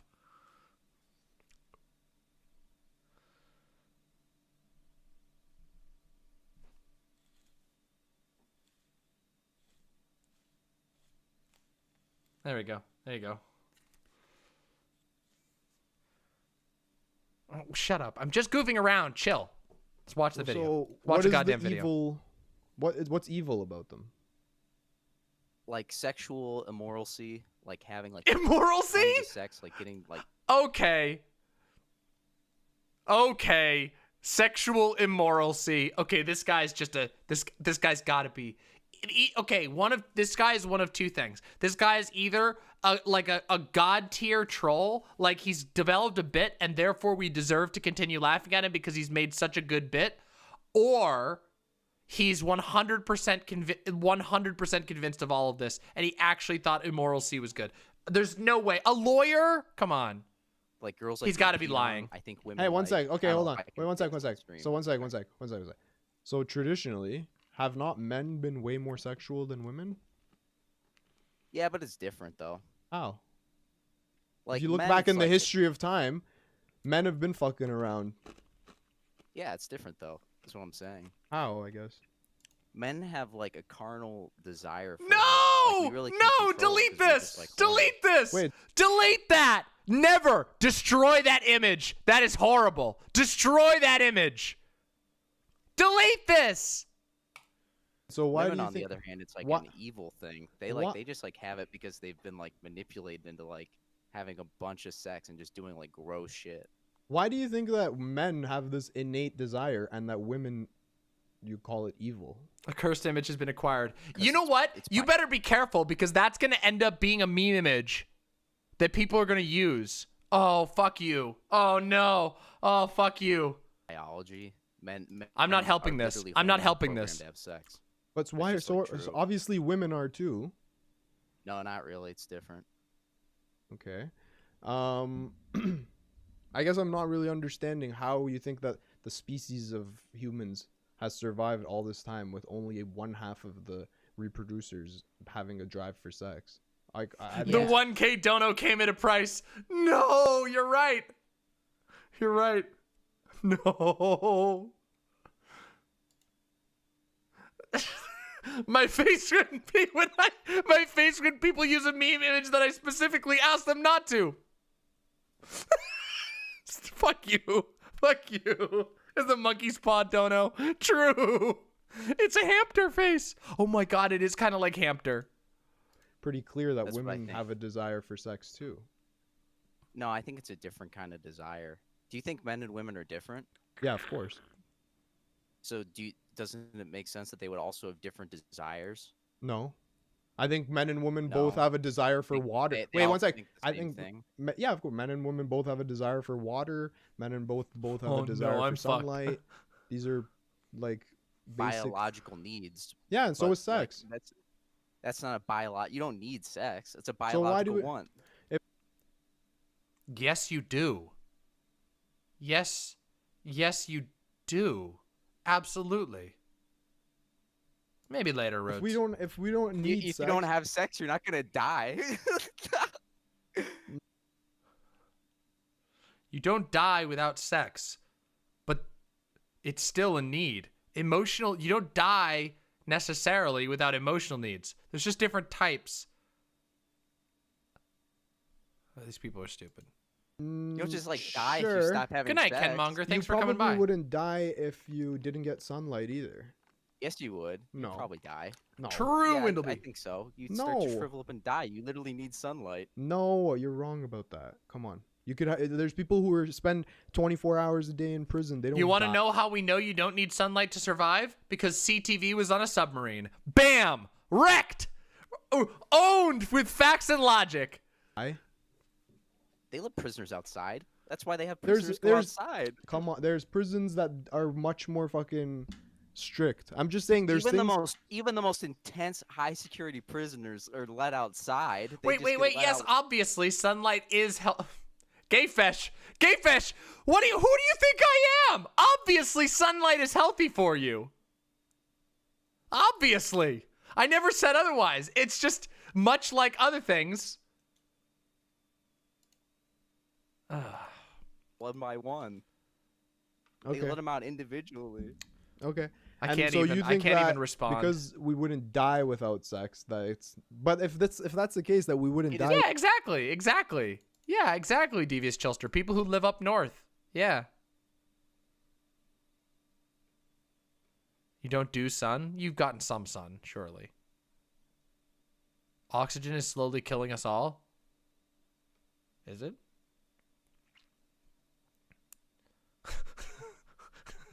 Okay, true. Without a There you biological go. need. And if it's not Yeah, a but listen, I'm a biological need, plant, why? okay? Wait, okay. Listen. So then, why are you saying that men are uncontrollable? Because I'm saying for men, it's a stronger desire. It's a biological want. women don't have the same desire for sex that men do. Wrong. That's just my entire point. Wrong. It's just different. Wrong. It's just different. Oxygen erosion is what causes aging? I don't know. Maybe. Self-explanatory. I Okay. think most people know this. If you talk to any man, it's a very carnal hunger. With women, it's more A very carnal hunger. Okay, real quick here. Okay, ready? Let me ask you this. Women, this is a WOMS only poll. WOMS only poll, okay? WOMS only poll. I'm making a WOMS only poll.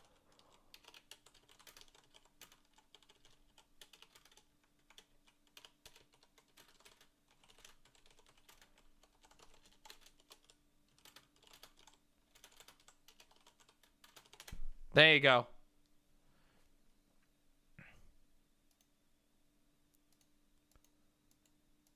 Yeah, gender fluids can be included, sure. Let's go for it. WOMs only though. WOMs and WOM inclusives. I don't know how the WOMs, I don't think, yeah. Yep. Oh, look at that. Oh, damn. If any of you non-WOMs vote, I will chorp your norts off. There we go. Yeah. Look at that. Look at that. 57%. The WOMs have the carnal hunger as well. Damn. Damn. more of like a power manipulation kind of tool. But men use it for manipulation too. Yeah, they can for sure, but they use it because that is their end game in a way. They want sex as their end game. Women use it because they exploit men who want to have sex. Have fun, Dr. Heemed. We've been having a good time so far with this one. I'm just saying.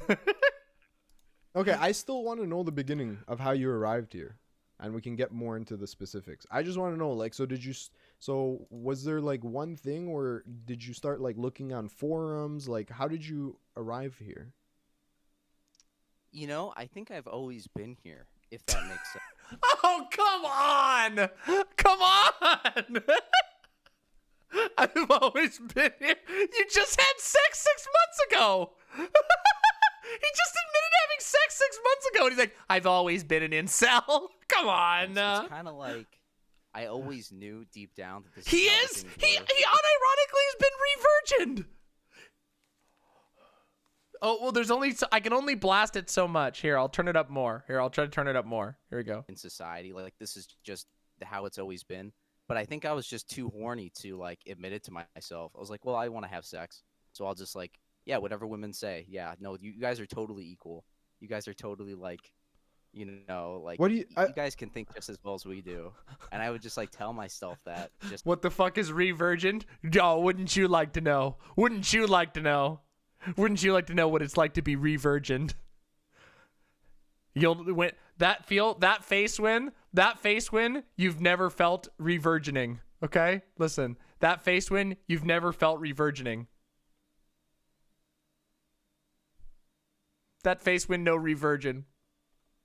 That face when you've never had the unique experience of going through the re-virgining machine. Okay, listen. The fucking re-virgining machine, all right? Born again virgin. Yup. So I could get pussy. But I don't really care I don't know anymore, what you. so I I'll guess say whatever the fuck I want.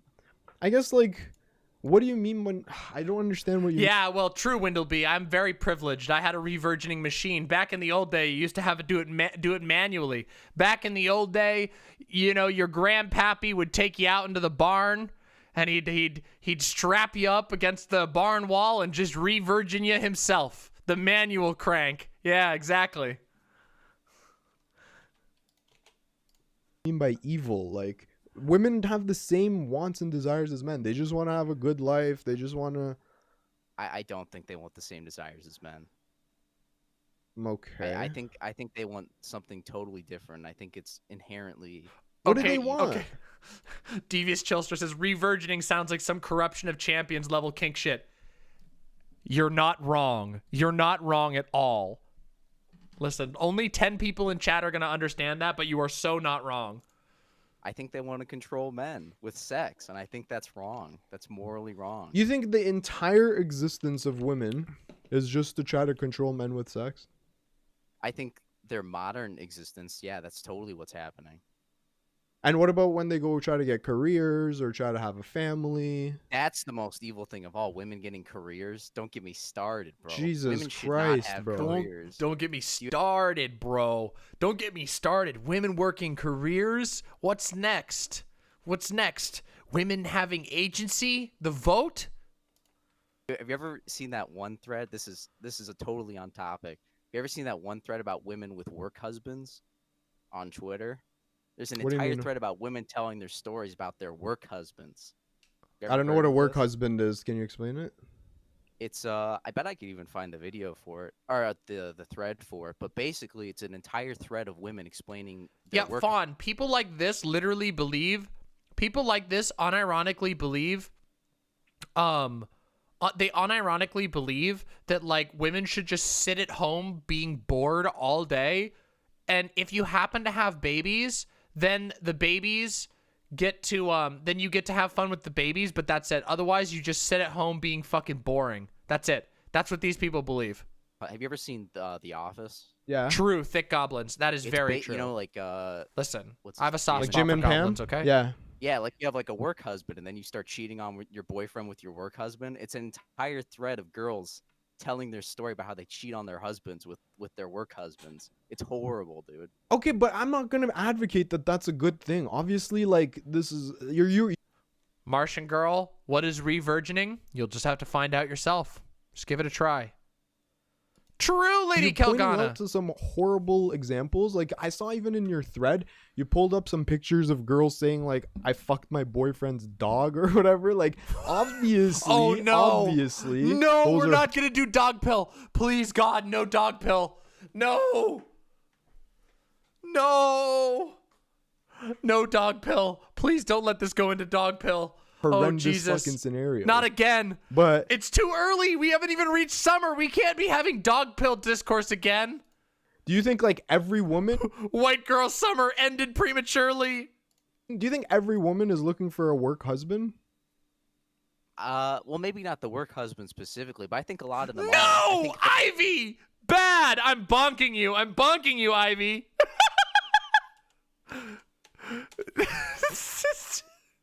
Boonk.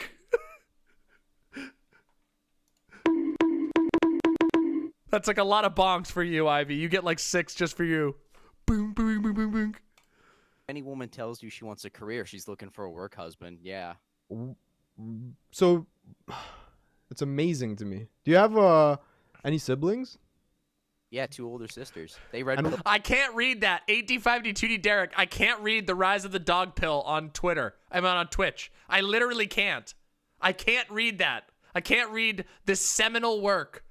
The seminal work by Vaush Vidya, The Rise of the Dog Pill. I cannot read this on stream. Told me the most on all this. What did they do? They just had tons of promiscuous sex, did drugs, alcohol, underage, like total whores. Totally red pilling. And then what? They told you that being a woman is horrible? No, they didn't. No, they think women Oh, are you- awesome. I just Oh. saw their actions. I'm like, wow, women are fucking horrible. Oh, okay. Don't you think it's weird to have this double standard where you were trying to get pussy? No, but I like where you're going with this, Lady Kelgana. I like where you're going with this. But unfortunately, that's not what it is. That is not what it is, unfortunately. But if they were trying to get dick, then all of a sudden they're horrible. Like, why do we have to have this hypocritical double standard? I don't think it's totally hypocritical. Like I said, like I totally shouldn't have had sex, and I totally repent for that. But at the same time, I think it's different. I had sex like 3 times, and it was 2. What a slut! What a slut! He had sex 3 times! Slut! What a fucking slut! Re-virgined little slut! You can't wash, even the re-virgining machines can't wash out your sluttiness! Like really serious relationships, and another time was because I was like falling away, And I like it's totally disgusting, and at least I can acknowledge it's disgusting. True. Maybe women should acknowledge how disgusting they are when they have like 20 sexual partners. Why? Why what? Why is that disgusting? To have 20 sexual partners? Sure. That's gonna be someone's mom someday. So? That's gonna be someone. I love how his voice cracked. Okay. The voice cracking here makes me think he's legit. This is actually really hard. Heemed, how the fuck did you find this guy? I can't tell. I haven't figured it out yet if this guy is a joke or not. The break in his voice there seems either he's a very good actor or he nailed that. Like that's gonna be someone's mom someday. Like that was like what? So, do you want your mom to have 20 sexual partners before your dad? You want your mom to... Holy shit, he's really into it. Oh my god. Care? You don't care? Why would I? What do you mean? That's her life. That's gross, dude. Why? I didn't even... Wait, one sec. Why would I give a fuck how many Holy people shit, banged my mom before I was even conceived? I wasn't in existence. What do you mean? True, why don't you give a fuck? That's gross, True. dude. Why? Your What's mom's a gross? whore. Listen, this guy is about an inch away from doing this. Imp, shut up! Not that one. Bazinga. No. What? Oh no! I forgot. I rebounded. Those are all the wrong sound effects. Those are the wrong ones. I rebound the sound effect. Ignore it. Sorry, wrong sound effect. I meant this one. Willfully depriving that little boy of his God-given right to a mommy. There we go. I meant to do that one, but I forgot that I needed to rebind that one. Bazinga, imps! Ah! Failed on all of the soundboard there. Whoops. Yeah, I even got the doo-doo fart. Is that a voice mod? Yeah, I use voice mod for the sounds. And I use voice meter potato for my stuff, and then I have a Reaper equalizer and stuff like that. Anyway, let's continue. Nothing. I just... When am I binding the voice clip? Wait. I don't remember. Look, I have to redo this. I need to get a proper stream deck because this thing is not working properly. Anyway, let's continue. Ignore my Wait, fails. hang on. Do you think that, like, women don't wash themselves out or wash themselves after they have sex? Like, it's not like the germs of the previous guy are just, like, manifesting inside the vagina. No, it's not the germs aspect. It's the fact that if you have a bunch of premarital sex, you're a whore. That's just how it works.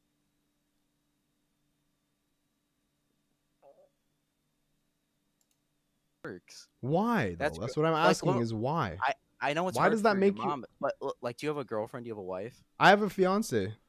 How many sexual partners has she had before you? I don't know.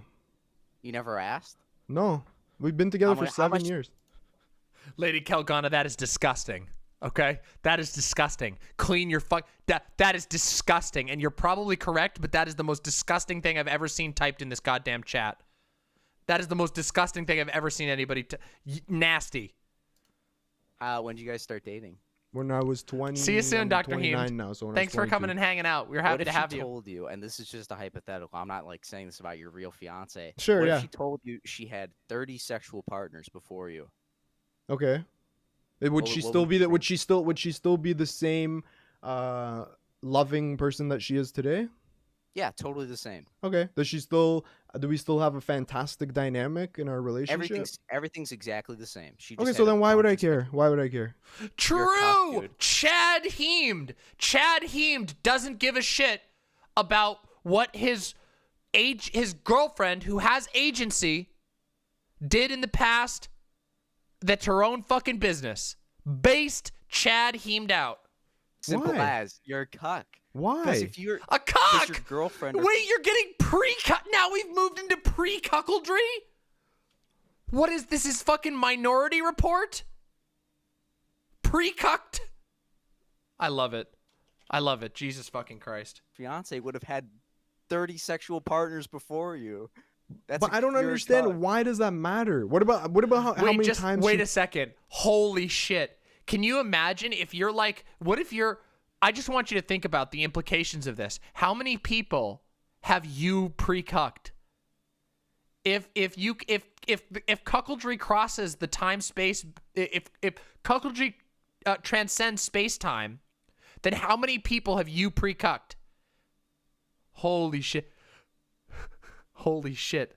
I'm like a what's the term? Is there a female term for a bull? Because I probably have cucked so many. I've probably cucked so many people. What's a female bull? An empress? No, I thought a cuck queen was like, I thought that was like the girl getting cucked. No, not a cow. Oh, thank you, Netanyahu. Oh, I'm not a cow. Well, I guess I don't know. Cows are kind of cool. Look, cows get a bad rap. Okay, so do pigs. Anyway, let's fucking continue. Shut the fuck up, you idiots. Let's continue. Was employed. Imp, shut up. Order! That makes it even worse. I don't want her to be employed. No. Forget that. I'm saying, like, let's say, should I care about how many dresses she owned, or how many cars she owned, or how many jobs? Good luck, Mongo the Ball.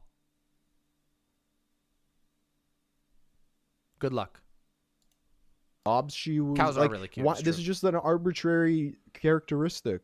Does it matter? I don't even think those things you listed are arbitrary. If she's had 30 a homewrecker. jobs Oh before you, yeah, then true. maybe, like if we're comparing no, jobs you're all to good. You're all relationships, good. maybe Sure, she yeah. sucked at her job and she got fired. Like maybe that says something about her. If she's everything about people's Demon life Toro? says something True. about them. Okay, If you've so had that's 30 sexual partners beforehand. That kind of says a lot about you. Does this mean you can cuck yourself? Huh. That's a really good question.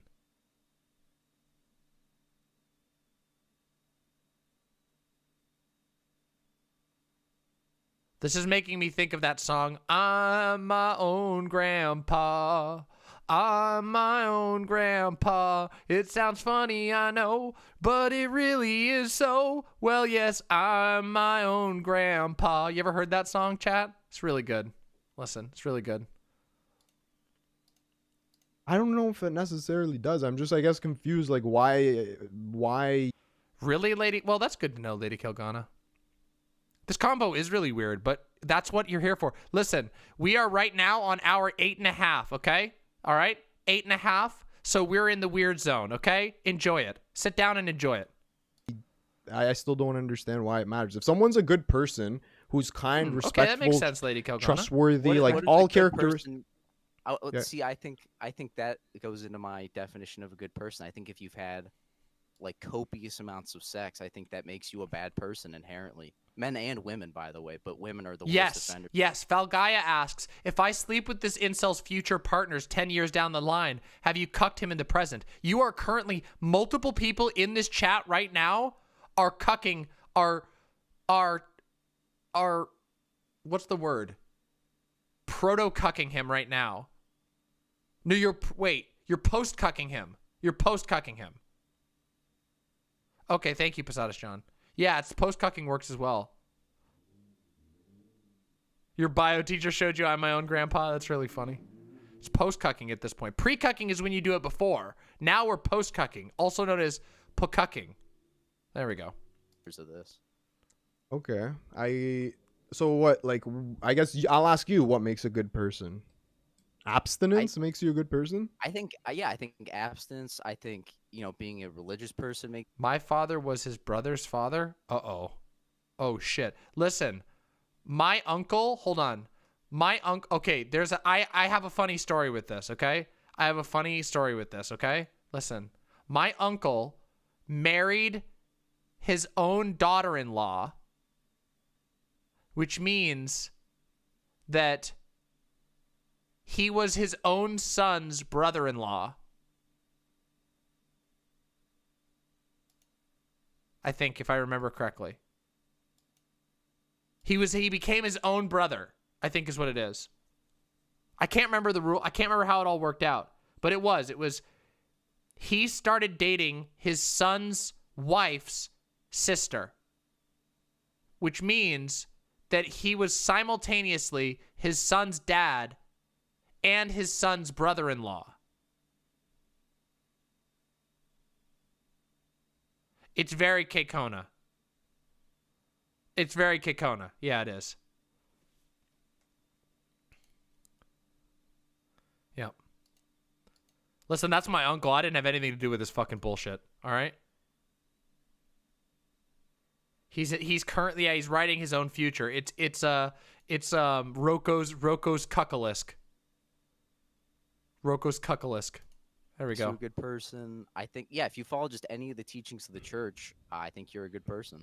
Okay, I don't. I'm agnostic. I still help old ladies cross the street. I would love that. Nuts. I work I'm at a not kidding you. hospital. I'm trying to do cancer. I would put aside all of our hatred. Listen, I love ASMR enough that I would gladly put aside my hatred. Okay, gladly, for that conversation, and then we can resume. It'll be like the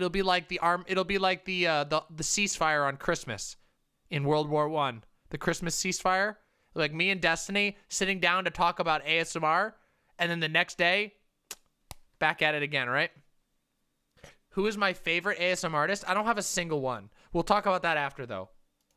Research. Why do you guys not get along? Honestly, it's not you guys. Destiny, as he said tonight, Destiny actually hates me. Like, he just actually hates me. I can't entirely explain it. You should probably ask him why he hates me. Probably because, I don't know, he thinks I'm, like, literally Satan or something. I think I'm a pretty good person. I'm truthful. I'm nice to everybody. Does that make me a bad person because I have sex? And I'm glad we got a clip of that, though. Like, I guess, how much do you weigh the having sex part versus actual virtues in life that we can I'm happy you at least owned up to it. Let's say someone doesn't have sex, but true, but I can't say that, Lonnie. True, but I can't say that. They're a fucking piece of shit asshole that is mean to everybody. They have road rage. They fucking tailgate when they drive. You name it.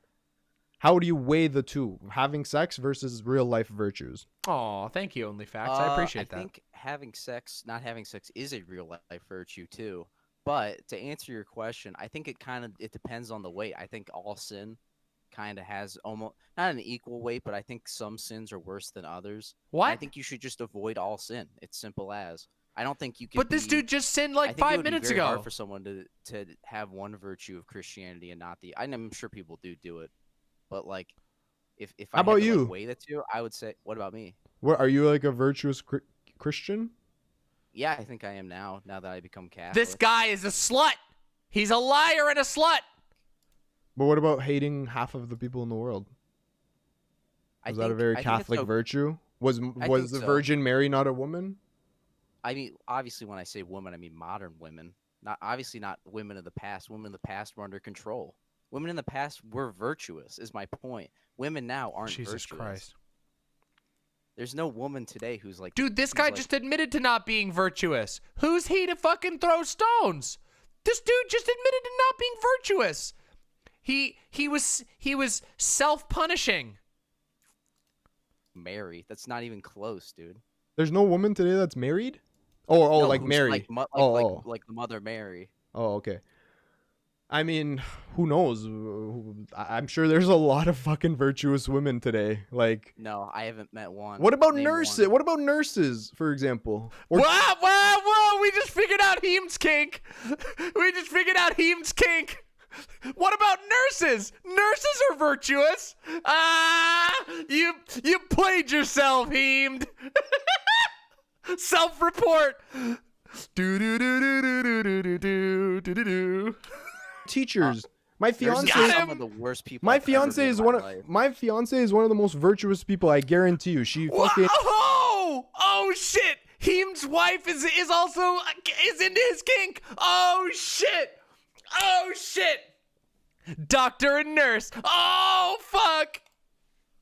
Takes care of a small child moment. And went to early childhood education. She volunteered 500 or 1,000 hours at a children's hospital. True, Natanaru. Volunteered her own fucking time. Like, don't you think that's virtuous? Yeah, I think that is virtuous. It Okay. sounds like she's not religious though, so she should probably get on that because that's the only way to be saved. So again, going back to it, do you think that if I'm a very, very good Okay, I really like that. Okay, just moving on. Amazing person, okay? Everything that you can think of, being honest, being truthful, donating my money, da da da da da da da da da da. but I don't go to church, I'm a bad person now? True, you're a pro. No, like I said, I don't think you're a bad person, but you're not going to be saved. You have to be saved. You really think God would be like, yeah, I know you were a fucking amazing person and you helped cure cancer, but go fuck yourself. You didn't go to church enough. Do you really think Good night, that Zonia. God Thanks is for like coming that? by. Have a He good doesn't night. say go fuck yourself. He's sad you don't go to church. It's like he's your father and you just kind of like ignored him. He's probably very hurt you don't go to church. Oh, he That won't really say go. hurts him. Wait, okay. So he won't say go fuck yourself. He'll just say spend the rest of eternity in a fiery hell. Baby! Yeah, do you what know a what- baby! God is sad about me not going to church? What the fuck? Maybe you should make it a little easier. Fuck off. Hell is? God right now, Impo Comfy. Are you trying to imply that God is enjoying watching this stream right now? Listen, I believe it. I believe that God is an imp. God's an imp. Yeah, I It's know the what hell is. absence of God. You've chosen to have the absence of God in your life. He can't stop that. Hell is a choice. It's not like God is sending people to hell. Hell is So the going back absence to of my God. initial question, let's say I cure cancer, Okay. which is never gonna happen, by the way, just before anybody gets too hype. Let's say I cure cancer, but I God never in went chat? to church. Everybody, you think God God in is gonna chat? send me to hell? Yes. If you don't believe in God, yes, you're gonna have to go to hell. That's just how it works. Hell is the absence of God, and you've chosen to have the absence of God. It's really simple. Okay. All right, going back to the women thing. Okay, going yeah, we back. kinda This got is off the topic, Twitter my thread bad. guy. Yeah, we could have a whole 455. religion debate. Yeah, this is the one. This is the guy with the thread. Okay, so are you in any incel communities now? Just Twitter, like my little community. Time Like, to you debate post on God. forums I and believe stuff? it. Yeah, like Twitter. Oh, just Twitter. Okay. Yeah, sure. Oh, yeah. Okay. And so how is I saw the reception you got was a lot of hate and stuff. How do you deal with that shit? I got a lot of hate, but I also got a lot of support. And I like to think of it as you always outweigh the good over the bad. So I thought to my a lot of it's you see that's kind of a lot of the hate came from either women or simps. So it's really hard to take like any of the hate seriously when you're like a slave to pussy. It's like, oh, I hope she sees this, bro.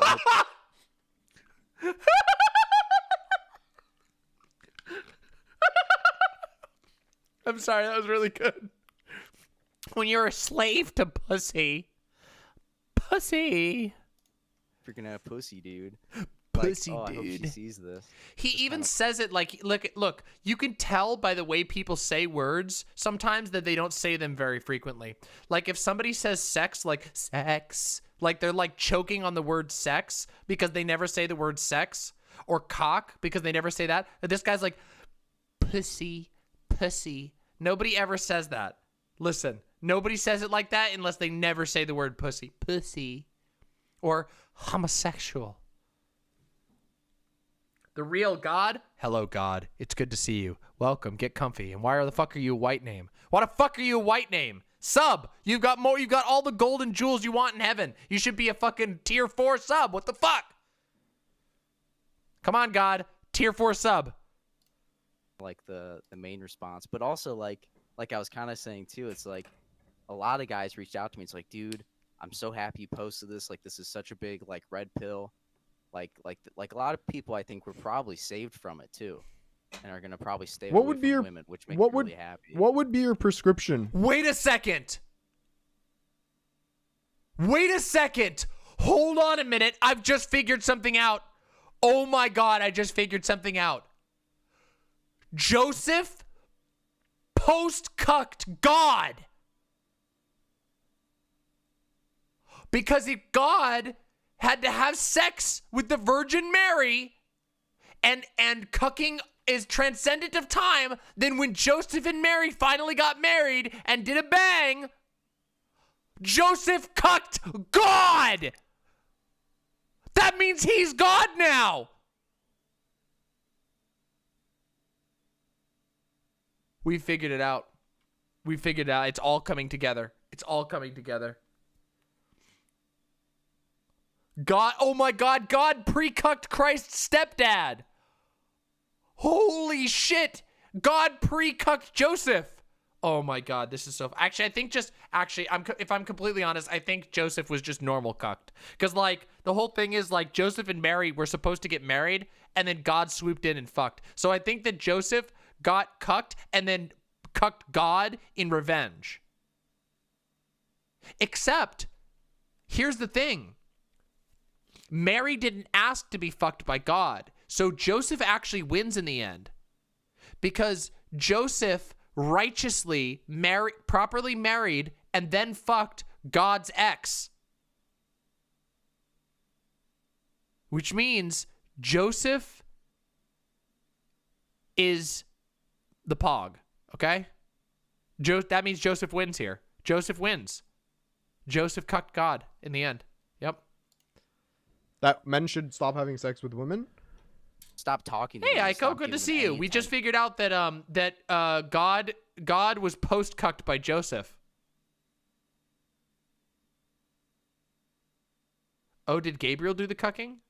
I don't know. I'm not sure. I'm getting lost now. I'm getting a little lost now. Let's continue. Okay, so let's say okay, sure. One sec. So let's say that happens. We did it.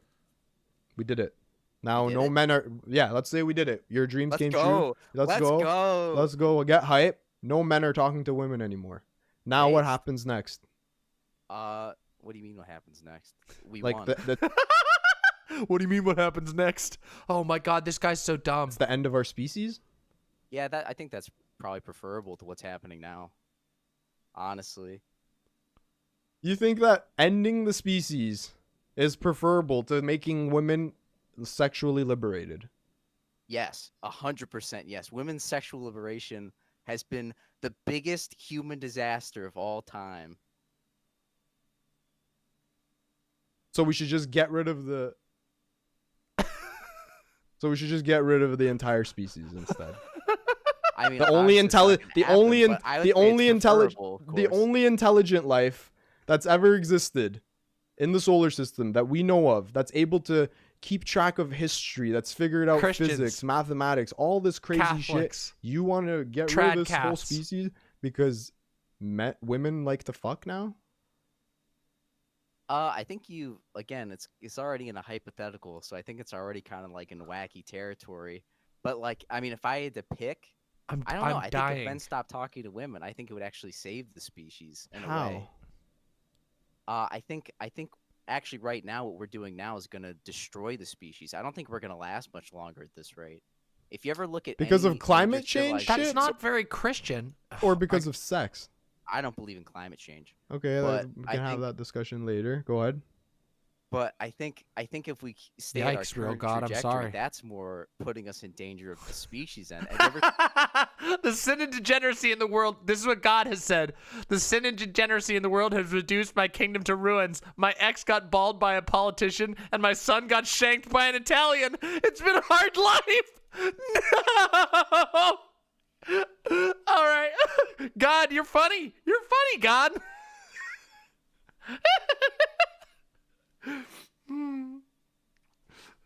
All right, Lady Kelgana. All right, cool it there. All right, Lady Kelgana, cool it there. Jesus Christ. I don't even got enough bonks for that one. Jesus Christ, lady. Holy shit.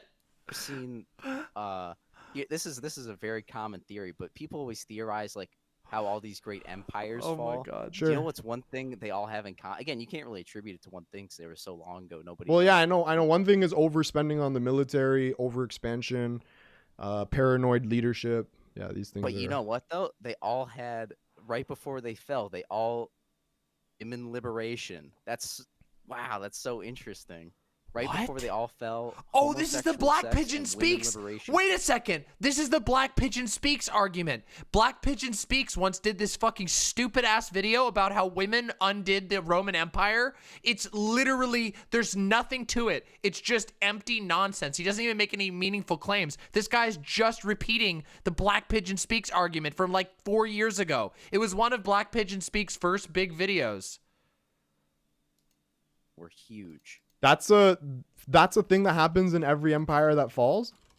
Yes, it's like Rome. Rome is my biggest example. Okay, Rome it can be one It example. is. This is Black Pigeon Speaks. Oh my God. But what about all the other fucking places the where Chinese the Persian Empire, Empire, the Persian Empire? Yeah, the Persian Empire. Actually, I don't know about that one. What? I have to look into Persia. You don't. I You just know, forgot about the Ottoman Empire, one of the biggest empires in the history of the world. You just forgot about that one. Whoopsies.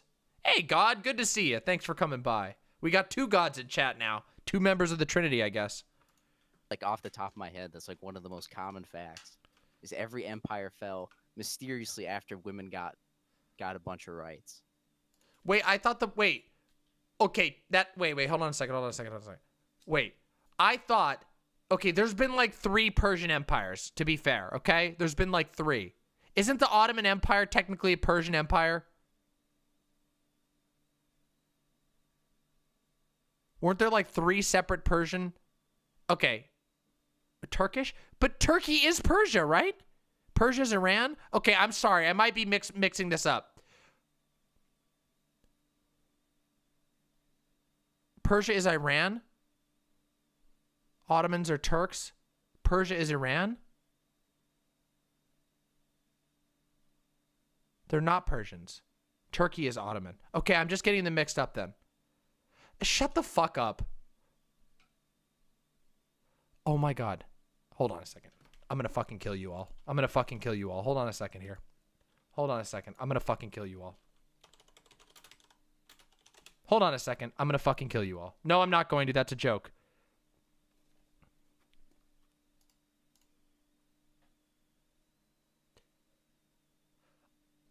You motherfucking idiots. You fucking assholes. I am gonna kick your stupid ass. I'm sorry, you're saying my America is showing for getting Iran and Turkey slightly mixed up. They're literally right next to each other. They're right fucking next to each other. And you're trying to roast me about geography when I mixed up this country and this country. I'm gonna ban you all. I'm banning every single one of you. That's it. I'm nuking the entire chat.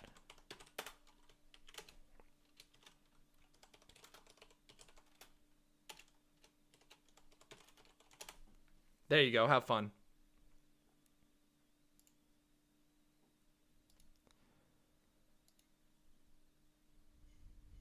I'll nuke you too. All right, I'll free you now. There you go.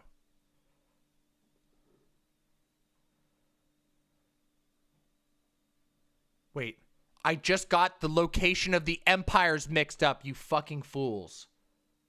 That's it. I just got... literally, everyone's trying to roast me. They are distinct, unique cultures. Oh my God. I'm gonna freak out. You people are the worst. I can't even laugh at a fucking panel. I'm on 8 hours and 44 minutes of entertaining you fucks. And then I make one tiny mistake about which empire originated in which of 2 countries that are right fucking next to each other. And you can't even let me go. You motherfuckers. I'm gonna fucking, oh my God. No, I don't play fucking stupid Europa Universalis noob shit because I don't jerk off to getting to play as like genocidal empires. Oh, I'm sorry. Oh, sorry, I didn't play enough of the Nazi game. Fuck off. What about, okay. It's like legit mixing up Mexico and the US. Who said that? Who just said that? Comrade Amatrine, I'm giving you the chut.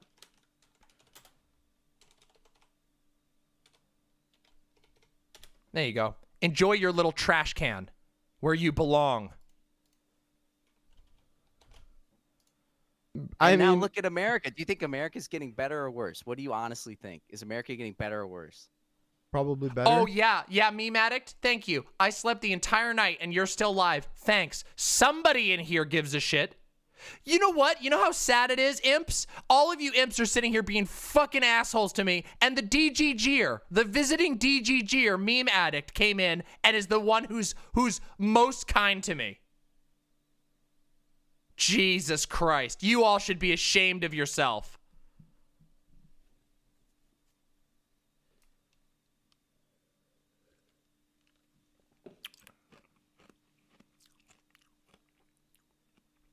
Thank you. Thank you for giving me the Ottoman Empire mix-up pass. All right. See, it's just a small mix-up. True. You got to play more Pathologic too. Anyway, let's continue. Let's continue. All right. I'm moving on. I'm forgiving you all. I'm forgiving you all. Why do you say better? Because the average person in America today is better off today. There you go. I unchutted you. There we go. Forgiveness. 40 years ago. So better off wealth-wise? Oh, look at this. I have a double A. I have an AA in arts history, and I mix them up sometimes. Chat is just being dumb. Thank you, Lilith. You're so kind, Lilith. So kind. Everything, wealth, rights. I'm very benevolent. Everything. Everything. Are you sure? Most things I would What say. about the drug? What about the drug epidemic? What about it? It's going up horribly. A lot of people. I already did the free 'cause command. I live in an area too where heroin's like Nobody. really big. Everyone should People be are freed. killing themselves basically en masse with drugs. Okay, I'm not saying that the world today has What no about problem. the Wait, hang on, suicide wait, chill.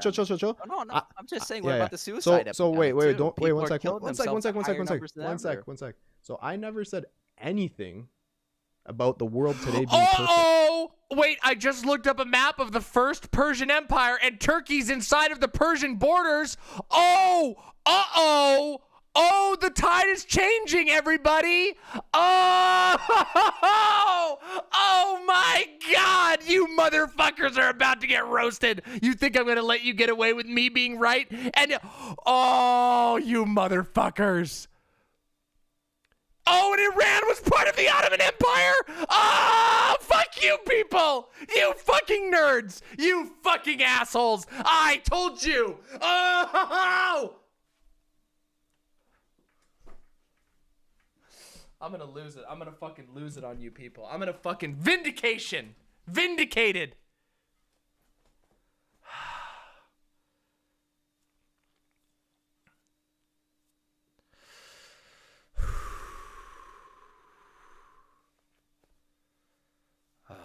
All right.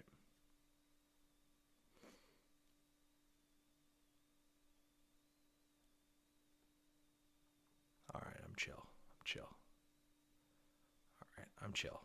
All right, we're going to return. Listen, we're only 27 minutes in. We still have an hour to go. How the fuck are we ever going to make it through here? right? I never. Obviously, I'm going to concede that there's shit in the world that we can fix today. But you asked me, is the world today better? Yeah, it's better today. And I'm Yeah. You know what we learned today is that I'm not the only fucking American in chat. That a bunch of you are a bunch of smug ass Americans who don't know any geography either. But you thought that you would be able to pull one over on me because I don't know my geography very well. But you all are just as dumb. Just as dumb. Why I don't think it's better. You said it's better. But none of you have the excuse of having streamed for 8 hours and 55 minutes. Okay? All of you don't have that excuse. I do. Things are. I'm not pre-cucking you. I'm mind cucking you all right now. I'm saying it's getting worse because people are miserable. People are killing themselves. Your boy Shamoy says, I'm looking it up, but I'm not seeing Pyorrhea in the Ottoman Empire. Pyorrhea? What the fuck is Pyorrhea? Pyorrhea is like what you have when you have to pee too much. Get owned. Themselves en masse with drugs and suicide. Does that sound like a happy society? I don't think people are killing themselves en masse with drugs and suicide. True, Lady Kelgana, I am. Suicide rates are pretty bad. The drug epidemic. Am I supposed to be taking this seriously, Zapatista Libertarian? Zapatista Libertarian, if you come into my stream and take anything I say seriously, that's at your own peril, okay? Really horrible. It's tearing. Thank you very much for the tier 1 sub. Appreciate that. Families apart. Like this is, and it's getting worse. Every year it's getting worse. I don't disagree that it's something that needs to be addressed. We do. We have but that's just one shitty we have this aspect. One. Like, we do have so many Pepega. things It's this that one. are It's called so much better. I'm not saying it as in like here's like one thing that's going wrong, so everything's going wrong. Oh damn, real God! What Jesus. does this thing God going damn. wrong say about society?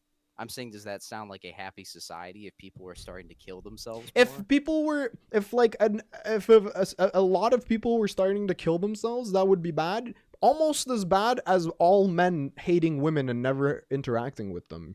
Pretty much on the same level.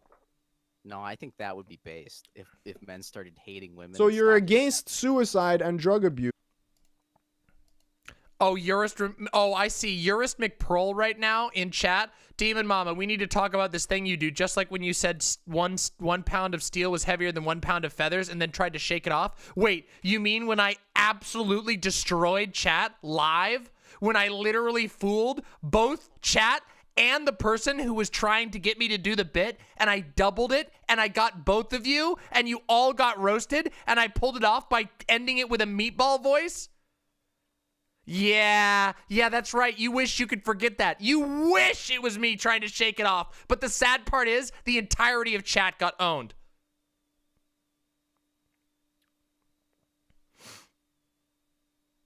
Yeah, exactly. Remember the time I forgot the name of Meatball? Via Latte, thank you so much. Thank you so much. You're very, very welcome. Thank you for the gifted 3 tier 1 subs. Really appreciate that. It's true. But Yes. you are okay with wiping out the entire species due to lack of sex. No, I think that would save the species. Actually, What do you? I think if we put women back in place and they were like good mothers and like they weren't allowed to like be huge whores, I think it would save the species. What do you? What's the Oh, I'm sorry. Go ahead. Okay, so if you had to put a number on it, Yeah, it was good, Windleby. how much do you think? I love how everyone thought that I didn't know the bit when I literally like recognized Limmy in the background, and I'm like, oh, Limmy, and then I tell everybody who Limmy is, and then I do the bit, and then everybody thinks I don't know the bit. Literally, this is why I say I owned chat. The suicide rate has increased in the last, let's say, 20 years. I would in 20 years, maybe I would say maybe like 4 to 5%. Okay, Maybe yeah, higher. you're about right. is it? It went from 17.8. Limmy is based. It's true. Limmy is very suicides per funny. 100,000 to 22.8 from Holy 1999 shit, to yeah. 20. That's nothing. What do you mean that's nothing? That's a 4 to 5 increase in 20 years. Not sorry. Wait. Not percent. Not percent. We're talking about 17.8 out of 100,000 to 22.8 out of 100,000. Do you think this is an epidemic? Do you think this is? Do you think this is an epidemic? Yeah, I think so. It's not ruined, Ivysaurus. Thank you very much How for the much is that to $20. percent? Okay, Don't we can check worry. it That's here. like a lot of numbers. It's Trust me, I live with this dog every single day. You can't ruin it. Let's see. Okay, so 17.8 out of 100,000 is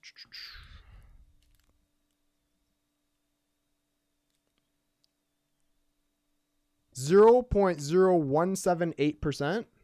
Okay, that was what See, it used to This be. is saying for me, it says from 2000 through 2000. Again, this is like the first link from CDC. This is I didn't research this at True, all. real Okay. God. 2000 through 2016, the age-adjusted suicide rate increased 30%. That's concerning, I Ivysaurus. don't- Well, we can see if it was 1% and it went to wait 1 sec. If it was This 1% is the incel one, and yeah. it went to 2%, that's a 100% increase. I'm super hungry, actually. Yeah, that's a lot. need to Yeah. eat So something after when you're this. talking about tiny fucking fractions, a slight adjustment is going to make a proportional massive increase. Right? So if we compare that, we went Yeah, from boy, 0 Shamoy, thank you very much for the $5. I ain't opening that link. I'm glad you enjoyed the stream, but I'm not fucking opening that link. 0.017% to Love you. 22.8 Non-parasocially. divided by 100,000 times 100 to doing good, Commie Buddhist. 0.0228%. So I don't think that 0.02% of people committing suicide, I don't think it's an epidemic that we went from 1.7 to 2.2% is, some crazy fucking, not even 2%, sorry, my mistake. We went from 0.01% to 0.02%. Not even, I made a mistake. Yeah, this is the percentage. So I don't know. I don't know. It sounds like you're just throwing a lot of numbers at. I think I'm just gonna read it the way that my dumb caveman brain. Simplicity is always best, like I say. It's saying it went up 30%. Oh, I shit. think I'm just gonna believe 30%, not 0.2, whatever. Wait, did we all forget? Wait a second, hold on a minute. Did we all forget? Did we all forget the moment tonight when Destiny said, "Sorry, those numbers are inconvenient. I'm talking about common sense." Did we all forget that happened? I even forgot that happened. That happened tonight, everybody. This guy's having a real Destiny moment. Yeah, it's common sense though. Sorry. I just I had a little bit of a brain blast, a little throwback. Yeah, I was arguing with him. He's like, yeah, I'm like, where are you even getting these numbers from? And he was like, well, it's just common sense, you know? It was so good. And then he got mad at me for saying we should use the scientific method. Oh, I'll never let him forget that. Well, listen, I mean, we'll see. Okay, listen. So if somebody clipped it, because guess what? I'm posting that panel, so a lot of people are going to see that moment. Thing is, if 1% of the population eats cheeseburgers, and then later it becomes 2% of the population ate cheeseburgers, that's a 100% increase. Okay. So when you're saying 30% increase, but the numbers are already so low to begin with, that's not very concerning. That's what I'm trying to say. But anyways, we can move off of this if you want. Okay, yeah, the numbers go over my head. All I see is 30%, and then it says for males 21% and women 50%. Which, I mean, even if we take the numbers aside and we just, if you look at males to females, why is the women rate going up so much? Probably because they're having unfulfilling lives full of motionless sex. Or maybe it could be because they have the pressure of having to work and raise a family and fucking juggle everything. I agree, actually. I don't think they should have to work. No, I don't think that they should have to be juggle everything. I think men should help out. No, I think men should work, women should stay home and take care of like all the family stuff, just like how it's been for thousands of years. But how though? Yeah.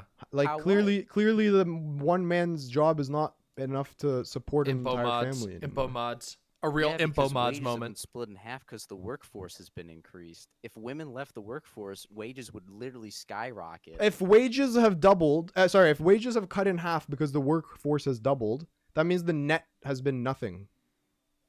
Like even if you cut the workforce in half, say women get in the house, and men you go work on the jobs. I would love to know what this guy does for work as well.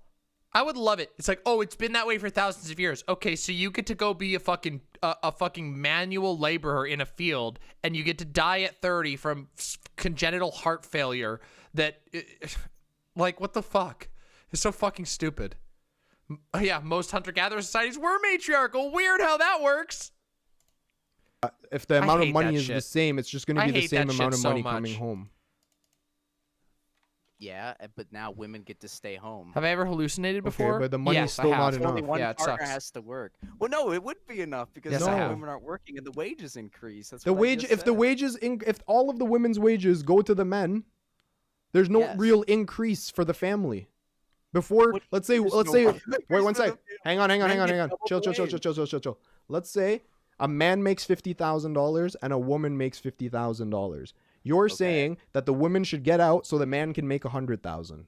Yes. They both still make $100,000. Yeah. So how is that going to improve anything? But now don't open it too much, Ivysaur. One person's working. And take care of yourself. The amount of money that's coming home is still inadequate. Oh no. Okay, I see your point now. Is he okay? What the fuck was that noise? I see your point. Yeah. It's still probably inadequate, but at least now only one person has to work. And if anything, if we all stop immigration, I'm sure wages will go even higher. Oh my god. We have so much to talk about. That reaction. I don't even want to go down the immigration route. I won't worry about you. That's a whole nother topic. Take good care of yourself, okay? You're just so wrong about. Yeah, but how wrong am I? I mean, literally every economist in the world says that immigration is a net benefit. Every economist is literally a lying Jew. Whoa! Okay, well, you can relax with the insults, the slurs, please. or else I'm gonna have to Calling hang up. someone a Jew? Yeah. Oh, I'm sorry. I thought I could call people Jews. That's my bad. I won't mean, call people Jew. You're so like I'm trying to have a nice conversation with you. I think we've been doing okay so far. But Yeah. if you're gonna be an asshole, then I'm gonna have to let you go. Oh, okay. Yeah. Can we be chill? Yeah. One thing I will point out real quick. Just a quick little pointer, okay? We all recognize that it's super bad when this guy goes mask off anti-Semite. But remember, for this entire conversation, he's literally been saying that women are actually evil sluts. All of them. Just remember, we shouldn't really be all that surprised at this point. Now, it does come as shocking because of how stigmatized that behavior is. And I agree with it being that stigmatized. But I will say it's a little bit odd. Isn't it a little bit weird how normalized hating women is? So much so that, like, we contrast it to other types of hate and we go, oh, shit, dude, you're going overboard. But this guy literally just spent an hour saying women are trash sluts. Yeah. Really fucking weird. Really fucking weird, huh? Weird little just thing to notice, you know? Yeah, we did know that's true. I mean, it's true. We knew he was an incel. We didn't know he was a Nazi, but nonetheless. That was gonna push any buttons with calling people. You're literally claiming that an entire field of study is run by all Jews. That's true. That's true, No, Lady I Kelgana. I agree with you. Remember, kids, once the fascists are done with the queer people and the immigrants and the racial minorities, then they come after women's freedom. Nobody is safe. That's literally historical fact. True. Solidarity. We all fight against the fascists. All right? We all fight against them, okay? All by Jews. I'm just saying most of them are of that orientation and lie. True, real God. Polyamory is the most holy union. I agree. I'm disappointed in you if that's what you think. Oh no, don't be. That really breaks my heart. I really wanted you to be proud of me, Dad. I don't know. Did you not know I was also like a raging anti-Semite? No, I didn't know that. Oh, yeah, these kind of go hand in hand. Okay. True, though. At least he's telling the truth. They do usually go hand in hand. It's actually really common. Okay, let's get off of this because like I don't even want to go down this path. Yeah, okay, yeah. What is your relationship like with your family? I agree with you on that, Lady parents? Oh, it's great. Yeah, I have loving mother and father. You know, despite my sisters being, you know, what they are, I still love them. My brother-in-law is really cool, but he's also like a huge simp. What do you like? Do they know about your views on this shit? Yeah, I think they basically know. Maybe not like the woman hating stuff, because I think it would hurt my mom. But like, I think they know that I'm very unhappy with like the current system and everything. You are rhubarb. Okay. So are you thinking that you're gonna live the rest of your life alone? All Nazis, listen, all Nazis. Yeah, oh, Grime Dango.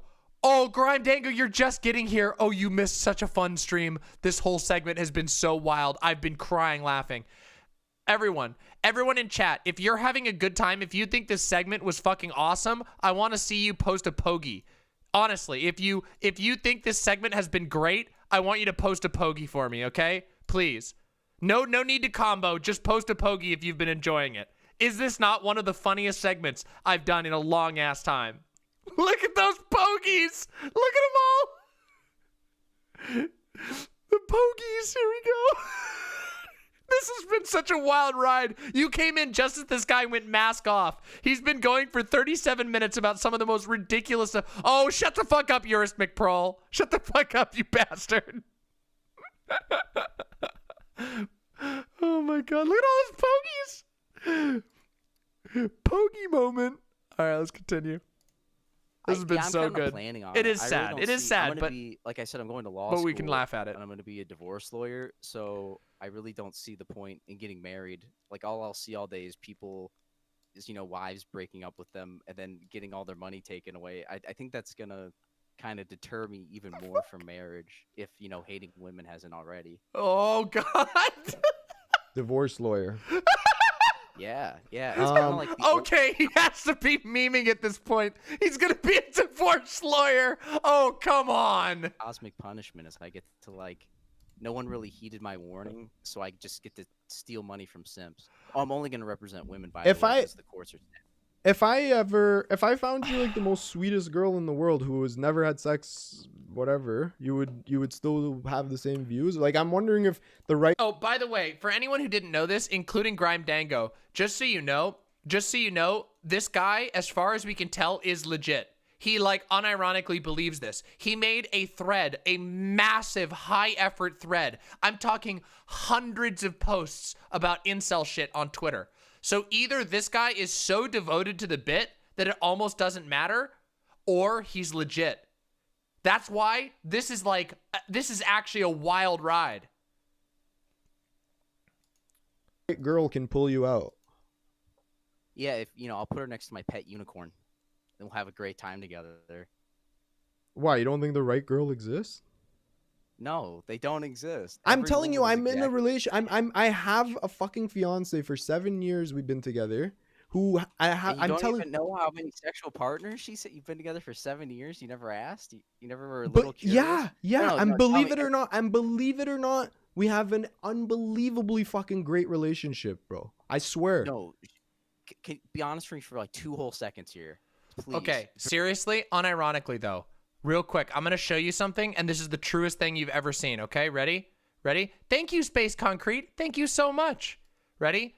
See this guy over here? See this dude right here? This is what every single Nazi I've ever met in my entire life looks like. I'm not kidding you. They all think they look like this guy over here, but I'm not kidding you. Every Nazi I've ever met IRL looks like this, with 2 exceptions.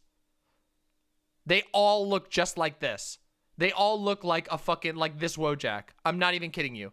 You think I'm kidding? I'm not fucking kidding. I'm not fucking kidding. Pretend your fiance isn't watching this. Okay, You've she's never not. She's at thought work. about it. You've never thought about it once. I swear to God, How many I've sexual never. partners she's I have Yeah, never golden one is one of the handful, and then but thought see, about- it's very rare. They're very rare. There's a handful of them. But the thing is, if you look close, if you look really close at the golden one's head still looks like that guy. His head still looks like that. His head still looks like that. His body is ripped, but his head is tiny and looks weird. it once. Sorry. We've been together for 7 years. insane. How long do you think someone should when I got with my fiance, I know for a fact that she hadn't been with anybody for 8 months because I wooed her for 8 months. And yeah, I didn't dig into her entire fucking history. Who cares? That's Look, I'm insane, telling bro. it's She could not be a insane. serial killer, and you wouldn't have even asked. What if? Well, you Do you just think never that? asked me if I Wait, was a serial one sec. killer or not. You ask women. Hold on you, a second. Glooby. Is this a pregnant mama mauled? Is this a pregnant mama mauled that got fucked by that the dad is Pompo and inside of the pregnant mama mauled is a sussy? Glooby.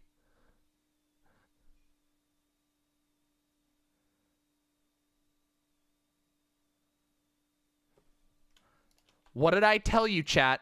We are at hour 9. This is the weird zone. You have entered, by far, the weird zone. We are so far into the weird zone, you have no fucking idea. Mistakes into miracles. There's a sus in their sussy. There's a sus in their bussy. This is Spider-Man Elsa zone. All right, we better finish this video. By the end of this, I don't even think I'm gonna have by the end of this section, I think that the borders of my persona will have dissolved, and I'm just gonna be like an abstract gloop blob. My brain isn't even working anymore. We have to finish this Ask segment. general people, your employer, your other coworkers, if they're serial killers. All right, calm down, everyone. No. When was the last time you asked when was the last time you asked a real life person if they're a serial killer? I don't know, maybe like a few months ago. Okay, so this is not a thing that happens. No one actually asks people if they're serial killers. So well, yeah, no shit. Yeah. That's So not my then, point. okay, That was so a joke. yeah, I wasn't okay. seriously asking if people were serial. I'm saying you've never, like, you don't know shit about your fiance is what I'm saying. I've been with her for 7 years. You don't And think you I don't know know shit anything about her. You don't Why know do shit about her, dude. How do you know that? I know about her upbringing. I know about the school she went to. I know about her friends. I know about the fashion trends she went through when she was a kid. I know about the dance lessons she took when she was a kid. What do you mean I don't know anything about her? Just You know because I don't know, shit about her. I Yeah, don't you know. anything about her history, bro. That's her history, dog. I You don't know anything about her history. I don't know one thing about her. Everything else I know. I never say you don't know nothing about her. I I'm went saying to you her don't know the village. most I went to the important village in Italy. I went to the village in Italy where her family's from. I've met her fucking extended family. Like, what else? What else do you Oh want? shit, is she from Italy? Yeah. That's based. I love Italy. Big shout. What? Oh, I love Italy. Based. To my Italian. guy's brain is soup. Out there, big shout out. But no, what else that I want is I think you should be a shout little out bit more to the curious. And I think it's sad you're not more curious. Okay, so going back to a lot about society. that, men aren't judging women anymore like that. Oh. You think that's a bad thing? Yeah, I think that says a lot about. But my G, society. what I'm telling you is, if I'm in an amazing relationship, we make each other happy, we're fucking compatible, we're amazing. If anybody in chat, I have some IRL friends who knows us. We are the best couple you'll ever fucking see. We're respectful, we're nice, we're caring. Everything you can imagine in a great relationship, we are. So why? I mean, I know you probably think that, but like, I don't know. See, now I'm questioning what her intentions are with you. I'm looking out for you, bro. Listen, I'm 29. I don't think she's good for you. What could be her intentions? I don't know, dude. That's what I'm thinking. It's I'm like, 29 years old. I'm 29. She wouldn't even divulge that to you. So I'm thinking there's something up, dude. No, it's not that I asked and she didn't tell me. It's just that it wasn't something that I cared about. But yeah, but then she didn't even bring it up, is what I'm saying. She never asked me how many girls I've been with either. She didn't? Nope. How many girls have you been with? I've been with like 10. Pretty high. Pretty high. Meh. Not really. I think a lot of people probably been with way more. Meh. I love this image so much. Shout out to Italy. Shout out to my Italians. Mamma mia. This is the mood. Mamma mia.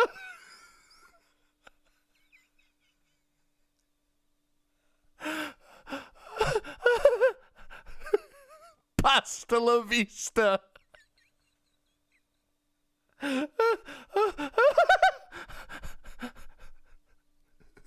Yeah. True, Silent. Oh no. Oh God. Oh no. Ooh, that's gross. Okay, but regardless of whether it's gross or not, do you see What has today been? What the fuck has today been? Holy shit. Oh God. Do you see what I'm saying? True, real God. Do you see what I'm seeing about, like, who cares if you're in a good relationship? If the girl is nice, if the relationship dynamic is nice, it works. Like, why does it matter? Oh. I think that's One last trip to like, Flavor one of the most Town. important things. I think that's why it matters. I think Oh, you need God. to know these things about your partner before you get into a relationship with them. I mean, the relationship can be good or whatever, but at the end of the day, I think that should shoot up major red flags if you don't even know her body count, bro. Body count. Oh yeah, I forgot. They say that. They call it a body count. Oh my god. That would have Like, me, how would these red flags major. manifest eventually? Like, I'm 7 years in. Don't you think I should see some cracks? I just trying to listen. I'm just Bo pressing you Doodles. on this because I want you to actually try to form a. Yeah, I want you to form an idea to explain to me why it matters.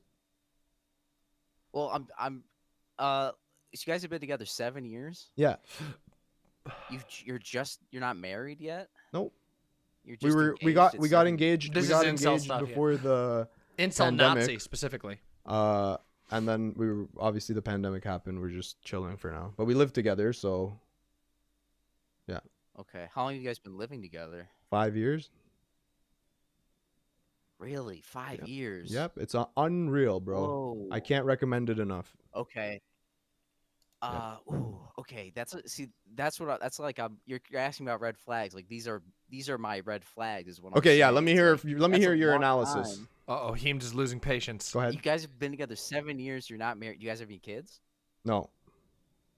See, ooh, that's weird, bro. He's a doctor, you fucking fool. When's he gonna? He's a doctor in a pandemic. When is he gonna have time for babies?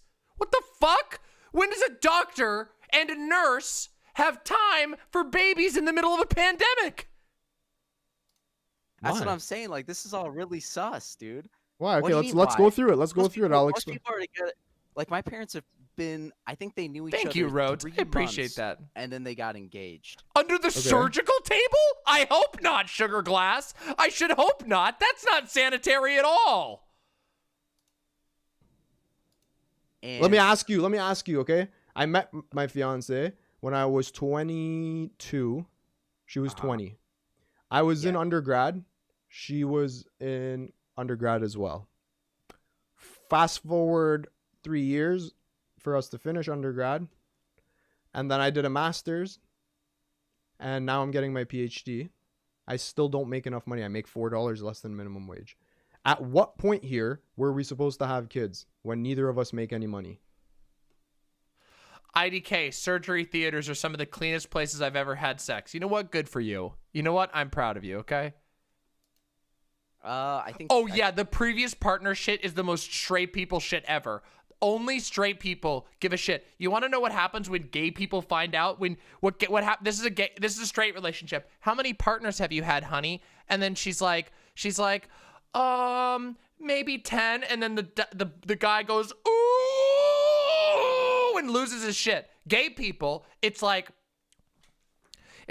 honey, how many partners have you had? And then they're like 437. And then your partner goes, that's it? Oh, I don't know if this is going to work out. There you go.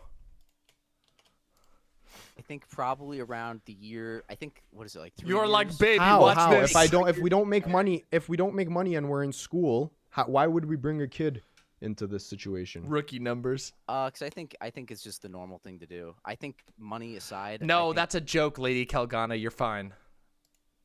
Well, finally, a worthy opponent. Well, now you're contradicting yourself. How This can you is a have joke. kids if you But hate for those of you who don't know, this is a joke. This is a joke.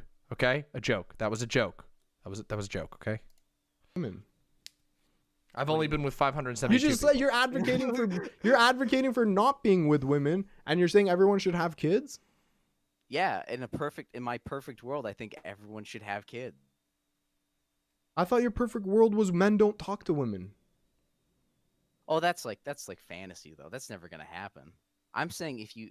So you have one perfect. Wait, it's like this whole time I was under the delusion that perfect world and You're very fantasy welcome. world are the same. I always try to thing. send out the week on a I'm good note. Okay, that is confusing. What I'm saying is, okay, let me get this straight. Post-pandemic, get them numbers up. Laughing my fucking ass off. Power to the sluts. Let's fucking go. True. I think that the right thing to do, if you are going to be with a woman, is to have kids. Once you're vaccinated, the gates are going to open up, and it's going to be just the most ridiculous. The world is going to be overwhelmed with horny energy. Okay, it's going to be ridiculous. Try and like make a weird Frankenstein monster of a like semi-traditional relationship, but like that's clearly not going to happen because men are like disgusting simps, and they're just gonna True silent. have like a bunch. How many people have you been with, Demon Mama? Well, I got a Kilimanjaro. marital sex, and so are women. So obviously, like, that's not gonna work. Okay, so you think that men should that people should have kids? Okay, and You're doing and I fine, agree, Vaughn. Chill. But what I'm asking is, you said that 7 years, being in a relationship for 7 years and not having a kid or not being married is weird. I gave you the context. Yeah, I'm giving you the context. If I make no money, how would I have a kid if I make no money? I spend fucking 50 hours studying for exams and shit. How am I gonna have a kid? I don't know. That's dude. You just got to figure it out, man. I think you just got to have a kid. That's just life. Like, I'm not saying I'm not gonna have a kid. I don't think it's ever easy. Like, I think society's made it hard. And I think that's another problem with. I can't say it because you're mad again, but a certain group of people have made it. Oh, so here we that you go can't have again. kids Here it anymore comes. because of the horrible economy. But like, I'm saying is, it's weird, and you know, I think you're kind of right too. I think some of my traditionalist views come through. I'm like, oh, you got to have a kid. But I think you're also right. I think maybe don't have a kid, dude. Maybe you got to get out of that relationship. No. Shaking doesn't sound very good, bro. I'm gonna. I love have his a kid sub with thing. My fiance when we have a little bit better financial situation. This is in the plans. We're gonna get married. And we're gonna have kids. I promise you. I guess like you just cringed really hard at the fact that it's been 7 years. So I was trying to explain to you that, hey, maybe sometimes there's a little bit of context. Maybe sometime, yeah. Into why it is that people. The video is Razzle. The video is a little quiet. I literally cannot boost it any. Well, I guess I could boost it more. Here, I'll try boosting it more. Here, I'll boost it a little more. Here. Kids or maybe different situations for different people. Like if I had a fucking job that paid me, I don't know, fucking $60,000 right now, I would have a kid. Is that better? So yeah, that's all. I'm just okay. That's probably better. That's all. It's called family planning, right? Okay, that's fair. Yeah. Yeah. Hey, dude, Yeah, no that's fair. problem. I'll give you that. Sorry, it was. I had to use the boosting app. I had it at yeah, max. I guess circling back, if I find you the perfect girl, you're still gonna say no.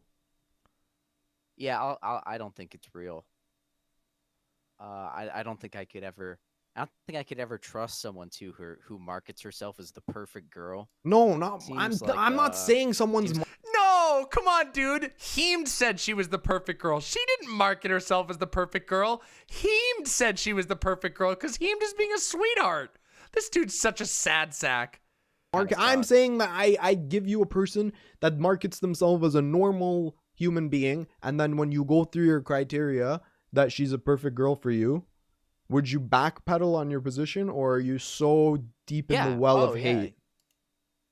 No, yeah, I'd totally backpedal. I just don't think. My point was just I don't think that's real, so I don't think I'll ever have to. You're right. If you could find me the perfect girl, and then the perfect girl, and then also like me is also like the other big caveat, right? But the perfect girl and also like me. What do you mean? Oh, you mean the perfect girl that likes you? The perfect girl, she's gotta like me back. Sure, you know what I'm saying? It doesn't matter. How but you're a good perfect look. she is, So dude. the She's thing that gotta I'm like trying me to back. wait one sec. So what I'm trying to get to is you're a good-looking guy. You're jacked. You're going to fucking law school. Like if anybody is gonna have status in life, it's you. Yeah, and I hate that. I don't like women who would go for me just because of a status. That's. Oh my god. What about your status as a? Oh my god. No, I can't do it. I can't do it. It's not just because of the status. You know what I mean? Do you think that if someone's homeless, that they're Dude, you have an obviously shit-ass personality. This fucking idiot. We said this at the beginning. Dude's ripped. He's like an 8 out of 10 by his own description, to be fair. And he's a lawyer. That means you have to have a radioactively bad personality. Just, I'm telling you, it's the badness of his personality is visible from fucking orbit. Very attractive mating option? I think so, actually. I think you'd be surprised. I think a lot of girls do go for homeless guys. I think they like to. What? I think they like to put themselves in fucked up situations like that. Okay, well, I mean, I did do the bit about Gabe the other night. I did do the Gabe bit the other night. Oh, he's homeless. I can save him. Really? I can say. It's like, what, you've ever heard the women walking alone at night paradox? It's like, why would you walk alone at night if you're scared of walking alone at night? No, he's about to say something. This guy's about to say something really fucked up. All right, everybody, prepare yourself. This is about to get really fucked. What should women do at night if they have to go somewhere? They shouldn't go anywhere at night. Simple as, why are you out at night? Have you ever seen the show Handmaid's Tale? I think you'd really like it. I watched that with my ex a lot, actually, and I thought it was hilarious. Well, it's like a cool world. You want to live in that world? See, I don't remember all the details, but the way that it was set up. Thank God that he pulled him away. What he was gonna say, I'm telling you right now, what he was about to say would have been so fucking bad. I can tell you, I know exactly what the fuck that guy was gonna say. Thank you, Heemed. You just saved us so much fucking cringe. Holy shit. That guy was about to make a joke about women walking at night. It was going to be, I'm telling you right now, it was going to be a rape joke. It was going to be a rape joke. Yeah, everybody, some of us in chat know what he was going to say. It's kind of simpy. Well, no, because isn't it like, I don't want to get too off it. Isn't it like only certain guys can have kids or something? No, I think it was only certain women were like, fertile. women are no, only only certain certain women women were are fertile. And that's why they're enslaved, right? Yeah. And they're not allowed. Yeah. Women aren't allowed to read. They're not allowed to work. Nothing like that. Read. Yeah, that. I'm part's based. I don't think reading. women should read or work. Look at You're our custom kidding. re. It's so good. No, I've Read, said that multiple read, times. read. Yeah, women should not be allowed to read. Nothing good can ever come from that, dude. From a woman reading, might as well just hand her a nuclear warhead, bro. How can I talk about Why do you politics think this men long? are so much- American Nacho? That's the demonic energy. That's the demonic energy. That's what you're seeing. What you witness right now is the demonic energy. That's how I do it. More capable than women. Hour 9.5, baby. We're 3 minutes away from Why? hour 9.5. Because we were made by God to be more capable than women. True. What a great time for Heemed sub requests to pop up. You should subscribe to both Dr. Heemed and myself. If you're not subbed to Demon Mama on youtube.com/c/Demon Mama, you gotta.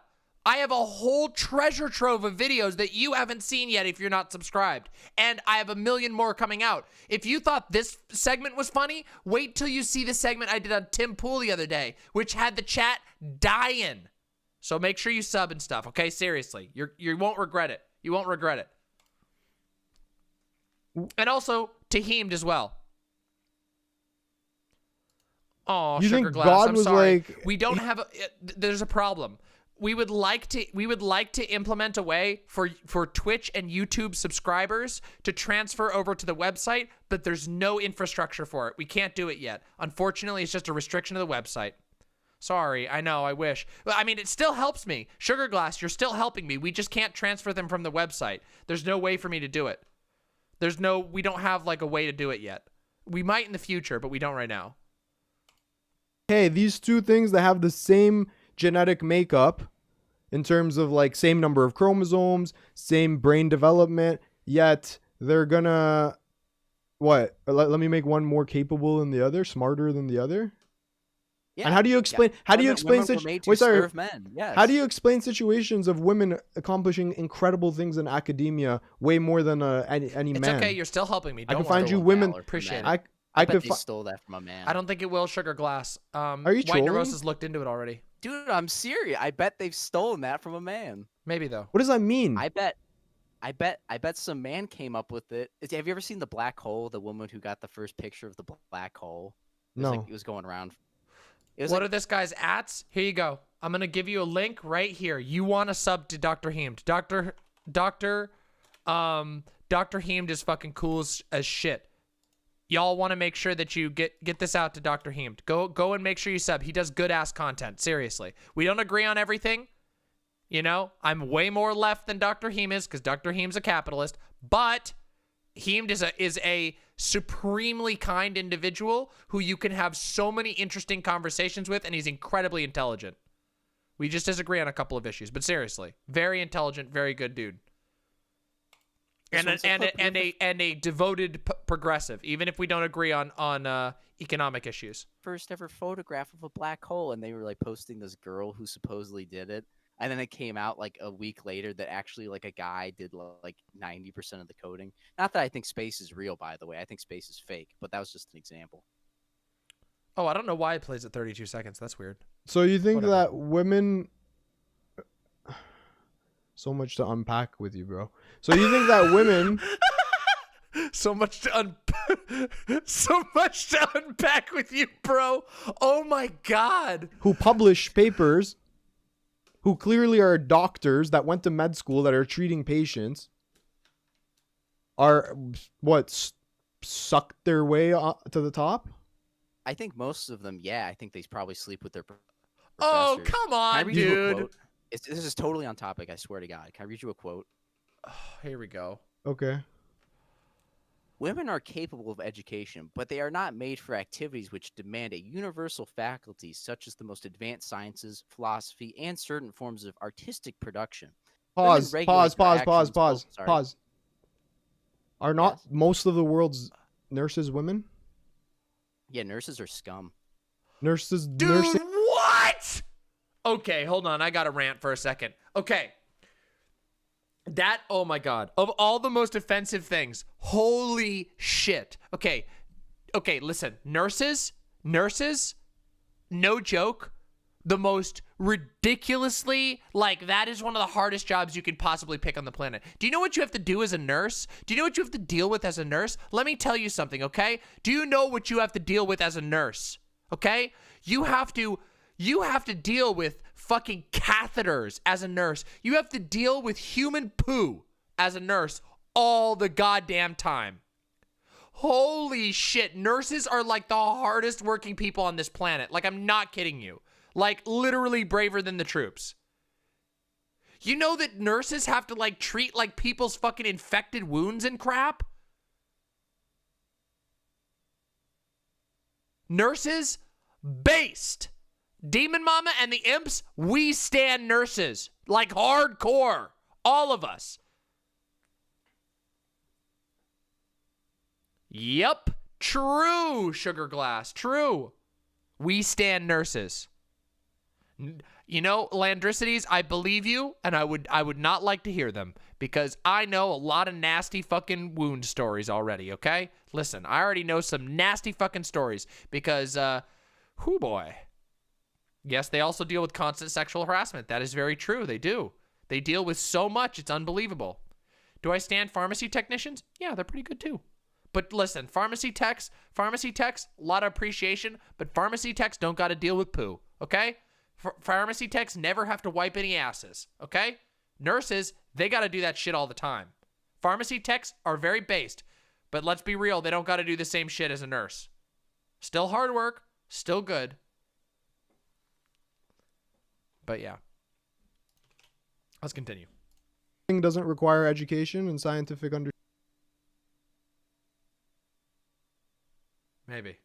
understanding. Nope. Nurses. You're nurses talking are to a guy who works at a hospital, bro. You're going to tell me that nurses don't require scientific education. Idiot. I just said they're Absolute capable of idiot. education. Did you not hear my quote? What was the second just part think of the they're all quote? What was the second part of the quote? Forms of artistic production. No, before Women that. Before that. Oh. Read it again. Oh, back to the beginning. Women are capable of education, but they Mhm. are not made for activities which Pause. demand universal Pause. faculty. Pause. If they're not made for this, how is it that nursing has been dominated by women? They aren't made for it. Simple as. They've been able. What is to... made for it? What is made for it? Do you believe in evolution? No. Why would I believe in evolution? That's fake, bro. When you look at it, grandpa's a monkey. when you look at an animal and they share so many of the same physical traits as us, what do you think about that? What was God supposed to make us all totally 100% individual? He's not allowed to like share parts. God reusing assets?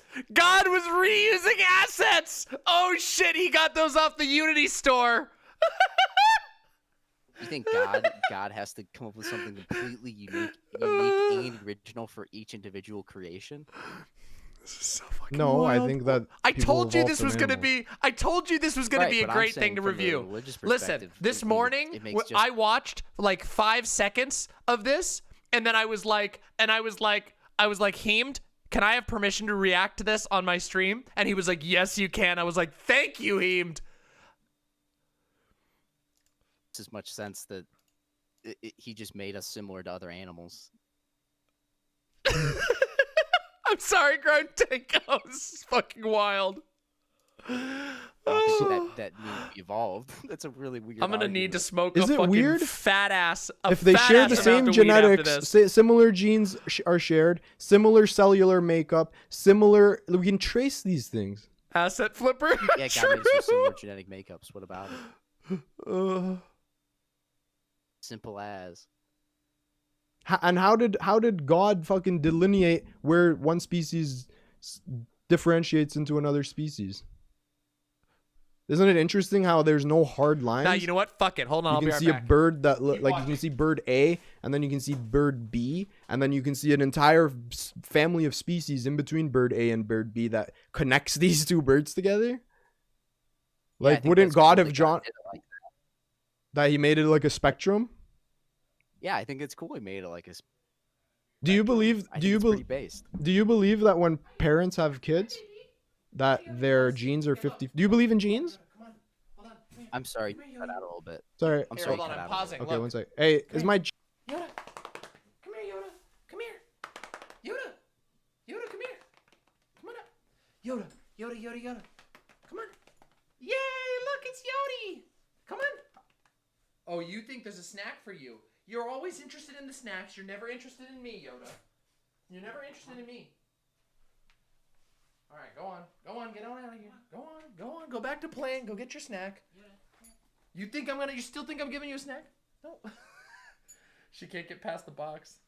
Go ahead. Go on. There she goes. Look at that. All right, look. It's time. Look, I'm joining everybody, all right? There you go. All right, let's fucking do this. Sometimes my mic is fucked up. Chat, is my mic okay? It was just for a second. Okay. Do you believe in genes? It's just Thank you, Noir Lambert. Genetics? Do you believe in genes? I like Rainier. Hey, don't hate on my Rainier. I like my Rainier, okay? That's alcohol. Yes, it's alcohol, and I want Rainier, okay? I think it's Rainier. I love I do Rainier. not. It's great. It's a great cheap beer. So when you see a father and a mother who have a child, and the child looks like a mixture of the two of them, what are your thoughts about that? No, Silent. I'm going to represent Yoda in an emancipation case against you. We're going to take you for every dog treat you're worth. Oh.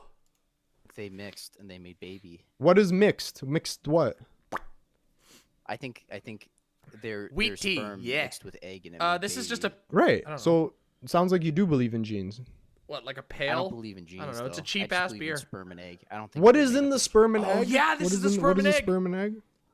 Does it obviously life obvious? juice. Okay, life juice. juice, sure, but obviously the sperm and the egg carry some sort of information that is See, representative that's of where I the parent. disagree. I don't think they have the information. I think it's just how nature works. I think the life juice from the egg just makes the baby. See, Life juice? this was the stuff that made me think that he was a troll. But at the same time, again, wait a second. Everybody says troll, but remember, this guy did an insanely high effort post on Twitter, hundreds of tweets long, ranting about all this incel shit, posting incel memes, incel arguments. So it is possible this guy's a troll, but if so, he's a devoted troll. Yeah, I'm talking over 100 posts in this one single thread, and he's done many of them.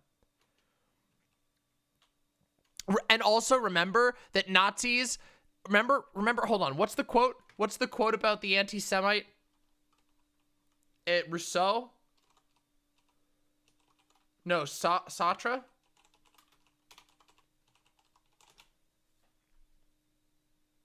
Wasn't it him? Is that the one?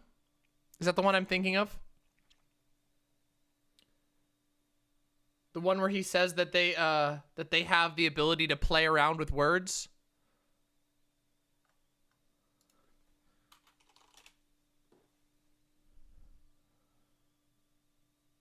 Never, yeah, here we go. Here's the quote. Here we go. Never believe that anti-Semites are completely unaware of the absurdity of their replies. Here we go. They know that their remarks are frivolous, open to challenge, but they are amusing themselves, for it is their adversary who is obliged to use words responsibly, since he believes in words. The anti-Semites have the right to play. Get out of here. They even like to play with discourse, for by giving ridiculous reasons, they discredit the seriousness of their interlocutors. They delight in acting in bad faith, since they seek not to persuade by sound argument, but to intimidate and disconcert. If you press them too closely, they will abruptly fall silent, loftily indicating by some phrase that the time for argument is past. This is so accurate. It's accurate to this day. So the thing is, these guys are both trolls and serious at the same time, because all they give a shit about is playing around and pushing anti-Semitism. Fuck these idiots. But we're going to still laugh at him because he's a clown, and he should be a clown. He should be treated like a clown. Because You sound- like, I don't believe in DNA, bro. I think it's more simple than people make it out to be.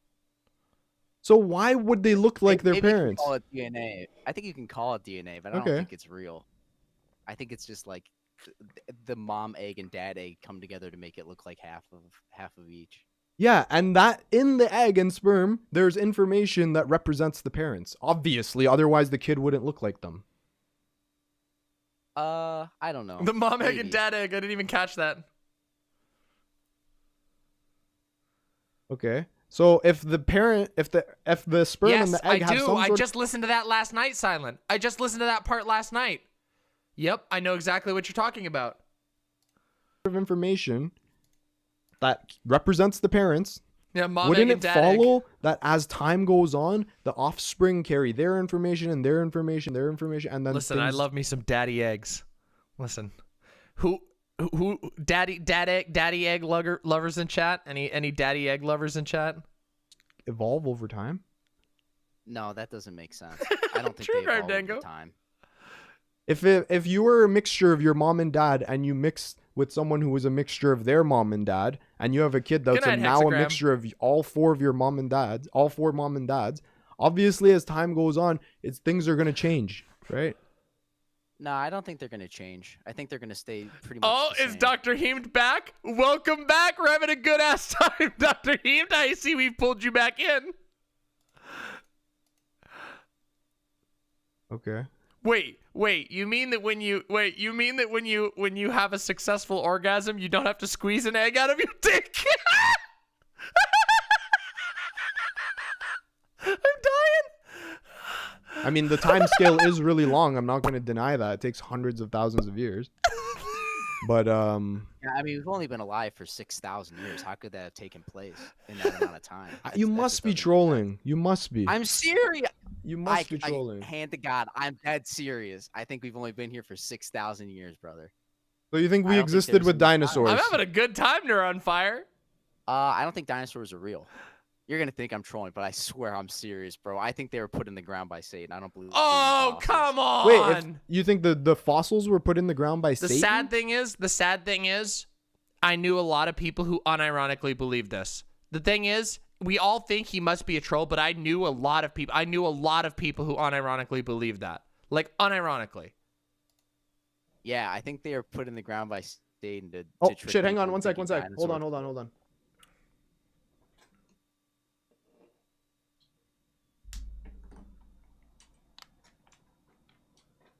Hold on, one sec.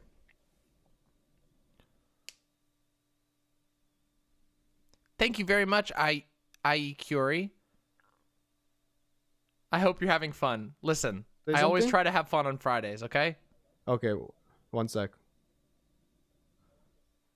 Nope, I knew people who actually believe that, GayFesh. Kinda. Okay. Where were we? Oh yeah, you were saying about dinosaurs. Yeah, I don't think fossils are real. I Like, think what are they? here's my theory. I Cardboard don't think we paper? can really know, but it actually does make reference to behemoths in the Bible. So I think maybe those are dinosaurs. So they definitely did live with people if they did exist because they were recorded in the Wait Bible. a second, he knows his shit about the behemoths. Okay, that means, okay, that's another point. Listen, that's another point in favor of the guy being legit, by the way. If you make a reference to the behemoths, you've got to have done some studying, right? Listen, the behemoths, okay, yeah, look, most people who aren't like hardcore Christians won't know what the behemoths are. Only people who grew up super Christian or who actually studied that shit will know what behemoths are. Okay, in the Bible, there were 3 behemoths mentioned, I believe.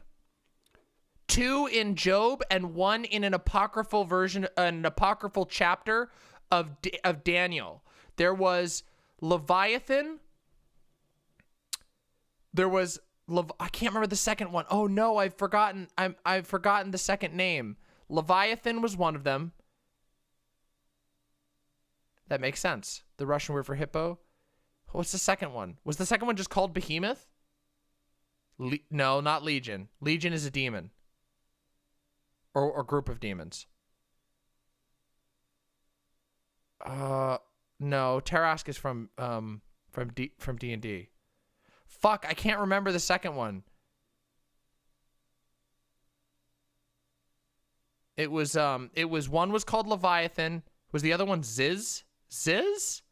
Was it Behemoth, Leviathan, and Ziz?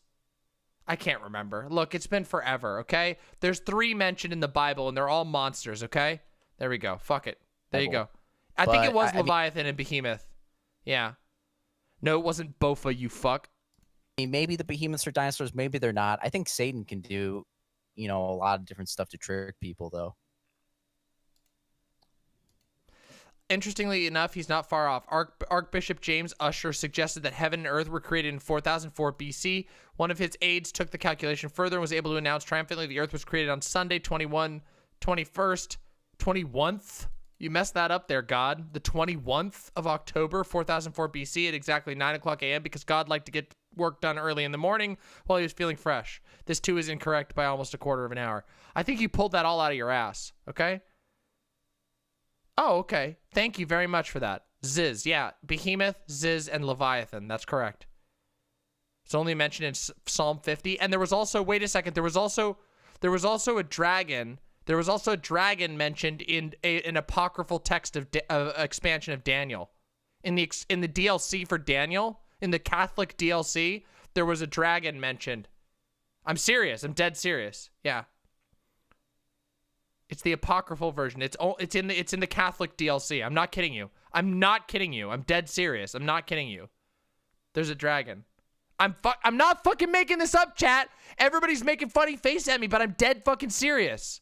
They are. It's DLC. It's Catholic DLC.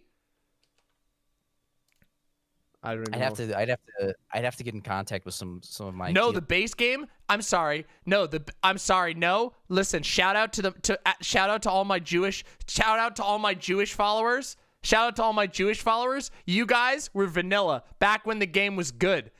OG vanilla fucking Bible. That was the Jewish people. Shout out to the Jewish people in my following. I know you exist. You all got the OG lore, and you know it. No one's ever taken that. Everything else is fucking shitty ass DLC.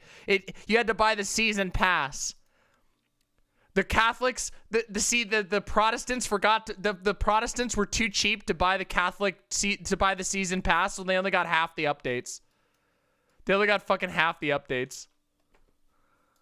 Theologians out there. I'm kind of new to this whole Catholicism thing. I was gonna ask you, how often do you go to church now? Every day. Yeah, ever since I converted, it's been like the best thing that's ever happened to me. Okay, now I know you're trolling. Now I fucking know you're trolling. Every day you go to church. I meant every week. I'm sorry. I meant every week. I'm sorry. I meant every Sunday. I'm sorry. I go Sunday and then Wednesday for Bible study. I believe him. I believe he's being honest here. Wednesday Bible studies are super common. Super common. I think he just slipped up. I swear I'm not trolling. I know it sounds like I'm a troll, but I swear I'm not. Okay. Wednesday's incredibly common. And then one more thing. Do you think that Mormonism is a fan mod. Yep. Mormonism is the most ambitious fan mod project. I saw in your memes, there's a couple of things in the thread that I want to talk about. First of all, a few of them were super contradictory. So I want you to clear up the contradiction for me.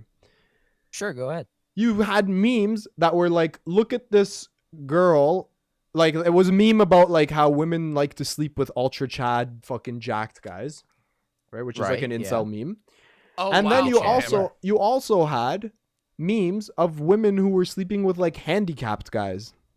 So how do you figure those two contradictions out? That's not really a contradiction. I think that Of course it is. To the No, Ziggy Richards. My old church is a reskin. It's an epic reskin. epidemic of women. No, it's not. If How? you have a high enough IQ, it's very obviously not a contradiction. Women will sleep with people who either one are giga chads or two will give them high status. One of these cripple guys that gives them high Dude, what the fuck? status. You Women think chase that- status, wealth, and height, face, frame, power. Easy. You think that a woman would put herself through through a life of taking care of a handicapped person for the status? Yes. True, Falcaya, Yes, 100% yes. Would you take care of 100% someone handicapped for the status? No, because I'm not evil like women. Oh my god. Taking care of handicapped people is evil? If you do it for status, then Who cares yes. why you do it if you True, Eurist. fucking are helping I think it's someone all else? about. I think it's all behind the intention, is what I believe. I think intention is the most important thing there is. So if I if I help an old lady cross the street because I see a cute girl that's watching me and I want to look good, that makes me a piece of shit. Yeah, I think it Satan- does. Satan I think is you're a canonically simp. a femboy, I don't okay. care if it's a good action. I think the reason you did it is wrong. No, Orthodox. Nah, goddess trans girl. I'm sorry. Orthodox is the bandwagoner. Sorry, Orthodox is the game that was made by a competitor. Like it's like the Battleborn to the Bible's Overwatch. It's like the shitty knockoff that's like obviously trying to bandwagon. Okay, so you'd rather not help the person, fuck them. That's a better outcome.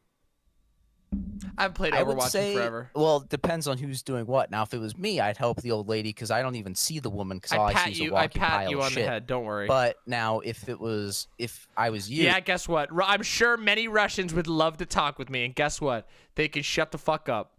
Russians, you don't like it, but it's true. You don't like it, but it's fucking true. You guys, listen, you have a lot of fans, but you're the fucking competitor, all right? then yeah, I think it would just be wrong because I think, like you said, you did it because you. Nah, think a girl- Islam is a spiritual successor, heavily inspired, and has lots of Easter eggs that reference the original, but overall pretty original. Girls watching you, I think that's kind of gross.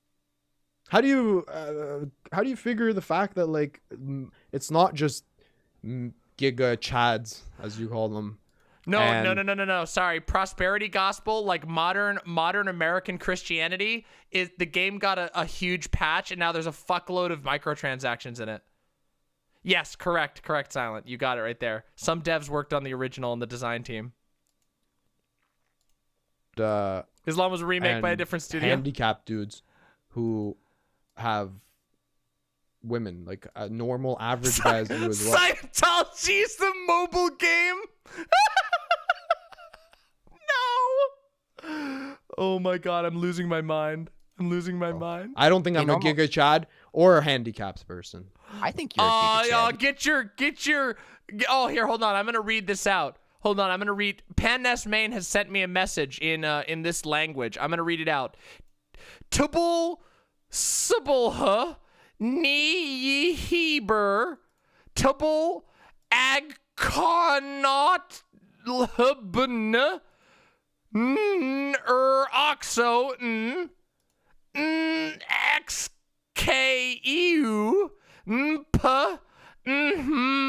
Ito Hai. There you go. Enjoy it. I read that perfectly. Hell no. Hey, dude, I'm just trying to help you out here. No, man. no. You don't gotta- No, you don't because the fight it, reason, but- the thing Yeah, is, I speak Russian. I speak perfect Russian. is that I know and I understand how fucking relationships and interactions work. I know I have a charming personality, and my charming personality will outshine all of yeah, you know what? Eurus McPearl, I do the best React content around because it's more React than content. Oh, it's more React than content. Fuck you. Listen, I always add something. Whenever I do React content, I always add something. Always something original. Constantly, you know it. shortcomings. I'm fucking less than 6 feet tall. I'm balding from the back. I'm fucking Middle Eastern, which for the longest time was not I'm Middle Eastern too. Where are you from? I shouldn't say I'm totally Middle Eastern. I'm like a fourth Lebanese. Okay, whatever. Anyways, I'm whatever. Fuck you. Doesn't count. I'm losing it. I'm gonna lose it. Whatever. I make less than minimum wage. Like there are so many things about me that make me not a fucking. Oh my god, Chad. my head hurts. And I don't have the. Like I don't have the. I got you. I pick got up you a covered, girl God. at the club and I got get you laid that same night kind of vibe. But I know that if I have a nice personality and I'm nice to people and I treat them like equal human beings, that I will have an incredible amount of success. Okay. Do you want to know my honest response? Yeah. And I'm not trying to be mean here. Sure. The reason you and other average guys can still get pussy is because you're slaves and you let women walk all over you. How do you know? Okay, all right. Hold on a second, everybody. Hold on a second. I'm sorry. Maybe I don't really look, I'm like a 6 on the Kinsey scale, okay? I love me some femmes, but I'm just going to say, listen, I think that Heemed is above average. I think Heemed is above average in attractiveness. What the fuck is this guy talking about? Heemed is a doctor who's also above average in attractiveness. He has a clean beard. He obviously has an organized stream space. Sorry. Grime Dango says Heem's a hot piece of ass. Kinsey 3 here, yes, Heemed is very attractive. Heemed look good. That's what I'm saying. What the fuck's this guy saying? Like, unironically, I think Heemed, like, I don't know. Like, I think Heemed has a lot of, objectively nice features. Like, unironically. But, I mean, again, I'm not, like, super into masked folks, but, like, seriously. Like, what the fuck? This guy's not, like, Heemed is above average, in my opinion. It's like, how do you know I let women walk all over me? Because that's the only explanation. Otherwise, why else would they put up with you? Because I'm a nice person? I'm a nice, yeah. You're simping, bro. That's a simp thing. I'm a nice guy. So anyone who's not a piece of shit is a simp? I don't think you have to be a piece of shit, but I think if you even are just like this tiny sliver is real with women, they won't find you attractive because they're used to men, kissing their ass all the time. How do you think that all men are the the strategic beard brush. Okay, clearly you and I are different right now, right? Yeah. Okay, so if you think that you and I are different, why can't two women be different? How are you generalizing all women and throwing them into a category when clearly you and I are having a conversation right now and we're completely different? I think men are intelligent enough to have different viewpoints. And women aren't. I think all women. Yeah, I don't. If that was the case, why would? If that was the case, why wouldn't all women vote the same way? They almost do. No, they don't. It's pretty close actually. You're telling me 90% of women all vote for Democrats or 90% of women all vote for Republicans? I think 90% would vote for Democrats if they didn't have husbands. Yeah. I think their husbands force them to vote Republican because they haven't been lying. They're Republican, Catholic, conservative husbands. Yeah. Are forcing them to vote for Republicans. Yeah, or not like force, but you know what I mean. It's like, they sit home with their husband all day and watch Fox News. It's like, you're voting for Trump, right? Vote for Biden. Like, yeah, obviously it's going to influence how they vote. It's like, well, I don't want my husband to be. My husband says that if Joe Biden gets elected, my taxes will go up and gas will be too expensive. So I'll do what he says. But otherwise, women vote Democrat because they want to kill unborn babies. What? You think? Yeah, like even that's a good issue you brought up. Women don't forget, after this video, Remember, everybody, after this video, you better go fucking leave a constructive comment on Heemed's video. Heemed has been getting fucking bombarded by Nazis. And you know what we do when people get bombarded by Nazis? We support them, okay? We support them. You go leave a constructive comment from the imps. Even agree on abortion. Women don't even agree on women's rights. Women are, you cannot lump everybody in the Kinsey scale is how fucking gay you are. What? Zoomers in chat. Zoomers in chat don't know what the Kinsey scale is. Holy shit. Holy shit, chat. You guys don't even know what the Kinsey scale is. What the fuck? What the fuck? Zoomers in chat. There you go. Yeah, the YouTube comment, he got rated. Heemed got rated. Yeah, so afterwards, you better all fucking go and you give a nice... I know the Kinsey scale is old and outdated. I know, but it's a meme. It's a meme. I know. If it's not, it wasn't even bad. Anyway, in Heemed's one got brigaded, category. That's so what I'm just trying make to sure tell, like show you. I'll refresh it afterwards. I gotta watch the video. See, like you're right. Like there's somewhat different opinions, but I think fundamentally the thing is they're all the Remember, same. wait, chat. Remember what I said. Every time you watch my show, you're gonna learn something. You're gonna learn one thing. Now you've learned an outdated piece of sexual history. There you go. Enjoy yourself. It's like, I don't know. Yeah, there you go. You learn one thing Just in every the same day. way the fundamentally... At least one thing. Sometimes you learn more than one thing. We're the Political same. edutainment, Like, we're everyone. very different people, but I think there's certain things about us that as men are fundamental. Maybe not, because I think I'm maybe a little bit more traditionally masculine. But I think like women, there was. like oh let's yeah, take there right-wing- isn't on the Kinsey scale, because the Kinsey scale was only meant for people who were sexual. It wasn't supposed to document asexual people. It's just attractiveness. It is obsolete. Yeah, it is obsolete. women, for example, because that's like the women I had to interact with a lot. It's obsolete, but it's not malicious. Okay, it's obsolete, but it's not malignant. That's what I should say. They'll tell you it's like, oh, I hate women's rights too, blah, blah, blah.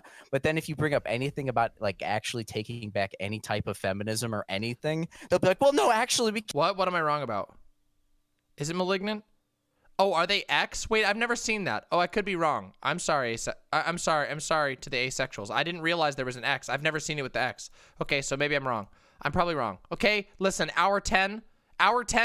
Listen, at this point, I'm just going to say hour 10, everything I say is wrong. It's just for funny, okay? You're not learning anything else from here on out, okay? For the next however long I last...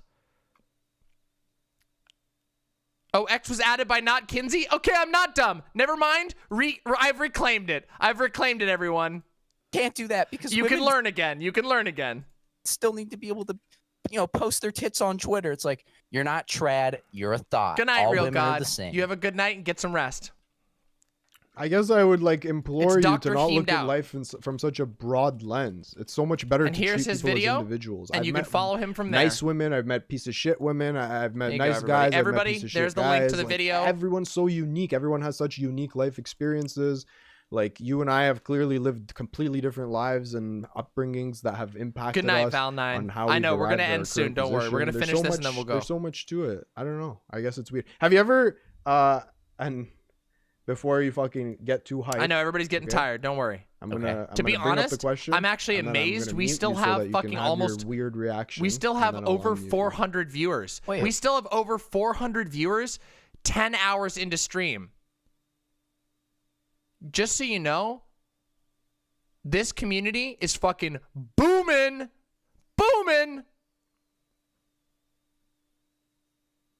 Somebody's going to get a nice raid in tonight. You know it. Listen. You know it. You know it all. I've been working like fucking crazy.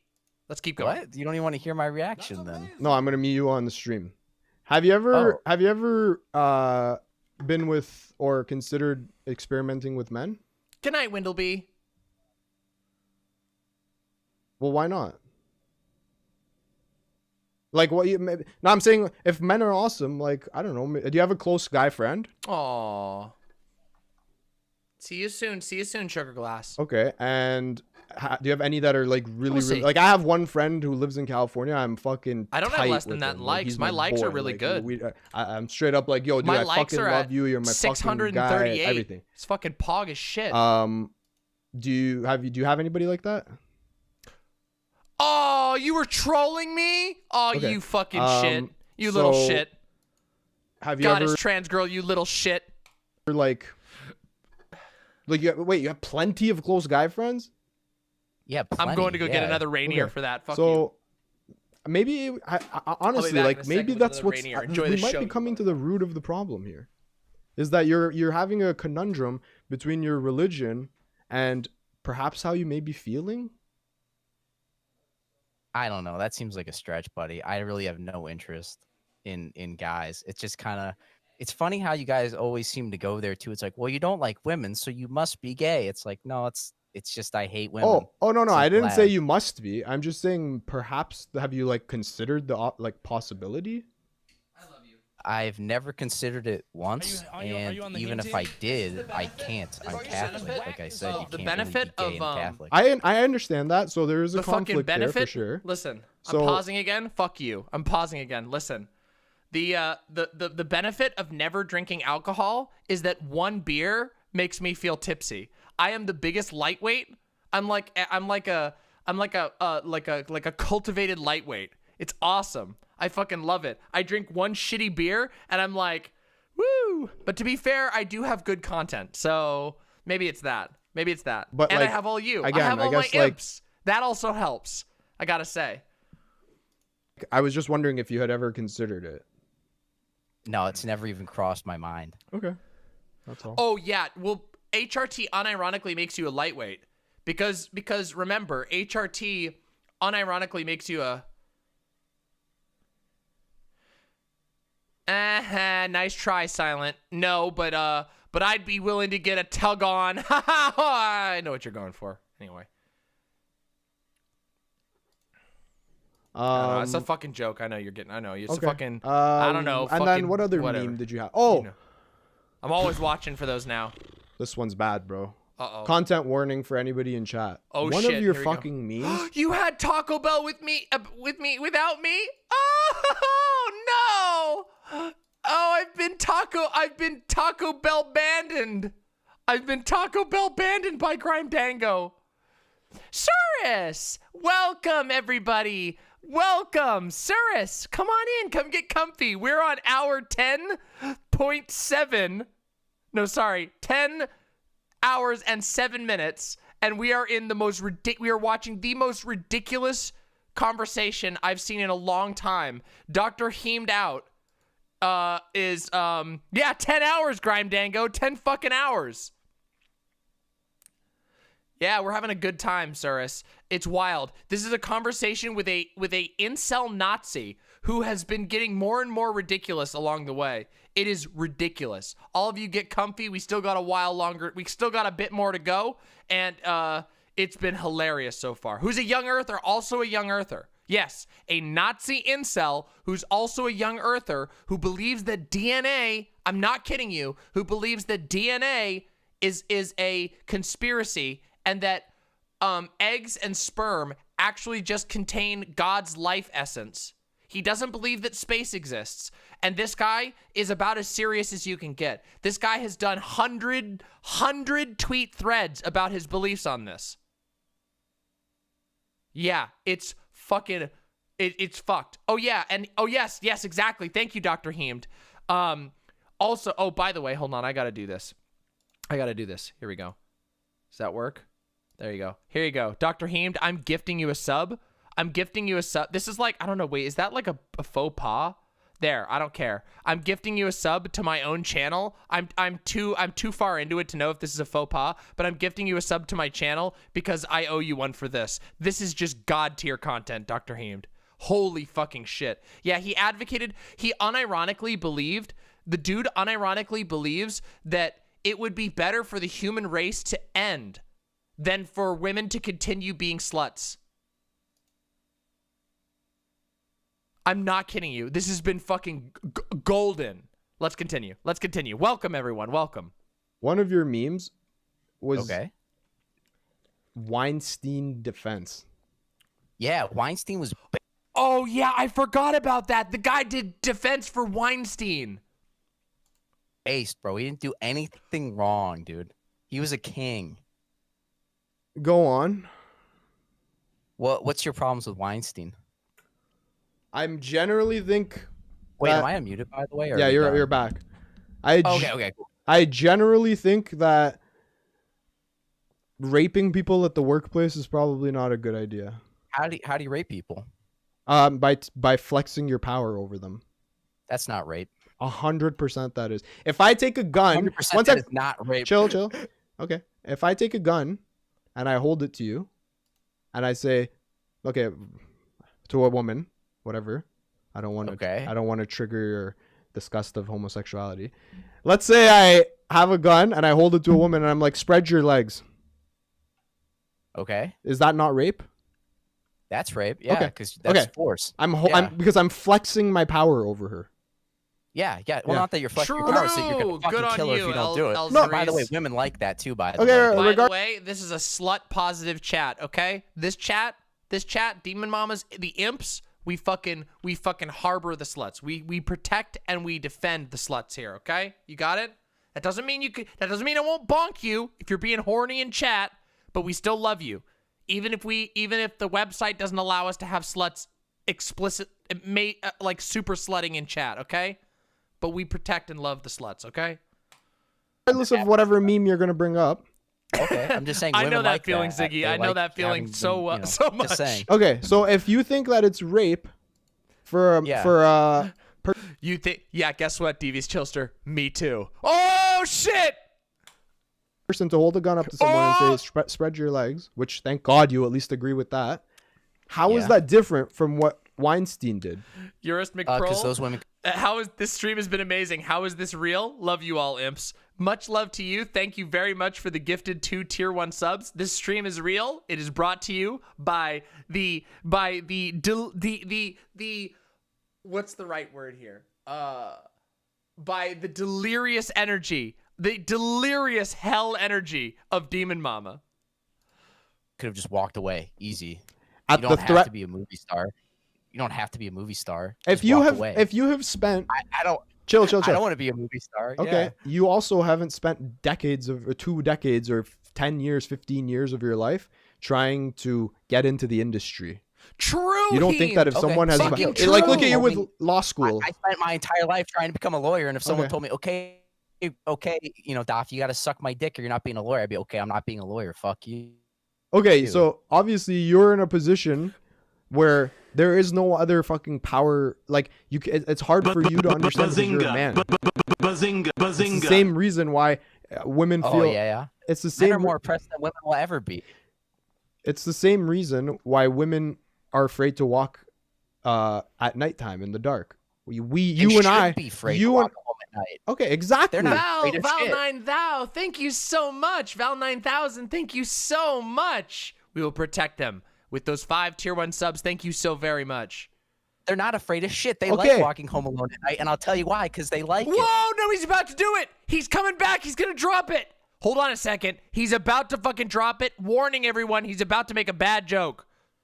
They want it to happen to them every single. I told you. I fucking called it. He just said he. One of them. They like it.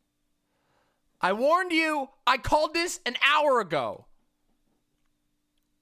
Okay, I really don't know what to say. You're saying that they should be afraid because obviously you think that they're less empowered than men are. I don't think they're afraid enough of walking home alone. Regardless of the level to which you think Christ. they are afraid enough or not enough, you think they should be afraid when they walk because they're not as strong as men. Yeah, I think so. By the way, sorry, I know I'm doing the pause Andy bullshit, but fuck you. It's hour 10 and 15 minutes. Real quick, I just got to do a couple quick compliments.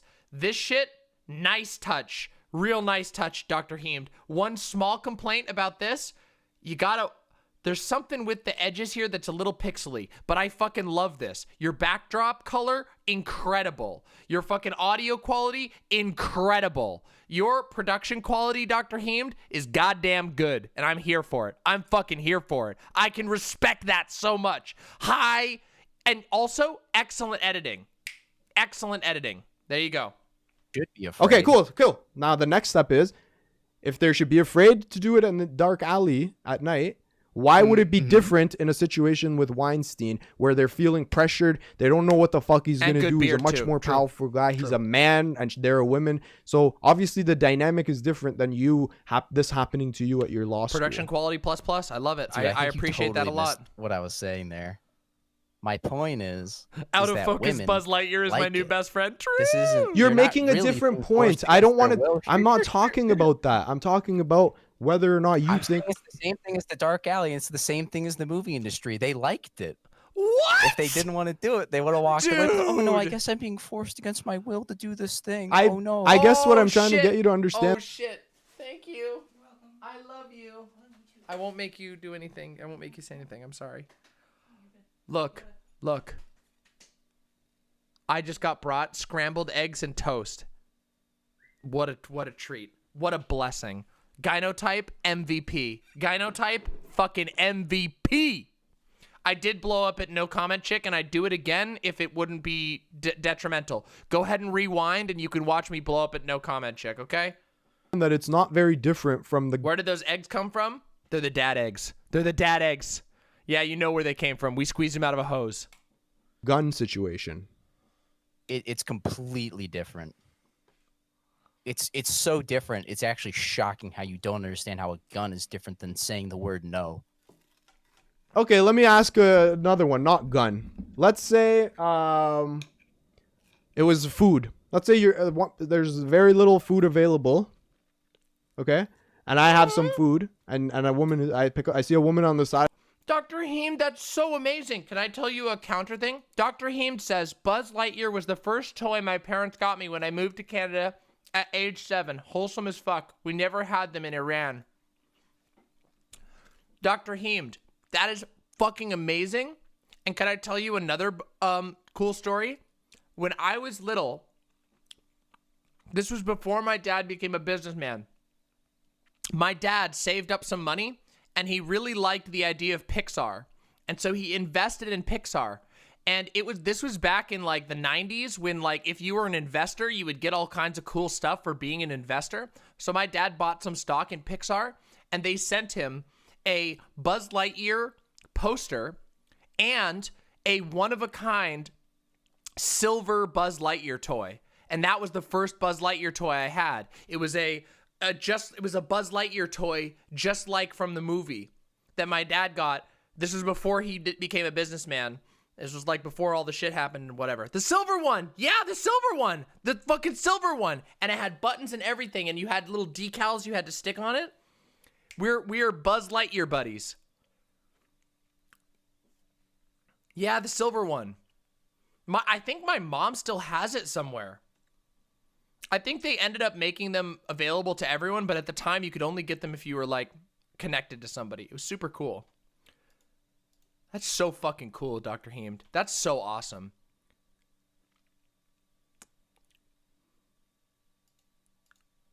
That's the one. This is the one. This is the fucking one. Look, everybody. This is the fucking one. Yeah. This is just like the one I had. I think the color's a little different though. Super cool. Super cool shit. I don't know. Maybe they mass produced them at one point, but all I know is my dad got one, which is super cool. That's awesome. Out of the road, starving, fucking really hungry, and I tell her, "I'll give you the food That's so if you pog fuck me. me." Yeah, see, Okay. we're Buzz Do you think Lightyear that's okay? buddies. That's not rape. Buzz Yeah, Lightyear buddies. I think that's fine. I think if she agrees for the food, then yeah, you should.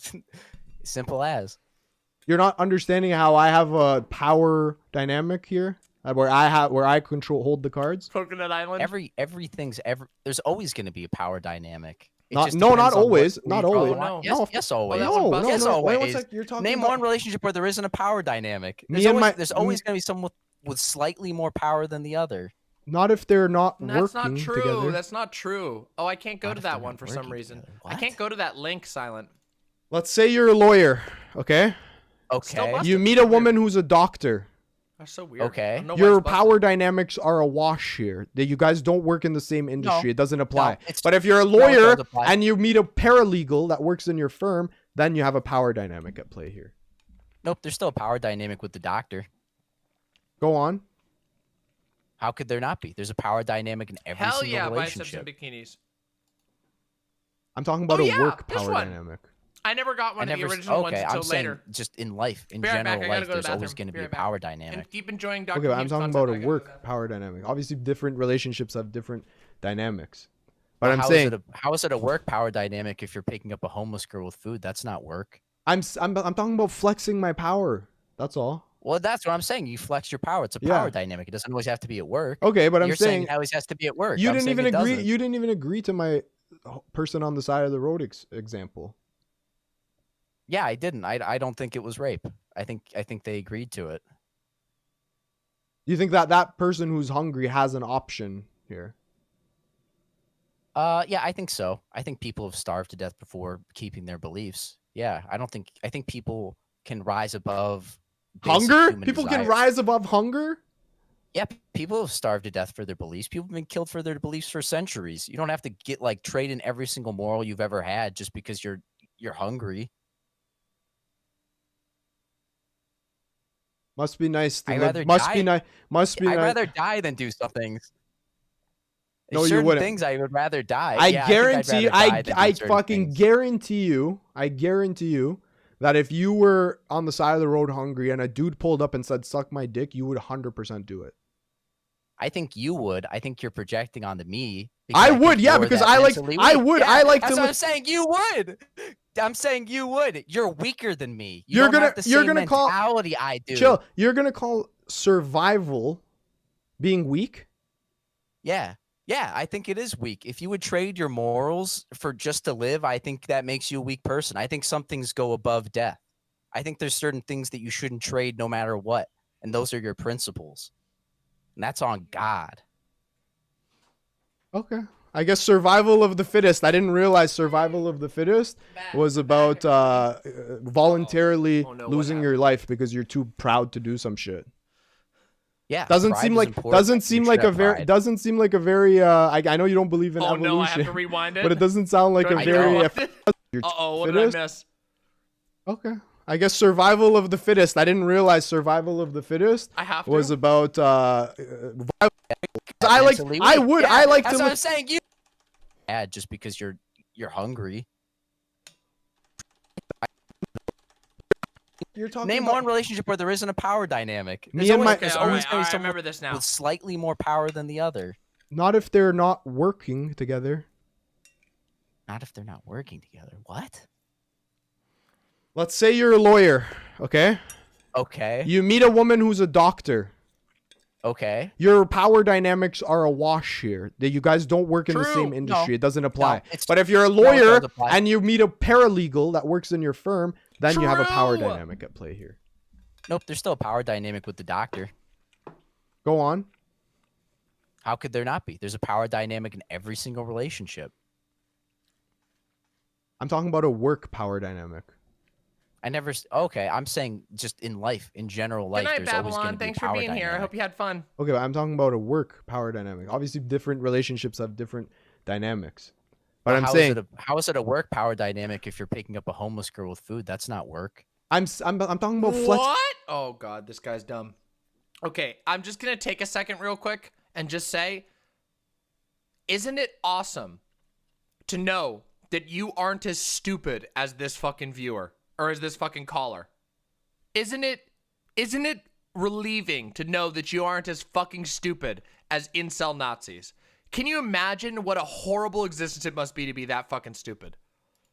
Flexing my power. That's all. Well, that's what I'm saying. You flex your power. It's a Yeah. power dynamic. It doesn't always have to be at work. Okay, but I'm You're saying it always has to be at work. You I'm didn't saying even it agree. doesn't. You didn't even agree to my person on the side of the road example. Yeah, I didn't. I don't think it was rape. I think they agreed to it. You think that person who's hungry has an option here? Yeah, I think so. I think people have starved to death before keeping their beliefs. Yeah, I think people Come can rise on, above dude, that's coercive. Hunger? human People can desires. rise above hunger? Yeah, people have starved to death for their beliefs. People have been killed for their beliefs for centuries. You don't have to trade in every single moral you've ever had just because you're hungry. To die? Must be nice to I'd live. rather Must die. be nice. Must be I'd nice. rather die than do some things. Hold on a second. This motherfucker in this conversation admitted to fucking within the last year. He committed of a literal mortal sin within the last 1 year. And this guy is saying that you should die in the name of not being a slut. This guy's a fucking idiot. No, you wouldn't. Things I would rather die. I Yeah, guarantee you, I certain fucking things. guarantee you that if you were on the side of the road hungry and a dude pulled up and said, suck my dick, you would 100% do it. Yes, he would. That dude would be deep throating that guy's cock faster than you can fucking say demon mama. He'd be fucking deep throating that cock. He'd have it. It'd be all the way fucking through. It'd be going in his mouth and coming out his fucking asshole. And you know it. You fucking know it. I think you're projecting onto me. I would, yeah, because I like. I would. I like to. That's what I'm saying. You would. I'm saying you would. You're weaker than me. You're don't gonna. have the You're same gonna call. mentality I do. Chill. You're gonna call survival. Oh, nobody buys that shit, dude. You were just fucking and sucking less than a year ago. What the fuck are you talking about? Being weak. What do you mean you're weak? Yeah, you just I think fucked it a is year weak. ago. If you would idiot. trade your morals for just to live, I think that makes you a weak person. I think some things go above death. I think there's certain things that you shouldn't trade no matter what. And those are your principles. And that's on God. Okay. I guess survival of the fittest. I didn't realize survival of the fittest was Yeah, about. he wasn't even starving. On God. On God. Voluntarily losing your life because you're too proud to do some shit. This reminds me of some of my family. Doesn't members. seem like That's doesn't sad seem thing. like a very doesn't seem like a very I know you don't believe in evolution. This reminds me of but my it doesn't sibling. sound like a I very don't. effective way to continue your Jesus species Christ. or whatever dominance thing you think, that if one person says I'm too proud to survive. This is what you're telling me. You're telling me you're I don't too want to proud. continue shit. I don't want to continue shit if I don't have morals. Why would I want to continue anything if I'm already Sad a loser existence, dying death on the cult. side of the road? Death cult shit. What am I going to contribute at that point? On God. How are you going to I lived one more day. Now Jesus Christ. I lived one more day thanks to the pity of some random. You're very welcome, Chance on Air. I hope Oh, you I'm had a going to good be able time. to totally pass on my genes. I hope I made it slightly That's gonna less be shitty. Oh, hello? Sorry. You're very, very welcome, Chance on Air. Hope I made your shift slightly less shitty. You have no idea, by the way, chat, you have no idea how much it means to me to hear that people watch my stream at work. Do you know how validating it is for a leftist to hear that working people listen to my show to alleviate their pain at their shitty jobs? That is life goals. I have achieved everything. Want me to hit you with a doo-doo fart? Here you go. Doo-doo fart. There you go. You cut out. Yeah, you cut out a little bit. Try again. Oh shit! I'm sorry. I forgot where I was at. But I was. That's for the imps. If the difference between you passing on your genes in your head is like eating one more piece of food, then I don't think your genes are gonna get passed on, bro. I think it's too late. I think the Dude's train's such an already idiot. left the station. You're not genes, baby juice. You said Baby juice. Yeah, no genes. you don't believe in genes. Yeah, baby juice. Yeah. I don't really believe in genes the way you Oh do. my God, Kaizen Kamikaze. Literally, if I did, I would love to do an IR like a collab stream on Vaush's with a drinking game where we have to listen to some like atrocious thing and drink. Oh my God, that would be so much fun. You know, it would be. Oh my God, it would be so good if we got Vermin in on it. If we got Vaush in on it, if we got like Denims, Zan, holy shit, that would be the stupidest shit ever. That would be the fucking Merrick. Well, Merrick doesn't drink though. Merrick doesn't drink. We can't do that. Merrick doesn't drink. That would be rude. Merrick can be the designated driver, okay? Dylan doesn't drink either. Dylan and Merrick don't drink. I'll do a weed stream at some point, I know. Oh my God. Pink Karen Monster Energy. True. Okay. I True don't know what else. Grandango. This has been how long have we been going for? What time is it? It's an hour and a half. It is. Oh yeah, it is. Let me really ask funny. you one last question before I let you go, okay? At some point, yeah, Lady Okay, Kokona. okay. Do you enjoy life? I know you want the weed Oh, stream. I We'll love get it there. every day, dude. Are you looking forward to the rest of your life? Every day, with bro. With this mentality? Yeah, Like, it's you're- only if it's you if only you if going you, up. if you're projecting to live a life of just being alone, basically, right? That's amazing. Yeah, basically. Okay, and you're cool with that? I'm fine with it because I'm not a slave like everybody else. I'm God. Well, That's on God. you would be a slave to. I being love alone. it, God is trans girl. Oh, yo, chill. I'm a slave to God, bro. One sec. That's it. One sec. I'm a slave. Yo, to holy God. shit! Thank you so much for fucking 10 gifted subs, shares. Are you on the Heme team? Holy that's shit! Pog. Bro, your shit is whack. Thank you. Thank you. I'm just gonna turn this off. True, Thank you. I really devious appreciate it. Chilster. I'm not like the other Nazis. I'm different. Okay, we're back. Okay, so Okay, cool. as long as you enjoy your life, I guess. True, Grindango. I don't know what to say. You should, yeah, you should maybe. I don't know. I hope that you can think about some of the things we've discussed here today. I'm sure I haven't changed your mind on anything. Yeah. I hope you think about some of this stuff too, man. I mean, maybe think about asking your fiance what's really going on there. Ask your fiance, Dr. Heemed, make sure you ask your fiance about how her life juice is feeling. Okay, let's say I ask my fiance, and she says I Yeah. slept with 10 guys before I met you. She says she slept with 10 guys? Just let's say. Yeah. Oh. Okay. What should I do? Should I throw away my whole life? It's not your whole. That's your thing, bro. These girls aren't your whole life, dog. He's built a relationship for 7 years that he's happy in. That's not codependent. Oh my god. These fucking incel types are so motherfucking stupid. They're actually pathetically sad. Like they think that sex outweighs like building things together for 7 years. Actual idiots. Got your whole life. We have a house together. We have a car together. We have memories together. We've cried. We've fucking laughed. We've had tons of experiences. We've traveled. I should just throw that all. Chad. This is what a Chad sounds like right here. This right here is what a Chad sounds like. Socially, emotionally conscientious. Chad shit. This incel wishes he had this. And he's coping. Because she slept with 10 guys. Come on. I think you're gonna have to throw it all On away Gad, anyways. If on she slept Gad. with 10 guys. The divorce rate for girls who've slept with 10 guys is through the roof, brother. You basically, I think the chance of marriage after 10 guys is like 20%. Did I talk about that yet? That the more sexual partners your girl's been with, the higher your chance of divorce.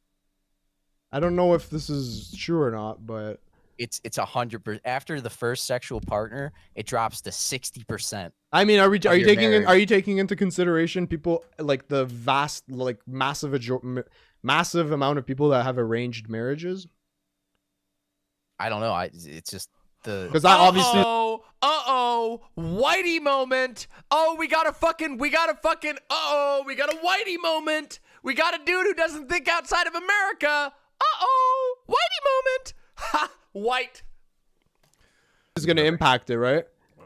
arranged marriage. If it's an arranged marriage, then it's probably gonna have 0 sexual partners. Exactly. Yeah. So obviously that means the relationship's gonna be success. I think arranged marriages are epic, by the way. What? Okay. So why don't you tell your mom and dad to find you a nice girl? I don't want. I just told you. I don't really want. Why don't you just ask your mom, mommy, find me a girlfriend, mommy? You call this bluff? A nice girl. This And I is don't so think they really good. exist. I You love just said this. arranged I think marriages this is clearly really funny. work and can function. Oh, what is this? Yeah, I just think in the country I'm in right now, they're not really like a thing. There's not really arranged marriages in the U.S. We got a fact check from the chief, the Grand Vizier, Silent, my researcher, coming in clutch. University study: women who've had 9 premarital sex partners have lower divorce rates than women with 2. Divorce is less likely when a woman has sex with 3 to 9 men before wedding. Oh shit! Research moment. On God, on fucking God, on God, baby. Is there? I'm losing yeah, it. there are still like amongst communities that are into that, like Pakistani not my- communities, Indian communities. But I'm sure if you told your mom, "Hey, mom, do you know any of your friends have a nice girl?" Like, I'm sure she can find you, or at least, I don't know. I'm sure at some point your parents are gonna start asking you, like, "Hey, are you gonna settle down?" Like, Oh, they already have. That's what I was. They already kind of like know my beliefs. Like I told you, they're like, well, what? Are you ever like lonely? It's the memeing hour. Like, no, I just think about like all the people getting divorced, and I feel better magically. What about all the people who are happy? True, I don't Martian think girl. they're even really happy. I think a lot of people just stay together out of We might be spite. able to get an on God. You're talking Maybe. to the wrong dude, my guy. If I showed you the fucking pictures of the amazing times I've had with my fiance, I think I don't know. He would cry. He would have a sad cum. He would have a sad cum. That's the truth. The sad truth is that people like this are just deeply unhappy. It's true. It's just true. You're just wrong, I guess. I mean, don't get me wrong, brother. I'm praying for you. NTR, it's not even NTR, Lady Kelgana, because the NTR people are enjoying it as a kink. It's not even NTR shit, because at least those people are enjoying, like people who are into that are enjoying that as a kink. They have a happy life because they recognize their kink. This is even worse. Like, oh, dude, I'm praying for you, man. I hope it works out, dude. Seriously. How many? I mean that. Sorry, let me ask you. How many is okay? I believe you. I believe you, Lady Kelgana. And guess what? No kink shame Marino. Okay, listen. It's difficult for people to listen. You'll understand in time, Polare. You'll understand. No kink shame. Bonk, but no kink shame. Okay. Okay. Let's say I said 10 and you lost your mind. If I said 5, what about 5? I'd still be like, ugh. It's a little high, buddy. What about 3? 3, I'd still see. I wouldn't do it, but I know most guys they're gonna take what they can get. You know what I'm saying? What about 1? I'll slack on 1. I'll Okay. give people 1. Okay, Listen, so here's hands down, Silent is the best researcher I've ever worked with. Okay, there you have it. I'll give people their first mistake. Yeah. okay. All right, so I'm gonna send out an official casting call for anybody who wants to date this guy. You just have to have slept with with 1 or less persons. Okay. There you go. I'm not interested. There's your Yeah. criteria. I'll send them your way. I'm sure there's gonna be tons of them. Oh, great! I can't wait. I don't know, dude. I think you're. I'm sure that I'm gonna need to invest in a stick, brother, because they're gonna be banging at my door. That's for sure. What is the stick for? To beat women away. You ever heard that expression? You have to beat women away with a stick. No, I've never heard that. No, maybe it's a my area thing. sounds like a your community thing. All right, dude. Yeah. All right. Well, yeah. I appreciate you having me, man. This was a blast. I'm very excited to see the reaction. Nuts! Don't you nuts? That's it. I'm bonking you. Nuts! This is for you. You're getting even more bonks than Lady Kelgana did. No kink shamerino. Action. I'm gonna go through and read the chat probably after this. Good luck. It wasn't very kind to you. What? Yeah, Nuts is over here like, oh my God. Nuts is like, oh no. People are into NTR as he goes and logs into balloonfuckers.com. Nuts is like, I'm very normal. I'm going to go watch balloonfuckers.com. Thank God I'm not one of those NTR folks. Oh, I'm sure it wasn't. All right, bro. Listen, take care. Brush your hair. Tell your mom that I don't think she's a whore. And good luck, man. Maybe you can pull yourself out of this prison. Wait a minute. What? Heem just, oh my God. Heem just gonna post cuck. Heem just gonna post cuck this guy's mom. And while you're in, good luck. Nuts, it's within the context. Nuts, you don't understand. Oh my God. Why do I have to do this? Do you understand the concept of fiction, you idiots? Holy shit! You people are gonna drive me insane tonight! You've driven me to drink!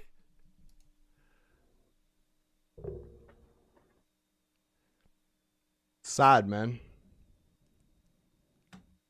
It's sad.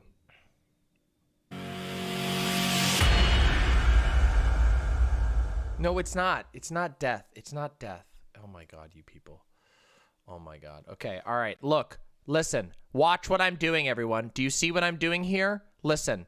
I've been streaming for fucking 10.5 hours for you all. And what I'm going to do right now is go, oh my God, this was such a fucking wild ride. No, wait, I can't put the F word in there. This was such a freaking good time. Thank you so much for letting me react to this. Holy moly. This was awesome and hilarious. There we go. DM. Now you can all do really, really cool shit. If you want to, you can go do just like this. Okay? That was fucking amazingly fun. I'm sorry for keeping you up, but oh my god, did I have a good time, okay? Let's see how much the like-dislike ratio has changed. Imps! That's right! We win against the Nazis again! The ratio, we have unfucked the ratio.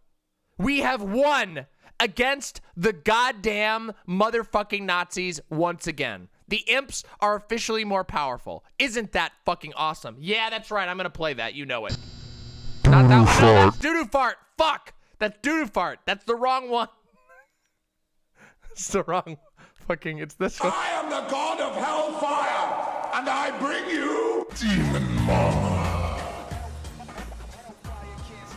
Hellfire can't scorch me. True, imps. True. Okay, listen. Tonight's been fun. Okay, high energy. High energy as fuck. After this, I'm gonna just play some goddamn video games. Yo, that's fucking cool as shit, Silent. That's cool as fuck, all right? Listen. Listen. There are lots of stuff that's not my thing. And I know that my things are not a lot of other people's things, okay? Ratio re-virginized! It's true, Dr. Heemed! We re-virginized! We re-virginized the ratio. Oh, listen, we brought it all together. It's like poetry, okay? Perfect. What a fucking perfect way.